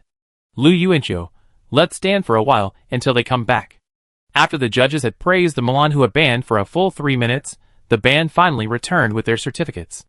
Seeing that Lu Yuanqiu and the other 3 had been waiting outside the auditorium, He Qianlan smiled apologetically and quickly squeezed into their seats with her teammates.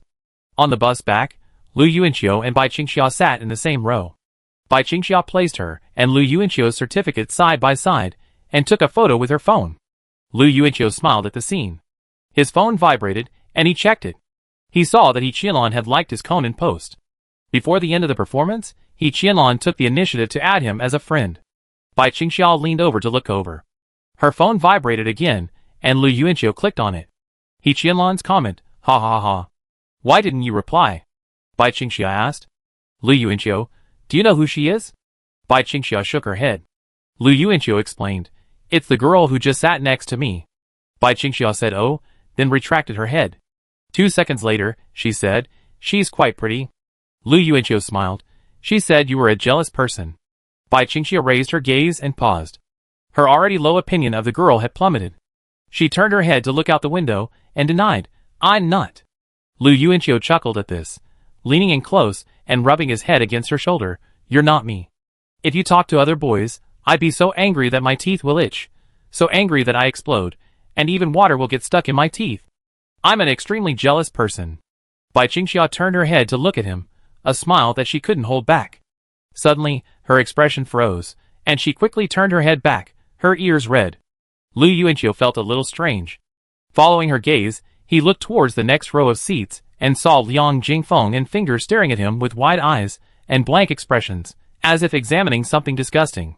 Finger suddenly popped up his lips and raised his hand exaggeratedly to support Liang Jingfeng, as if about to vomit. "Old Finger, are you okay?"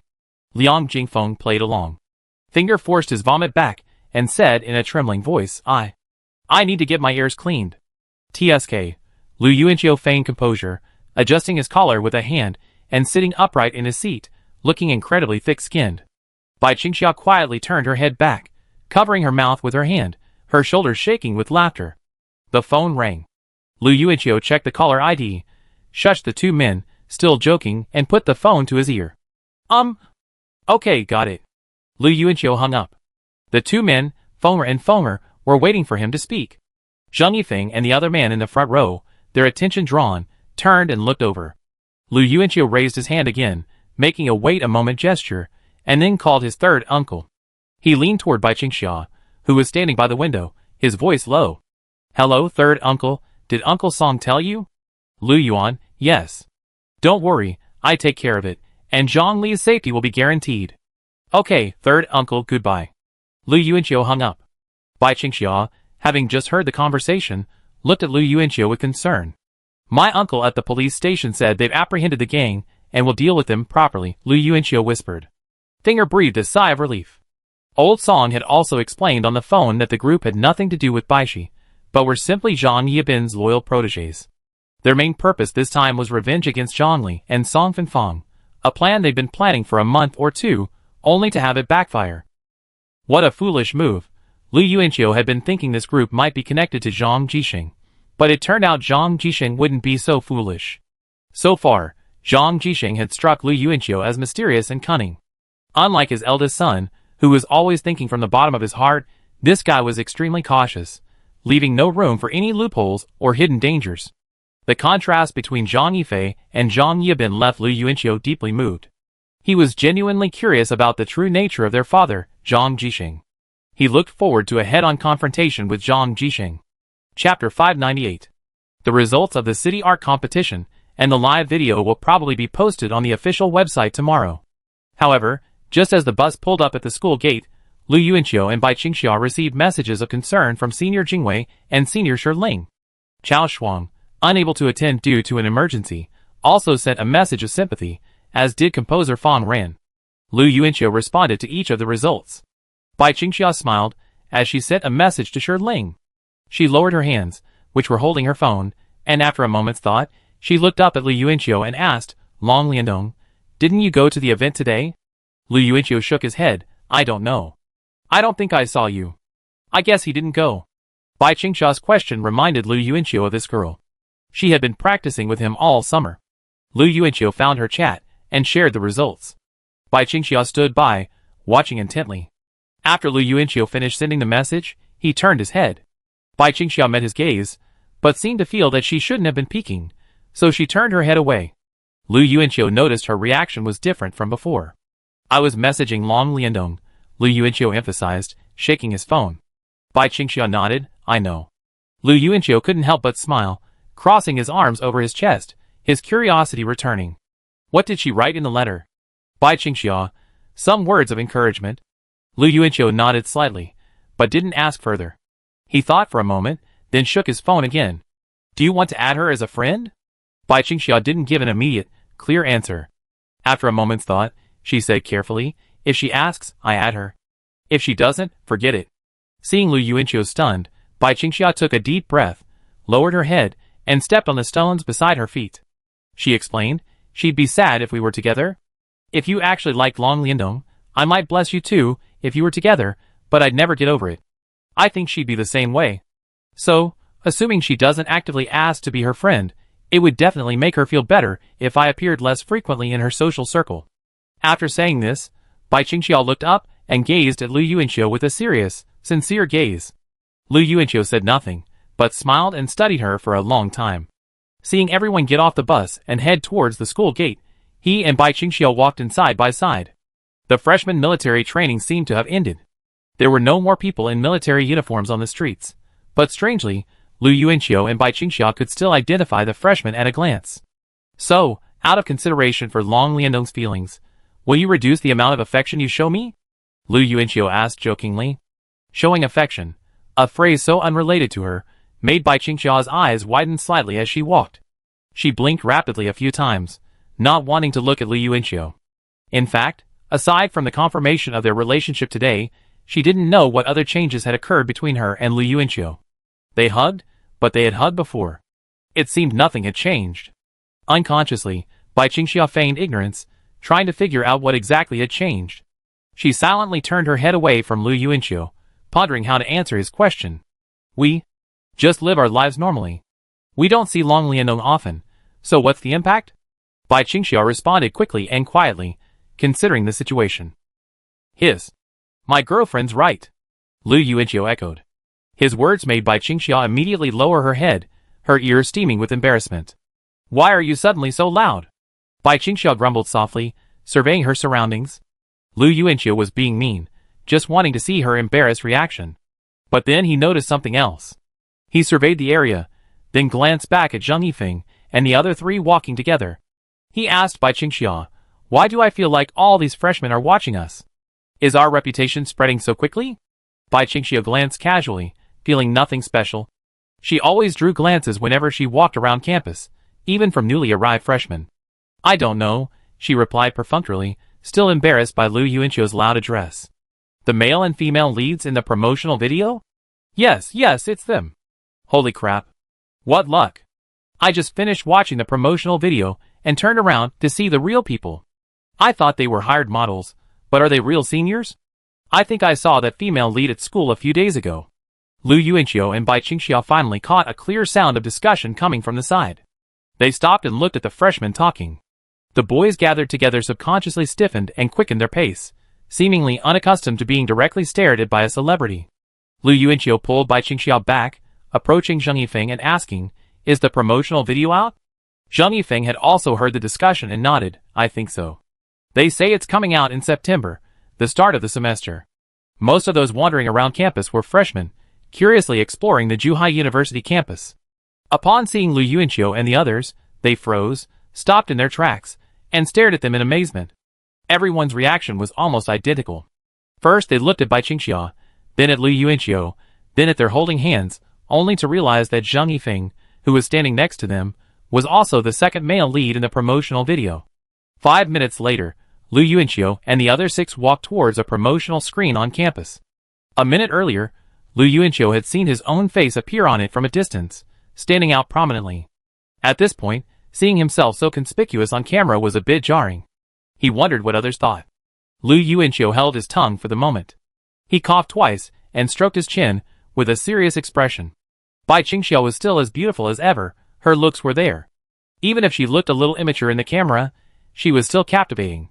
The scenes on the screen played out exactly the key moments described in the script, with the scenes and characters constantly switching back and forth between them, and the couple Zheng Yifeng and Su Miaomiu. The sound of Zheng Yifeng dialing a phone could be heard from the back. Zheng Yifeng, where are you guys? The campus promotional video is out, and I saw us. Even though they weren't on speakerphone, Lu Yuanqiu and Bai Qingxia still heard Su Miaomiu's resounding what? Zheng Yifeng tilted his ear slightly away from the phone and commented carefully, the filming is actually okay. Zhong Jincheng looked at them. Didn't I remember hearing there was a kissing scene? Ah, Lu Yuanqiu replied, nodding calmly. It should be at the end. He glanced at Bai Qingxia, who was watching the video intently, her ears reddening. Chapter 599. When the video showed a field of red maple leaves, Lu Yuanqiu knew the scene was coming. The final shot was beautifully captured, free of the formulaic scenes depicted on set. Filters were added, switching between angles to capture the two couples in uniform. What surprised everyone was that the kissing scene between Zheng Yifeng and Su Miaomiu wasn't blurred. While their lips didn't touch directly, the kiss was still clearly visible. Lu Yuanqiu glanced at Zheng Yifeng from the corner of his eye and noticed his eyes were wide open. Watching himself kiss from a third-person perspective must have been a bit shocking.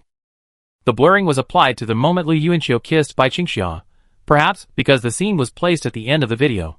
The promotional video began to replay for the second time. Bai Qingxiao was still staring intently at the screen. Lu Yuanqiu glanced at her earlobe. It was still red. He didn't speak to the girl. Damn you, Zhang Yifeng. You haven't even confirmed your relationship yet, and you're kissing straight away? Liang Jingfeng demanded, gritting his teeth. If this were in the dorm, he'd probably have grabbed her by the throat. Zhang Yifeng's eyes were dull. It was just lips touching. How could it be considered a kiss? Envy. Lu Yuanqiu muttered this silently in his heart. Zhong Jincheng chuckled. Indeed, lips touching isn't a kiss at all. A real kiss. Ahem, it was quite enjoyable anyway. Several eyes turned to him, except for Bai Qingxiao. Zhong Jincheng wiped his nose, suddenly feeling a little embarrassed. He stopped talking and looked down at his phone. Seeing more and more students passing by stop, Lu Yuanqiu said, "Let's go back to the dorm." Bai Qingxiao turned around and said hurriedly, "Then I go to the restaurant first."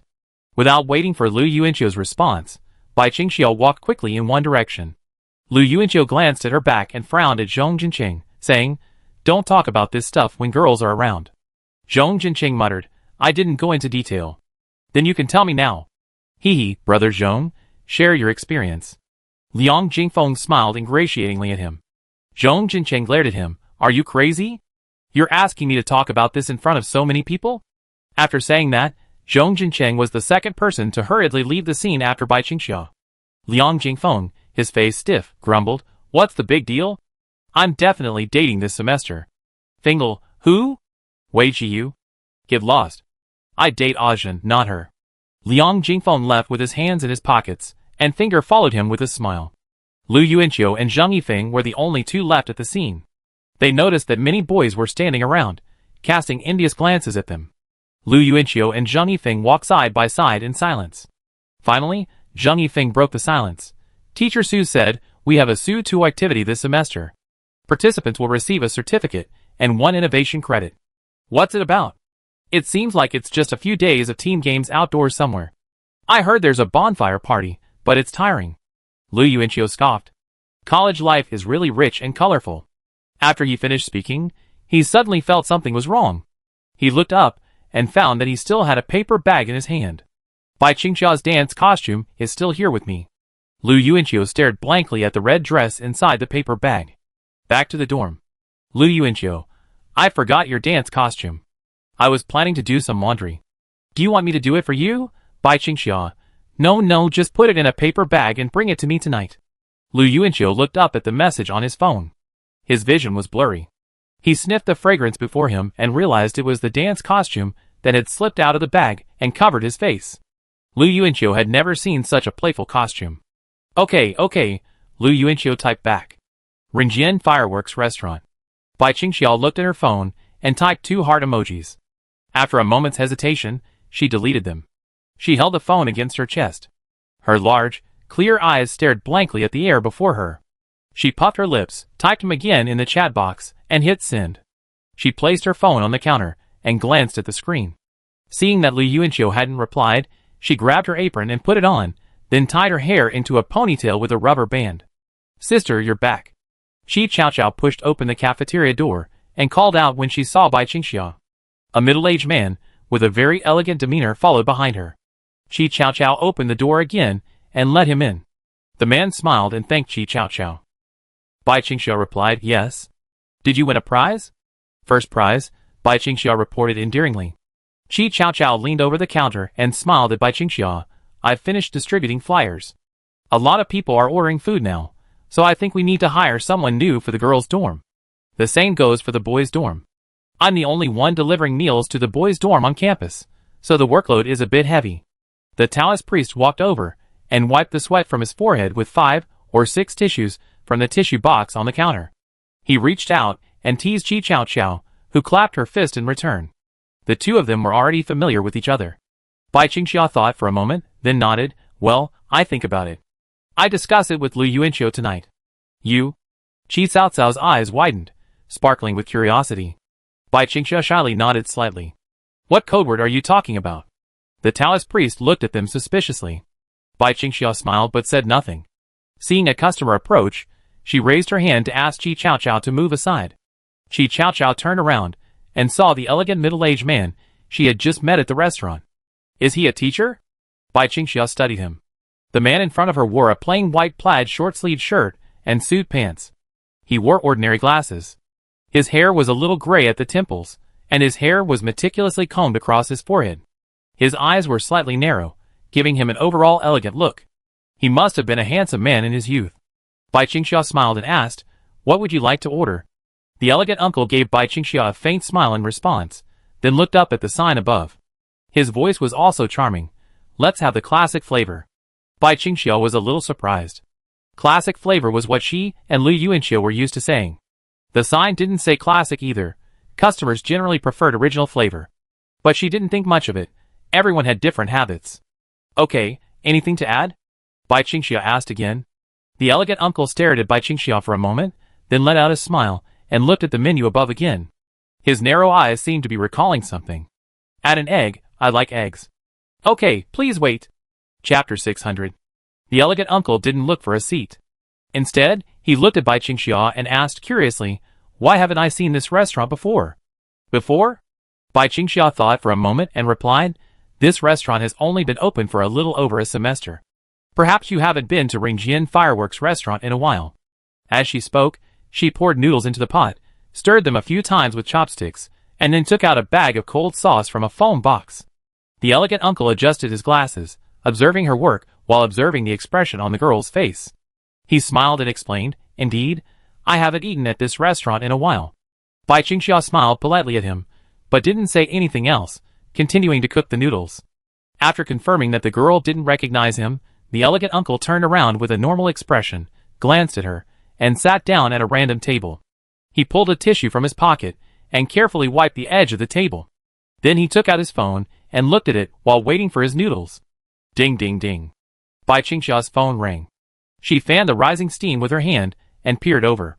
"Lu Yuanqiu, xia xia, bring me some noodles." "Master, one serving of spicy noodles with sausage and egg for Lu Yuanqiu," Bai Qingxia called back. The master frowned and complained, "Lu Yuanqiu can't just come over and eat. What's wrong with that? Can you raise the price of his orders to 1.5 yuan each?" Bai Qingxia laughed out loud. "Okay." At the sound of Lu Yuanqiu, the elegant man waiting in his seat lifted his gaze from his phone screen.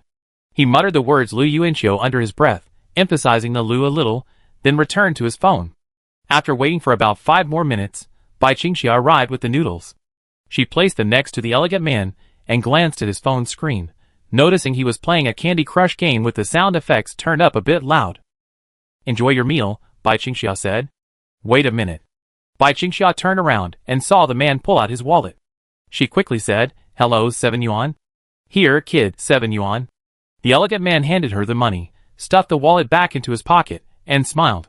Bai Qingxia took it with both hands and returned to the counter.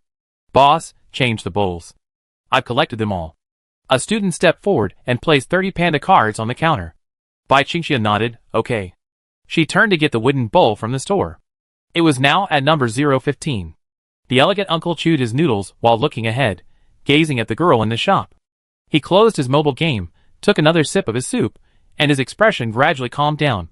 He didn't touch his phone again while he ate his noodles. After finishing his noodles, the elegant uncle wiped his mouth with a clean tissue, then stood up and walked out of the restaurant. 20 meters away from the Ringjian Fireworks Restaurant, a black sedan was parked. The elegant uncle approached it. The driver, with half his hair graying, got out and tried to open the door for him. The elegant uncle raised his hand to stop him, opened the door himself, and got into the back seat. The driver got in the car and looked back at him. The elegant uncle put on his suit jacket, which he had just taken off, and said with a sigh, "How can there be such a promising child in this world?" The driver said nothing. "Let's go, old Wu, back to the office," Zhang Jisheng said, adjusting his buttons and looking up. "Yes, Chairman. Let's give a warm round of applause to our new clinical department instructor." In classroom 303, the instructor, Buck T. Strong, clapped his hands and looked toward the classroom door. Everyone's eyes turned in that direction, seeing a girl with a lovely round face walk in. The girl waved her hands and smiled. "Hello everyone, I'm your new instructor. My name is Ding Wanjun. From now on, you can just call me Teacher Ding." Liang Jingfeng remained calm, "My type." Zhong Jinqing murmured, his lips moving, "Do you think you're Zhang Yifeng? You're a traitor." Lu Yuanqiu, hearing the discussion behind him, leaned back and let out 3 hee-hee laughs. Lu Yuanqiu. Newly arrived teacher Ding Wanjun suddenly called out in a serious tone. Lu Yuanqiu immediately leaned forward, folding his arms on the table like a schoolboy, his back straight and his eyes wide. Bai Qingxia turned to look at Lu Yuanqiu, then heard teacher Ding Wanjun say with a smile, "Be sure to sign for me after class." Lu Yuanqiu, huh? Bucktooth Chong, standing at the podium, coughed. Ding Wanjun calmed down a bit and smiled. "Well, I've discussed with Counselor Su, and we're going to implement evening study sessions in our clinical department starting today. From 7 p.m. to 9 p.m., a total of 2 hours. During this time, phones must be handed in." The entire classroom fell silent, and everyone's eyes widened slightly.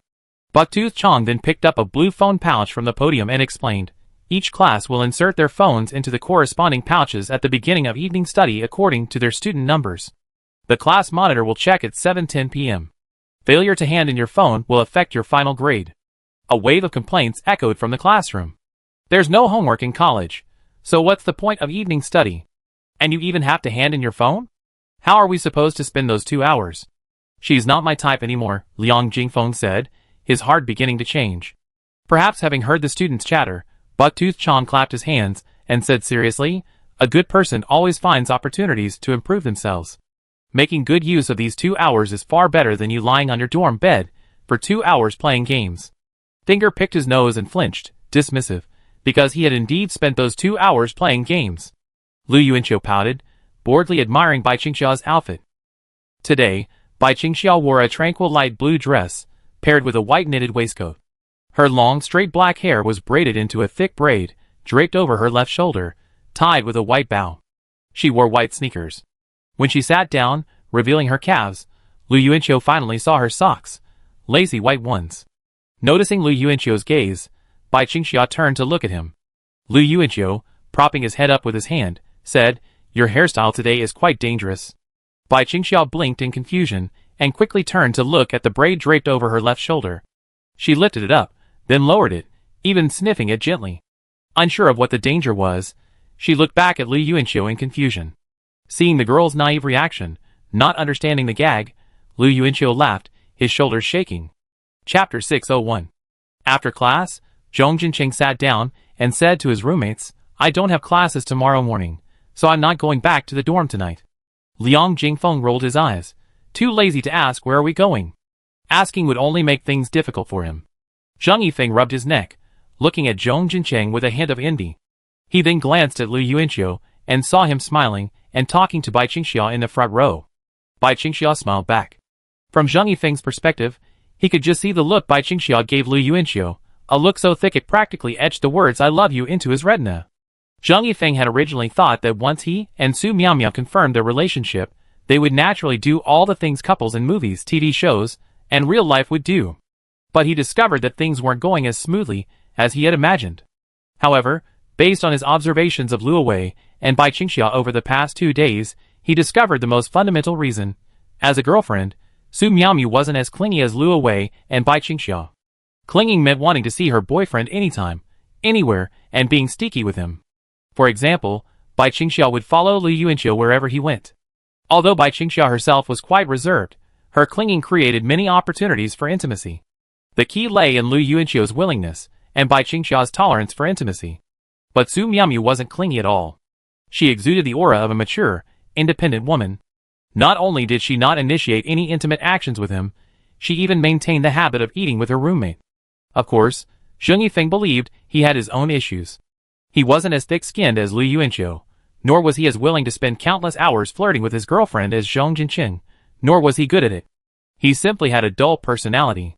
Unless there was a compelling reason to push him forward, he'd just give up. Zhang Yifeng's mind drifted as he pondered. He wasn't sure if this was the relationship Su Miaomiao wanted. If so, then this was probably a new problem encountered during a relationship. Because he wanted to be intimate with Su Miaomiao, it might simply be a man's lust. So, in Zhang Yifeng's view, loving Su Miaomiao was a compelling reason to be with her, but lust wasn't. Am I too upright, too honest? Zhang Yifeng couldn't help but ponder this question. "Come on, all of you, take a picture with me." Lu Yuanqiu was talking to Bai Qingxia when he heard the new class teacher's voice nearby. He turned and saw Ding Wanjun smiling and waving her phone, seemingly about to take a photo with the 5 members of their band, including Bai Qingxia. "Teacher Ding, Are you really a fan? I thought you were joking, Lu Yuanqiu asked in surprise. Ding Wanjun, with a serious expression, gave a thumbs up. Of course, a die-hard fan. Then, she adorably folded her arms, tilted her head, and smiled. I'm still a fan of you and Bai Qingxia. Lu Yuanqiu exchanged a strange look with Bai Qingxia. 7 p.m. Lu Yuanqiu accepted the 4 phones Bai Qingxia handed him. One for Wei Zhiyu, one for Ajin, one for Qi Chaoqiao, and Bai Qingxia herself. He asked for their student IDs and placed them in his phone bag. Ding Wanjun sat on the podium, grinning gleefully at her phone. Judging by the still clear, naive look in her eyes, she must also be a graduate student at Zhuhai University. But Lu Yuanqiu had no idea what to do with the 2 hours of evening study. He looked at Bai Qingxia, who was working on homework. No doubt it was another workbook she'd gotten from a senior student on a forum. After all, there were no homework assignments during class. The uncle was reading, Finkel and the Taoist priest were playing Damoku. Zheng Yifeng was checking his phone bag, Liang Jingfeng was picking his nose, and Zhong Jincheng was playing with his phone. Wait! Playing with his phone? Zhong Jincheng looked up, caught Lu Yuanqiu's surprised gaze, and explained with a smile, I turned in a model phone. Monitor, I'm reporting you. Lu Yuanqiu suddenly raised his hand, like a schoolboy. Zhong Jincheng quickly stopped him, saying, I make you a prototype tomorrow. Lu Yuanqiu finally smiled, raised his hand, and said, It's okay, to Zhang Yifeng, who turned and looked over. Isn't Luo Wei's rented house quite far away? Where are you going to find her? Of course. I don't have classes tomorrow morning anyway, Zhong Jincheng replied, looking up. Where is she interning? A graphic design company. Where's your third sister? Zhong Jincheng asked again. Lu Yuanqiu, she's been admitted to graduate school. Seeing Ding Wanjun looking up, Lu Yuanqiu turned back and spun his pen idly on the table. Bai Qingxia then bent down, pulled a calligraphy practice book from her bag, and pushed it in front of Lu Yuanqiu. I bought this for you.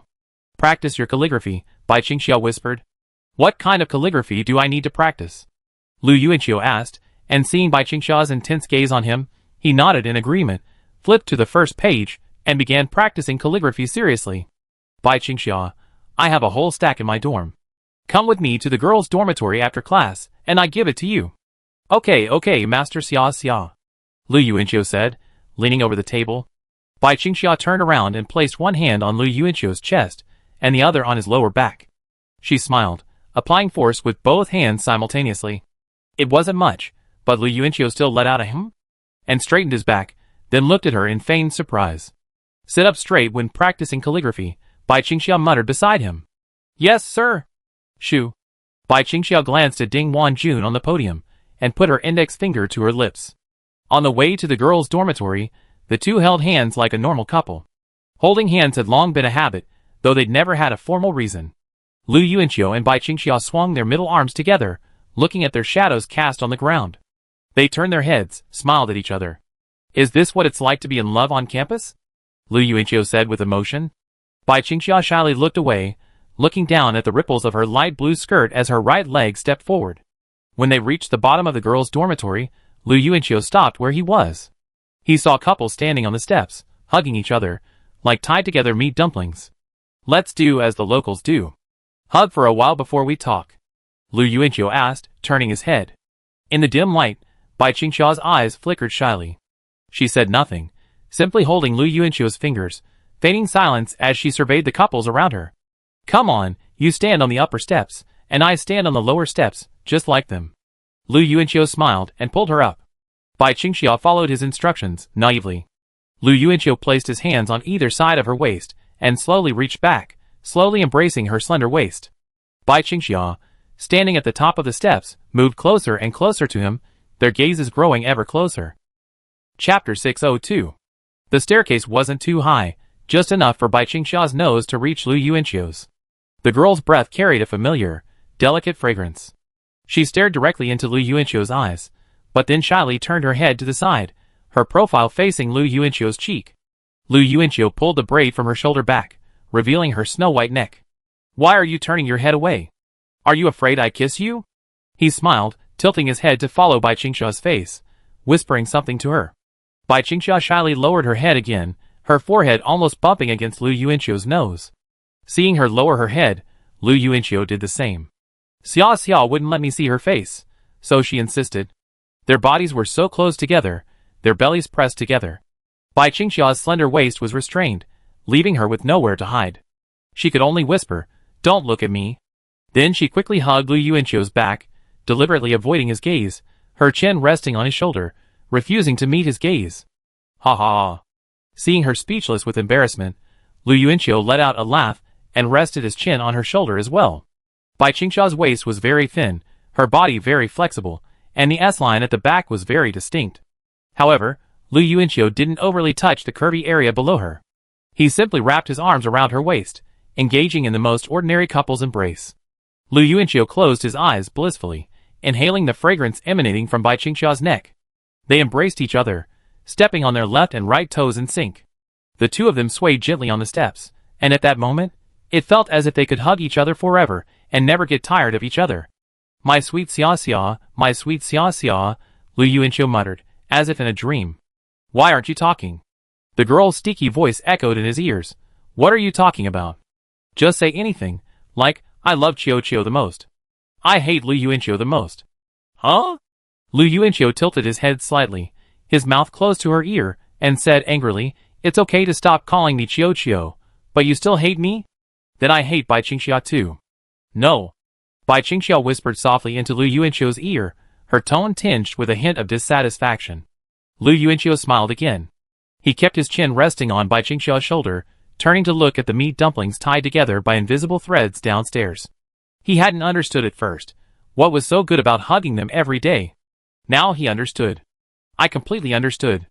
They were embracing their youth, their dwindling youth. What was youth like? It was soft and fragrant. 5 minutes later, he stood downstairs in the girls' dormitory, watching Bai Qingxia's back as she scurried into the dorm. It wasn't running, but more like escaping. But in Lu Yuanqiu's eyes, her frantic and shy figure was still as beautiful as a fairy running among flowers. In dormitory 306, Bai Qingxia swiftly entered the dormitory. Qi Chao, who was sitting at her desk, turned to see Bai Qingxia reaching into the bookshelf, searching for something. "Why are you back so late?" Qi Chao asked. Wei Zhiyu and Ajin also turned to look. Wei Zhiyu still had a crooked white face mask on his face. Bai Qingxia, clutching a stack of calligraphy practice books, blushed as she replied, "I." She couldn't think of an excuse, so she changed the subject, saying, "I'm going downstairs to deliver something." Lu Yuanqiu saw Bai Qingxia coming out with the calligraphy practice books and quickly reached out to take them, surprised. "Why did you buy so many?" Bai Qingxia replied, "It's on sale. Buy 10, get 10 free. I thought your handwriting is so ugly, so I bought them." "Okay," Lu Yuanqiu nodded. Bai Qingxia's face was serious as she instructed, "Practice them all. Don't waste them. Xia Xia bought them for me, so I won't waste them." Lu Yuanqiu smiled. Bai Qingxia stood there, her hands clasped. She looked at Lu Yuanqiu, her figure serene and beautiful in her light blue dress. She raised her right hand and waved softly, "Bye." Lu Yuanqiu, "Bye." The two of them stared at each other, neither of them making the move to turn and leave. Bai Qingxia was the first to laugh. Why don't you leave?" Lu Yuanqiu replied, "I plan to watch you go upstairs before I leave." Me Too darted to Bai Qingxia's lips, but she held it. She also planned to watch Lu Yuanqiu's back until he was out of sight before turning back upstairs. "Okay then," she muttered softly, turning and heading for the stairs. When they reached the stairwell, Bai Qingxia looked back, raised her right hand again, and waved softly, mouthing bye-bye. Then, she quickly ascended the stairs, her footsteps so resonant that Lu Yuanqiu could only see the floating hem of her light blue skirt and two slender legs wrapped in lace white socks. Satisfied, he turned and, clutching his calligraphy practice sheet, headed towards the men's dormitories. There were some trivial things Lu Yuanqiu actually disdained, like practicing calligraphy. He had never considered ugly handwriting a problem, but he also wondered if his soul had been too dry before, and Bai Qingxia's love was like a sweet spring, nourishing his parched soul. From then on, he would carefully appreciate flowers and grass, discovering the beauty and meaning in ordinary things that slipped by unnoticed. Even the most trivial things he disdained to do were given value. Love was perhaps that magical. Dalai Dala. Lu Yuanqiu lightly skipped down the stairs, holding the calligraphy practice sheet. At the entrance to the second-floor hallway, a girl in a light blue dress crouched down, secretly observing the boys' retreat through the floor-to-ceiling window. The image reflected in her beautiful eyes was clear and beautiful. "We're here, young man," the driver said, turning back to Zhong Jinqing. Young man? Ah? Oh, how much? Zhong Jinqing, who had been taking a nap against the window, suddenly woke up, wiped his mouth, and asked the driver. The taxi drove for a full hour and a half, and he was practically snoring. After paying the fare, Zhong Jinqing stood at the entrance of the residential complex, surveying the surroundings. He pulled out his phone and sent a message to Luo Wei. 10 minutes later, a figure trotted over from the west side of the complex. Zhong Jinqing immediately ran over to meet them. He pocketed his phone and said to Luo Wei, "We started evening study today, so we're just getting here now. It's okay.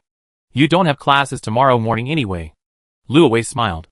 She tiptoed forward and kissed Zhong Jinqing, then pulled him toward the west building. Zhong Jinqing observed Luo Wei's outfit from behind, a light blue shirt and a black A-line skirt. He had never seen Luo Wei wear this before. He probably bought it for work. "You're not back from work just yet, are you?" "Well, my boss gave me a lot of work, so I just worked overtime. I was just eating when you messaged me." Chapter 603. Dinner? Zhong Jinqing exclaimed in surprise.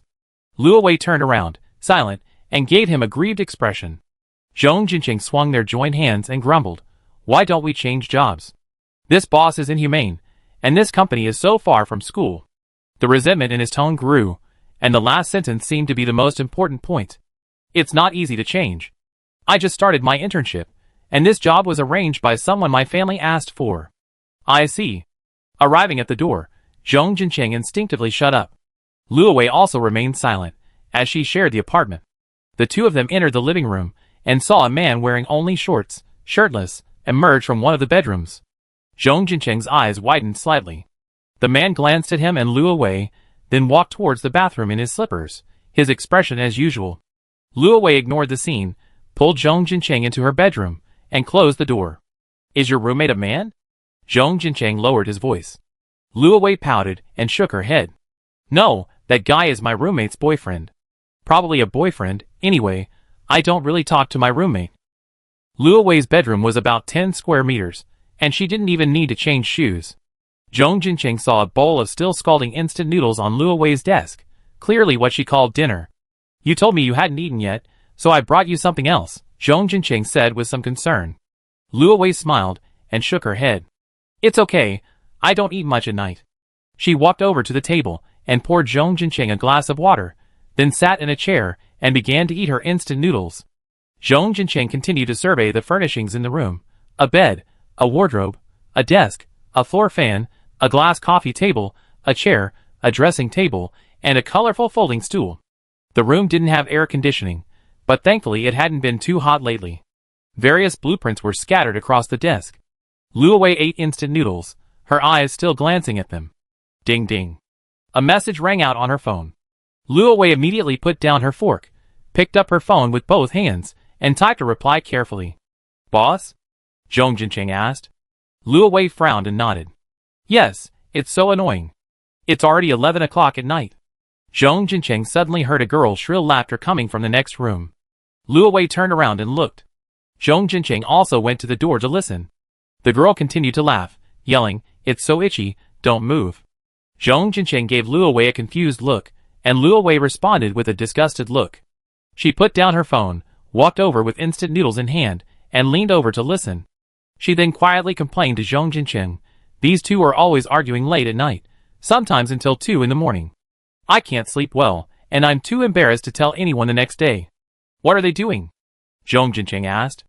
Luo Wei glanced at him sideways and grumbled softly, "What do you think? The soundproofing in this room is terrible." Zhong Jinqing suppressed his laughter.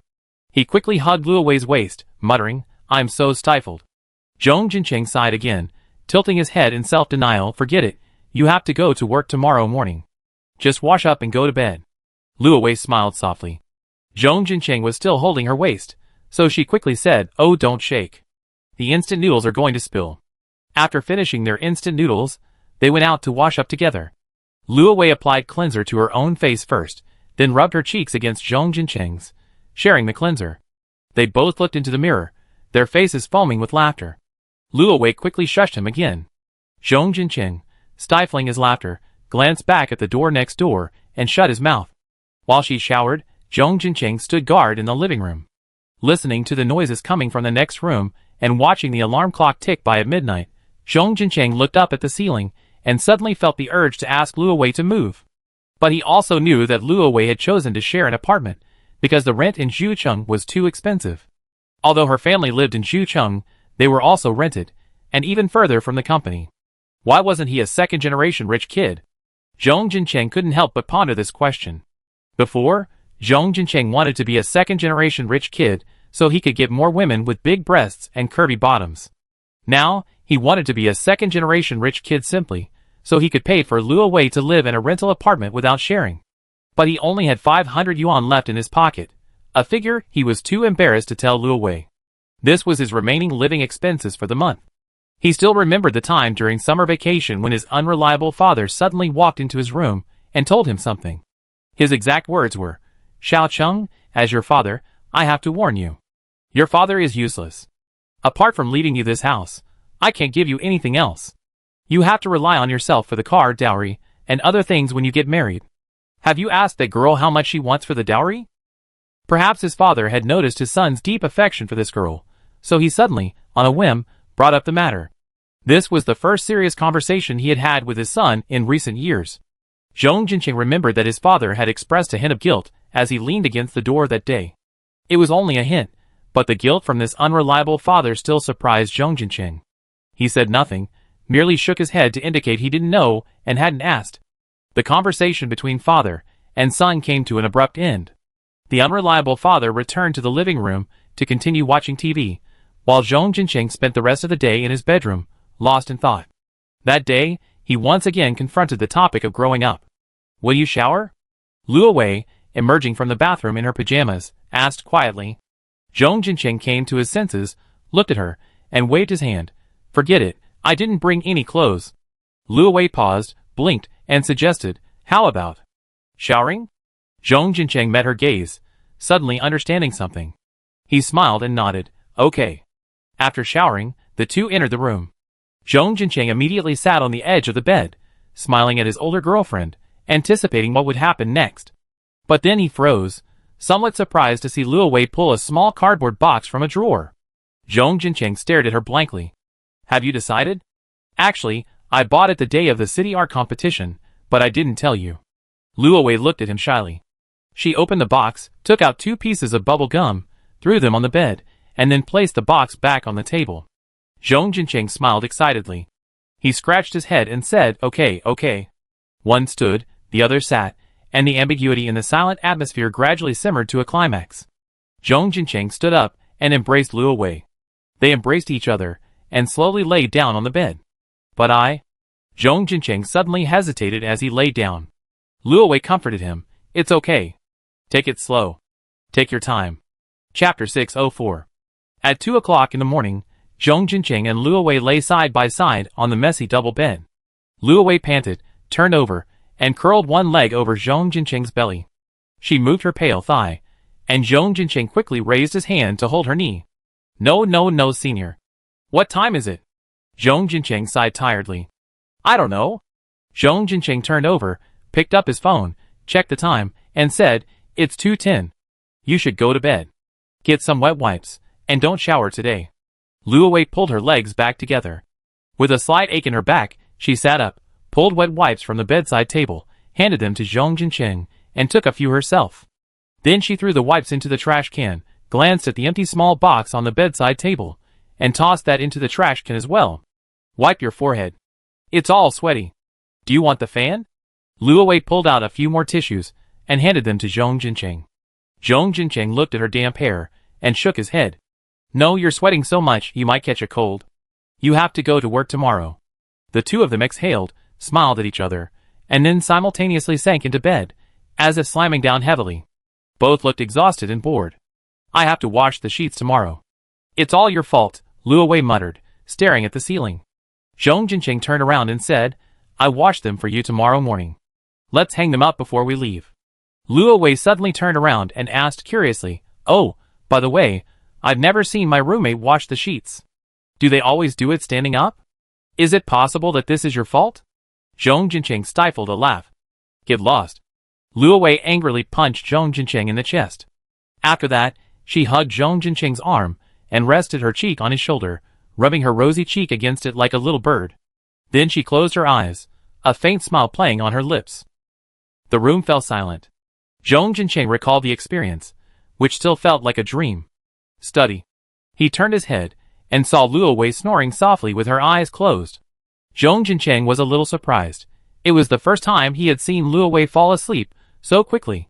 He stopped talking and carefully stood up, put on his shorts, and walked over to Luo Wei's desk to help her put the drawings together. Just as he was about to turn off the light, Zhong Jincheng suddenly heard Luo Wei's phone beep, indicating a low battery. He picked up the charger and plugged it in for Luo Wei. His phone was frozen on a chat between Luo Wei and her boss. Zhong Jincheng glanced over and saw a barrage of accusatory messages from her boss, while Luo Wei's replies were mostly apologies, endless apologies. Zhong Jincheng looked at the person lying on the bed and let out a sigh of heartache. He flipped back to the alarm clock and saw Luo Wei's 6 o'clock alarm, which was set to go off in just over 3 hours. Zhong Jincheng gently placed his phone on the table and turned off the light. He threw back the covers, laid down, tucked Luo Wei in, gently wrapped his arms around her, and closed his eyes. Zhong Jincheng loved her deeply at that moment, a love that no one could replace. When he woke up in the morning, the person he touched to his right was gone. Zhong Jincheng turned his head to look beside him, then stood up and glanced around the room. Luo Wei had left for work. He picked up his phone and checked the time. It was 10 o'clock in the morning. Zhong Jincheng jumped up, only to remember he had no classes that morning. 2 messages appeared on his phone, one from Zheng Yifeng and one from Luo Wei. Zheng Yifeng, not back yet? Wei Bao, if you have time to wash, it's best to hand wash. Don't use the washing machine, or my roommate will complain. Zhong Jincheng replied to each message. He put on his shoes and stood up. He saw a plate on the glass coffee table with 2 slightly burnt poached eggs. There was a pink note taped to the side. Accidentally burnt, just eat it. Zhong Jincheng smiled and put the note down. The poached eggs were already cold, so he didn't eat them right away. He quickly dressed, went out to wash, and then took off the sheet with a map on it and ran out. On his way out, he took a furtive look at the room next door. Seeing that the door was closed, Zhong Jincheng took the sheet and went to the bathroom. It was already 12:30 p.m. when he returned to the dormitory. The hallway was quiet. Zhong Jincheng cautiously pushed open the dormitory door, only to find his 3 roommates, sprawled in their beds, immediately sat bolt upright and stared at him, like zombies. "You haven't slept yet?" he exclaimed in surprise. "Nonsense! If you hadn't messaged Zheng Yifeng, we'd all be fighting the demon spirit." Liang Jingfeng spat out a cloud of saliva as he spoke. Zhong Jincheng didn't look at them. He lowered his head and grumbled as he walked to his desk. "It's a long way, and there's a traffic jam." "Hey, you're back." A voice came from the dormitory door. Zhong Jincheng turned and saw Lu Yuanqiu, holding a roll of toilet paper and holding the door in a coquettish manner. "Ah," Zhong Jincheng replied blankly. Lu Yuanqiu glanced at the other 3 people still awake in dormitory 402 and walked in. Zhong Jincheng glared at him. "What's going on? What's that smell?" Lu Yuanqiu sniffed at him. "What smell? Did you poop and not clean yourself up?" Zhong Jincheng pushed Lu Yuanqiu out of dormitory 402, feeling guilty. Lu Yuanqiu turned around and complained, "Why are you kicking me out?" Zhong Jincheng, 402 is a restricted area. Lu Yuanqiu and your dog are not allowed in. Lu Yuanqiu, then get out of here with me. Fuck you. Zhong Jincheng cursed and slammed the door. Lu Yuanqiu is such a jerk. Zhong Jincheng muttered, blocking the door with his back. After he finished complaining, he looked up and saw Zheng Yifeng sitting on the bed, staring intently at him. Zhong Jincheng felt guilty again. "Why are you staring at me like that? It's creepy." Zheng Yifeng shook his head gently. "It's okay." Zhong Jincheng sat back at his desk. Seeing that his 3 roommates were no longer paying attention to him, he sniffed himself quietly. He didn't know if it was just a psychological effect, but he still smelled like bubble gum. Zhong Bao, the sheets are hand-washed, the poached eggs are eaten, and the trash is thrown away. Work hard, don't put pressure on yourself, and talk to me if you're feeling down. Love you, Wei Bao. I'm in a good mood every day, and I love you too. This year, Mid-Autumn Festival and National Day are combined.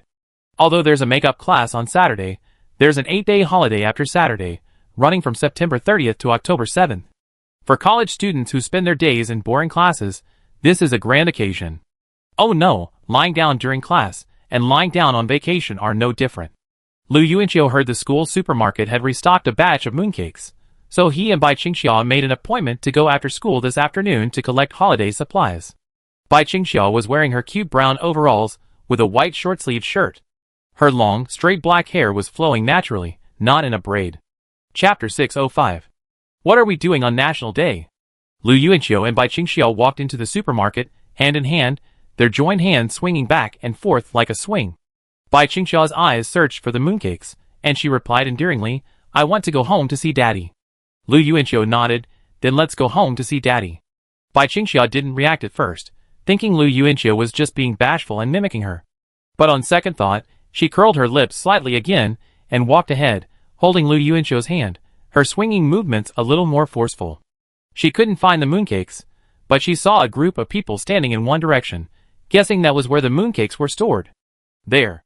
She led Lu Yuanqiu forward, his hand deliberately pulling back to counter his pull. Bai Qingxia didn't even bother looking back, only focusing on pulling him forward, her slender body leaning slightly forward.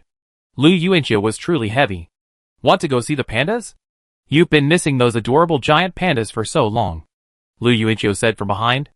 She replied from the front, "Let's go when we have time." The two of them arrived at the mooncake section and, after glancing at the mooncakes, were both startled. Standing in the crowd was someone familiar. Long Liandong reached out and touched the mooncake box, examining the flavors. Perhaps there was some kind of special connection between the three of them. Lu Yuanqiu and the other two didn't say hello, but Long Liandong, already aware of it, looked up in their direction. She watched quietly, her peripheral vision catching sight of Lu Yuanqiu and the other two holding hands, so she didn't specifically move her gaze downward. Bai Qingxia's grip loosened, and she seemed tempted to let go, but she didn't. She smiled at Long Liandong, and Long Liandong smiled back. Lu Yuanqiu also greeted him, but Long Liandong didn't even look at him. Lu Yuanqiu could only awkwardly adjust his facial muscles and adjust his expression. After the greeting, Bai Qingxia finally released her hand and walked over.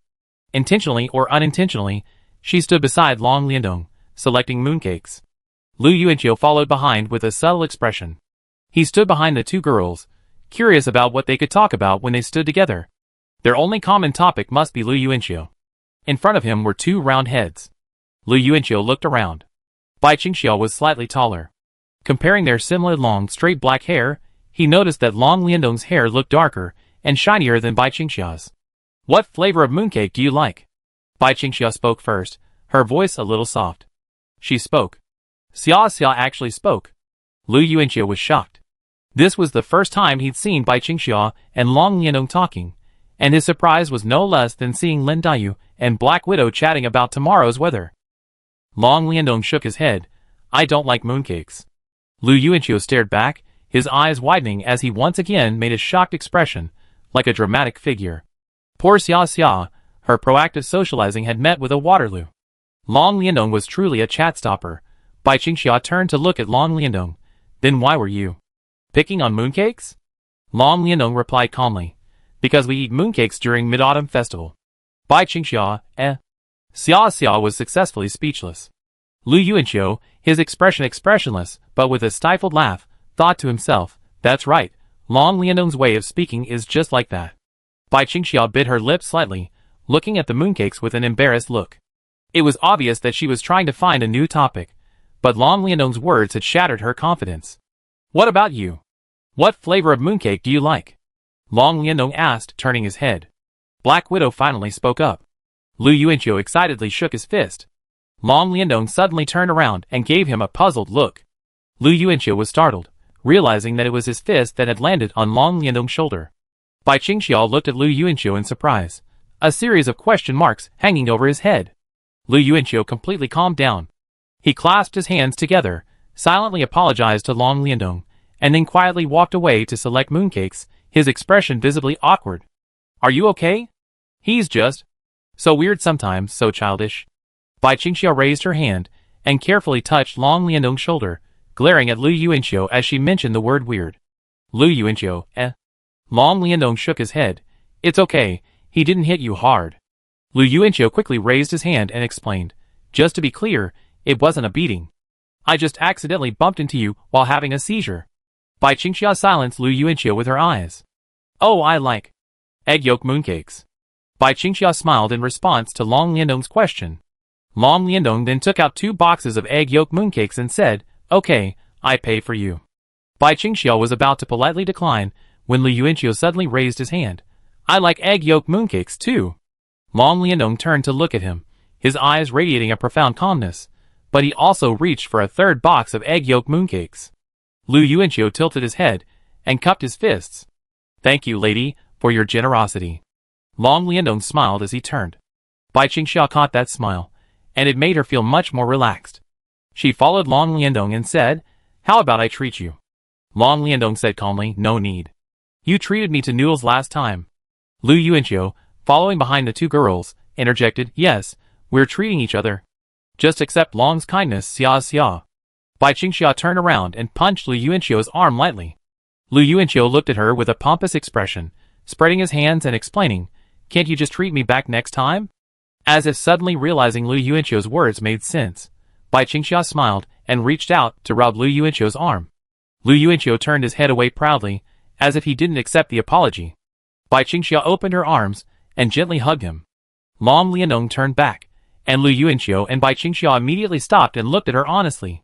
Long Liandong's face showed no particular expression, and he echoed Lu Yuanqiu's words, saying, "Yes, just invite him back when you have the chance." Bai Qingxia nodded immediately, of course. Lu Yuanqiu saw Bai Qingxia reaching for her phone in her pocket, seemingly hesitant. He immediately said, "Ah, Mr. Long, I think you two could add each other as friends. What do you think?" Long Liandong paused for a moment, then turned to Bai Qingxia and said, 736. Bai Qingxia quickly took her phone in both hands and added Long Liandong's QQ number. Lu Yuanqiu smiled at Bai Qingxia's joy. He didn't know what Long Liandong had written in that letter, but it must have been some words of encouragement. Bai Qingxia was an extremely kind and innocent girl. She was deeply grateful for all the kindness shown to her, including that of Long Liandong. Perhaps she had been thinking about becoming friends with Long Liandong for days. Why couldn't Lin Daiyu and Black Widow be friends? Chapter 606. On Mid-Autumn Festival, only Lu Yuanqiu and Bai Qingxia returned to Luqing. Zhang Yifeng planned to return on National Day, the 1st, because Su Miaomia was also going. Zhong Jincheng naturally planned to stay with Luo Wei in Zucheng. Lu Yuanqiu also asked Chao Shuang. Chao Shuang's mother was not in Luqing. Besides the Chopstick brothers, he could only see Ruan Yueru when he returned. However, Ruan Yueru, entering her 3rd year of high school, was under strict control by her parents and could not leave, so Chao Shuang stayed behind. Lu Yuanqiu packed his backpack early in the morning. His 3 roommates were still asleep. He could understand that the Taoist priest and Finger were asleep, but the uncle hadn't gotten up yet. He checked the time. It was already 8 o'clock. Lu Yuanqiu placed a few of the egg yolk mooncakes he had bought yesterday on the uncle's table, then stood on tiptoe and looked curiously at him lying in bed. "Uncle, why are you slacking off today?" Lu Yuanqiu asked jokingly. The uncle didn't wake up, but the Taoist priest did. He raised his upper body and looked over. He saw that Lu Yuanqiu had placed mooncakes on his table. He drowsily thanked Lu Yuanqiu. The uncle slowly opened his eyes at the noise, but he sat up startled, looked around in surprise, and then rubbed his eyes and asked, "What time is it?" 8 o'clock, Lu Yuanqiu replied. The uncle patted his forehead, seemingly surprised by his own lateness. He muttered to himself, "Why did I sleep so long?" The Taoist priest smiled and said, "Because you're old. It's your holiday, so you can sleep in a little longer. The restaurant won't be busy," Lu Yuanqiu said, as he saw the uncle hurriedly get off the bed. The uncle shook his head and went to get his toiletries. He replied, "That won't work. Xiaoyang charges by the order, but I charge by the day. It's 100 yuan a day." He walked to the door and smiled, then turned around to see Zhong Jincheng standing at the door of dormitory 401, his mouth covered in toothpaste foam. Zhong Jincheng examined Lu Yuanqiu's attire and asked, "What time is the bus?" "I didn't buy a ticket, so I'm driving back," Lu Yuanqiu smiled. Zhong Jincheng was surprised. "Where did you get the car?" The Taoist priest also peeked over from his bed, curious. Lu Yuanqiu pondered for a moment and explained vaguely, "I rented it. It's so nice to just get my license, right?" He was about to leave with his bag on his back when Zhong Jincheng called out to him from behind. Lu Yuanqiu turned around and saw the guy holding his toiletries, hesitating and unable to speak. "If you have something to say, come on, you're dithering like a woman." Zhong Jincheng rarely refrained from arguing with Lu Yuanqiu. He coughed, scratched his head, and spoke a bit awkwardly, Does Bai Qingsha's shop need any help? Lu Yuanqiu looked at him with some surprise. What's wrong? Are you short of money? No. Zhong Jincheng said casually, just making some extra pocket money. I'm too lazy to ask my husband for it. Okay, we need help. Bai Qingxia just told me a few days ago that there aren't enough delivery boys and girls. There's only one man, Dao Chong, and he can't handle it. What are you doing? Yes, Zhong Jincheng replied flatly. Lu Yuanqiu nodded, smiling and patting Zhong Jincheng on the shoulder. Okay, report to the store today. He turned around, and a delighted smile finally broke out on Zhong Jincheng's face. Lu Yuanqiu then glanced towards dormitory 402 and saw Liang Jingfeng was gone, Zhang Yang was asleep, and Zheng Yifeng was sitting at the table, watching videos and eating breakfast. Zheng Yifeng's mood seemed to brighten when he learned that Su Miaomiao was planning to go to Luqing with him for National Day. Lu Yuanqiu also said hello to him before leaving the men's dormitory to find Bai Qingxia. Bai Qingxia also carried only one bag. Today she was wearing a white, strapless dress with a layered cake like him. Lu Yuanqiu couldn't quite pronounce its name, but he liked it. As expected, Bai Qingxia's previous aversion to buying new clothes stemmed from money. After becoming a moderately wealthy woman, she's had an endless supply of new clothes, like a small clothes rack every day. But despite this, she never changed her two bags, a pink backpack and a white shoulder bag. Lu Yuanqiu was actually most concerned about her underwear. She probably had several sets, and he had no idea what they looked like. Lu Yuanqiu couldn't get over this nagging feeling. Is it still the 9 o'clock high-speed train? Bai Qingxia trotted over, her bag slung over her fragrance and pretty face jutting into Lu Yuanqiu's face. Lu Yuanqiu took her hand and walked towards the school gate, teasing her, "Can we not take the high-speed train today?" "Then what are we taking?" Bai Qingxia let him lead her, bewildered. Arriving at the east gate, Lu Yuanqiu didn't rush to get a taxi. Instead, he stood at the school gate, looking at his phone and the nearby intersection. He explained to the girl, "My uncle bought me a car." Bai Qingxia's eyes widened, and she instinctively laughed and exclaimed, "Wow." Then she realized, "Are you going to drive me back?" Lu Yuanqiu, "Yes." "What kind of car?" The girl had barely finished asking when a roar like a wild beast echoed from the intersection ahead. A vibrant red hue shone brightly in the sunlight, driving towards them. Bai Qingxia stared, stunned, until the supercar stopped in front of her and Lu Yuanqiu. The car was brand new, gleaming, with sleek lines and a luxurious appearance. Bai Qingxia looked down at the tire logo, a black horse on a yellow shield. "So handsome," she commented, turning to Lu Yuanqiu with a smile. Lu Yuanqiu nodded. Uncle had bought the car, worth over 5 million yuan, just as he had promised. But Lu Yuanqiu knew it wasn't just for him, but for him and Bai Qingxia. Uncle, however, didn't realize that this tactic of winning over Bai Qingxia's feelings wouldn't work. Uncle didn't yet know Bai Qingxia was his girlfriend. If he knew, he'd probably be more reassured. A black sedan followed behind the supercar. The branch's general manager, Old Wang, and a young man got out of each car. Old Wang, looking at Lu Yuanqiu, asked, "Xiuqiu, do you really want to drive back by yourself?" Uncle Wang is a little worried. "It's okay, Uncle Wang. My second uncle knows my driving skills." "I know too." Bai Qingxia's lips twitched, but she didn't utter them. She simply stood obediently beside Lu Yuanqiu, curiously examining the car's exterior, playing the role of a nobody. Old Wang smiled and nodded, repeatedly saying okay. Lu Yuanqiu smiled back, but he knew deep down that the old man was just hoping something bad would happen to him. Lu Yuanqiu led Bai Qingxia to the passenger seat, opened the door, and let her in. Bai Qingxia's nervous gaze followed Lu Yuanqiu around until she saw him circle around and sit in the driver's seat.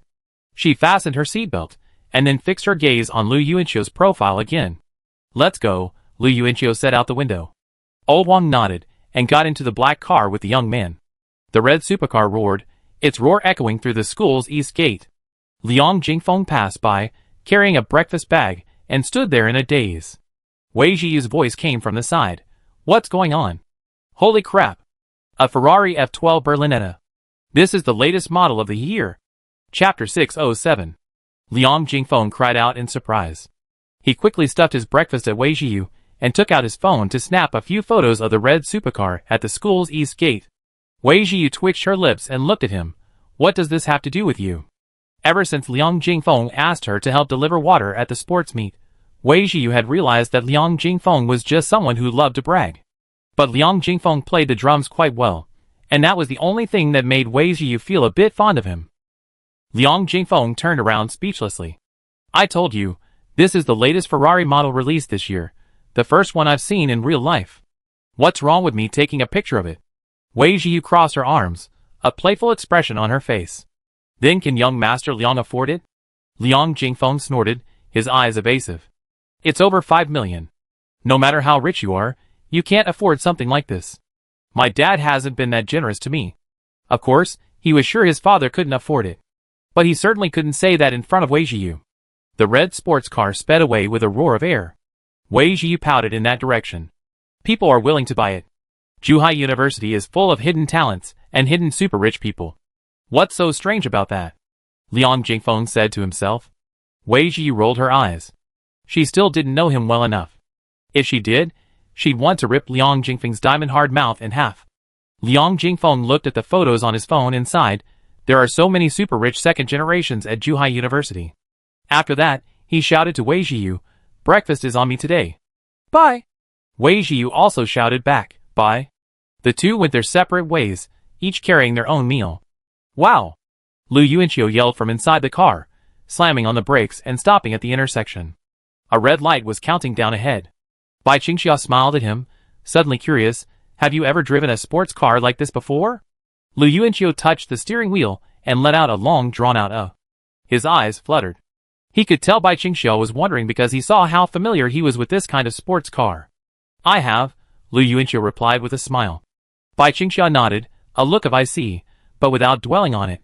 It wasn't surprising that Lu Yuanqiu's family had been able to afford such a car. But even though you bought this car, keep it at the branch office. Driving it out would be too conspicuous, Lu Yuanqiu said, turning to Bai Qingxia, who nodded. After all, even Lu Wanchun, with his high-profile personality, hadn't even opened his birthday present. Of course, it could also be because Uncle Lu disagreed. Thinking of this, Bai Qingxia asked again, let's drive back. Does Uncle know? I don't know. I didn't tell Lao Wang, and my parents don't know either. If they knew I was driving you back, I'd be pissed, but I wanted to drive you for fun. Seeing the green light, Lu Yuanqiu stepped on the accelerator. A strong shove hit her back, and Bai Qingxia flinched, looking surprised. So, where should we park when we get back? Lu Yuanqiu smiled and said, just park where they can't see us. Bai Qingxia finally felt relieved. She was more worried about Lu Yuanqiu getting scolded than about his driving skills. To be fair, Lu Yuanqiu was a very steady driver. After returning to Luqing, Lu Yuanqiu parked his car in an underground parking lot. He and Bai Qingxia covered the entire vehicle with a car cover and then walked home. They first went to the 6th floor of Xingfuli. After entering the house, and Zhang heard the noise and came out. Ranran was not home. She had been sent to a special education school. Lu Yuanqiu and Bai Qingxia went straight to Bai Songjia's room. Bai Songjia was still in a daze. Bai Qingxia sat beside her father, thought for a moment, and said to Lu Yuanqiu, who was observing Bai Songjia, there's something I haven't told you. Oh yes, I just wanted to tell you something too, Lu Yuanqiu said. The two stared at each other for a long moment without moving. Lu Yuanqiu smiled and raised his hand, you go first? Bai Qingxia sat on the edge of the bed, wiggling her legs beneath her cake skirt. She said slowly, during summer vacation, my father told me 4 times to love. He encouraged me to be brave and love. Love me? Lu Yuanqiu pointed at himself. Bai Qingxia nodded gently. Lu Yuanqiu was stunned for a moment. This perfectly explained Bai Qingxia's sudden confession.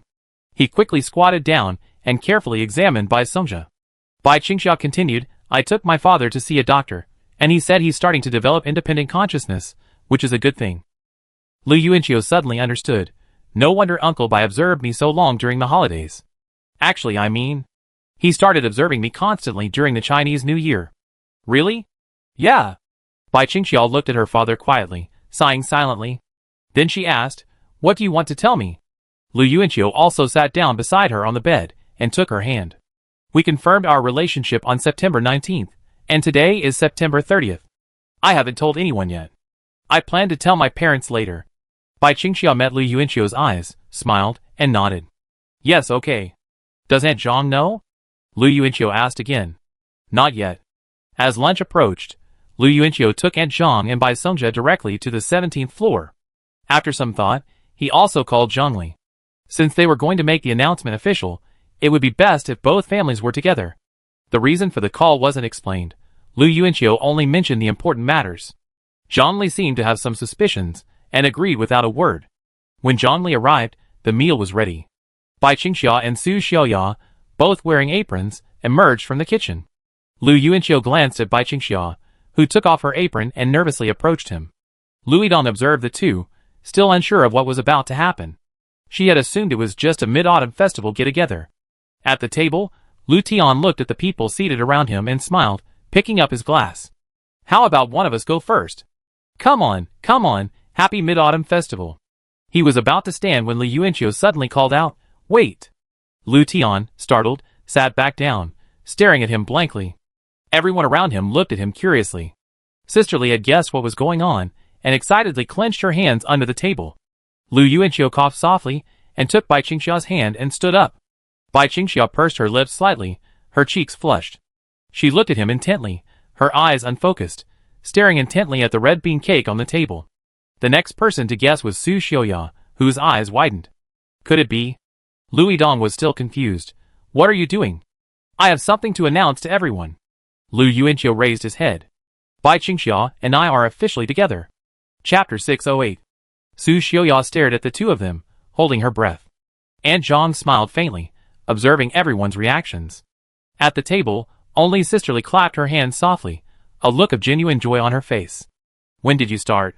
Lu Yidong asked again, his tone tinged with disbelief. Lu Tian and Su Xiaoya exchanged glances, their lips strained, their expressions etched with curiosity. Lu Yuanqiu, September 19th. Lu Tian looked at his wife and excitedly replied, I know. It was Xiaxia's birthday. Lu Yidong asked again, curiously, so who of you confessed first? Bai Qingxia remained silent, her cheeks flushed as she glanced over Lu Yuanqiu's shoulder. Sister Li, the one who understood her best, clapped even faster, a look of delighted delight on her face. Of course, she had already guessed the answer. Lu Yuanqiu retorted to his sister, what's it to you? Why are you asking so many questions? You must have confessed first. You're too embarrassed to admit it. Lu Yidong insisted. Lu Yuanqiu shook his head at her, it was me. So what? My girlfriend is so outstanding. Can't I confess first? Lu Yidong seemed the only one present who wasn't happy about the news. She glared at her brother with disapproval and quickly said coquettishly to Bai Qingxia, Sister Bai, can you please not let him succeed?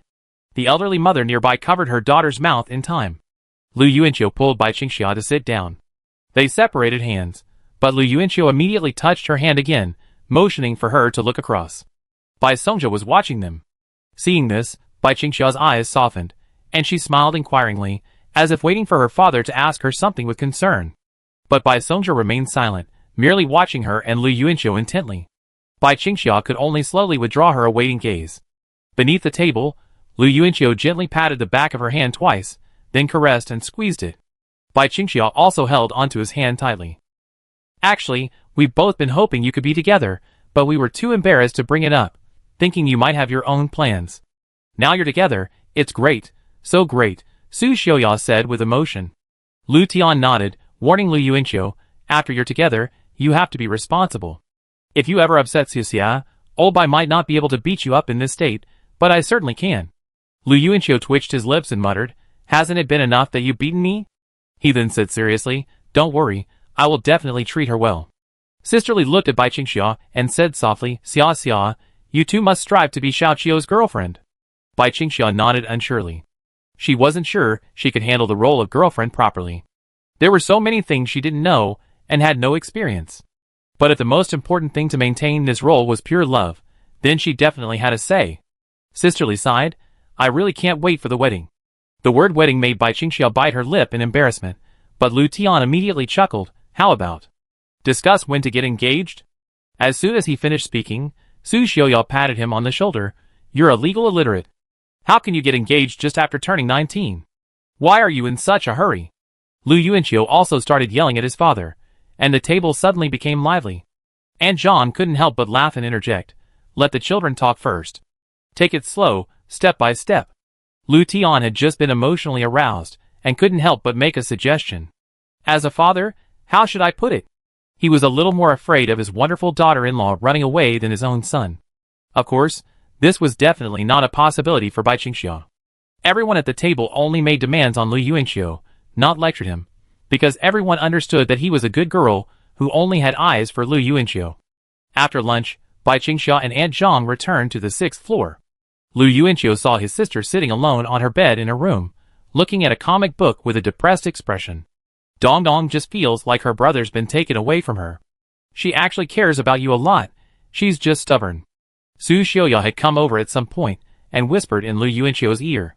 Lu Yuanqiu smiled at her mother, and nodded slowly. He could certainly guess what the little girl was thinking. Lu Yidong was a very simple-minded girl, always showing her emotions on her face. I know. Su Xiaoya asked, are you planning to take Xiaoxiao out tomorrow? Yes, I'm planning on buying the tickets yet. Su Xiaoya said, why don't we find a time? Your grandmother fell in her hometown, and is in the county hospital now. I was just planning to talk about it at the dinner table. Lu Yuanqiu asked in surprise, is it serious? Not seriously. 2 ribs are cracked.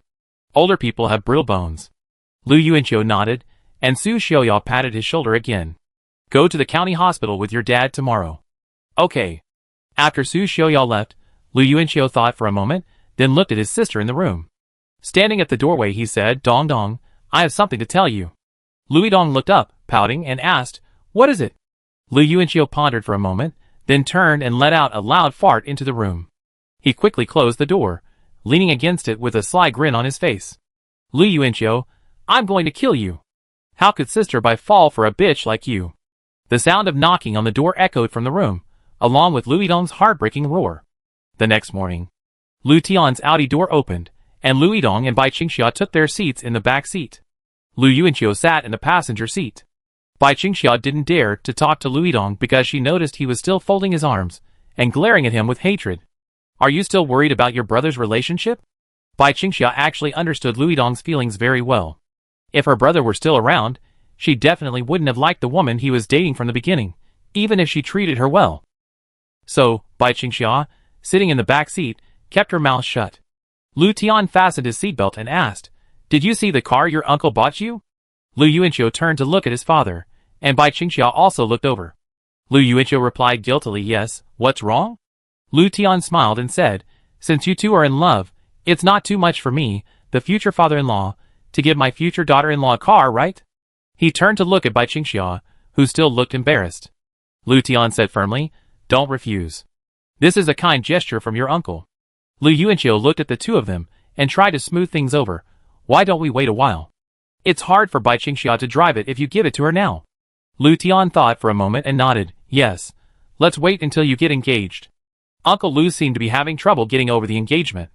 Bai Qingxia thought to herself. She didn't refuse any more and nodded slightly at Lu Tian's inquiring gaze in the rearview mirror. Thank you, Uncle Lu. Chapter 609. Arriving at Grandma's ward at the county hospital, Lu Yuanqiu saw only Second Master sitting by the bed. He still sported a bald head and a thick beard. Upon seeing Lu Yuanqiu and the others, he gave them a sour look and didn't greet them, continuing to peel the fruit in his hands. Lu Chao, lying in bed, greeted them cheerfully and tried to sit up, but Second Master quickly moved to the end of the bed and rocked it. Lu Yuanqiu and the other two approached the bedside to talk to Grandma. Bai Qingxia intentionally avoided the aggressive Second Master and stood on the other side of the bed with Lu Yidong. When it came to staying away from Second Master, she and Lu Yidong were firmly on the same side. Have Big Brother and the others been here? Lu Tian asked. Lu Xingzhou placed the peeled apple on a plate and replied coldly, no. Grandma added with a smile, the eldest and second sons will come tomorrow, and the third son will come the day after tomorrow. Lu Xingzhou handed the apple to his sister-in-law and walked out of the ward. As he passed Lu Tian, he vaguely heard his second uncle mutter, a bunch of ungrateful people. I'm definitely not one of those ungrateful people. Lu Tian chuckled to himself. Having some free time has its benefits. Back in the ward, Lu Xingzhou was holding a basin of hot water. He saw Mrs. Lu Chao waving at him with a smile. Lu Xingzhou hurried over. Mrs. Lu Chao, holding Lu Yuanqiu in one hand and Bai Qingxia in the other, said, these two are in love. Lu Xingzhou raised an eyebrow, a little surprised, but also a hint of joy. This was the only good news he had heard in the past few days. How old are you two? Lu Xingzhou asked. 19. Back in our time, you could get married at 19. Now we have to wait for the legal age. What a hassle. Lu Xingzhou muttered, setting the basin down. He wet a towel and gently wiped his sister-in-law's hands. Mrs. Lu Chao laughed out loud, incredibly happy. What are you anxious about? No, it's the adults who are anxious, Lu Yuanqiu thought to himself. He could even guess that his eldest and second uncle's first reaction upon hearing the news would be to get married right here. Lu Xingzhou, as if remembering something, put down his towel and said to Lu Yuanqiu and the others, "Since you three young people are here, why don't you all come back with me to the ancestral home to clean up? Fourth brother, you stay here and take care of your mother." "I don't want to go," Lu Yidong muttered. Lu Tian nodded blankly, raising his hand to pat his daughter on the head. The Lu family ancestral home was a place he had never lived in. It was the house where Lu Yuanqiu's grandfather and second uncle had lived since they were children. Lu Yuanqiu's grandfather had moved out after he got married. In Lu Tian's memory, the house had become dilapidated and full of cobwebs. "Why are we cleaning the ancestral home? It's about to collapse, so I'm packing up everything useful inside and moving it out." Arriving downstairs at the hospital, Lu Xingzhou tossed his car keys to Lu Yuanqiu and asked, "Did you get your driver's license?" "Yes, she did too. Why don't we let her drive?" Lu Yuanqiu held Bai Qingxia's shoulder with one hand and pointed his other hand at her temple, strongly recommending a driver to the second master. Bai Qingxia's eyes widened. After the four of them got in the car, Bai Qingxia swallowed with a gulp and held the Mercedes-Benz branded steering wheel with both hands. Lu Yidong, looking glum, sat in the back seat with the second master, while Lu Yuanqiu sat in the passenger seat. "Seatbelts." Bai Qingxia stared straight ahead, nervously poking Lu Yuanqiu's arm to the side. Lu Yuanqiu buckled himself in, and Lu Yidong in the back seat did the same immediately. Second master paused, then followed suit after a moment's delay. "Is this girl capable?" Lu Yuanqiu turned back and squinted. "There's always a first time." Second master snorted and laughed. "I'm old enough anyway, and I'm making a killing going on the road with you guys." Lu Yuanqiu turned back in disbelief. "Second master, do we have some deep-seated grudge?" Bai Qingxia's expression was tense, and she said nothing. She stepped on the accelerator, driving slowly but gradually picking up speed. The Mercedes-Benz pulled onto the road, and Lu Yuanqiu pointed, keeping an eye on the surrounding cars. He suddenly felt like laughing again. Bai Qingxia sat bolt upright, her eyes 30% wider than usual, her slender arms as stiff as if welded to the steering wheel. Getting a license to drive was inevitable, so she needed to cultivate her mental fortitude early on. "Wait, Chiodo-sak." Lu Yuanqiu suddenly remembered that Bai Qingxia didn't seem to have her driver's license. This sudden thought made his heart skip a beat. He was probably the only one in the car who realized this, and Bai Qingxia, nervously driving, had probably forgotten about the license required rule. But the car was already in the middle of the road. Now that things have come to this, let's just leave it at that. Okay, Lu Yuanqiu was starting to get nervous too. He coughed lightly and turned back to give the second master a wry smile. At worst, he could just switch drivers when he got back. If he did now, he and Bai Qingxia would probably be slammed down by the second master. Thankfully, the car drove safely to the ancestral home without any minor incidents. Looking at Bai Qingxia, who had happily parked the car and was now unbuckling her seatbelt, Lu Yuanqiu whispered in her ear, "You don't have your driver's license." Bai Qingxia's body suddenly stiffened. "As expected." "Shoo, don't say anything," Lu Yuanqiu said, his lips tightening. He saw beads of sweat instantly break out on Bai Qingxia's forehead, and the girl's initial joy quickly faded. She pursed her lips and carefully lowered her seatbelt. After getting out of the car, Bai Qingxia slapped Lu Yuanqiu on the back in retaliation. Lu Yuanqiu looked back at her in surprise, and the girl glared at him with grievance. The ancestral home was in the village, about 2 miles from where Grandma lived. The four of them took a long detour to reach the ancestral home. Lu Yuanqiu compared it to his childhood memories, and noticed even more spider webs here. Second master opened the gate with his old key. It was Lu Yuanqiu's first time inside the ancestral home. It was quite large, and although a bit rundown, it had quite a few rooms. "That's your grandfather's room. Go in and take a look. Take anything you find useful," second master said, pointing to a room. Lu Yuanqiu walked over first. He glanced up at the dust on the doorframe and immediately stepped forward, saying, "Whoever goes in first is the most filial." Lu Yidong laughed heartily and rushed to push the door open, landing the dust on her head. The smile didn't fade, it just shifted. Lu Yuanqiu walked in with a hearty laugh. Lu Yidong stamped his feet in anger behind him. Seeing this, Bai Qingxia pulled a tissue from her pocket and carefully wiped her cheek. Lu Yidong looked up at her and whispered, "Thank you, Sister Bai." After learning that they were in a relationship, she did feel a bit of a rift towards Bai Qingxia, and she didn't like Sister Bai as much as before. Elsewhere, Lu Xingzhou pushed open his own door. He surveyed the furnishings with a look of emotion, glanced back, then walked to his bed, and pulled out a wooden box from under it. Beneath a pile of dusty books was a stack of drawing paper. Chapter 610. Lu Xingzhou stared at the drawing paper, and slowly exhaled. He glanced back again, confirming the children were still in the other room. He shook the paper in his hands, blowing away the dust. The dust slowly drifted in the sunlight, like time flowing through the room. At that moment, the man over 70 smiled, his eyes gentle, a look that belied his rugged appearance. He rolled up the drawing paper and tucked it carefully into his pocket, continuing to examine the other items in the house. Did Grandpa live in Ponzi Cave back then? Ahem.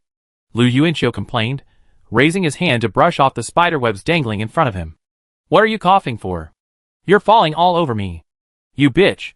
Lu Yidong chased after him, punching his brother on the back with both fists. If you hit me again, I use biological weapons. Once the door is closed, none of us three will survive, Lu Yuanqiu threatened over his shoulder. Lu Yidong understood instantly, and walked away with a look of disgust. She thought for a moment, deciding she couldn't miss this opportunity. She quickly stalked over to Bai Qingxia and started to badmouth Lu Yuanqiu. Sister Bai, Lu Yuanqiu's farts are the stinkiest. If you were with him, he'd definitely fart in bed, and then cover your head with the covers. Bai Qingxia looked at Lu Yuanqiu with a strange expression. Lu Yuanqiu blinked innocently and explained seriously, how could I be so mean? Bai Qingxia refused to listen. She had every reason to believe Lu Yuanqiu was capable of such behavior. Perhaps not now, but once they shared the same blanket, Lu Yuanqiu's true nature would surely be revealed. Lu Yuanqiu stared at his sister. Lu Yidong has been exposed to so many stinky farts since he was a child that his brain hasn't fully developed. Hearing his brother's comments, Lu Yidong rushed over and punched him, his fur standing on end like a cat. Bai Qingxia smiled softly, then her eyes flickered to a large photo frame on the wall. She walked towards it, and Lu Yuanqiu followed. The frame was covered in dust, so Bai Qingxia pulled out a tissue and wiped it. Inside, a series of old photos lay spread out. Bai Qingxia stared at the photos for a long moment, stunned. Lu Yuanqiu was also somewhat surprised, as the young man who appeared most frequently in the photos bore a 90% resemblance to him. You and your grandfather look alike, Bai Qingxia explained in surprise.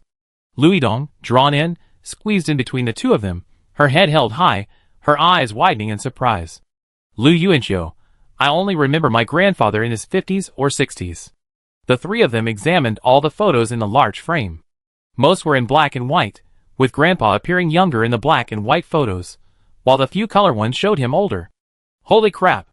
Lu Yidong suddenly shouted, startling both Lu Yuanqiu and Bai Qingxia. Lu Yuanqiu rolled his eyes, and turned to look at his sister. Are your reflexes in outer space? No. Lu Yidong anxiously pointed at a color photo in the corner of the frame and shouted, why is there a photo of Grandpa and Sister Bai here? Huh? Lu Yuanqiu and Bai Qingxia quickly looked in that spot. Lu Yuanqiu also quickly exclaimed, holy crap. Bai Qingxia didn't make a sound, but her eyes widened in shock. In the white photo in the corner, a young grandfather stood next to a girl in a ballet costume. The girl looked almost identical to Bai Qingxia. Yes, almost. Lu Yuanqiu quickly noticed something different. That wasn't Bai Qingxia. He turned to look at the girl next to him and asked, is this your mother? Bai Qingxia nodded blankly, yes, so young. Lu Yuanqiu quickly sorted out his thoughts.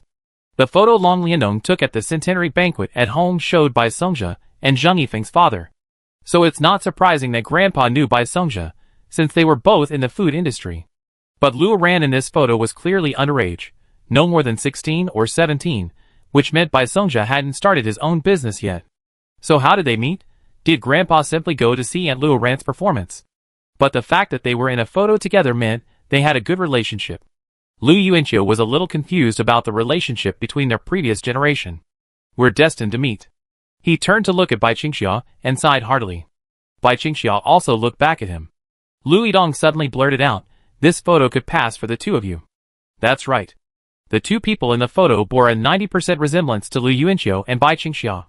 Standing together, they were like Lu Yuanqiu and Bai Qingxia from another time and space, at different ages. Could my grandfather have imagined his grandson would be dating the daughter of the girl next to him? Lu Yuanqiu sighed. Bai Qingxia turned to look at Lu Yuanqiu and smiled. This large photo frame was clearly something that needed to be kept. Lu Yuanqiu removed it from the wall, and had Lu Yidong temporarily place it in the courtyard outside the room. Meanwhile, Second Master was busy moving things out of the room. An hour later, Lu Yuanqiu emerged from his grandfather's room, dusty, carrying a stack of books. Bai Qingxia followed behind, also carrying a stack of books. She trotted forward, calling out Lu Yuanqiu in a sweet voice. Lu Yuanqiu turned around and couldn't help but chuckle. Bai Qingxia's head was covered in a spiderweb, a plea for help. The girl ran to stand in front of him, her head held high. Don't move. Yeah. Lu Yuanqiu reached up and plucked at the spiderweb stuck to her hair. Bai Qingxia closed her eyes, a few strands clinging to her curled eyelashes. Who runs headfirst into a spiderweb? Bai Qingxia closed her eyes and explained aggrievedly, it just fell off on its own. Damn spiderweb. Lu Yuanqiu cursed. As they spoke, the book in Bai Qingxia's arms tilted to one side, and a letter suddenly fell out from a crack. Lu Xingzhou, who had just put down a box, was drawn to the scene. Lu Yuanqiu turned his head and saw the second master picking up the letter.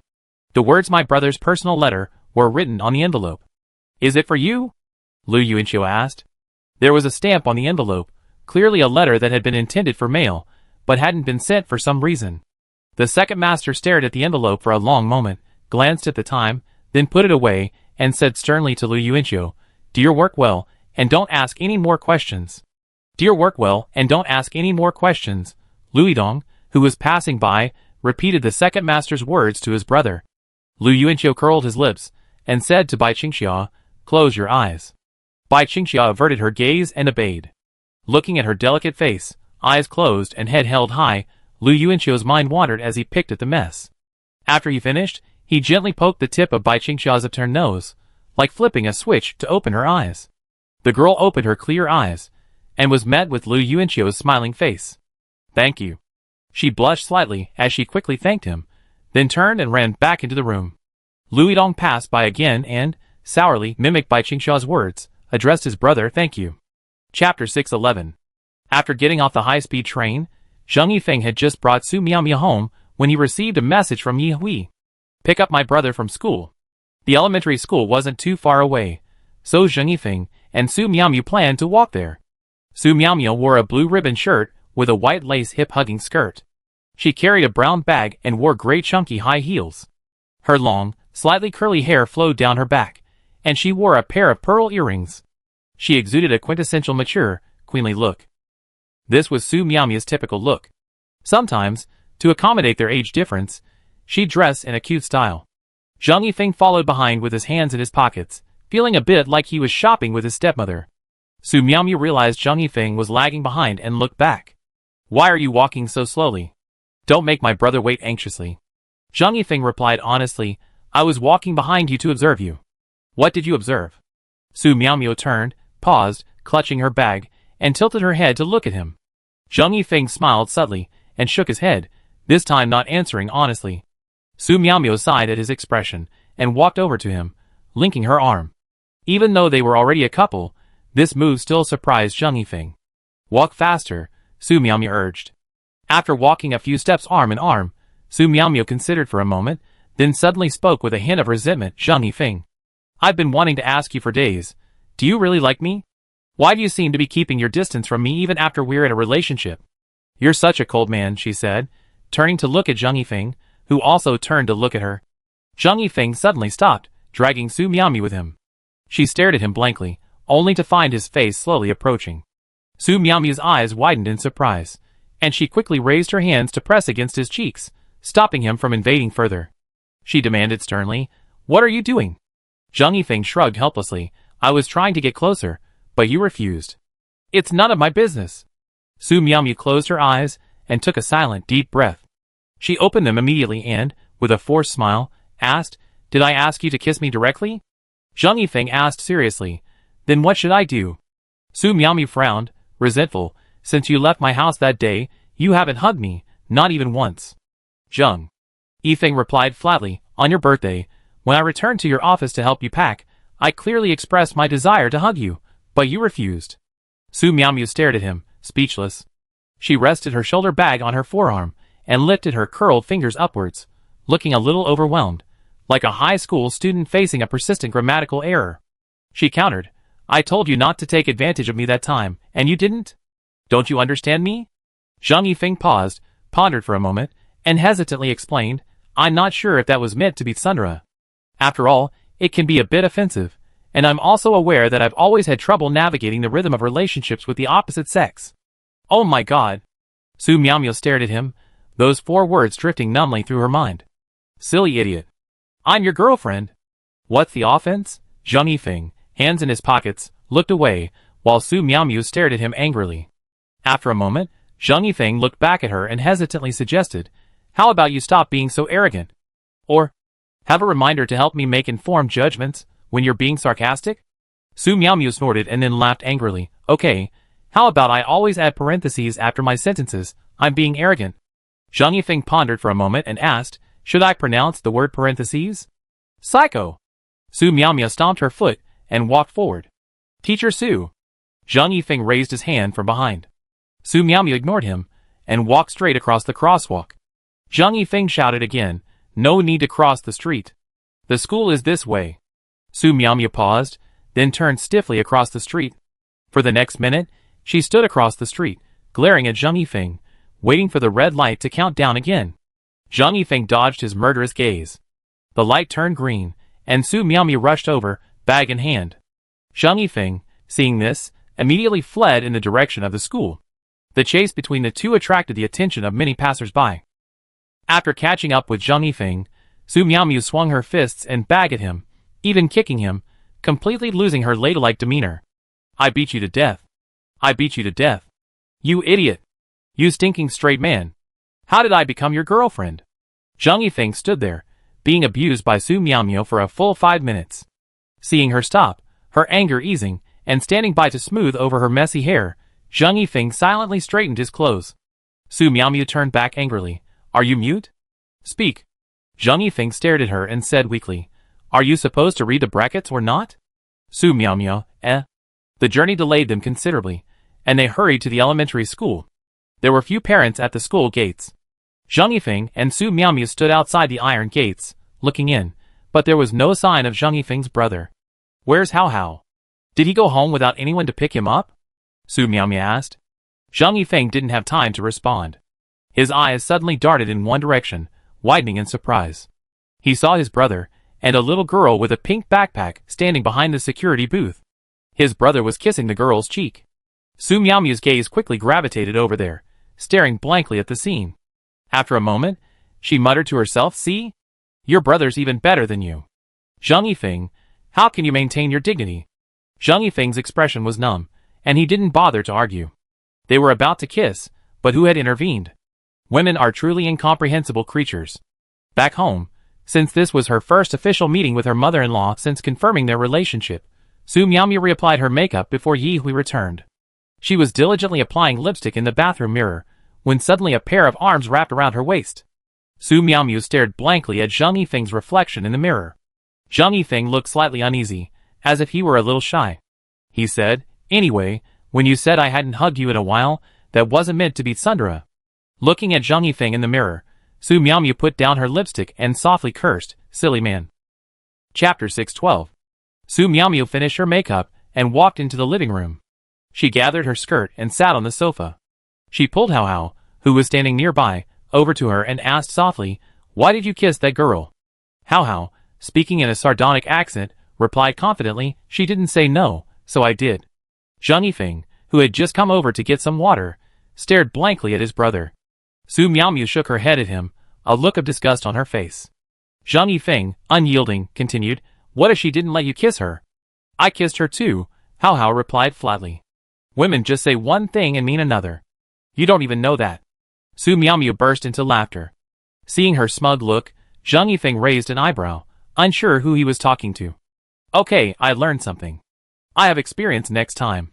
Su Miaomio's laughter abruptly stopped, and as if realizing something, her face flushed. At that moment, there was a noise at the door. Zhang Yifeng walked over, Su Miaomio's admonishing voice still lingering in his ears. You have to be sure she likes you before you say one thing and mean another. But even so, Hao Hao, don't kiss a girl so casually next time. That's something adults should do, understand?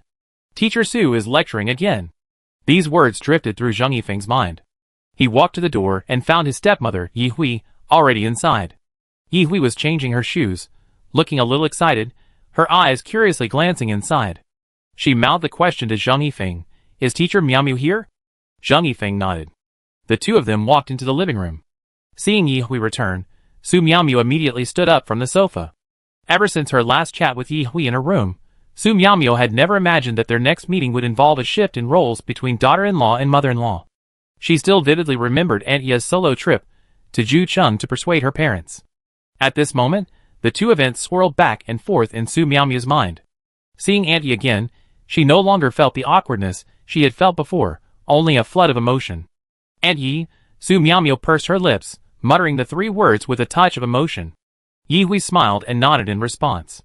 Su Miao Miao walked towards her, opening her arms to embrace her. Her smile widened, and she, too, raised her arm to gently pat Su Miao Miao's back. She paused before speaking calmly to her daughter-in-law. "That's fine. I hope you and Fo Feng can live the life you want. If there are any obstacles, I do my best as a mother to help resolve them. It seems I've done a pretty good job." Su Miao Miao smiled. "Auntie Yi, you're a good mother." "Haha, you and Fo Feng said the same thing." Yi Hui was delighted to hear that. After lunch, Zhang Yifeng walked towards Su Miao Miao's room, his phone in hand. Hao quietly ran to his mother's room, took her hand, and whispered, "Mom, why does Sister Su always live with us?" Yi Hui leaned over to her youngest son and said, "She's your brother's girlfriend now, and also your sister-in-law." Hao pouted, "I don't like Sister Su. She talks like my homeroom teacher." Yi Hui suddenly felt like laughing. She glanced at the door and whispered to her son, "Actually, your Sister Su is your brother's English teacher. You can actually date your English teacher?" Hao's tone suddenly tinged with surprise. Yi Hui blinked, speechless for a moment. She was quite impressed by Hao's English teacher, a cute girl who liked to wear colorful dresses and spoke in a sweet voice. Her name was Li, and they'd even chatted a bit at the parent-teacher conference. After a long silence, Yi Hui shook her head at her youngest son and said, half-jokingly, "You can't. There's no way a relationship between you and teacher Li is possible." Hao frowned, repeating what Yi Hui had said an hour ago, raising his fist to argue. A mother can do everything in her power to resolve obstacles for her son. "Ah. How's it going? Is there anything missing from the room?" "No, I won't be staying there for more than a few days," Su Miao Miao replied with a smile. Seeing her enter the room, Zhang Yifeng turned and closed the door. He sat down on the bed with Su Miao Miao. Su Miao Miao swung her slippered legs, while Zhang Yifeng leaned back slightly with his hands on the bed.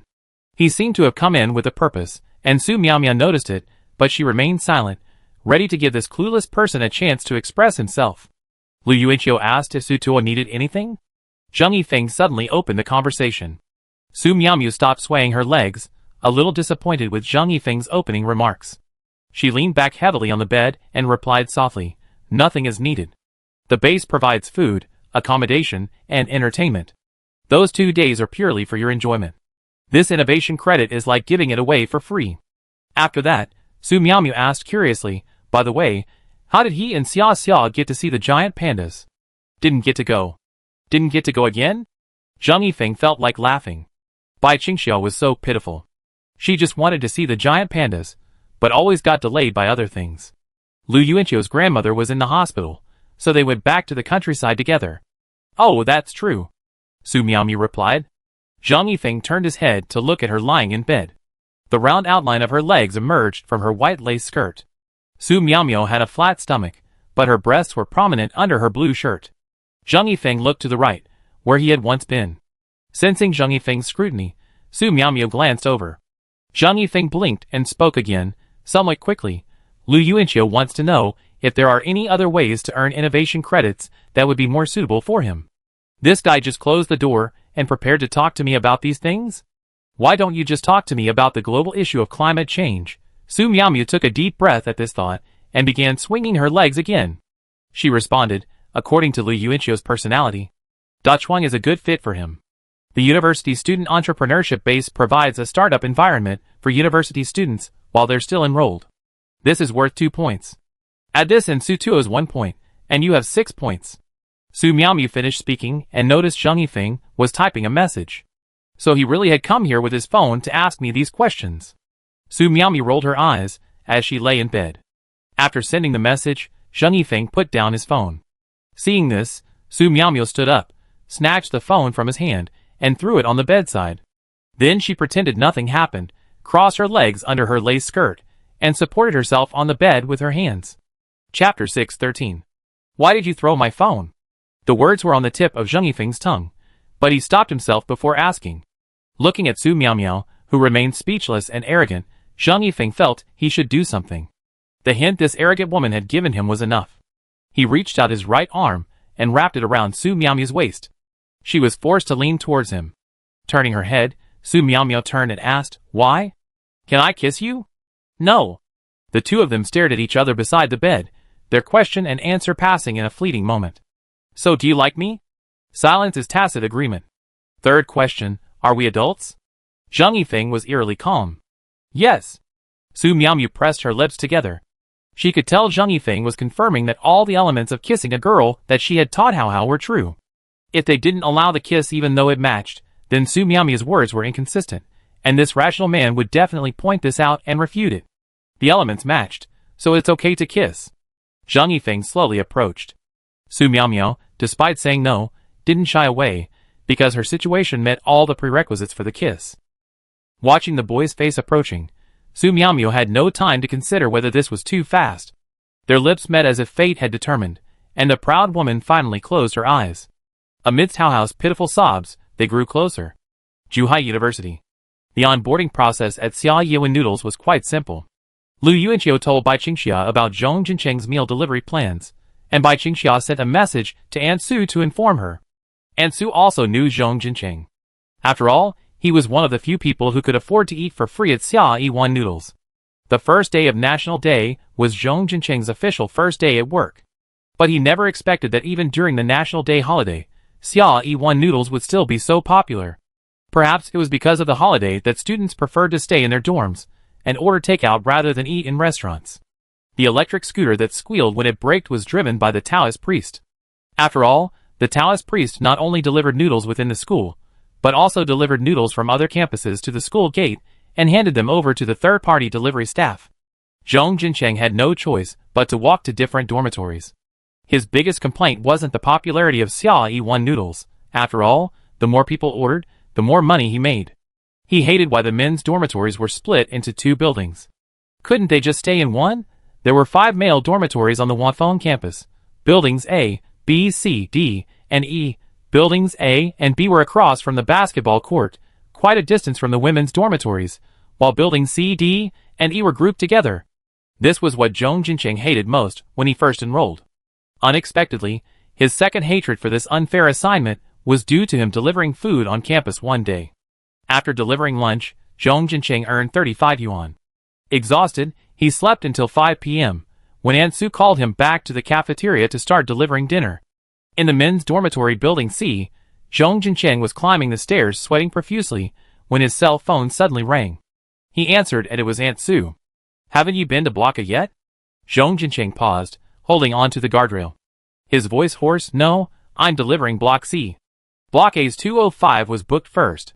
That boy's been ordering it for almost 50 minutes now, and he's been calling to remind us. You have to sort out the delivery order." Zhong Jincheng was exhausted and furious. Now, facing Aunt Su's accusations, he felt even more frustrated. But Block A is farthest from the restaurant, and Block C is closer. If I go to Block A first and then come back to Block C, I have to walk a lot more. Aunt Su, customers don't care about how much extra distance we have to walk. They only care about how long they've waited to order. Hurry, hurry! If D and E haven't been delivered yet, don't deliver them yet. Deliver A first. Block D and E aren't in a hurry. Zhong Jincheng wearily lowered his arms, sweat dripping down his face onto the stairs. Aunt Su's words, Block D and E aren't in a hurry. Deliver Block A first, meant he had to walk another 1,000 meters. Ding ding ding. The phone rang, and Zhong Jincheng held it up to him. Wei Bao, I did a good job today. My boss praised me. Hee hee. The hallway was silent. Zhong Jincheng looked at the 7 or 8 bags of noodles he hadn't delivered yet, and his stomach began to growl. He wiped the sweat from his forehead and typed with one hand. His arm was shaking from a day of lifting heavy objects, so even typing was a bit difficult. Zhong Bao, great. Keep it up.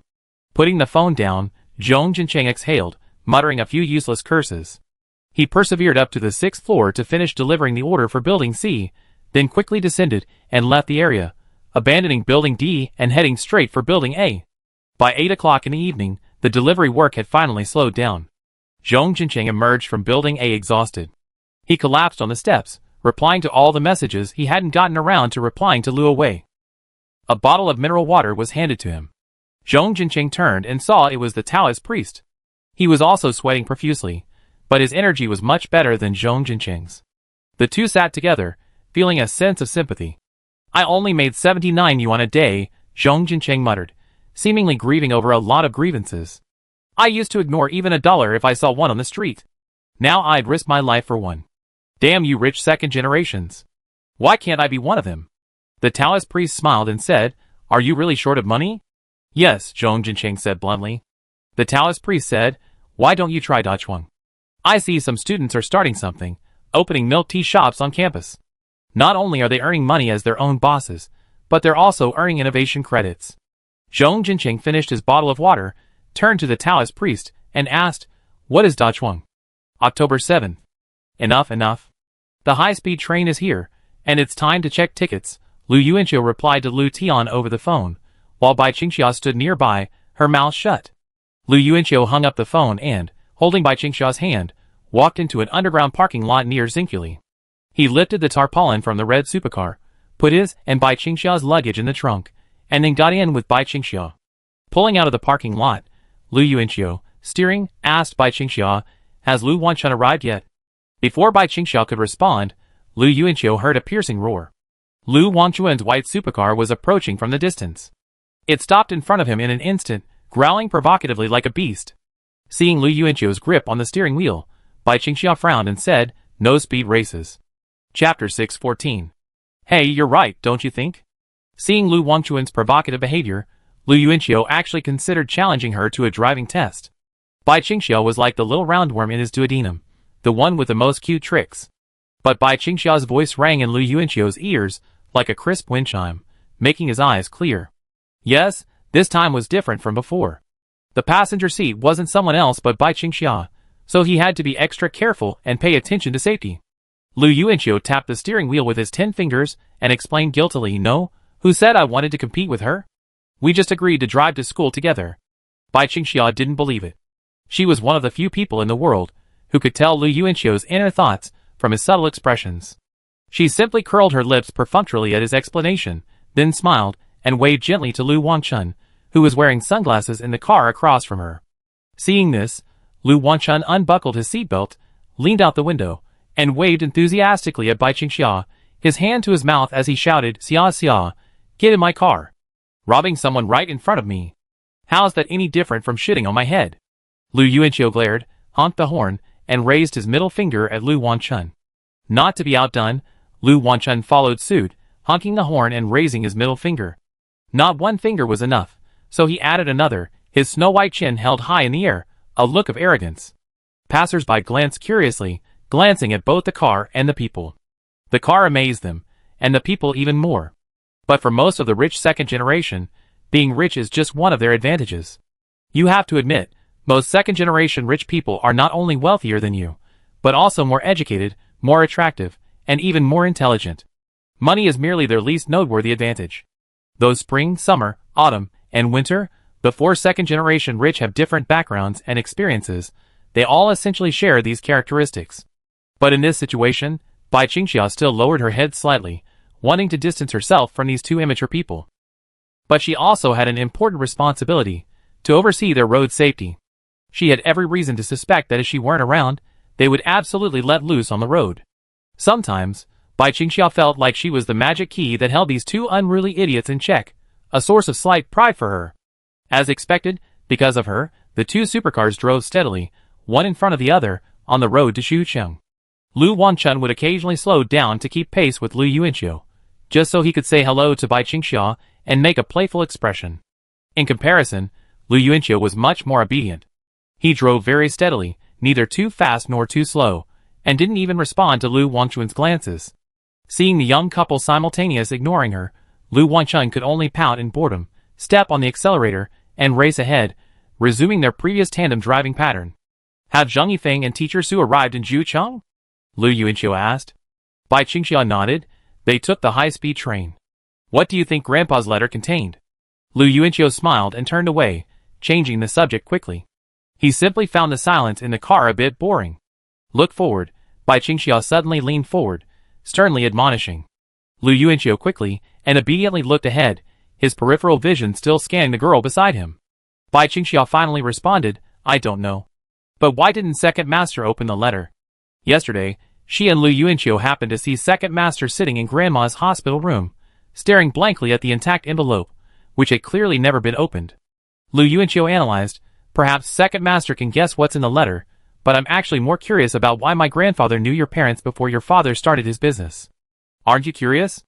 Curious, Bai Qingxiao replied briefly, then suddenly shouted solemnly, look forward. Lu Yuanqiu turned his head back again. The phone rang. Lu Yuanqiu didn't feel comfortable answering it, so Bai Qingxiao pressed the answer button and held it to Lu Yuanqiu's ear, her arm stretched straight. When will we arrive in Zucheng? It was Zhang Yifeng's voice. Lu Yuanqiu, about an hour later, what's up? Want to grab a free meal? There's a birthday party for Teacher Su's classmate today, and she brought me along, but I don't know many people there, so... Lu Yuanqiu chuckled. Looking for company, huh? Yes. Lu Yuanqiu glanced ahead at Lu Wanchun and asked, can Bai Qingxiao and I take Lu Wanchun along? Zhang Yifeng, whatever. An hour later, the sky darkened, but Lujiajio was ablaze with lights. Two eye-catching supercars roared, one after the other, toward the entrance of a luxury hotel in Lujiajio. Lu Wanchun got out first, tugging her sunglasses down and turning back to pout at Lu Yuanqiu childishly, as if mocking him for driving too slowly. Lu Yuanqiu ignored him. He and Bai Qingxiao were both hungry and eager to fill their bellies. A uniformed doorman at the hotel entrance came forward to take the car keys from Lu Wanchun. Lu Yuanqiu was about to unbuckle his seatbelt when Lu Wanchun turned and waved in a certain direction. He and Bai Qingxiao looked in that direction and were both startled. Not far away, Liang Jingfeng, Zhong Jinqing, the uncle, the Taoist priest, Finger, Zhang Yang, and even Qi Chaoqiao, Wei Zhiyu, and Ajin were all approaching together. It was an unusually large group. Zhang Yifeng had just emerged from the hotel's main entrance and came out to greet them. He glanced at Liang Jingfeng's group, waved, and then turned to look for Lu Yuanqiu. He looked around but couldn't see him until his eyes fixed on the two people sitting blankly in the red supercar. Zhang Yifeng's face was filled with questions. He lowered his eyes to survey the supercar, then looked up at Lu Yuanqiu and Bai Qingxiao inside, his expression filled with surprise. He hadn't expected Lu Yuanqiu and Bai Qingxiao to arrive in a car today. When was this car bought? Liang Jingfeng's group quickly stopped as well. There was nothing they could do. Lu Yuanqiu's car was parked right behind Lu Wanchun's, making it impossible for them to miss it. Holy crap! Zhong Jinqing exclaimed, his eyes widening. Liang Jingfeng's mind was swirling. He surveyed the area in shock. They knew Lu Wanchun's family was wealthy, including the others, but why was Lu Yuanqiu driving a sports car? And Bai Qingxiao was even in the passenger seat. If there were people in the world who tried to hide their rich second-generation identity, Lu Yuanqiu was definitely one of them. Bai Qingxiao silently turned to look at him, noticing a frozen expression on Lu Yuanqiu's face. Get out of the car first. Lu Yuanqiu lowered his head, loosening his seatbelt, and whispered to Bai Qingxiao. Chapter 6:15. He closed the car door, as if nothing had happened, and handed the keys to another doorman, who came forward to take them. Zhang Yifeng approached at this moment. Lu Yuanqiu patted his shoulder and whispered, you didn't tell me you'd called anyone else. You also didn't say you'd be driving a supercar later. Zhang Yifeng replied, his tone still speechless. Lu Yuanqiu took a deep breath, resigned to his fate.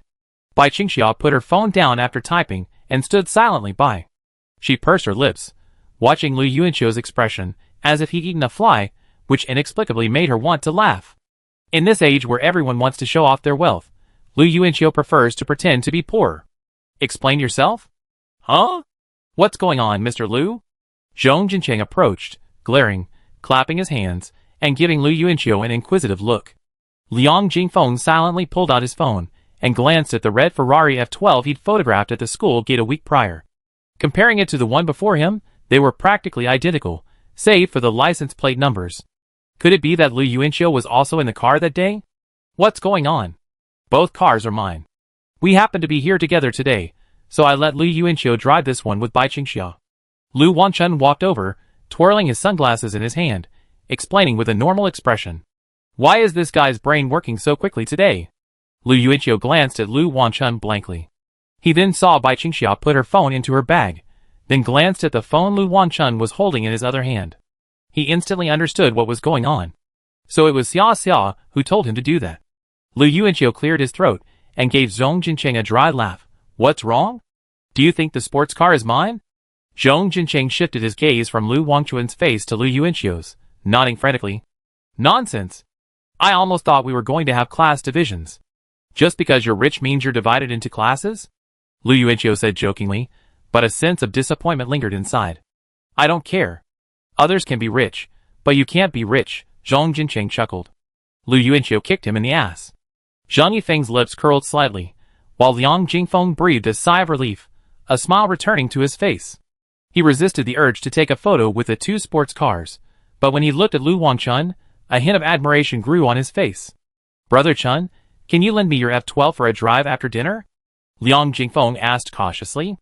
Lu Wangchun glanced at Lu Yuanqiu, who nodded imperceptibly, then scratched his head and looked away, a perfectly natural attempt at concealment. Bai Qingxia, stifling a laugh beside him, found the scene quite amusing. Sure, Lu Wanchun replied. Seeing this, Zhong Jincheng also felt itchy, rubbing his hands and chuckling. Well, even young Master Liang can. Let me try too. I already have my license. Lu Wanchun glanced at Lu Yuanqiu again, but Lu Yuanqiu was already looking away, his expression unconcerned. Lu Wanchun replied to Zhong Jincheng, sure. Sure. The others on the side merely smiled politely. They weren't close to Lu Wanchun, and their skin wasn't as thick as Liang Jingfeng and Zhong Jincheng's. Although they also coveted a supercar of this caliber, they couldn't bring themselves to try it. Especially the uncle, for whom just being able to stroll around Lujiajio was already a great satisfaction. There was clearly an invisible line between Lu Wanchun and him. Although Zhong Jincheng behaved well, that line still existed between him and wealthy second generations like Lu Wanchun, especially after he started working part-time these past few days. Seeing Lu Yuanqiu follow Zhang Yifeng into the hotel, Bai Qingxiao waved to Qi Chaoqiao. She knew that in such an outing, Qi Chaoqiao would be even more eager to join her. Xia Xia, wait for me. Lu Wanchun called out, quickly stepping forward and taking Bai Qingxiao's arm. Teacher Su's classmates are quite wealthy and are holding a birthday party at Lujiajio. But you've invited so many people over. Is that really okay? After all, Teacher Su isn't the host, Lu Yuanqiu asked as he entered the hotel, shoving his hands in his pockets. Zhang Yifeng smiled and said, guess who's Teacher Su's classmate? I think I know her. The elevator door opened, and Lu Yuanqiu was stunned. He actually knew the star of the party, standing in the center of the banquet hall in a beautiful white dress. It was their new homeroom teacher, Ding Wanjun. No wonder. This explained why Zhang Yifeng had the nerve to bring so many clinical students. Zhang Yifeng took a glass of champagne from the waiter's tray and said to Lu Yuanqiu, Ding Wanjun is Teacher Su's second-year graduate student. From what Teacher Su has said, it seems her family is quite wealthy in Zhucheng. Oh, and Su Tua will be our class leader tomorrow, too, Zhang Yifeng added. Lu Yuanqiu once again examined the woman in the white princess dress in front of him. His initial impression of Teacher Ding was that she was a cute girl with a chubby face, but he hadn't expected her to be a wealthy second-generation kid. How many wealthy second-generation kids were there on this small campus of Zhuhai University?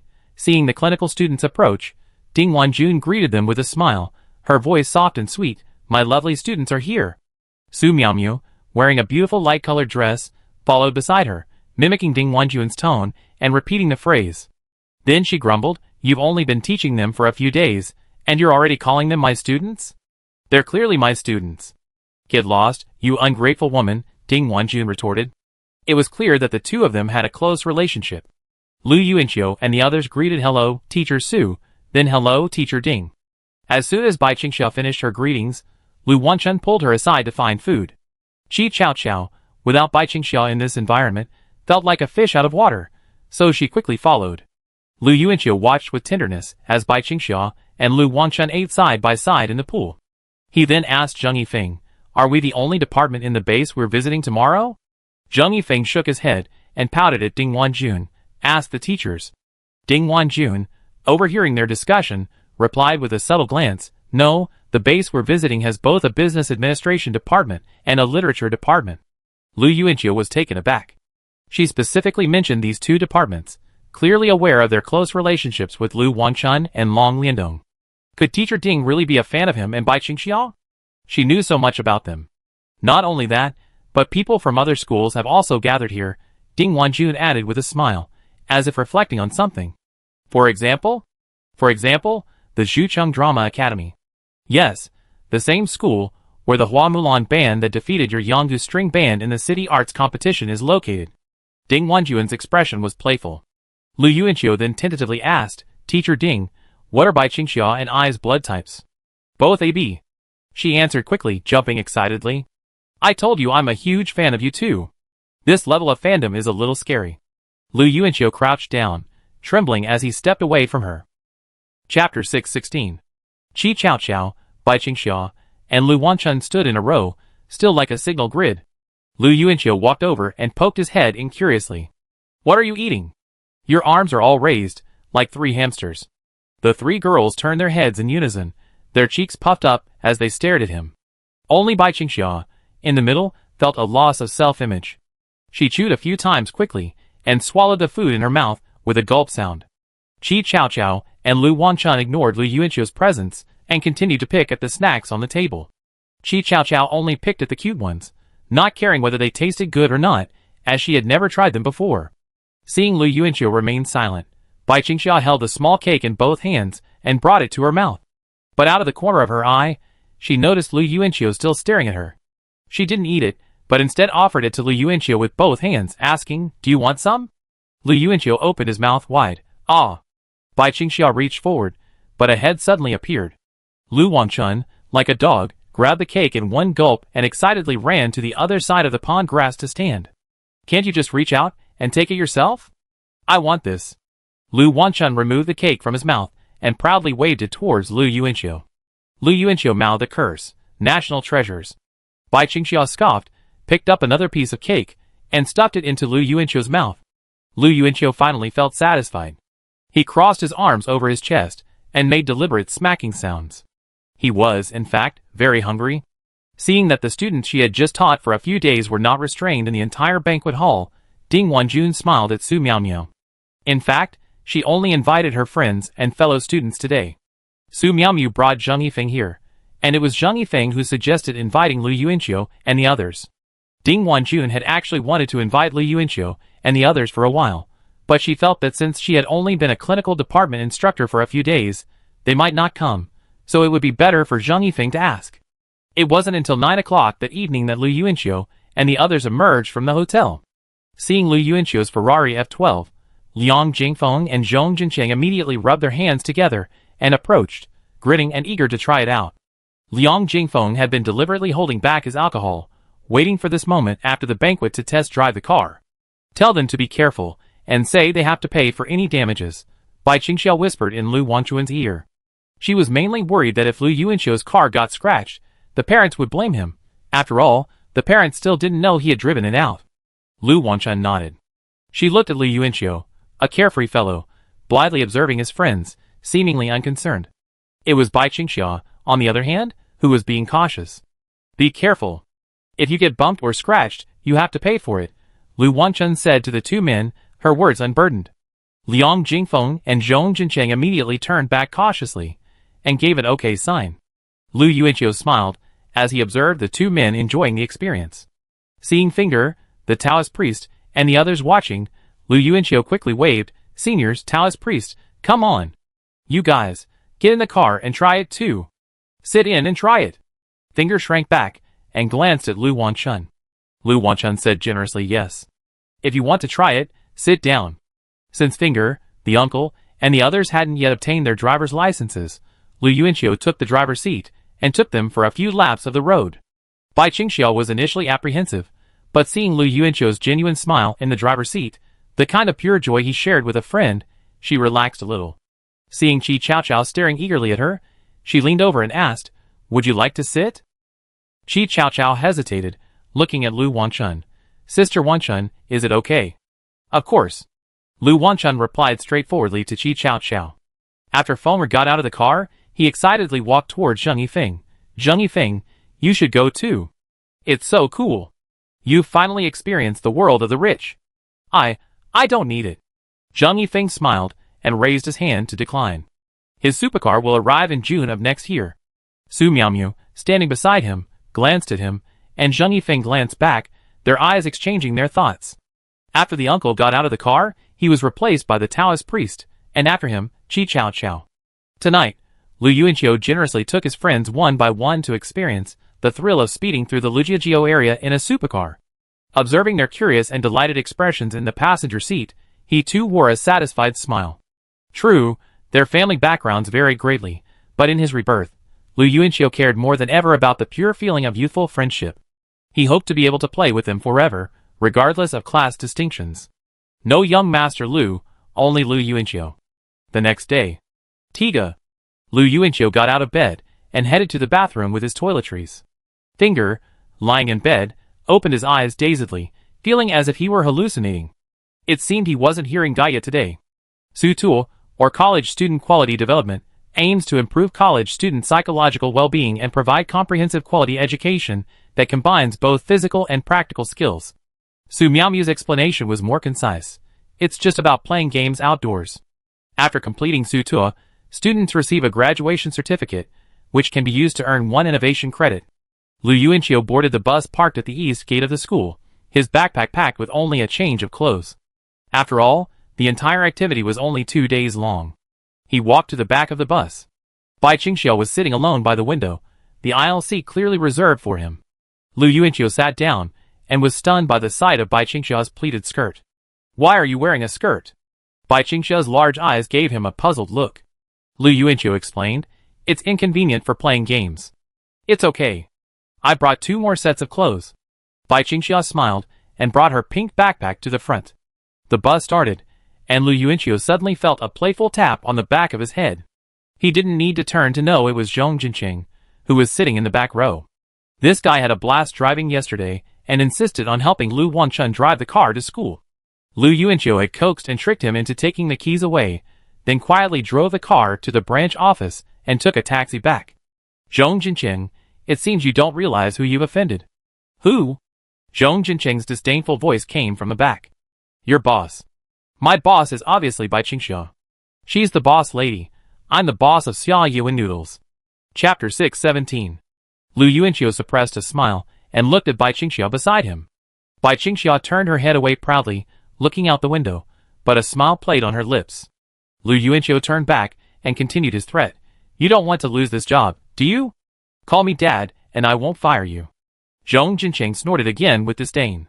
Lu Yuanqiu had heard from the Taoist priest that Zhong Jinqing worked very hard during the National Day holiday, delivering 79 orders on the first day, and was so exhausted that he sat down on the steps and couldn't get up.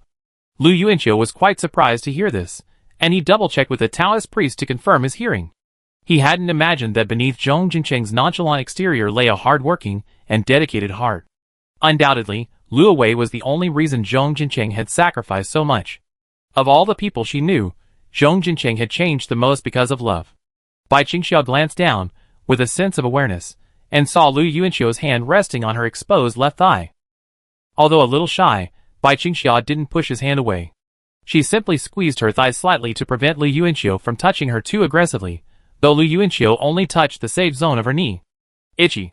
Bai Qingxiao actually didn't like having her legs touched. In other words, she didn't like any relatively private parts of her body being touched by anyone other than herself, even if that person was Lu Yuanqiu. It made her feel insecure, which was why most of the skirts she bought were mid-length. Perhaps it was due to her childhood experiences, which had given her a strong sense of self-defense. She didn't know if other girls felt the same way. The only person she could ask was probably Teacher Su, but she didn't feel comfortable asking about such things. However, there was one intimate act Bai Qingxiao deeply enjoyed: hugging. Hugging with Lu Yuanqiu gave her a strong sense of physical security. Now that Lu Yuanqiu was her boyfriend, the situation was different. Bai Qingxiao had mentally prepared herself for the aftermath of their relationship. So, even though she disliked excessive intimacy with the opposite sex, she could make an exception for Lu Yuanqiu. However, Lu Yuanqiu's actions had to be within her current range of acceptance.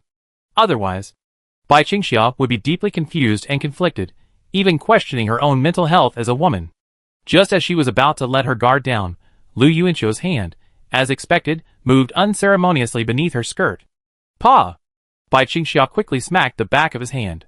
Lu Yuanqiu pulled back, seeing Bai Qingxiao looking at him with a warning, yet endearingly charming expression. How annoying! Lu Yuanqiu grumbled, turning the tables and snarling. He wrapped his right arm around Bai Qingxia's slender waist from behind and rested his head on her shoulder. Bai Qingxia's hair smelled delicious, and Lu Yuanqiu had recently taken a liking to it. Don't touch me when there are so many people around, Bai Qingxia whispered.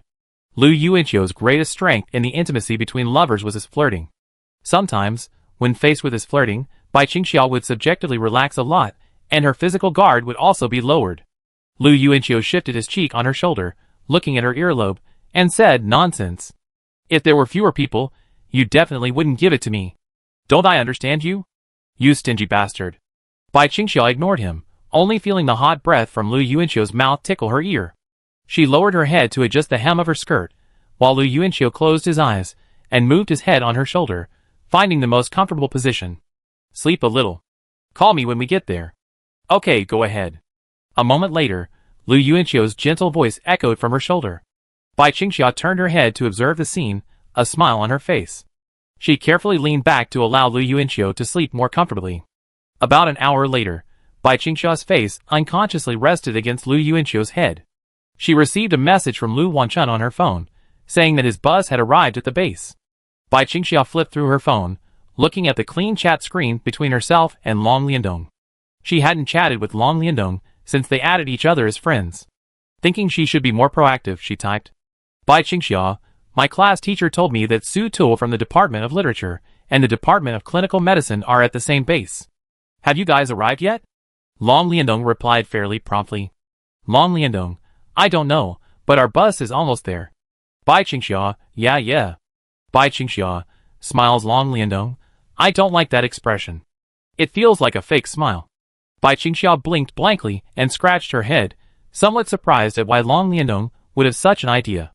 Lu Yuanqiu's head moved on her shoulder, and Bai Qingxia rested her cheek against his again, continuing to type. Bai Qingxia, "Sorry, I won't send it next time." Long Liandong, "Whatever. I always say what I want to say. You can also think of my thoughts as being a bit jumpy." Bai Qingxia typed ha ha ha in reply, looking slightly embarrassed. The bus stopped, and when Long Liandong didn't reply, Bai Qingxia put her phone away. She reached up and touched Lu Yuanqiu's cheek, whispering, "We're here." The two classes of the clinical department followed their instructor, Ding Wanjun, off the bus. The boys were in one line, the girls in the other. With their backpacks on their backs, they walked with Ding Wanjun into the so-called training base. The surrounding area was quite green, and Lu Yuanqiu could even smell animal feces, wondering if there were any livestock at the base.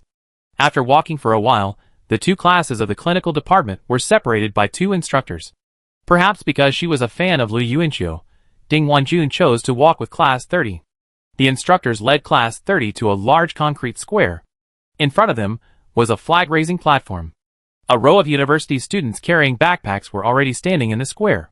Lu Yuanqiu spotted Lu Wanchun standing among them. Her long legs were undeniably iconic.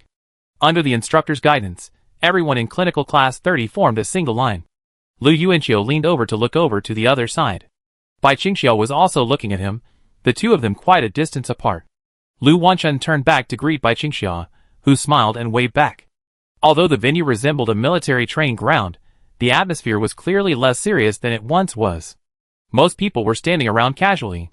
Perhaps recalling some painful memory, the uncle, upon seeing the instructor's camouflage uniform, snapped to his spot, standing straight and erect.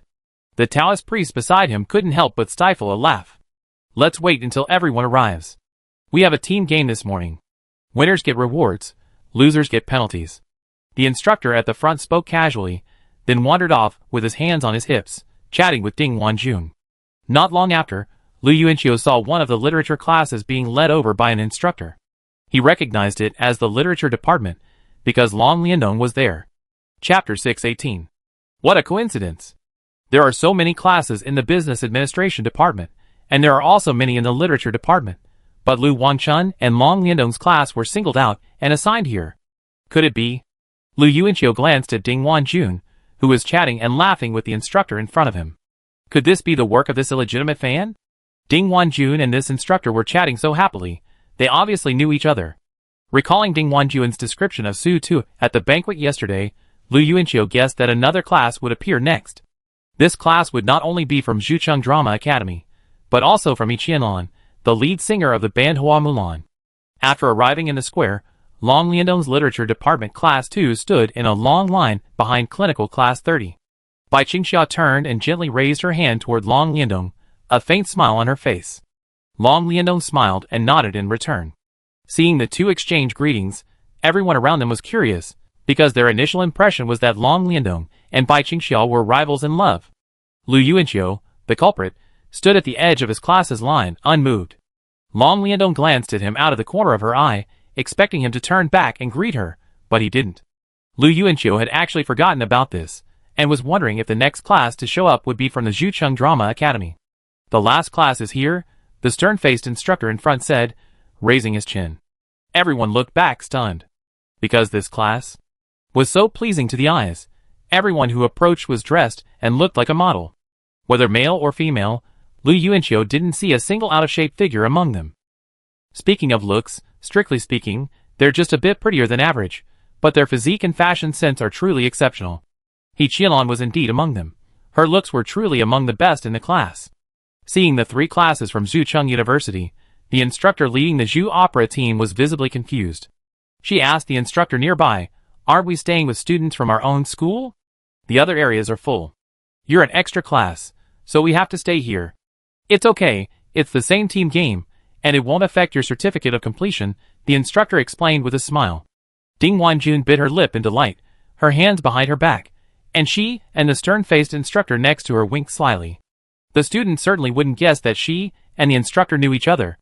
As soon as the Zhucheng Drama Academy class appeared, the atmosphere erupted for the first time. The entire square, with over 120 people, was completely captivated, looking around and chatting with one another. Some took out their phones to take pictures, mostly from Zhucheng University students. He Qianlong didn't see Lu Yuanqiu, as they were in the second and fourth rows, separated by the literature department. But she did see Long Liandong. As a wealthy second generation, who had been in the entertainment industry since childhood, Long Liandong was quite well known within the circle. So, upon seeing him, the situation suddenly reversed, and it was the Pearl Opera students who grabbed their phones and took photos of the literature department. For stranger teachers stood together in the front. Ding Wanjun restrained herself and kept her mouth shut. The Pearl Opera teacher, looking at the other three, felt a sense of being out of place. Ahem. The stern-faced instructor coughed and shouted, "Stand at attention." All of them had just finished military training last year, so they took the command very seriously. The 120 people gradually quieted down. Zhang Yifeng yawned untimely beside Lu Yuanqiu. "Over 100 people, who don't even know each other, what kind of team game can we play?" Lu Yuanqiu muttered. Zhang Yifeng ignored him. But then, a dozen or so young instructors came over carrying boxes and uniforms. Zhong Jincheng glanced over, and saw a gun barrel exposed from the box. "Holy crap! A gun! It's not real. It's a toy gun with a laser sensor." Zhang Yifeng identified it at a glance. "So?" Lu Yuanqiu raised an eyebrow and drew out his words. "So?" Zhong Jincheng also drew out his words. Fingal, who often played games, was already excited, but the old man was still confused. The sullen-faced instructor began, "Next, we randomly divide you into two camps, red and blue. Wearing different colored vests will represent your faction." Watching the excited expressions on the students' faces, the sullen-faced instructor wandered ahead, chuckling, "Have you all played CS before?" The sounds of yes, and the shaking of heads fell upon the instructor's ears and vision. He continued with a smile, "It doesn't matter if you haven't played before. The rules are simple. Just shoot anyone who's on a different side. The muzzles of the guns are laser sensing. Each person has 5 lives, and the number of lives is displayed on a small screen on the gun, with 5 bars." As he explained, he casually pulled a toy gun from his box and introduced it. Lu Yuanqiu glanced at Bai Qingxia, unsure of how the groups would be divided. Bai Qingxia looked at him with a pitiful expression, clearly nervous because she'd never played before. The sullen-faced instructor continued, "Of course, if it were just 2 teams competing, it wouldn't be very interesting, so there's a hidden rule. I assign 2 undercover agents to each team. Listen carefully, their tasks will be different. Undercover 1's task is to help the opposing team eliminate everyone in their own team. Undercover 2, on the other hand, is a bit more pathetic. His task is to eliminate everyone except himself, but he also has a teammate, Undercover 2 from the opposing team. Undercover 2 has almost no chance of winning. He only has one teammate among over 120 people, and he doesn't even know who that teammate is. If you're picked, I suggest you play it safe. The sullen-faced instructor chuckled again, and Lu Yuanqiu inexplicably felt as if he was looking at him while he spoke. Masaka. Lu Yuanqiu felt a chill in his tailbone. He looked at Ding Wanjun again, and saw that the stalker was also covering her mouth and chuckling. Will undercover shooting another undercover work? Someone suddenly asked. Everyone turned to look at him. Lu Yuanqiu also turned back and saw that it was a tall, handsome boy standing behind He Qianlan. The stern-faced instructor responded, yes, the gun is indiscriminate. Shooting anyone will result in a loss of life. Any further questions? He glanced around. The rules were quite simple. There were 2 camps, red and blue. Each camp had 2 undercovers. Undercover 1's task was to help the opposing team eliminate their own team, while Undercover 2's task was to help their teammates eliminate everyone else. As for the ordinary people, their task was to eliminate those in the opposing camp, including their own 2 undercovers. Seeing no further questions, the stern-faced instructor said, begin assigning camps. Chapter 6:19. Everyone stood still as a young instructor, clutching vests of different colors, came down and began distributing them. Lu Yuanqiu chatted with Zhang Yifeng, if you're undercover, can you tell me, sweetheart? Zhang Yifeng, unless I'm an idiot. Lu Yuanqiu smiled and nodded. He was quite cautious. The instructors assigned the teams quite randomly. The first person got a red vest, the second a blue one, and so on. Lu Yuanqiu saw Bai Qingxia had been assigned a red vest. Lu Wanchun also wore a red vest. She turned around and waved her clothes happily at Bai Qingxia. Bai Qingxia could only pull at the corners of her mouth, unable to smile. She wanted to run away. Lu Yuanqiu counted his position in advance and roughly determined that he was wearing a blue vest, while Zhang Yifeng, next to him, was wearing a red one. As expected, the instructor who came up to him handed him a blue vest. Lu Yuanqiu frowned as soon as he took it. The vest reeked of sweat. After putting it on, he glanced around and saw that Zhong Jincheng, Feng Gear, the uncle, the Taoist priest, Liang Jingfeng, and Zhang Yang, his close friends, were all wearing blue vests. Among the boys, only Zhang Yifeng wore red, and most of the girls he knew were also wearing red, such as Lu Wanchun, Bai Qingxia, Long Liandong, Qi Chaoqiao, and He Qianlan from Jushi. I give up. Why are you the flower protector? Lu Yuanqiu demanded of Zhang Yifeng. Then do you want to change? Zhang Yifeng looked at him and handed him his vest. Before Lu Yuanqiu raised his hand, the stern-faced instructor shouted, no vest changes. This guy's been staring at me. Lu Yuanqiu stared at the instructor, his eyes wide open. The girls all put on their sweat-smelling vests with a look of disdain. Bai Qingxia glanced down at her skirt, wanting to find a place to change first, but she was too embarrassed to raise her hand. After everyone was dressed, the stern-faced instructor shouted, now, everyone, stand in a row in the square, according to your respective factions. Space the 2 rows apart, back to back. I'm starting to assign the undercovers. Anyone who gets hit once on the back, take note. You're undercover number 1. Anyone who gets hit twice on the back. You're undercover number 2. The immersion was immediate, and everyone's heartbeats began to accelerate. While being picked as an undercover agent was thrilling, in a team game like this, where everyone barely knew each other, everyone subjectively preferred to keep things simple. Being an unrelated civilian was the most comfortable. After the red and blue teams formed their lines, they followed the instructor's instructions, avoiding any peripheral glimpses of what was behind them. Everyone's shoulders were pressed tightly together. Next to Lu Yuanqiu was Zhong Jincheng, and they both glanced at each other. Everyone, close your eyes. The stern-faced instructor shouted. Lu Yuanqiu and Zhong Jincheng quickly closed their eyes. On the red team, Zhang Yifeng and Lu Wanchun huddled together, while Bai Qingxia sat on Lu Wanchun's other side, holding hands below. After closing their eyes, everyone could hear the instructor's footsteps behind them. The footsteps were chaotic, as if intentional. Bai Qingxia's heart skipped a beat as the instructor touched her back. Before she could even catch her breath, she was touched again. She was actually the red team's undercover agent number 2. Bai Qingxia closed her eyes tightly, not even daring to tighten her grip on Lu Wanchun's hand, fearing that he would sense her changing mood. Lu Yuanqiu felt the first smack on his back, followed by a second. He sneered inwardly. Sure enough, he was the blue team's undercover agent number 2. Ding Wanjun and the instructor presumably had this planned. Could the red team's undercover agent number 2 be Bai Qingxia? Lu Yuanqiu thought it highly likely. It was something those evil CP fans could pull off. Open your eyes. The sullen-faced instructor shouted again. Everyone opened their eyes, taking a breath to varying degrees. This kind of team game is inherently tense, and no one wanted to be an undercover agent, especially one who was making an enemy of the entire world. Are you an undercover agent? Zhong Jincheng nervously turned to look at Lu Yuanqiu. He felt the instructor pause behind him for a long moment, but he didn't tap him. In fact, everyone felt the instructor pause behind them for a long time, so they all turned to look at the people around them, including Lu Wanshun. She also glanced at Bai Qingxia, who stared straight ahead, swallowing imperceptibly. I think you are, Lu Yuanqiu responded to Zhong Jincheng. Get lost, I'm not, Zhong Jincheng immediately argued. The sullen-faced instructor said, 20-minute break. Those who need to use the restroom, go.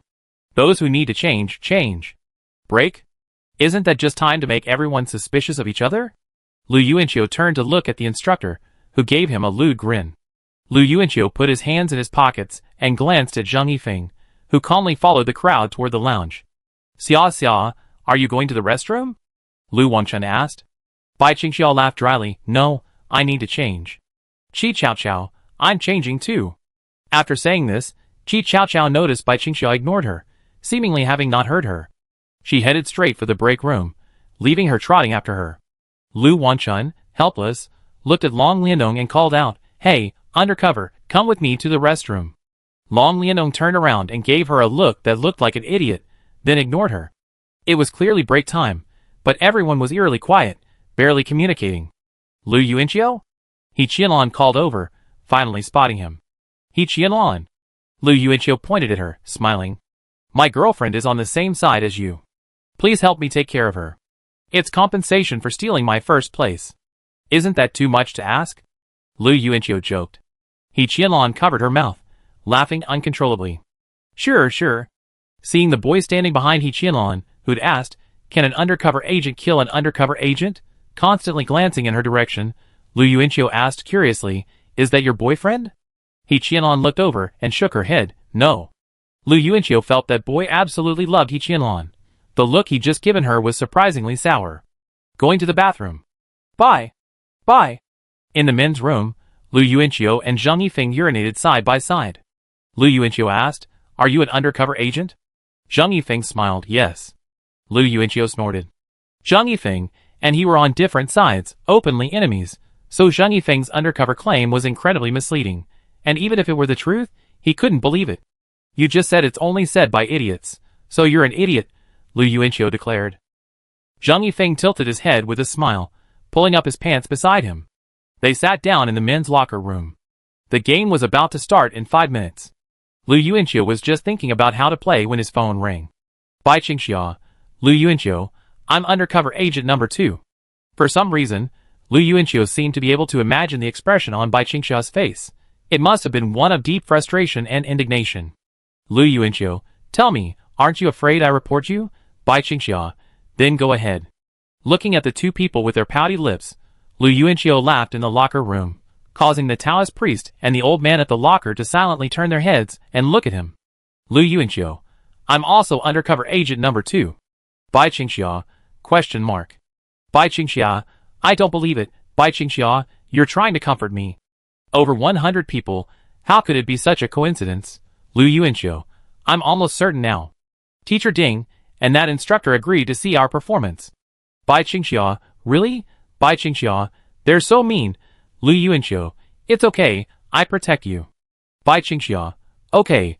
Bai Qingxia loves adding these little emoticons to her chats now. Lu Yuanqiu thinks she'd be a master of emoticons in a few years. Lu Yuanqiu, everything else doesn't matter. Just hide when you see the blue team. The biggest threat to you is actually undercover number 1 in your camp. He shoot indiscriminately in the back of anyone in the red team. Be careful, beware of those with their guns pointed at you. Chapter 620. Lu Yuanqiu had just sat in the lounge and did a brief analysis. He and Bai Qingxia, as undercover agent number 2, were the most difficult characters to defeat. They had the largest number of enemies, totaling 3 groups. The first was the civilians from the red team, the second was the civilians from the blue team, and the third was undercover agent number 1 from our own side. Take Bai Qingxia, for example. As long as she didn't reveal her identity, the red team civilians wouldn't harm her. As long as she hid, the blue team civilians couldn't hit her either. Only undercover agent number 1 from our own side would have a chance to shoot her. Bai Qingxia, okay, I get it. Outside, the instructor blew the whistle for assembly. Seeing everyone starting to leave, Lu Yuanqiu quickly sped up his typing. Lu Yuanqiu, what we need to do now is to guard against undercover agent number 1 from our own side, then paddling away like crazy until the civilians from both sides deplete each other, and then we can finally reap the rewards. It might be a little difficult, but we just try our best. Bai Qingxia, yes. Bai Qingxia's tone was noticeably more excited than before, perhaps because she discovered her only teammate was Lu Yuanqiu, which was enough to make her happy. Lu Yuanqiu wasn't quite sure what the rewards and penalties were for winning or losing the game. While winning or losing certainly wouldn't affect his certificate of completion, since Bai Qingxia was his teammate, Lu Yuanqiu wanted to help her win. But honestly, Lu Yuanqiu quite liked Ding Wanjuan's little trick. Out of over 120 people, they were the only 2 of them. When the camaraderie between comrades is combined with the couples, it quietly develops into a unique kind of romance. Lu Yuanqiu enjoyed the feeling of facing the whole world alongside Bai Qingxia. The young instructor standing outside organized the teams, saying, if you lose all 5 lives, you must exit the game and return to the rest area. Even after being eliminated as an undercover agent, you must not reveal your identity to avoid affecting everyone's gaming experience. Lu Yuanqiu, on the blue team, began walking in one direction with his teammates, following one of the instructors. Zhang Yifeng, on the red team, parted ways with them the moment they left the game. The 60 or so people on the blue team gradually divided into 4 groups: the clinical department, the literature department, the business administration department, and the Pearl Opera department. Lu Yuanqiu was walking with his classmates when he suddenly noticed that the handsome boy in the Pearl Opera, who had a crush on Yi Qianlan, was constantly looking around with his head held high, and then he looked towards him. This left Lu Yuanqiu somewhat baffled. Could this guy actually be jealous? Just because Yi Qianlan had said a few words to him? The next moment, the boy actually walked towards him. Hello, my name is Chen Cheng, a sophomore in the acting department at Zhuhai University. The guy greeted him politely. Lu Yuanqiu nodded. Hello, Lu Yuanqiu. Chen Cheng glanced at him briefly, then hesitantly asked, excuse me, are you Yi Qianlan's boyfriend at Zhuhai University? Lu Yuanqiu exclaimed in surprise, huh?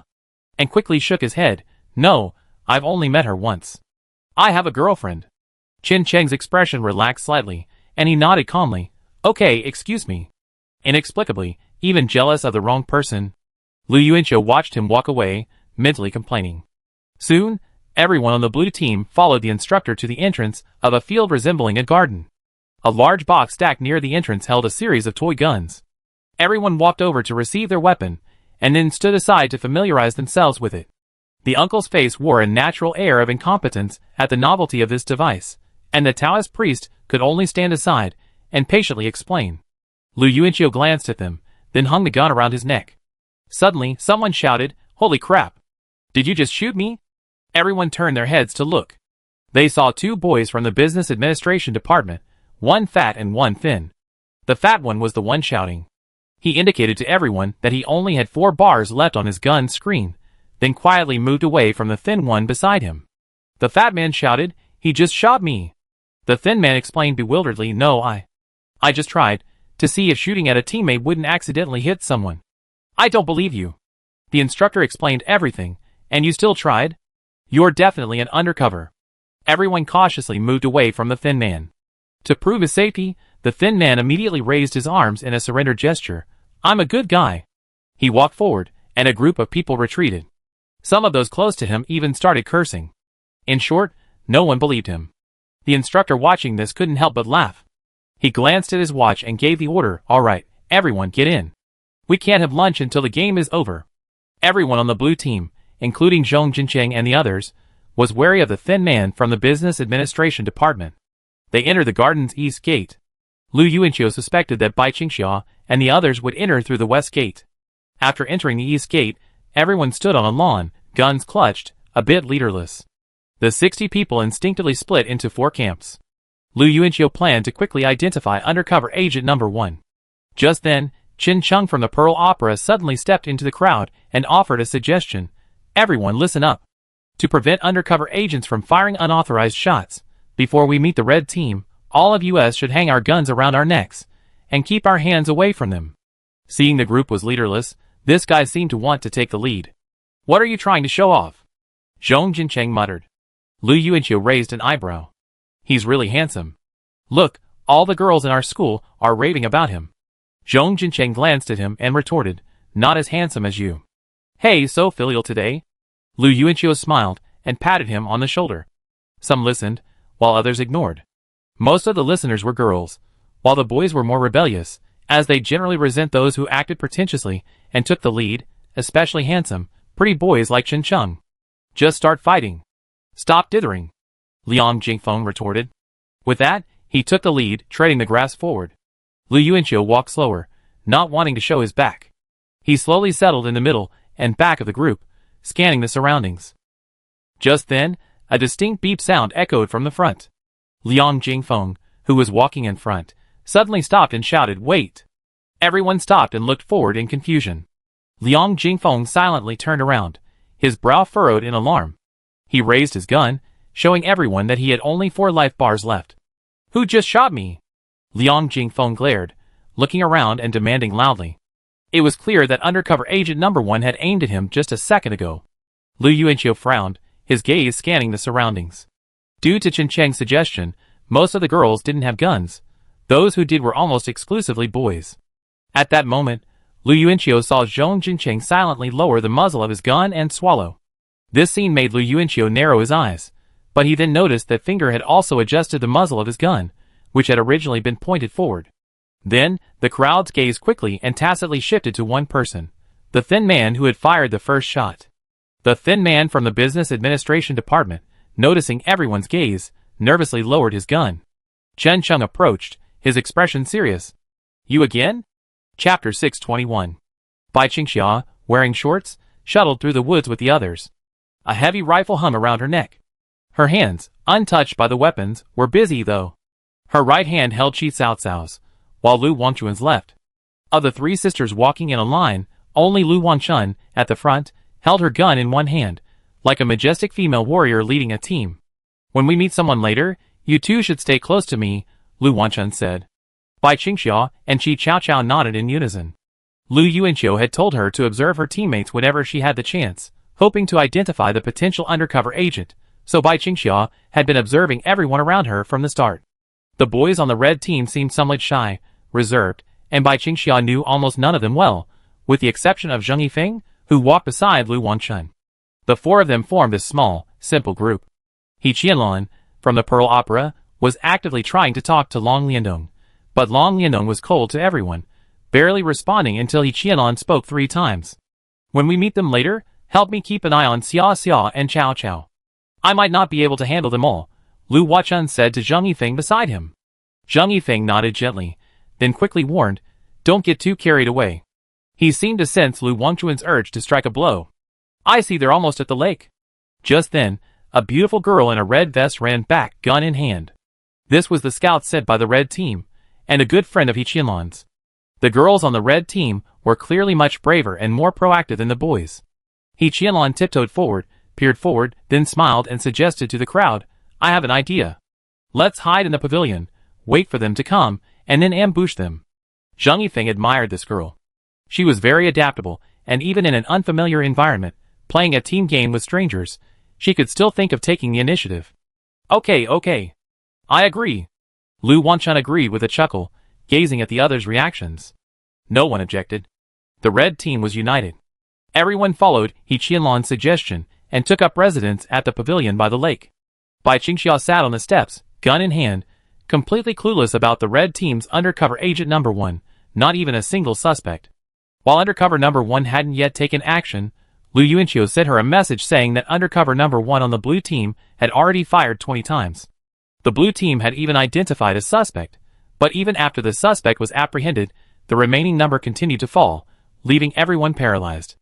They thought it was number 1 and number 2 acting simultaneously, but Lu Yuanqiu knew it was only number 1 who was killing. Bai Qingxia, we're hiding in the pavilion, preparing to ambush you. Stay out of the way. Lu Yuanqiu, okay, my undercover agent, number 1, is going on a killing spree. I've already lost a life. It's unsafe to stay here. I find a way to join your side later. If your number 1 is more friendly, we can still stay together. Bai Qingxia, how do I join? Lu Yuanqiu, you have to act with me later. After receiving Bai Qingxia's reminder, Lu Yuanqiu put down his phone. The blue team was in a state of panic, and everyone was beginning to distrust each other. He had several suspects, but while monitoring the other side, people were still being killed even when the suspects hadn't fired a single shot. Lu Yuanqiu was exhausted and didn't want to investigate. He couldn't find anyone anyway. Number 1 was hiding too deeply. Since we can't find him, let's run. Switch sides. Arriving at the pavilion Bai Qingxia had pointed out, Lu Yuanqiu glanced across the lakeshore and retreated silently. Suddenly, someone exclaimed, seeing the red team suddenly burst out from behind the pavilion. A gunfight erupted, and the beep of life from the blue team echoed. Zhong Jinqing turned around, and suddenly saw Lu Yuanqiu fleeing around the lakeshore. He shouted, Lu Yuanqiu, where are you going? Lu Yuanqiu shouted back, I'm going back to my side. You idiot! Watching Lu Yuanqiu flee in the other direction toward the red team, Zhong Jinqing finally realized, holy crap! Lu Yuanqiu is undercover agent number 1. He knew about the ambush. Everyone was shocked, repeating Zhong Jinqing's words in the chaos. The red team also heard the voices of Lu Yuanqiu as undercover agent number 1 and were surprised. Zhang Yifeng was puzzled. Lu Yuanqiu is undercover agent number 1 over there? Then who on our side informed Lu Yuanqiu of the ambush? Bai Qingxia kept her mouth shut, huddled with Qi Chaoqiao beneath the pavilion, her head barely visible. Lu Wanchun was completely absorbed in the gunfight, and she had no doubt why Bai Qingxia was slacking off. It was natural for Bai Qingxia to dislike participating in such a battle. Lu Yuanqiu quickly rushed to the red side. Seeing the red side's men watching him warily, Lu Yuanqiu quickly raised his hands in a surrender gesture, shouting, I'm undercover agent number 1. I report you. Bai Qingxia is your undercover agent number 1. She just notified me of your ambush on her phone. The red side stared in amazement at Bai Qingxia. The quiet girl who sat on the ground, not even picking up her gun. Xia you? Lu Wanchun looked at her in surprise. Bai Qingxia anxiously shook her head and explained, I'm not undercover agent number 1. Believe me, really? Bai Qingxia looked at Lu Wanchun. Lu Yuanqiu demanded, why did you tip me off if you're not undercover number 1? Bai Qingxia, I just don't want you to die so quickly. I want you to have more fun. Lu Wanchun began to believe it. She looked at the others and spoke up for Bai Qingxia. It should be true. Lu Yuanqiu seemed moved too. He paused, then turned to the other members of the red team. Everyone, how about removing her gun first? Leave it with me for safekeeping? We figure out what to do with the blue team after we've dealt with them. He Qianlong hesitated, then nodded. Okay, remove the gun. Lu Yuanqiu chuckled, stepped forward, removed Bai Qingxia's gun, and hung it around his neck. He also took off her red vest, and put it on himself. Then, pointing at her, he said, although I do trust you a little, since you love me so much, you're still a suspect. I take your gun. Bai Qingxia hated acting. He Qianlong cautiously suggested to Lu Yuanqiu, after we've dealt with the blue team, let's finally shoot your girlfriend. After all, she's a strong suspect. Even if we kill the wrong person, as long as the red team wins, she win too. Lu Yuanqiu, cradling both guns, nodded, all right. He dared to pretend to be undercover number 1, because he was certain that undercover number 1 on the blue team wouldn't dare expose him, and similarly, undercover number 1 on the red team wouldn't dare speak out. Lu Yuanqiu had also discovered a loophole in this rule. As long as Bai Qingxia was unarmed, she would become invincible. With 2 guns on Lu Yuanqiu, he was like having 10 lives. If someone attacked him, the 2 guns on his body would sense the attack simultaneously, distributing the firepower. Chapter 622. The skirmish by the lake inflicted heavy losses on the blue team. Lu Yuanqiu's reveal of his identity caught everyone off guard, leaving many on the blue team completely depleted. The eliminated fighters emerged from the garden gate, their weapons in hand, dejected. Liang Jingfeng was among them. He glanced at the instructor guarding the gate. The instructor, with a smile on his face, reassured them, don't be discouraged. Victory and defeat are common in war. Liang Jingfeng ignored him, and grumbled to Zhang Yang, who had also been eliminated, how could you have guessed that Lu Yuanqiu was undercover agent number 1? When did he fire his weapon? Zhang Yang shrugged speechlessly, indicating he had no idea. The blue team fled to the woods to the east. Only 20 or 30 of them remained. A head-on encounter, with no cover, would deplete their health, leaving them no chance to react. Finger rested helplessly against a tree. He had only 1 life left, and Zhong Jinqing had 2. The 2 men looked at the Taoist priest, and the old man standing across from him. The Taoist priest's hair was disheveled, his eyes weary, while the old man was still studying the gun in his hand intently. He had mostly dodged during the earlier fight, and his escape had been a state of complete confusion. The Taoist priest patted the old man's shoulder, expressing his understanding that he wasn't quite used to playing the young man's game. After everyone stood still for a moment, a crisp beep sound suddenly emanated from Finger's body. He looked down in surprise, seeing the words eliminated displayed on the small screen of his sensor gun. Why is someone still shooting? Finger glanced around in shock. Everyone turned to look at him, and Zhong Jincheng immediately stepped aside, observing the others warily. Although this was just a game, a sense of inexplicable panic permeated everyone's hearts. They believed that undercover number 2 was still alive, and since Lu Yuanqiu left, he had been lurking among the crowd like a ghost, waiting for an opportunity to strike. Elsewhere, after the lakeside skirmish, He Qianlan and Lu Wangchuan's fighting spirit intensified. They led the team in pursuit, which was completely different from what Lu Yuanqiu had imagined.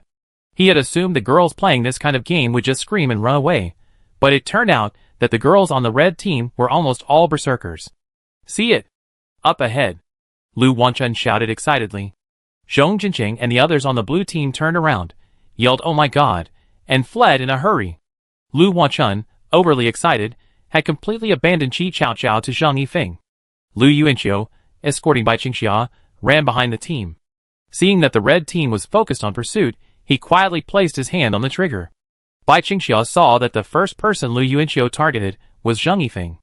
Zhang Yifeng had been skeptical from the beginning about Lu Yuanqiu reporting Bai Qingxia. He thought it was in character for Bai Qingxia to want Lu Yuanqiu to play longer, but given Lu Yuanqiu's personality, he would definitely want Bai Qingxia to play longer. He wouldn't report, unless Lu Yuanqiu was having too much fun. The blue team fled, turning and firing. Lu Yuanqiu heard Zhong Jincheng's curses from afar. Taking advantage of the exchange of fire, he fired 5 shots at Zhang Yifeng's back. Ding ding. Zhang Yifeng stopped, and saw the words eliminated. He paused, turned and looked over. Lu Yuanqiu put his index finger to his lips and shushed him. Sure enough. Zhang Yifeng muttered helplessly, abiding by the rules and saying nothing. But he was curious whether Lu Yuanqiu was an undercover agent sent by the blue team civilians, or whether Lu Yuanqiu was actually the second undercover agent. As more and more people were eliminated, Lu Yuanqiu felt it was time to reap the rewards. He fired furiously, but avoided Lu Wangchun, He Qianlan, and the others charging ahead. After all, without these female generals leading the charge, the remaining troops would be unable to advance, leaving him no chance to fire. When only a dozen or so people were left on the scene, Bai Qingxia saw Lu Yuanqiu pointing his gun at Qi Chaoqiao, who was squatting on the ground. She couldn't bear it anymore and raised her hand to stop him. Lu Yuanqiu nodded and changed his target. The blue team suddenly stopped fleeing, each one hiding behind a tree trunk and engaging in a firefight. The red team also took cover. Lu Yuanqiu began to dispatch those in the front row. When only He Qianlan, Lu Wangchun, and Qi Chaoqiao remained, Lu Yuanqiu suddenly sensed something was wrong. It was as if he had forgotten someone's existence. Bai Qingxia tapped his shoulder. Lu Yuanqiu turned, then froze. Long Liandong was standing 5 meters behind them, his gun pointed at him and Bai Qingxia. Only Zhong Jincheng, the Taoist priest, and the uncle remained on the blue team. They each hid behind a tree. Zhong Jincheng shouted, "Shoot! I only have 1 life left. There are only 3 of us left. Undercover Agent 2 should have been killed by the hail of bullets, right?" The Taoist priest responded with a resounding, "Of course. We win if we kill the remaining red team members." Zhong Jincheng turned around, his expression suddenly changing. He glanced in both directions, then called out weakly, "Master?" "Huh?" The Taoist turned around, his eyes fixed. The uncle was pointing a gun at him. "Uncle, you?" The Taoist's eyes widened as he demanded, "Are you undercover agent number 2? The uncle smiled and said, "No, I'm undercover agent number 1. Xuqiu is so sneaky. He must be undercover agent number 2. He's disguised himself as me and went across the street." Looking at the gun pointed at him, the Taoist was still a little incredulous. He had been taking good care of the uncle from the beginning, believing him to be unsuitable for playing young people's games. And now? "Were you the one who secretly fired the gun just now, uncle?" Zhong Jincheng was equally astonished. The uncle scratched his head and replied sheepishly, "Yes, I shoot when I get the chance. I don't know why you don't suspect me." Seeing Zhong Jincheng about to pull the trigger, the uncle immediately shot him, eliminating him instantly. Only 2 people remained on the blue team. The Taoist priest was still in disbelief, his mind a bit broken, and he didn't even want to pick up his gun. "Are you a civilian on the red team, or undercover agent number 1? Lu Yuanqiu asked Long Liandong. Long Liandong was about to answer when Lu Wangchun and Qi Chaoqiao, having heard the noise, looked over. Long Liandong immediately turned his gun and shot them. Lu Wangchun and Qi Chaoqiao, already low on health, were eliminated instantly, stunned. Seeing this, He Qianlong quickly hid behind a tree. Lu Yuanqiu and Bai Qingxia also took advantage of the opportunity to hide behind a tree. Lu Yuanqiu glanced sideways and whispered to Bai Qingxia, "Run in that direction faster." Bai Qingxia understood Lu Yuanqiu's meaning. She exhaled slowly and then ran in one direction. He Qianlong was a little nervous, having only just realized Lu Yuanqiu's true identity. Hearing someone running towards her, she immediately emerged from behind a tree, pointed her gun at Bai Qingxia, and pulled the trigger. Then she froze, forgetting that Bai Qingxia didn't have a gun. It was a trap. Chapter 623. The opportunity had arrived. Lu Yuanqiu quickly thrust his gun towards He Qianlong, who had emerged from behind a tree, draining her health. He Qianlong was stunned. She could have reacted, but the tense atmosphere didn't allow her that opportunity, and she ultimately fell for it. Bai Qingxia successfully completed her mission to lure out the target, and hid behind a tree, catching her breath. The announcement then blared. The red team has been eliminated. The remaining 2 undercover agents, Agent Number 2, and 1 undercover Agent Number 1, who is actually a blue team member, remain. After a game involving over 120 players, only the 3 of them remained. Mr. Long, so you're undercover number 1? Then why haven't you killed anyone? Lu Yuanqiu shouted.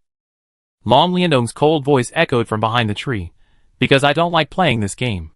I don't like it either. I don't like lying, and I don't like putting on a show. Bai Qingxia, hiding behind the tree, explained softly, her hands behind her back. The crowd was filled with familiar faces, and Bai Qingxia finally spoke her mind. Lu Yuanqiu was silent for a moment. He then suggested to Bai Qingxia, "How about we surrender?" Bai Qingxia turned, "Would you?" Lu Yuanqiu smiled and lowered his gun. "Whether you're willing or not, I'm fine with that. I wanted to win the game in the first place just to cheer you up. But if you're not happy winning, then we won't win. Winning or losing doesn't matter." Long Liandong raised his head from behind the tree, resting the back of his head against the rough bark. "Do you have to say that in front of me?" Lu Yuanqiu turned. "Ha ha, sorry, Long, your blue team won. We surrender." He then emerged from behind a tree, 2 guns in hand, and shouted to a nearby camera perched atop a fence, "Bai Qingxia and I surrender." The game ended, and everyone removed their vests and gathered in the square. Lu Yuanqiu then learned that the uncle was undercover agent number 1, hidden on the blue team. The uncle ultimately felt guilty for deceiving the Taoist priest who had always protected him, so he didn't kill him.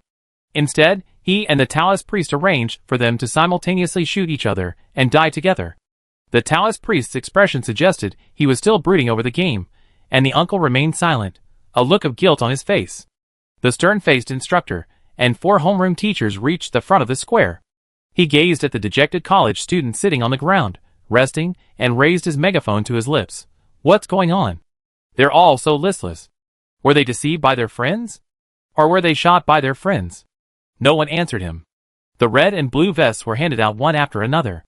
These instructors' goal was to separate good friends and turn them into enemies. The situation on the clinical side was relatively smooth. The friends were basically grouped together. However, the focus on the clinical side was clearly not on making enemies with good friends, but on being deceived by them. Qi Chaoqiao sat on the ground, hugging her legs, silently turning to look at Bai Qingxia. She reached out her small hand and touched Bai Qingxia's. Bai Qingxia pursed her lips slightly, gave her a dry laugh, and then turned to look at Lu Wangchun. Lu Wangchun shook his head at her, a soothing smile on his face. "It's okay, Xia, it's just a game. If I were picked as an undercover agent, I would definitely deceive you too." "I'm sorry, little lamb," the uncle said. The Taoist priest patted the uncle's shoulder. "Oh, it's okay, I just couldn't react right away." Lu Yuanqiu observed the others' reactions, and eventually realized that these were just a group of young adults. They cared about winning or losing the game, and about the experiences within it, but it was all just a game, not reality. Winning or losing, cheating, meant nothing. The stern-faced instructor continued, "Hold your horses. This is just the beginning. When you enter society, the things you encounter will be real. You might even encounter brothers and sisters who betray you for personal gain. That wouldn't be surprising. The damage done then would be real and bloody. This is probably the purpose and significance of Su Tu education for college students," using games to help you solve problems, meet challenges, improve your mental toughness, and enhance your practical skills. After the stern-faced instructor finished speaking, Chen Chung, who was playing the Pearl Opera, asked, "Instructor, what is the punishment for losing this game this morning?" "What?" The sullen-faced instructor reacted. "Oh, a punishment. The punishment is eating everyone else's leftovers at lunch, and at night, the winner sleeps on a soft bed, while the loser sleeps in a two-person tent outside." The losers were a bit disheartened after hearing the first half of the sentence, but the second half left them stunned. Was sleeping in a tent really a punishment, not a reward? Lu Yuanxiu wanted to lower his head and use his phone to tell Bai Qingxiao that they were sleeping in the same tent that night, but thinking that Bai Qingxiao was probably still upset about having just lied to her sister, he didn't send the message. Bai Qingxiao was also still a child, and her life experiences were incredibly innocent. Lu Yuanxiu wasn't surprised that she felt sad about deceiving her best friend. Lunch was a self-selected meal in the cafeteria. As the instructor had said, the food was both good and bad. The blue team, including undercover agent number 1, Long Liandong, went to the cafeteria first, while the rest of the group waited in the lounge area until the blue team had finished eating. Lu Yuanxiu sat next to Bai Qingxiao, grabbed her hand, and asked, "Shall we share a tent tonight?" Bai Qingxiao glanced at Qi Chaoqiao, who stared at her eagerly, like an abandoned child. Lu Wanchun then said, "It's okay, Cao Cao, sleep in the same tent with me." Bai Qingxiao nodded in relief and replied to Lu Yuanxiu, "Yes, we share a tent." "Uh-huh." Lu Yuanxiu felt relieved and put his arm around Bai Qingxiao's shoulders. "So ruthless. The first thing you do after sneaking in is to get rid of me," Zhang Yifeng complained, sitting next to Lu Yuanxiu. Lu Yuanxiu also put his arm around his shoulder. "That's because you're the smartest kid." Zhang Yifeng had a lot of suspicions in his mind. Hey, I heard there's a bonfire party tonight." He Qianlong took the initiative to approach Lu Yuanxiu and the others. Lu Wanchun immediately stood up and replied with surprise. "Really?" He Qianlong. "Yeah." Lu Yuanxiu glanced around subconsciously before realizing that Chen Chung had gone to eat. Otherwise, that guy would definitely look over again. By the way, does he have a boyfriend at Shuda? Lu Yuanxiu remembered what Chen Chung had mentioned. He Qianlong was stunned for a moment, then explained, I was just making it up. If I hadn't said that, the suitors in the class wouldn't give up." No wonder. Lu Yuanxiu's mouth curled. That nonsense had made Chen Chung think of him as an imaginary enemy. Bai Qingxiao looked at Yi Qianlong silently. She couldn't tell whether she was talking nonsense or not, but she did notice that Yi Qianlong always liked to come and talk to Lu Yuanxiu. Chapter 624. Then why didn't you just say your boyfriend was at Zhuhai Opera? Why did you say he was at Zhuhai University? Lu Wanchun asked curiously. Bai Qingxiao rested her elbows on her knees, her hands resting on her face. She glanced at her best friend, then continued to look at Yi Qianlong, quietly observing the woman. Lu Wanchun's question was exactly what she was curious about. It's simple. If he was at Zhuhai Opera, wouldn't it be exposed if I didn't meet him on the same campus? Yi Qianlong explained with a smile. Lu Wanchun and Bai Qingxiao suddenly felt that it made sense, but they also felt something was wrong. This wasn't the answer they wanted. Zhang Yifeng then added, "I think what they're confused about is why you insisted on saying your boyfriend was at Zhuhai University, and not at some other school." Lu Yuanxiu shrank back. The atmosphere suddenly felt strange. Lu Wanchun and Zhang Yifeng's words were too questioning.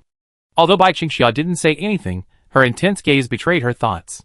It was obvious that Lu Wanchun and Zhang Yifeng had also noticed Yi Qianlong's slight enthusiasm for Lu Yuanxiu. For two people who weren't that familiar with each other, this sudden enthusiasm was quite intriguing. Yi Qianlong crossed her arms, understanding the meaning behind their words. She stretched out her words and glanced at Bai Qingxiao. Bai Qingxiao cupped her cheeks and subconsciously shifted her gaze to the ground. Yi Qianlong then awkwardly explained, "I've been listening to that song by Lu a lot lately. I really like it, but it's purely just admiration. So my best friend found out about this guy at Zhuhai University, and since someone was pursuing me recently, I took the opportunity to mention that my boyfriend is at Zhuhai University, but I didn't specifically mention Lu. Don't worry, it won't affect Lu and Bai." As expected, it's still related to Lu Yuanxiu. Zhang Yifeng, Lu Wanchun, and Bai Qingxiao all thought of this. Yi Qianlong suddenly felt awkward. She bowed slightly and apologized, "I'm sorry. I didn't mean to use Lu as a shield. In fact, I never said from the beginning that my boyfriend at Zhuhai University was Lu. It's mainly because my friends know I know someone from Zhuhai University, so mentioning Zhuhai University makes it more convincing." "It's okay," Lu Yuanxiu replied quickly, noticing her blushing face. He Qianlong nodded slightly and left. Watching the girl walk away awkwardly, Lu Wanchun suddenly burst out laughing. Zhang Yifeng also turned his head away with a smile. Bai Qingxia still had her hand supporting her face, looking like an outsider.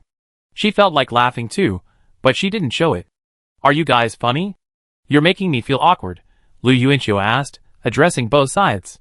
Lu Wanchun argued confidently, what's wrong? Are you still feeling bad? Can't you see that Xia is upset when Qianlong gets close to you? Lu Yuanqiu glanced at Bai Qingxia, who immediately sat up straight, eyes wide open, and retorted, no. How could I be upset about this? It's nothing. Bai Qingxia stuttered as usual. Yeah, look at how understanding our Xia is. She's so broad-minded. And look at you too. You're so petty. Lu Yuanqiu lifted a hand to cup Bai Qingxia's chin, eager to defend his girlfriend. Bai Qingxia wanted to roll her eyes, but she silently pushed Lu Yuanqiu's hand away. No way, are you really jealous? Lu Yuanqiu glanced at Bai Qingxia's profile again, suppressing a smile. He hadn't noticed Bai Qingxia's reaction at first, so he hadn't realized she was jealous. But now that he was paying attention, he saw it immediately. His question was simply a taciturn one. No, Bai Qingxia said firmly, looking away. Zhang Yifeng stood up and walked away. Lu Wanchun was still standing there, watching her best friend's arrogant expression with a silly grin. Zhang Yifeng tapped her on the head, and Lu Wanchun only uttered an "oh" and, almost belatedly, stood up and walked away. Why did they leave? Lu Yuanqiu asked Bai Qingxia, knowing the answer. I don't know. Bai Qingxia stared straight ahead. Lu Yuanqiu threw his arms around her, embracing both of hers. He teased, there's no one here now, so I ask you, Xia, are you jealous? Bai Qingxia's upper body swayed slightly with Lu Yuanqiu's movements, and she shook her head decisively, no. You must be jealous. You can't even say more than 3 words to me. I'm not. Look. Are they 3 words? Bai Qingxia suddenly couldn't help laughing. She turned to look at him from within Lu Yuanqiu's embrace, her brows furrowed. No. Yes. It's 2 more words. Bai Qingxia struggled to pull her right arm out of Lu Yuanqiu's embrace. In front of Lu Yuanqiu, she gestured with a white, tender finger for each word she said, I'm not jealous. Now there are 5 words. Eat 2 of your fingers, and that's 3 words. Ah, Lu Yuanqiu said, grabbing her fingers and opening his maw. This time, Bai Qingxia didn't pull her hand away as she had done before, which actually threw Lu Yuanqiu off balance. His mouth remained frozen, his eyes fixed on her in surprise. Are you really going to give it to me? No. Bai Qingxia looked away, but still pulled her hand back. Lu Yuanqiu had known better than to just eat it without further ado. It was his own foolishness. He knew Qingxiu was already prepared to be eaten, but he had asked that unnecessary question. Zhang Yifeng sat alone, picked up his phone, and idly sent a message to Su Miaomiao. Zhang Yifeng, what are you doing, Su Miaomiao? My part-time job just called. I have to go out and do some interpreting later. Su Miaomiao rarely asks her family for money these days. Most of the time, there are only 2 reasons why Zhang Yifeng doesn't see her. She's still in class or she's out working part-time. Her current part-time job is interpreting for Chinese and foreign conferences for several companies in Zhucheng. She just received a call from one of them saying their CEO is meeting with several foreign clients and needs her to do on-site interpretation. Su Miaomiao, dressed in a professional suit, drove to the company's address. She had been to this company several times, so the work procedures were familiar. Led by the CEO's secretary, she followed several company executives to the high-level conference room. Around the long black conference table, Chinese and foreign representatives sat facing each other. Su Miaomiao glanced at the blonde men sitting across from her and quietly opened her notebook, ready to take notes. The 2 parties began to talk, and Su Miaomiao, using her professional foreign language skills, began to translate for them in real time. It seemed that one of the foreign representatives was still in the United States and unable to attend in person. One of the blonde men opened his laptop and clicked on a remote conference video. Su Miaomiao saw that the person appearing in the video was a middle-aged man, and he was Asian. Chapter 625. Sorry, I can't come in person. Hello, my last name is Zheng, Guan Er Zheng. The Asian man on the video conference actually spoke Mandarin. Su Miaomiao glanced at him. The video frame was too small to make out his face, but the Mandarin was clear, so she didn't translate. The CEO here would understand anyway. Su Miaomiao sat aside, keeping quiet. These people were discussing a high-value project, and she didn't want to be held responsible for saying something wrong or saying too much. The company's CEO laughed and started chatting. Hello, Mr. Zheng. I heard you used to work in the food industry in China. Why did you go to the US and switch to IT? It's probably some personal reasons.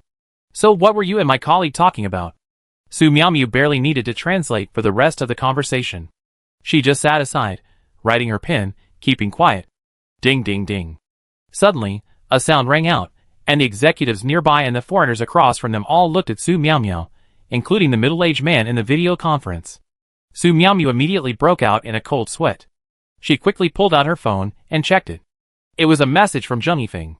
She didn't have time to reply, so she quickly pressed the mute button. After putting her phone away, Su Miaomiu clasped her hands together and said to the people around her, "Sorry, I forgot to mute it." The boss next to her smiled and waved his hand, saying it was okay. He liked this young woman and had met her several times. She was not only highly professional, but also very tactful, and her translations were rarely wrong. Compared to all this, not muting her phone during the meeting was a minor matter. As the sky darkened, Su Miaomiu finished work, changed out of her high heels in the car, put on flats, and went to a roadside stall to order some fried rice noodles.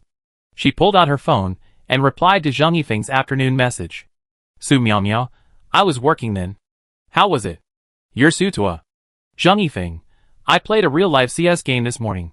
My best friend and I were split into 2 teams. There were also undercover rules. Being eliminated by my best friend was a bit of a mind-boggling experience. Su Miaomiu, you think that's mind-boggling? Young people, once you graduate and start working, you know what mind-boggling really means. Zheng Yifeng, who could possibly mind-boggle me at work? Su Miaomiu was about to elaborate on the fact that she hadn't muted her phone today, but then she suddenly realized something else. Su Miaomiu, okay, I almost forgot, you damn rich second-generation kid. We're being mind-boggled by you capitalists. Zheng Yifeng, I support you from now on. You don't have to work at all. Su Miaomiu, I don't care. I earn my own money, not yours. Su Miaomiu smiled, put her phone down, and accepted the bowl of fried rice noodles from the roadside stall owner. Darkness fell, and the bonfire party officially began. This afternoon's games were different from the live-action CS this morning. They were purely designed to hone everyone's teamwork. For example, a dozen ropes were tied to a cowhide drum. 10 or so people pulled the drum up into the air, with a basketball placed on top. The team competed to see which team could juggle the most balls with the drum. This was the game Lu Yuanqiu and Bai Qingxia's group was assigned. This game was much more tiring than the live-action CS, but without exception, everyone was incredibly happy, regardless of winning or losing. It was as if this afternoon's game was specifically designed to mend the friendships that had been broken that morning. Everyone arrived at the square where they had gathered that day. Lu Yuanqiu held Bai Qingxia's hand, and they saw the unlit woodpile in the center. The coach arranged for everyone to sit on the ground, and then pulled out a speaker. Just then, the stern-faced instructor approached, holding a torch. He looked at everyone and loudly demanded, "Are you happy today?" "Happy." "Haven't you eaten yet?" "I won't light the fire until the noise is quiet." "Happy." The deafening response lingered in their ears. Lu Yuanqiu and Bai Qingxia leaned close together amid the shouting, feeling as if their eardrums were about to explode. The stern-faced instructor threw the torch at the woodpile in the center. In an instant, flames shot up into the sky with a ferocious roar. Everyone cheered and clapped excitedly as they watched the sparks fill the night sky. The music for the bunny dance began, and everyone, hands resting on the shoulders of the person in front of them, began to dance around the fire. Bai Qingxia didn't know how to do it at first, but after watching the full steps, she mastered it perfectly. She pranced in front of Lu Yuanqiu, her long hair bobbing. "Is it fun?" Lu Yuanqiu called out. Bai Qingxia turned and smiled at Lu Yuanqiu. She nodded, the firelight illuminating her face in a brilliant orange. Zhong Jincheng took out his phone and took a photo as he danced, sending it to Lu Wei with one hand. The opening dance was lively.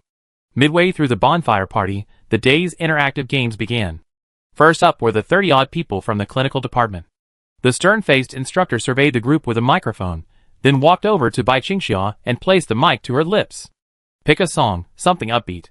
Bai Qingxia glanced at Lu Yuanqiu and said into the microphone, "Zhou." "Hero Zhou." The speakers instantly switched to a different music track. Amidst the blaring music, the stern-faced instructor began explaining the rules of the game.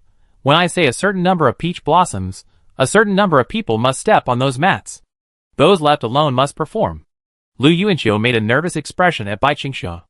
The fire in the center glowed brightly, and everyone in clinical class 30 began to circle around it, each standing a considerable distance apart. Bai Qingxia kept nervously glancing back at Lu Yuanqiu behind her. 2 peach blossoms. The stern-faced instructor suddenly shouted. Amidst a flurry of awe, the students in clinical class 30 rushed towards the mats ahead, shouting and hollering. Lu Yuanqiu spotted a mat and immediately seized it. He then extended his arms and scooped Bai Qingxia up in a princess carry, spinning her around before setting her down. The girl stood on tiptoe, hugging Lu Yuanqiu tightly. Her nervousness gave way to joy. They stepped on the small mat, grinning as they surveyed the chaotic scene around them.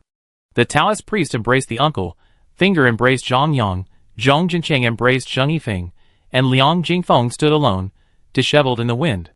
Seeing Ajin embrace Qi Chao Chao, Wei Ji was stunned. The next moment, a hand yanked her closer, and Liang Jingfeng lifted her into his arms, the two of them now on the same mat. Wei Ji raised her head, a dazed expression on her face.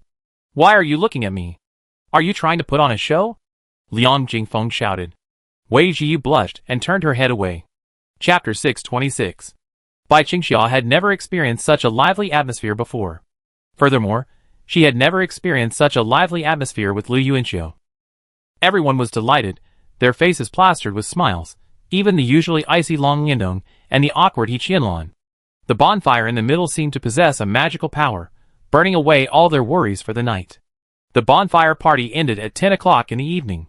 Lu Yuanqiu took Bai Qingxia by the hand and followed the group to collect their tents. The campsite was within the garden where the live-action CS had taken place that morning. There were bound to be mosquitoes, so each tent was given a bottle of toilet water. Why do I feel like we're the losers? Zhong Jincheng couldn't help but murmur as he watched the group happily go to collect their tents. Liang Jingfeng turned to look at him. Sleeping in a tent is fun only for couples.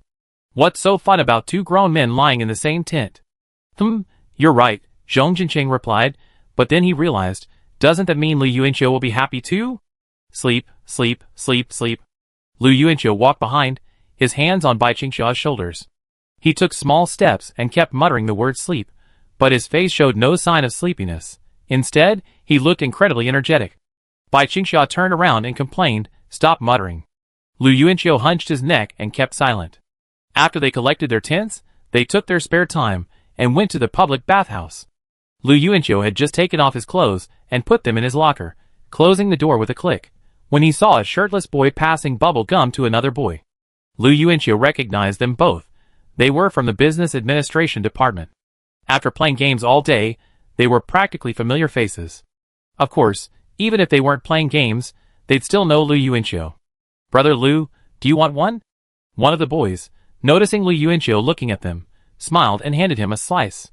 It's super thin. Another boy raised his voice and joked, one? Are you looking down on Brother Lu? Give Brother Lu another one. Yes, yes, yes. Come on, Brother Lu, I give you another one. Lu Yuanqiu smiled and waved his hand. No, I'm not planning on that tonight. Damn, you don't even have plans in such a nice atmosphere? Lu Yuanqiu listened to them and gave a dry laugh. Just then, a closet door slammed shut nearby. Zheng Yifeng had already finished showering. Lu Yuanqiu turned to look at him and chuckled to the 2 boys from the business administration department. Give it to Zheng Yifeng. He should need it. Zheng Yifeng, who was sharing a tent with the boys, rolled his eyes at Lu Yuanqiu. Boys always shower faster than girls, Lu Yuanqiu told himself, his shower speed having nothing to do with his impatient sleep mentality. Lu Yuanqiu, are you done?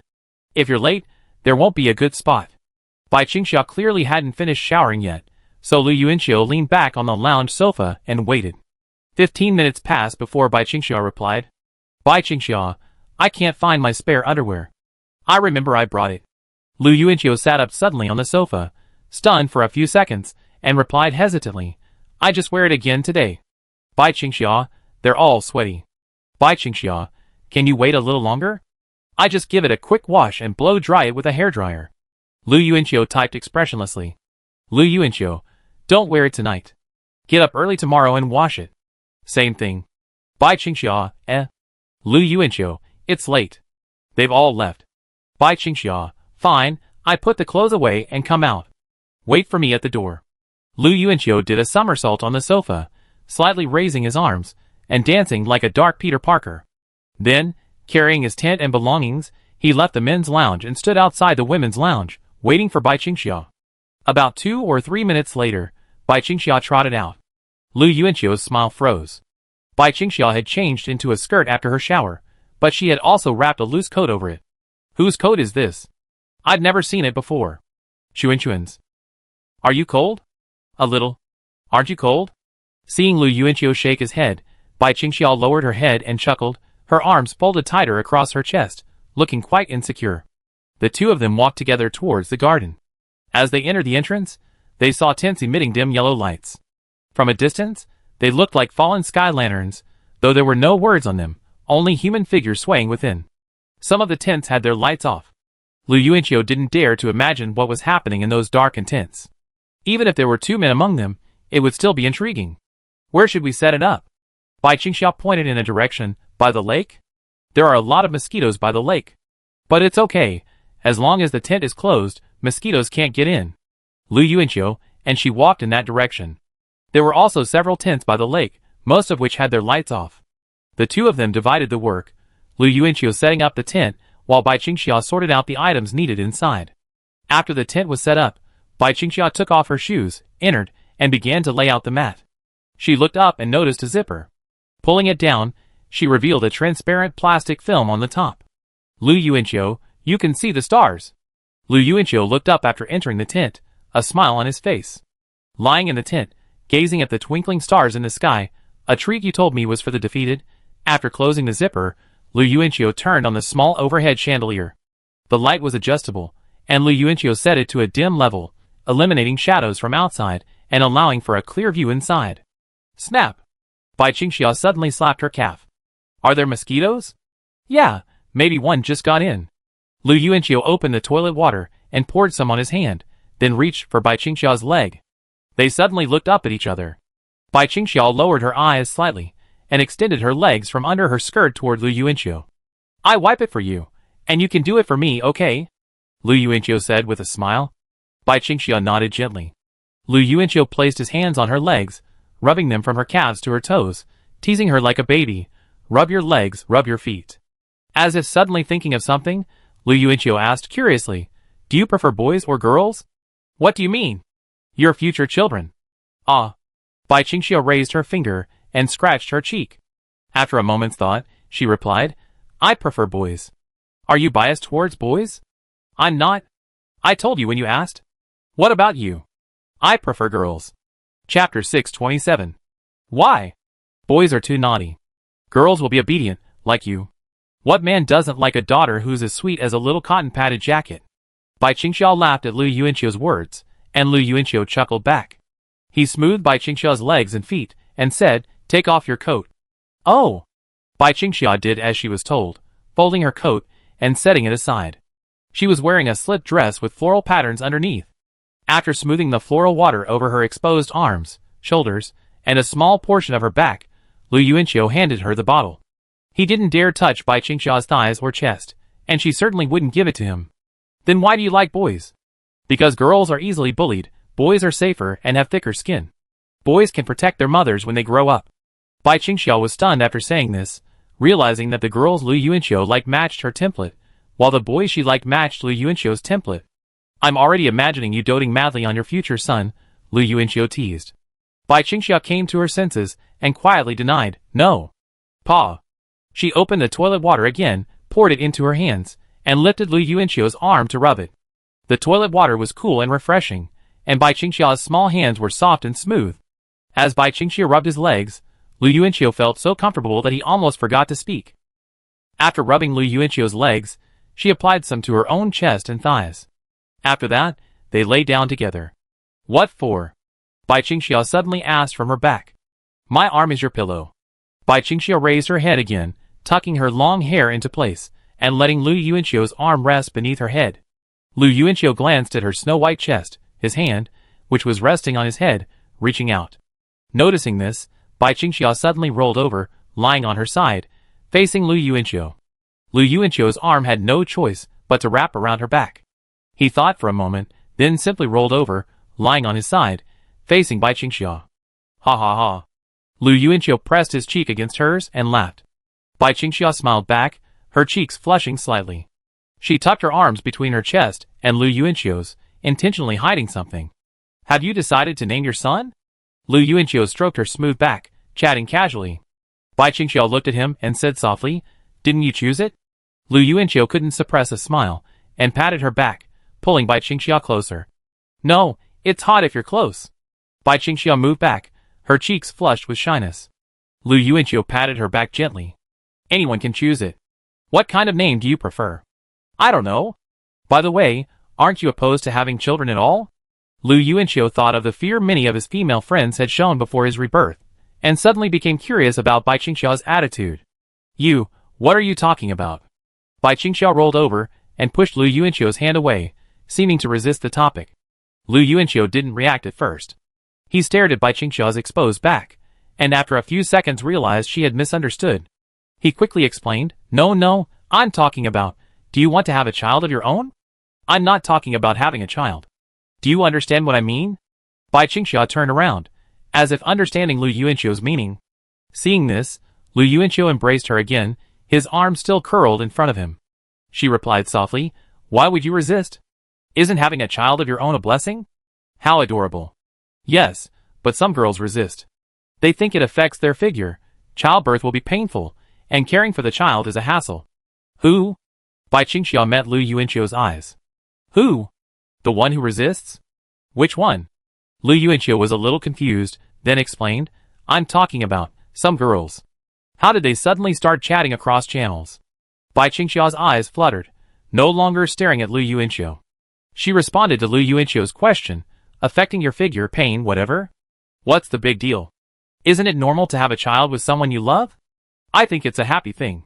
She then immediately made a correction, adding, But this can only happen after marriage, when the relationship matures. Both parties need to be fully prepared to be parents, otherwise the time won't be right for childbirth. Who do you want to have a child with? Lu Yuanqiu suddenly smiled and leaned closer, asking knowingly, wanting to hear those 3 words from Bai Qingxia herself. 2 would be fine. 2 would make her feel happier. Bai Qingxia met his gaze and muttered, Psycho. She stood up, pulled the air conditioning blanket over herself and Lu Yuanqiu, and issued a non-threatening command, Stop chatting, go to bed. Oh no, I'm sorry, I was wrong. I shouldn't have asked that.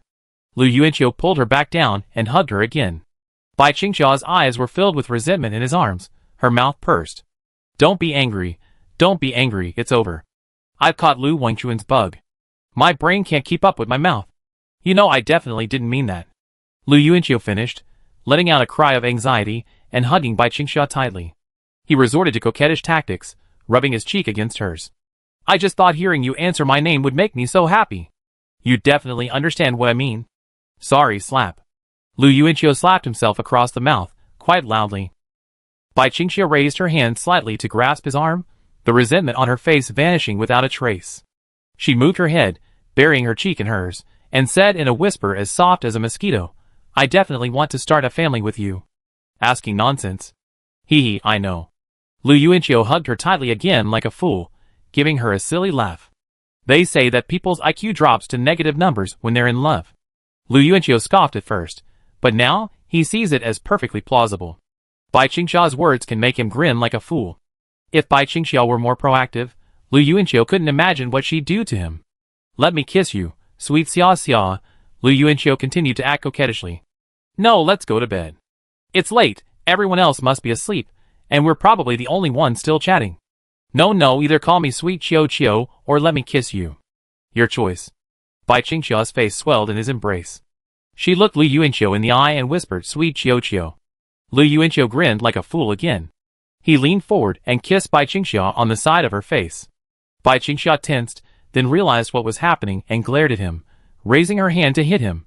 How dare you be so shameless? Only children make choices. We've grown up. Chapter 628. Lu Yuanqiu had a dream and woke early. When he opened his eyes, the sky above the tent was still gray-blue, and the surroundings were quiet. He heard the cuckoo bird calls, and the occasional rooster crow, which reminded Lu Yuanqiu of his childhood in the countryside. Bai Qingxia wasn't in his arms. Lu Yuanqiu turned his head to the right, and saw her sleeping beside him. It was obvious that she wasn't pretending to be asleep, as her brow was tilted downward, revealing a small portion of her white, tender breasts on the left side. Lu Yuanqiu suddenly thought of 2 years ago in the hospital, when Bai Qingxia had deliberately slumped over the table in the ward to pretend to be asleep, so she wouldn't have to share the bed with him. Thinking about it now, the corners of his mouth curled up. 2 years later, their relationship had changed dramatically. Lu Yuanqiu stared at her breasts for a moment, his left hand stealthily reaching over. Before his hand even touched her clothes, Bai Qingxia opened her eyes. Lu Yuanqiu quickly turned his hand, reaching for the air conditioning blanket covering her lower abdomen. He grabbed a corner and pulled it upward, carefully covering her tightly. Bai Qingxia turned her head like a child, her head resting on a mass of tangled black hair. Her clear eyes, still not fully awake, studied Lu Yuanqiu silently, blinking repeatedly. The look was so innocent and pure that Lu Yuanqiu felt a pang of guilt at having just attempted to do something wicked while she slept. Awake? She replied, her voice like a baby's. What time is it? I don't know. It's not even completely light yet. Let's sleep a little longer. Bai Qingxia closed her eyes and nodded sleepily. She reached under the covers with her right hand and pulled her bra up. Then she lifted her arms and placed them on either side of her head like a frog, tilting her head slightly to the side and continuing to sleep. This seemed to be the most comfortable sleeping position for her. Lu Yuanqiu continued to lie sideways under the covers, holding her waist. After about 5 minutes of sleep, Bai Qingxia suddenly opened her eyes and quickly moved her legs to the side under the covers. She turned her head and gave Lu Yuanqiu a strange look. Lu Yuanqiu glanced at her, resting his forehead on Bai Qingxia's shoulder. He pursed his lips awkwardly. Men, as a rule, are a bit energetic in the morning. Why, are you still thinking about these things so early in the morning? Lu Yuanqiu quickly explained. No, every guy experiences this feeling in the morning, just like a rooster crowing. Bai Qingxia felt Lu Yuanqiu was trying to fool her again. I don't believe you. After she finished speaking, she sat up, fully awake. She clutched her chest with one hand and reached over Lu Yuanqiu to grab her sandals. She put them on, kneeling on the blanket and unzipping the tent. From behind, Lu Yuanqiu observed her pear-shaped figure and the pale soles of her feet, exposed by the drooping heels of her sandals. A look of resignation crossed his face. Are you really not going to sleep? Yeah, I have to go wash my underwear. The tent zipper closed again, interrupting their gaze. Lu Yuanqiu sank heavily back down. He patted the culprit on the head, rolled over, and closed his eyes for a nap. Lu Yuanqiu, where are you? Bai Qingxia, having breakfast in the cafeteria with Chun Chun and the others. Lu Yuanqiu, you didn't call me? You're not responsible after letting me sleep all night. Bai Qingxia, sweating Lu Yuanqiu. Goodbye. Lu Yuanqiu put his phone down and went into the bathroom with his toothbrush. The uncle was standing there brushing his teeth in front of the mirror. Lu Yuanqiu was a little surprised. Uncle, you're up so late. That's not like you. The uncle smiled, biting his toothbrush and mumbling. You must be tired from playing yesterday. The Taoist priest also came over while brushing his teeth and stood aside and complained. Uncle fought a whole faction alone yesterday. Senior, Liang Jingfeng, and Zhang Yang were all taken down by him. He must be tired. The uncle smiled sheepishly. He lowered his head and spat a mouthful of bloody foam into the sink. Then he explained to the Taoist priest, the instructor is right. You kids are all inexperienced in society. You can't handle being cheated by your friends in a game. What will you do if you really get cheated by your good friends in the future when you enter society? Lu Yuanqiu wanted to laugh. The uncle had clearly looked very self-blaming yesterday. Indeed, although the uncle was much older than them, he had invested much of his youth in the Gaokao, college entrance exam, and, like them, was still a child with little experience in society. Uncle, will you ever cheat on me, your good friend? The Taoist priest turned and asked. Of course not. Besides, you're much smarter than me. How could I possibly fool you? The uncle burst into laughter. Lu Yuanqiu brushed his teeth while watching the two of them. The uncle and the Taoist priest were almost inseparable at school, their friendship strong despite their nearly 20-year age difference. Lu Yuanqiu felt that the uncle treated the Taoist priest like a son, and the Taoist priest, an orphan himself, clearly considered the uncle, who had always cared for him, to be both a father and a friend. Let's go have breakfast together. Lu Yuanqiu rinsed his mouth and said to them with a smile. Where's Bai Qingxia? Women are not as important as brothers. Today's team games were even more varied than yesterday's, with three-legged races, blindfolded beatings, and acupressure obstacle courses. Lu Yuanqiu was particularly surprised by the afternoon's name tag ripping challenge. Although the popular game named Tag Ripping had already appeared on the Overseas Running Man program in 2010, it truly became popular in China after the launch of Running Man in 2014.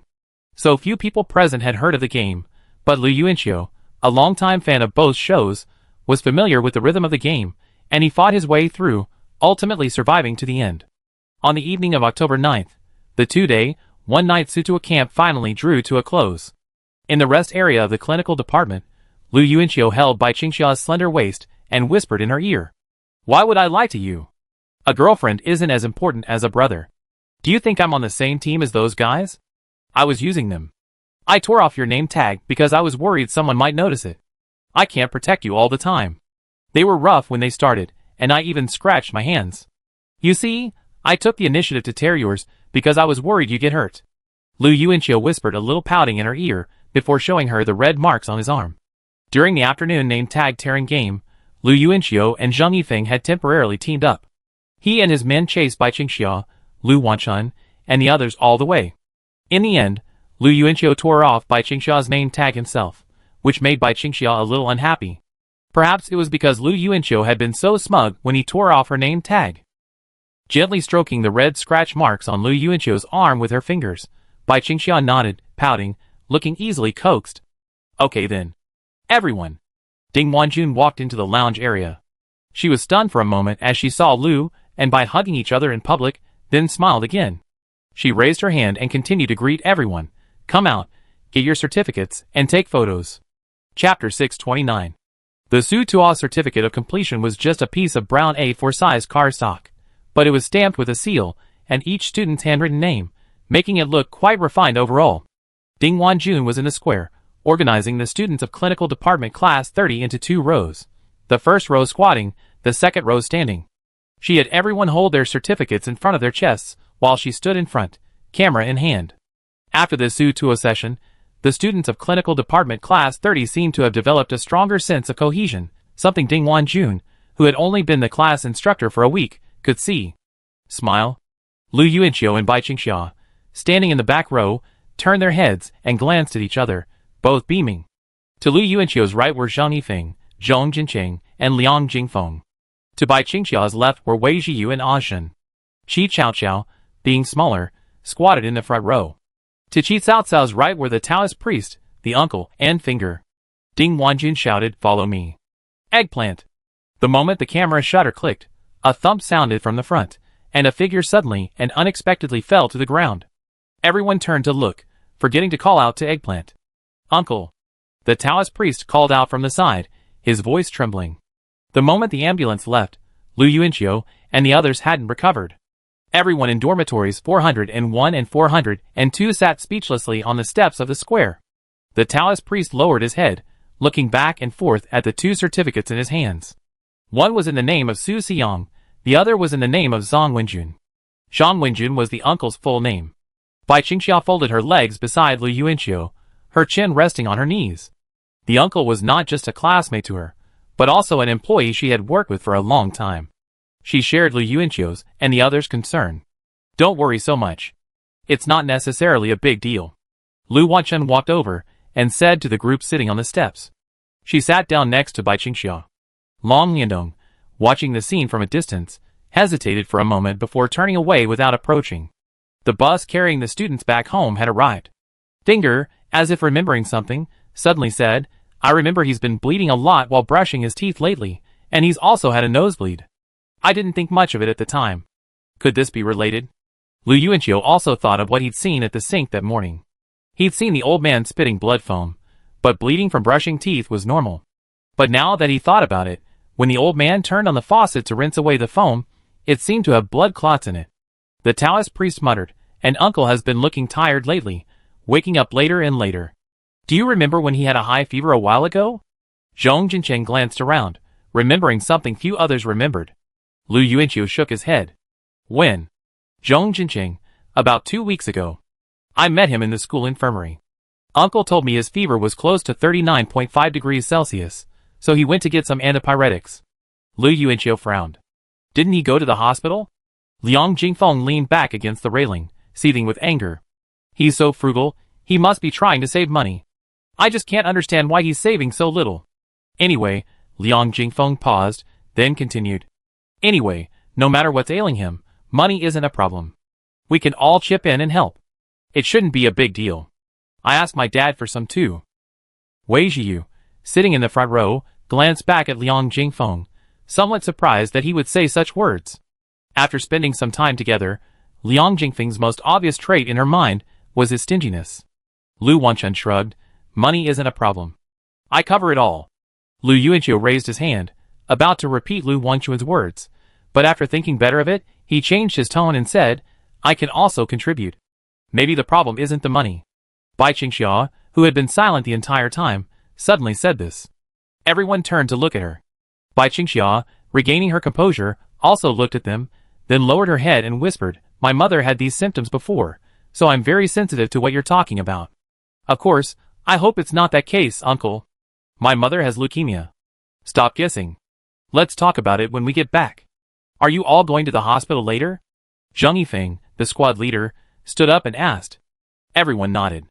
The uncle's simple kindness had long been etched in their hearts, and none of them disliked this slightly older classmate. After returning to school on the bus, Zheng Yifeng called 3 cars and organized everyone to go to the hospital.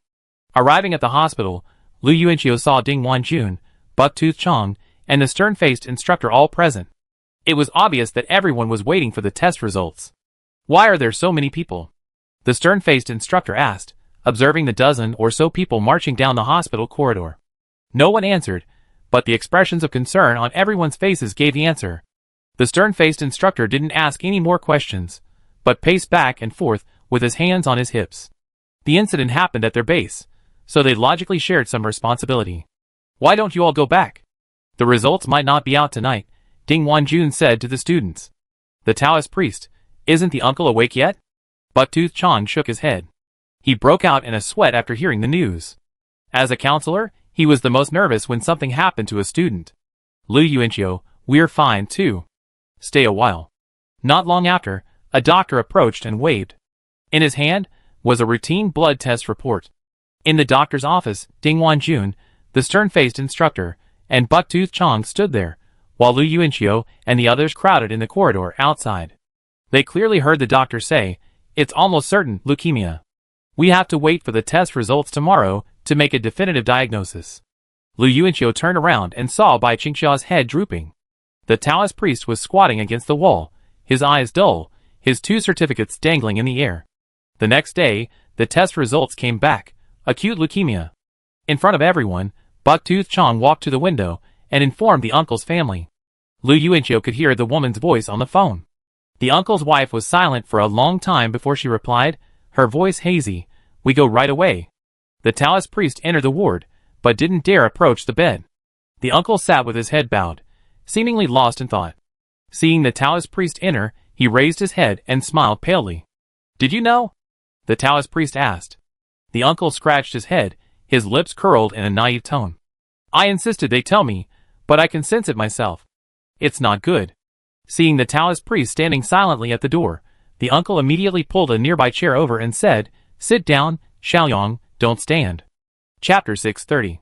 The Taoist priest immediately stepped forward, holding onto the chair, and instructed the uncle, Don't move, don't move. I can do it myself. The uncle smiled innocently and nodded, retracting his hand. He glanced at his palm, which still bore the scratch from yesterday's game. Although still a college student, he knew he was no longer young. He didn't understand much of what his classmates said, and often couldn't join in the fun. Sometimes, when everyone told a funny story, he would sit aside and laugh along. It wasn't because he was afraid of not fitting in, but because he felt that when he laughed with these young people about the same thing, he felt like an 18-year-old boy in that moment. Those 2 days with Su Tu were his happiest days. Free from the pressures of schoolwork and the stress of raising a wife and children, there was only the joy and satisfaction of playing with these children. Now, sitting in his hospital bed, thinking back, he still found those 2 days unforgettable. Thinking of this, the uncle rested his palm on the quilt, his mood suddenly darkening. By the way, the counselor has told your aunt about this. Something this serious couldn't go unnoticed. The Taoist priest looked up and said. The uncle nodded slightly. That's good. It saves me from having to make phone calls. I don't know how to tell them myself. How did your aunt react? I wasn't paying attention, the Taoist priest lied, head lowered. The uncle was silent for a moment, then suddenly remembered something. By the way, Xiaoyong, why don't you help cook noodles at Xiaoxia's restaurant first? Let Xiaozhong handle the delivery. Then you can hire someone else to cook noodles or something during these few days. With my situation, I'm not sure. The Taoist priest forced a stiff smile. Don't worry. Come back and cook noodles when you're better. It'd be the same. The uncle also smiled and nodded. Okay. But this disease isn't easy to cure? The uncle looked up, trying to force a smile, but his features seemed a little weak. Only a faint glimmer of hope still flickered in his eyes. At this moment, he wanted to be comforted, even if it was fake. The Taoist priest hurriedly said, It's easy to treat. I've checked, and a hematopoietic stem cell transplant will do. The uncle listened attentively, his features finally relaxing. Over a month later, November 15th, Zhuhai University. The weather had cooled slightly, summer was over, and autumn had arrived once again. Bai Qingxia still liked wearing skirts, but she would always wear panties underneath. So her previous claims of not liking skirts were simply because she wasn't used to them. Once she got used to them, she realized she was still a young girl who loved beauty. For the past month, Zhong Jinqing had been the most tired person. After the uncle was hospitalized, Bai Qingxia, unwilling to hire someone new, transferred the uncle's job to Zhong Jinqing. Zhong Jinqing was thus tasked with both cooking and delivering food. Logically, someone as lazy as him wouldn't have agreed, but Lu Yuanqiu offered 2 reasons that won him over. First, the uncle's monthly salary as a noodle cook was 3,000 yuan, while Zhong Jinqing could earn 2,000 yuan a month delivering food.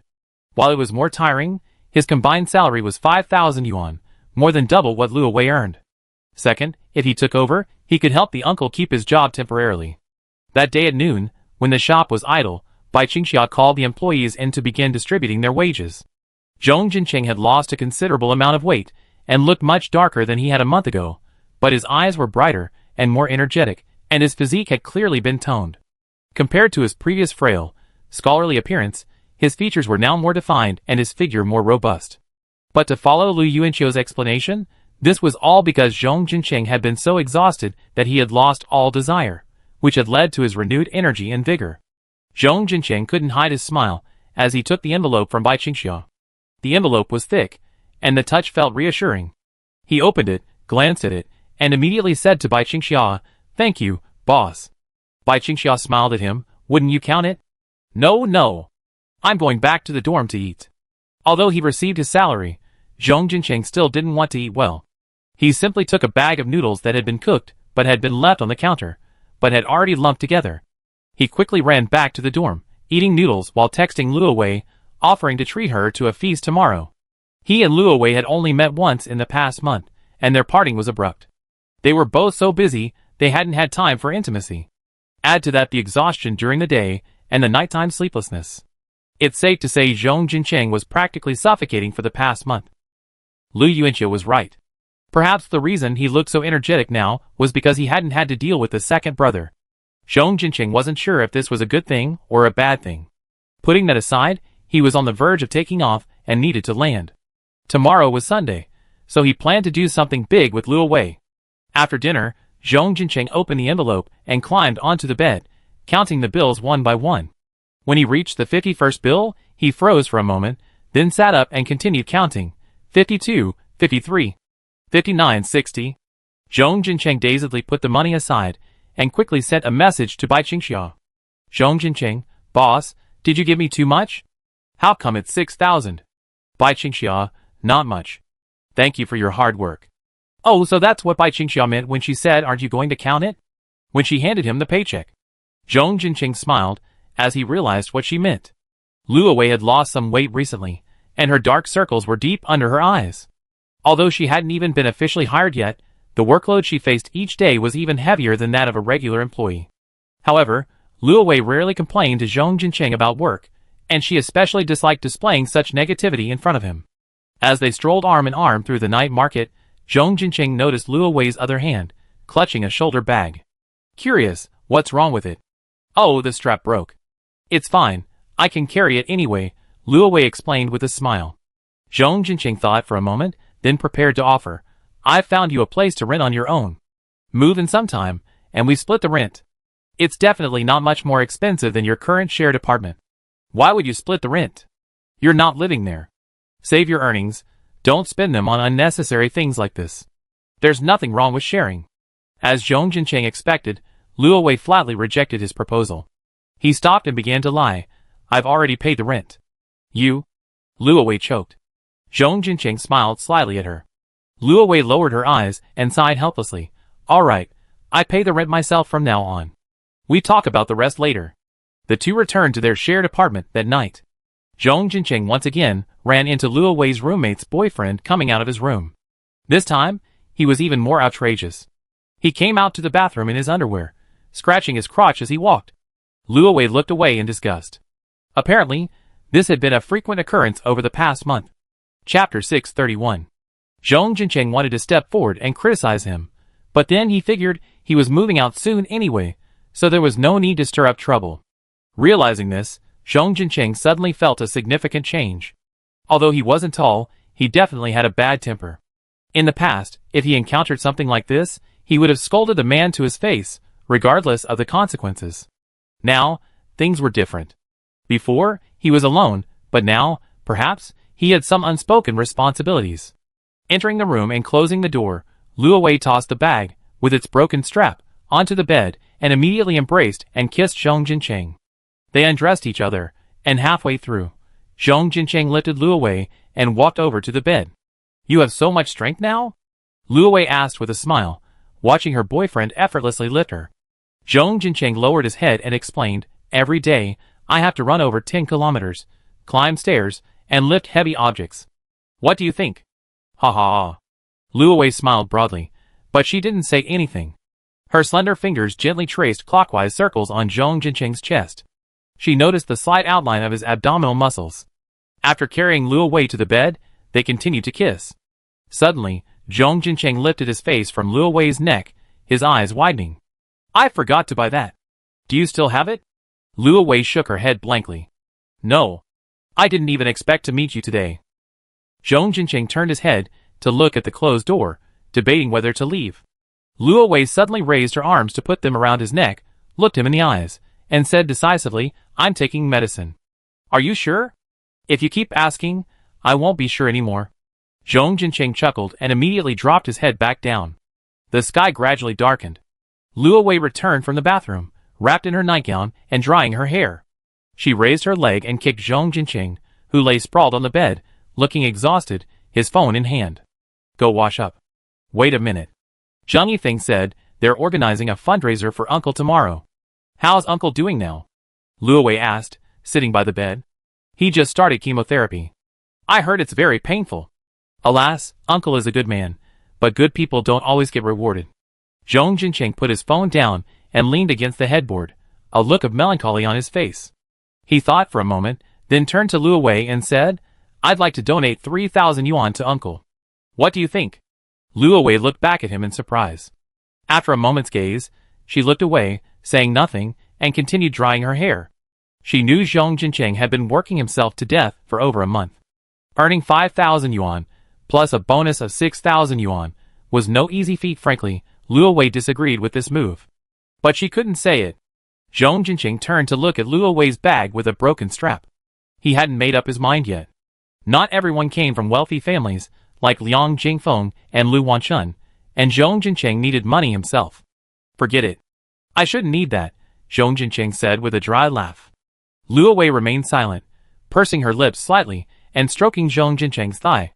The next day, Zhang Yifeng walked to the front of the classroom, carrying a cardboard box. On the front was written the words, Charity Donation Box. Bucktooth Chong took the box and placed it on the podium. Ding Wanjun stood quietly by, observing everyone in the classroom. Bucktooth Chong clapped his hands and said to the crowd, Everyone, as everyone knows, Zhang Wenjun from clinical class 30 is seriously ill. The cost of chemotherapy and a transplant is extremely high. I asked the doctor, and Zhang Wenjun's condition only allows him to undergo an allogeneic transplant. The entire treatment, including pre-treatment, donor search, surgery, and post-operative rejection, is conservatively estimated to cost at least 800,000 yuan. Zhang Wenjun's family can hardly afford such a high cost, so... Bucktooth Chan licked his lips at this point, speechless for a moment. He thought of Zhang Wenjun's wife, and two sons he had seen in the hospital a few days ago.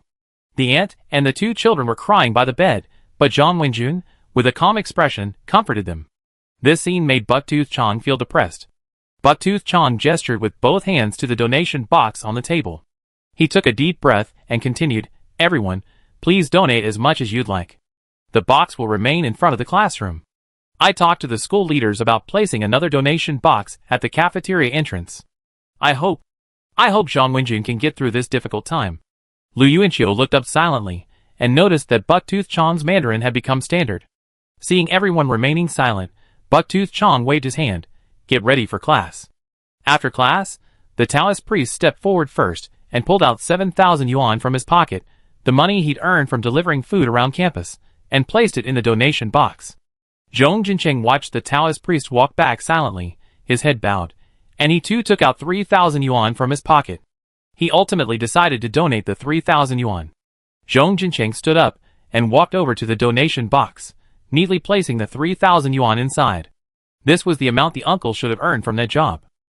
Lu Yuanqiu saw Zhong Jincheng walking back and smiled at him, and Zhong Jincheng returned the smile warmly.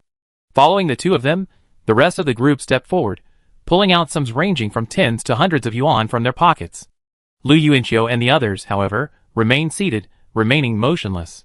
The next morning, Lu Yuanqiu brought 100,000 yuan in cash, while Bai Qingxia prepared 30,000. They agreed to arrive early, when the classroom was empty.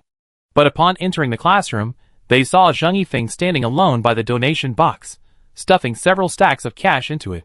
Sensing movement at the door, Zhang Yifeng looked back and smiled in surprise. "You guys too?" Lu Yuanqiu nodded and continued, "So early too?" "Yes," Zhang Yifeng explained, pointing to the money he had just slipped into the box. "It's from Teacher Su and me. I haven't seen Teacher Su in a while. What's she been doing lately?" Lu Yuanqiu and Bai Qingxiu walked over with the money and stuffed 130,000 yuan into the cardboard box. Zhang Yifeng didn't bother to check how much money they had slipped into the box. He simply explained, "She's been doing conference interpreting for several companies lately, and the salary is pretty good." "Is the work difficult?" She said it wasn't difficult, but that a few male executives from other companies kept hitting on her. They also said that the CEO of one company wanted her to accompany him to a meeting in the United States, and the offer was very high.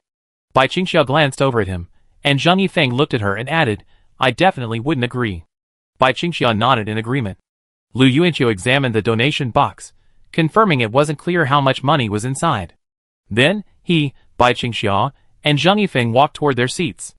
As the three of them sat down, several familiar faces walked in from the classroom entrance.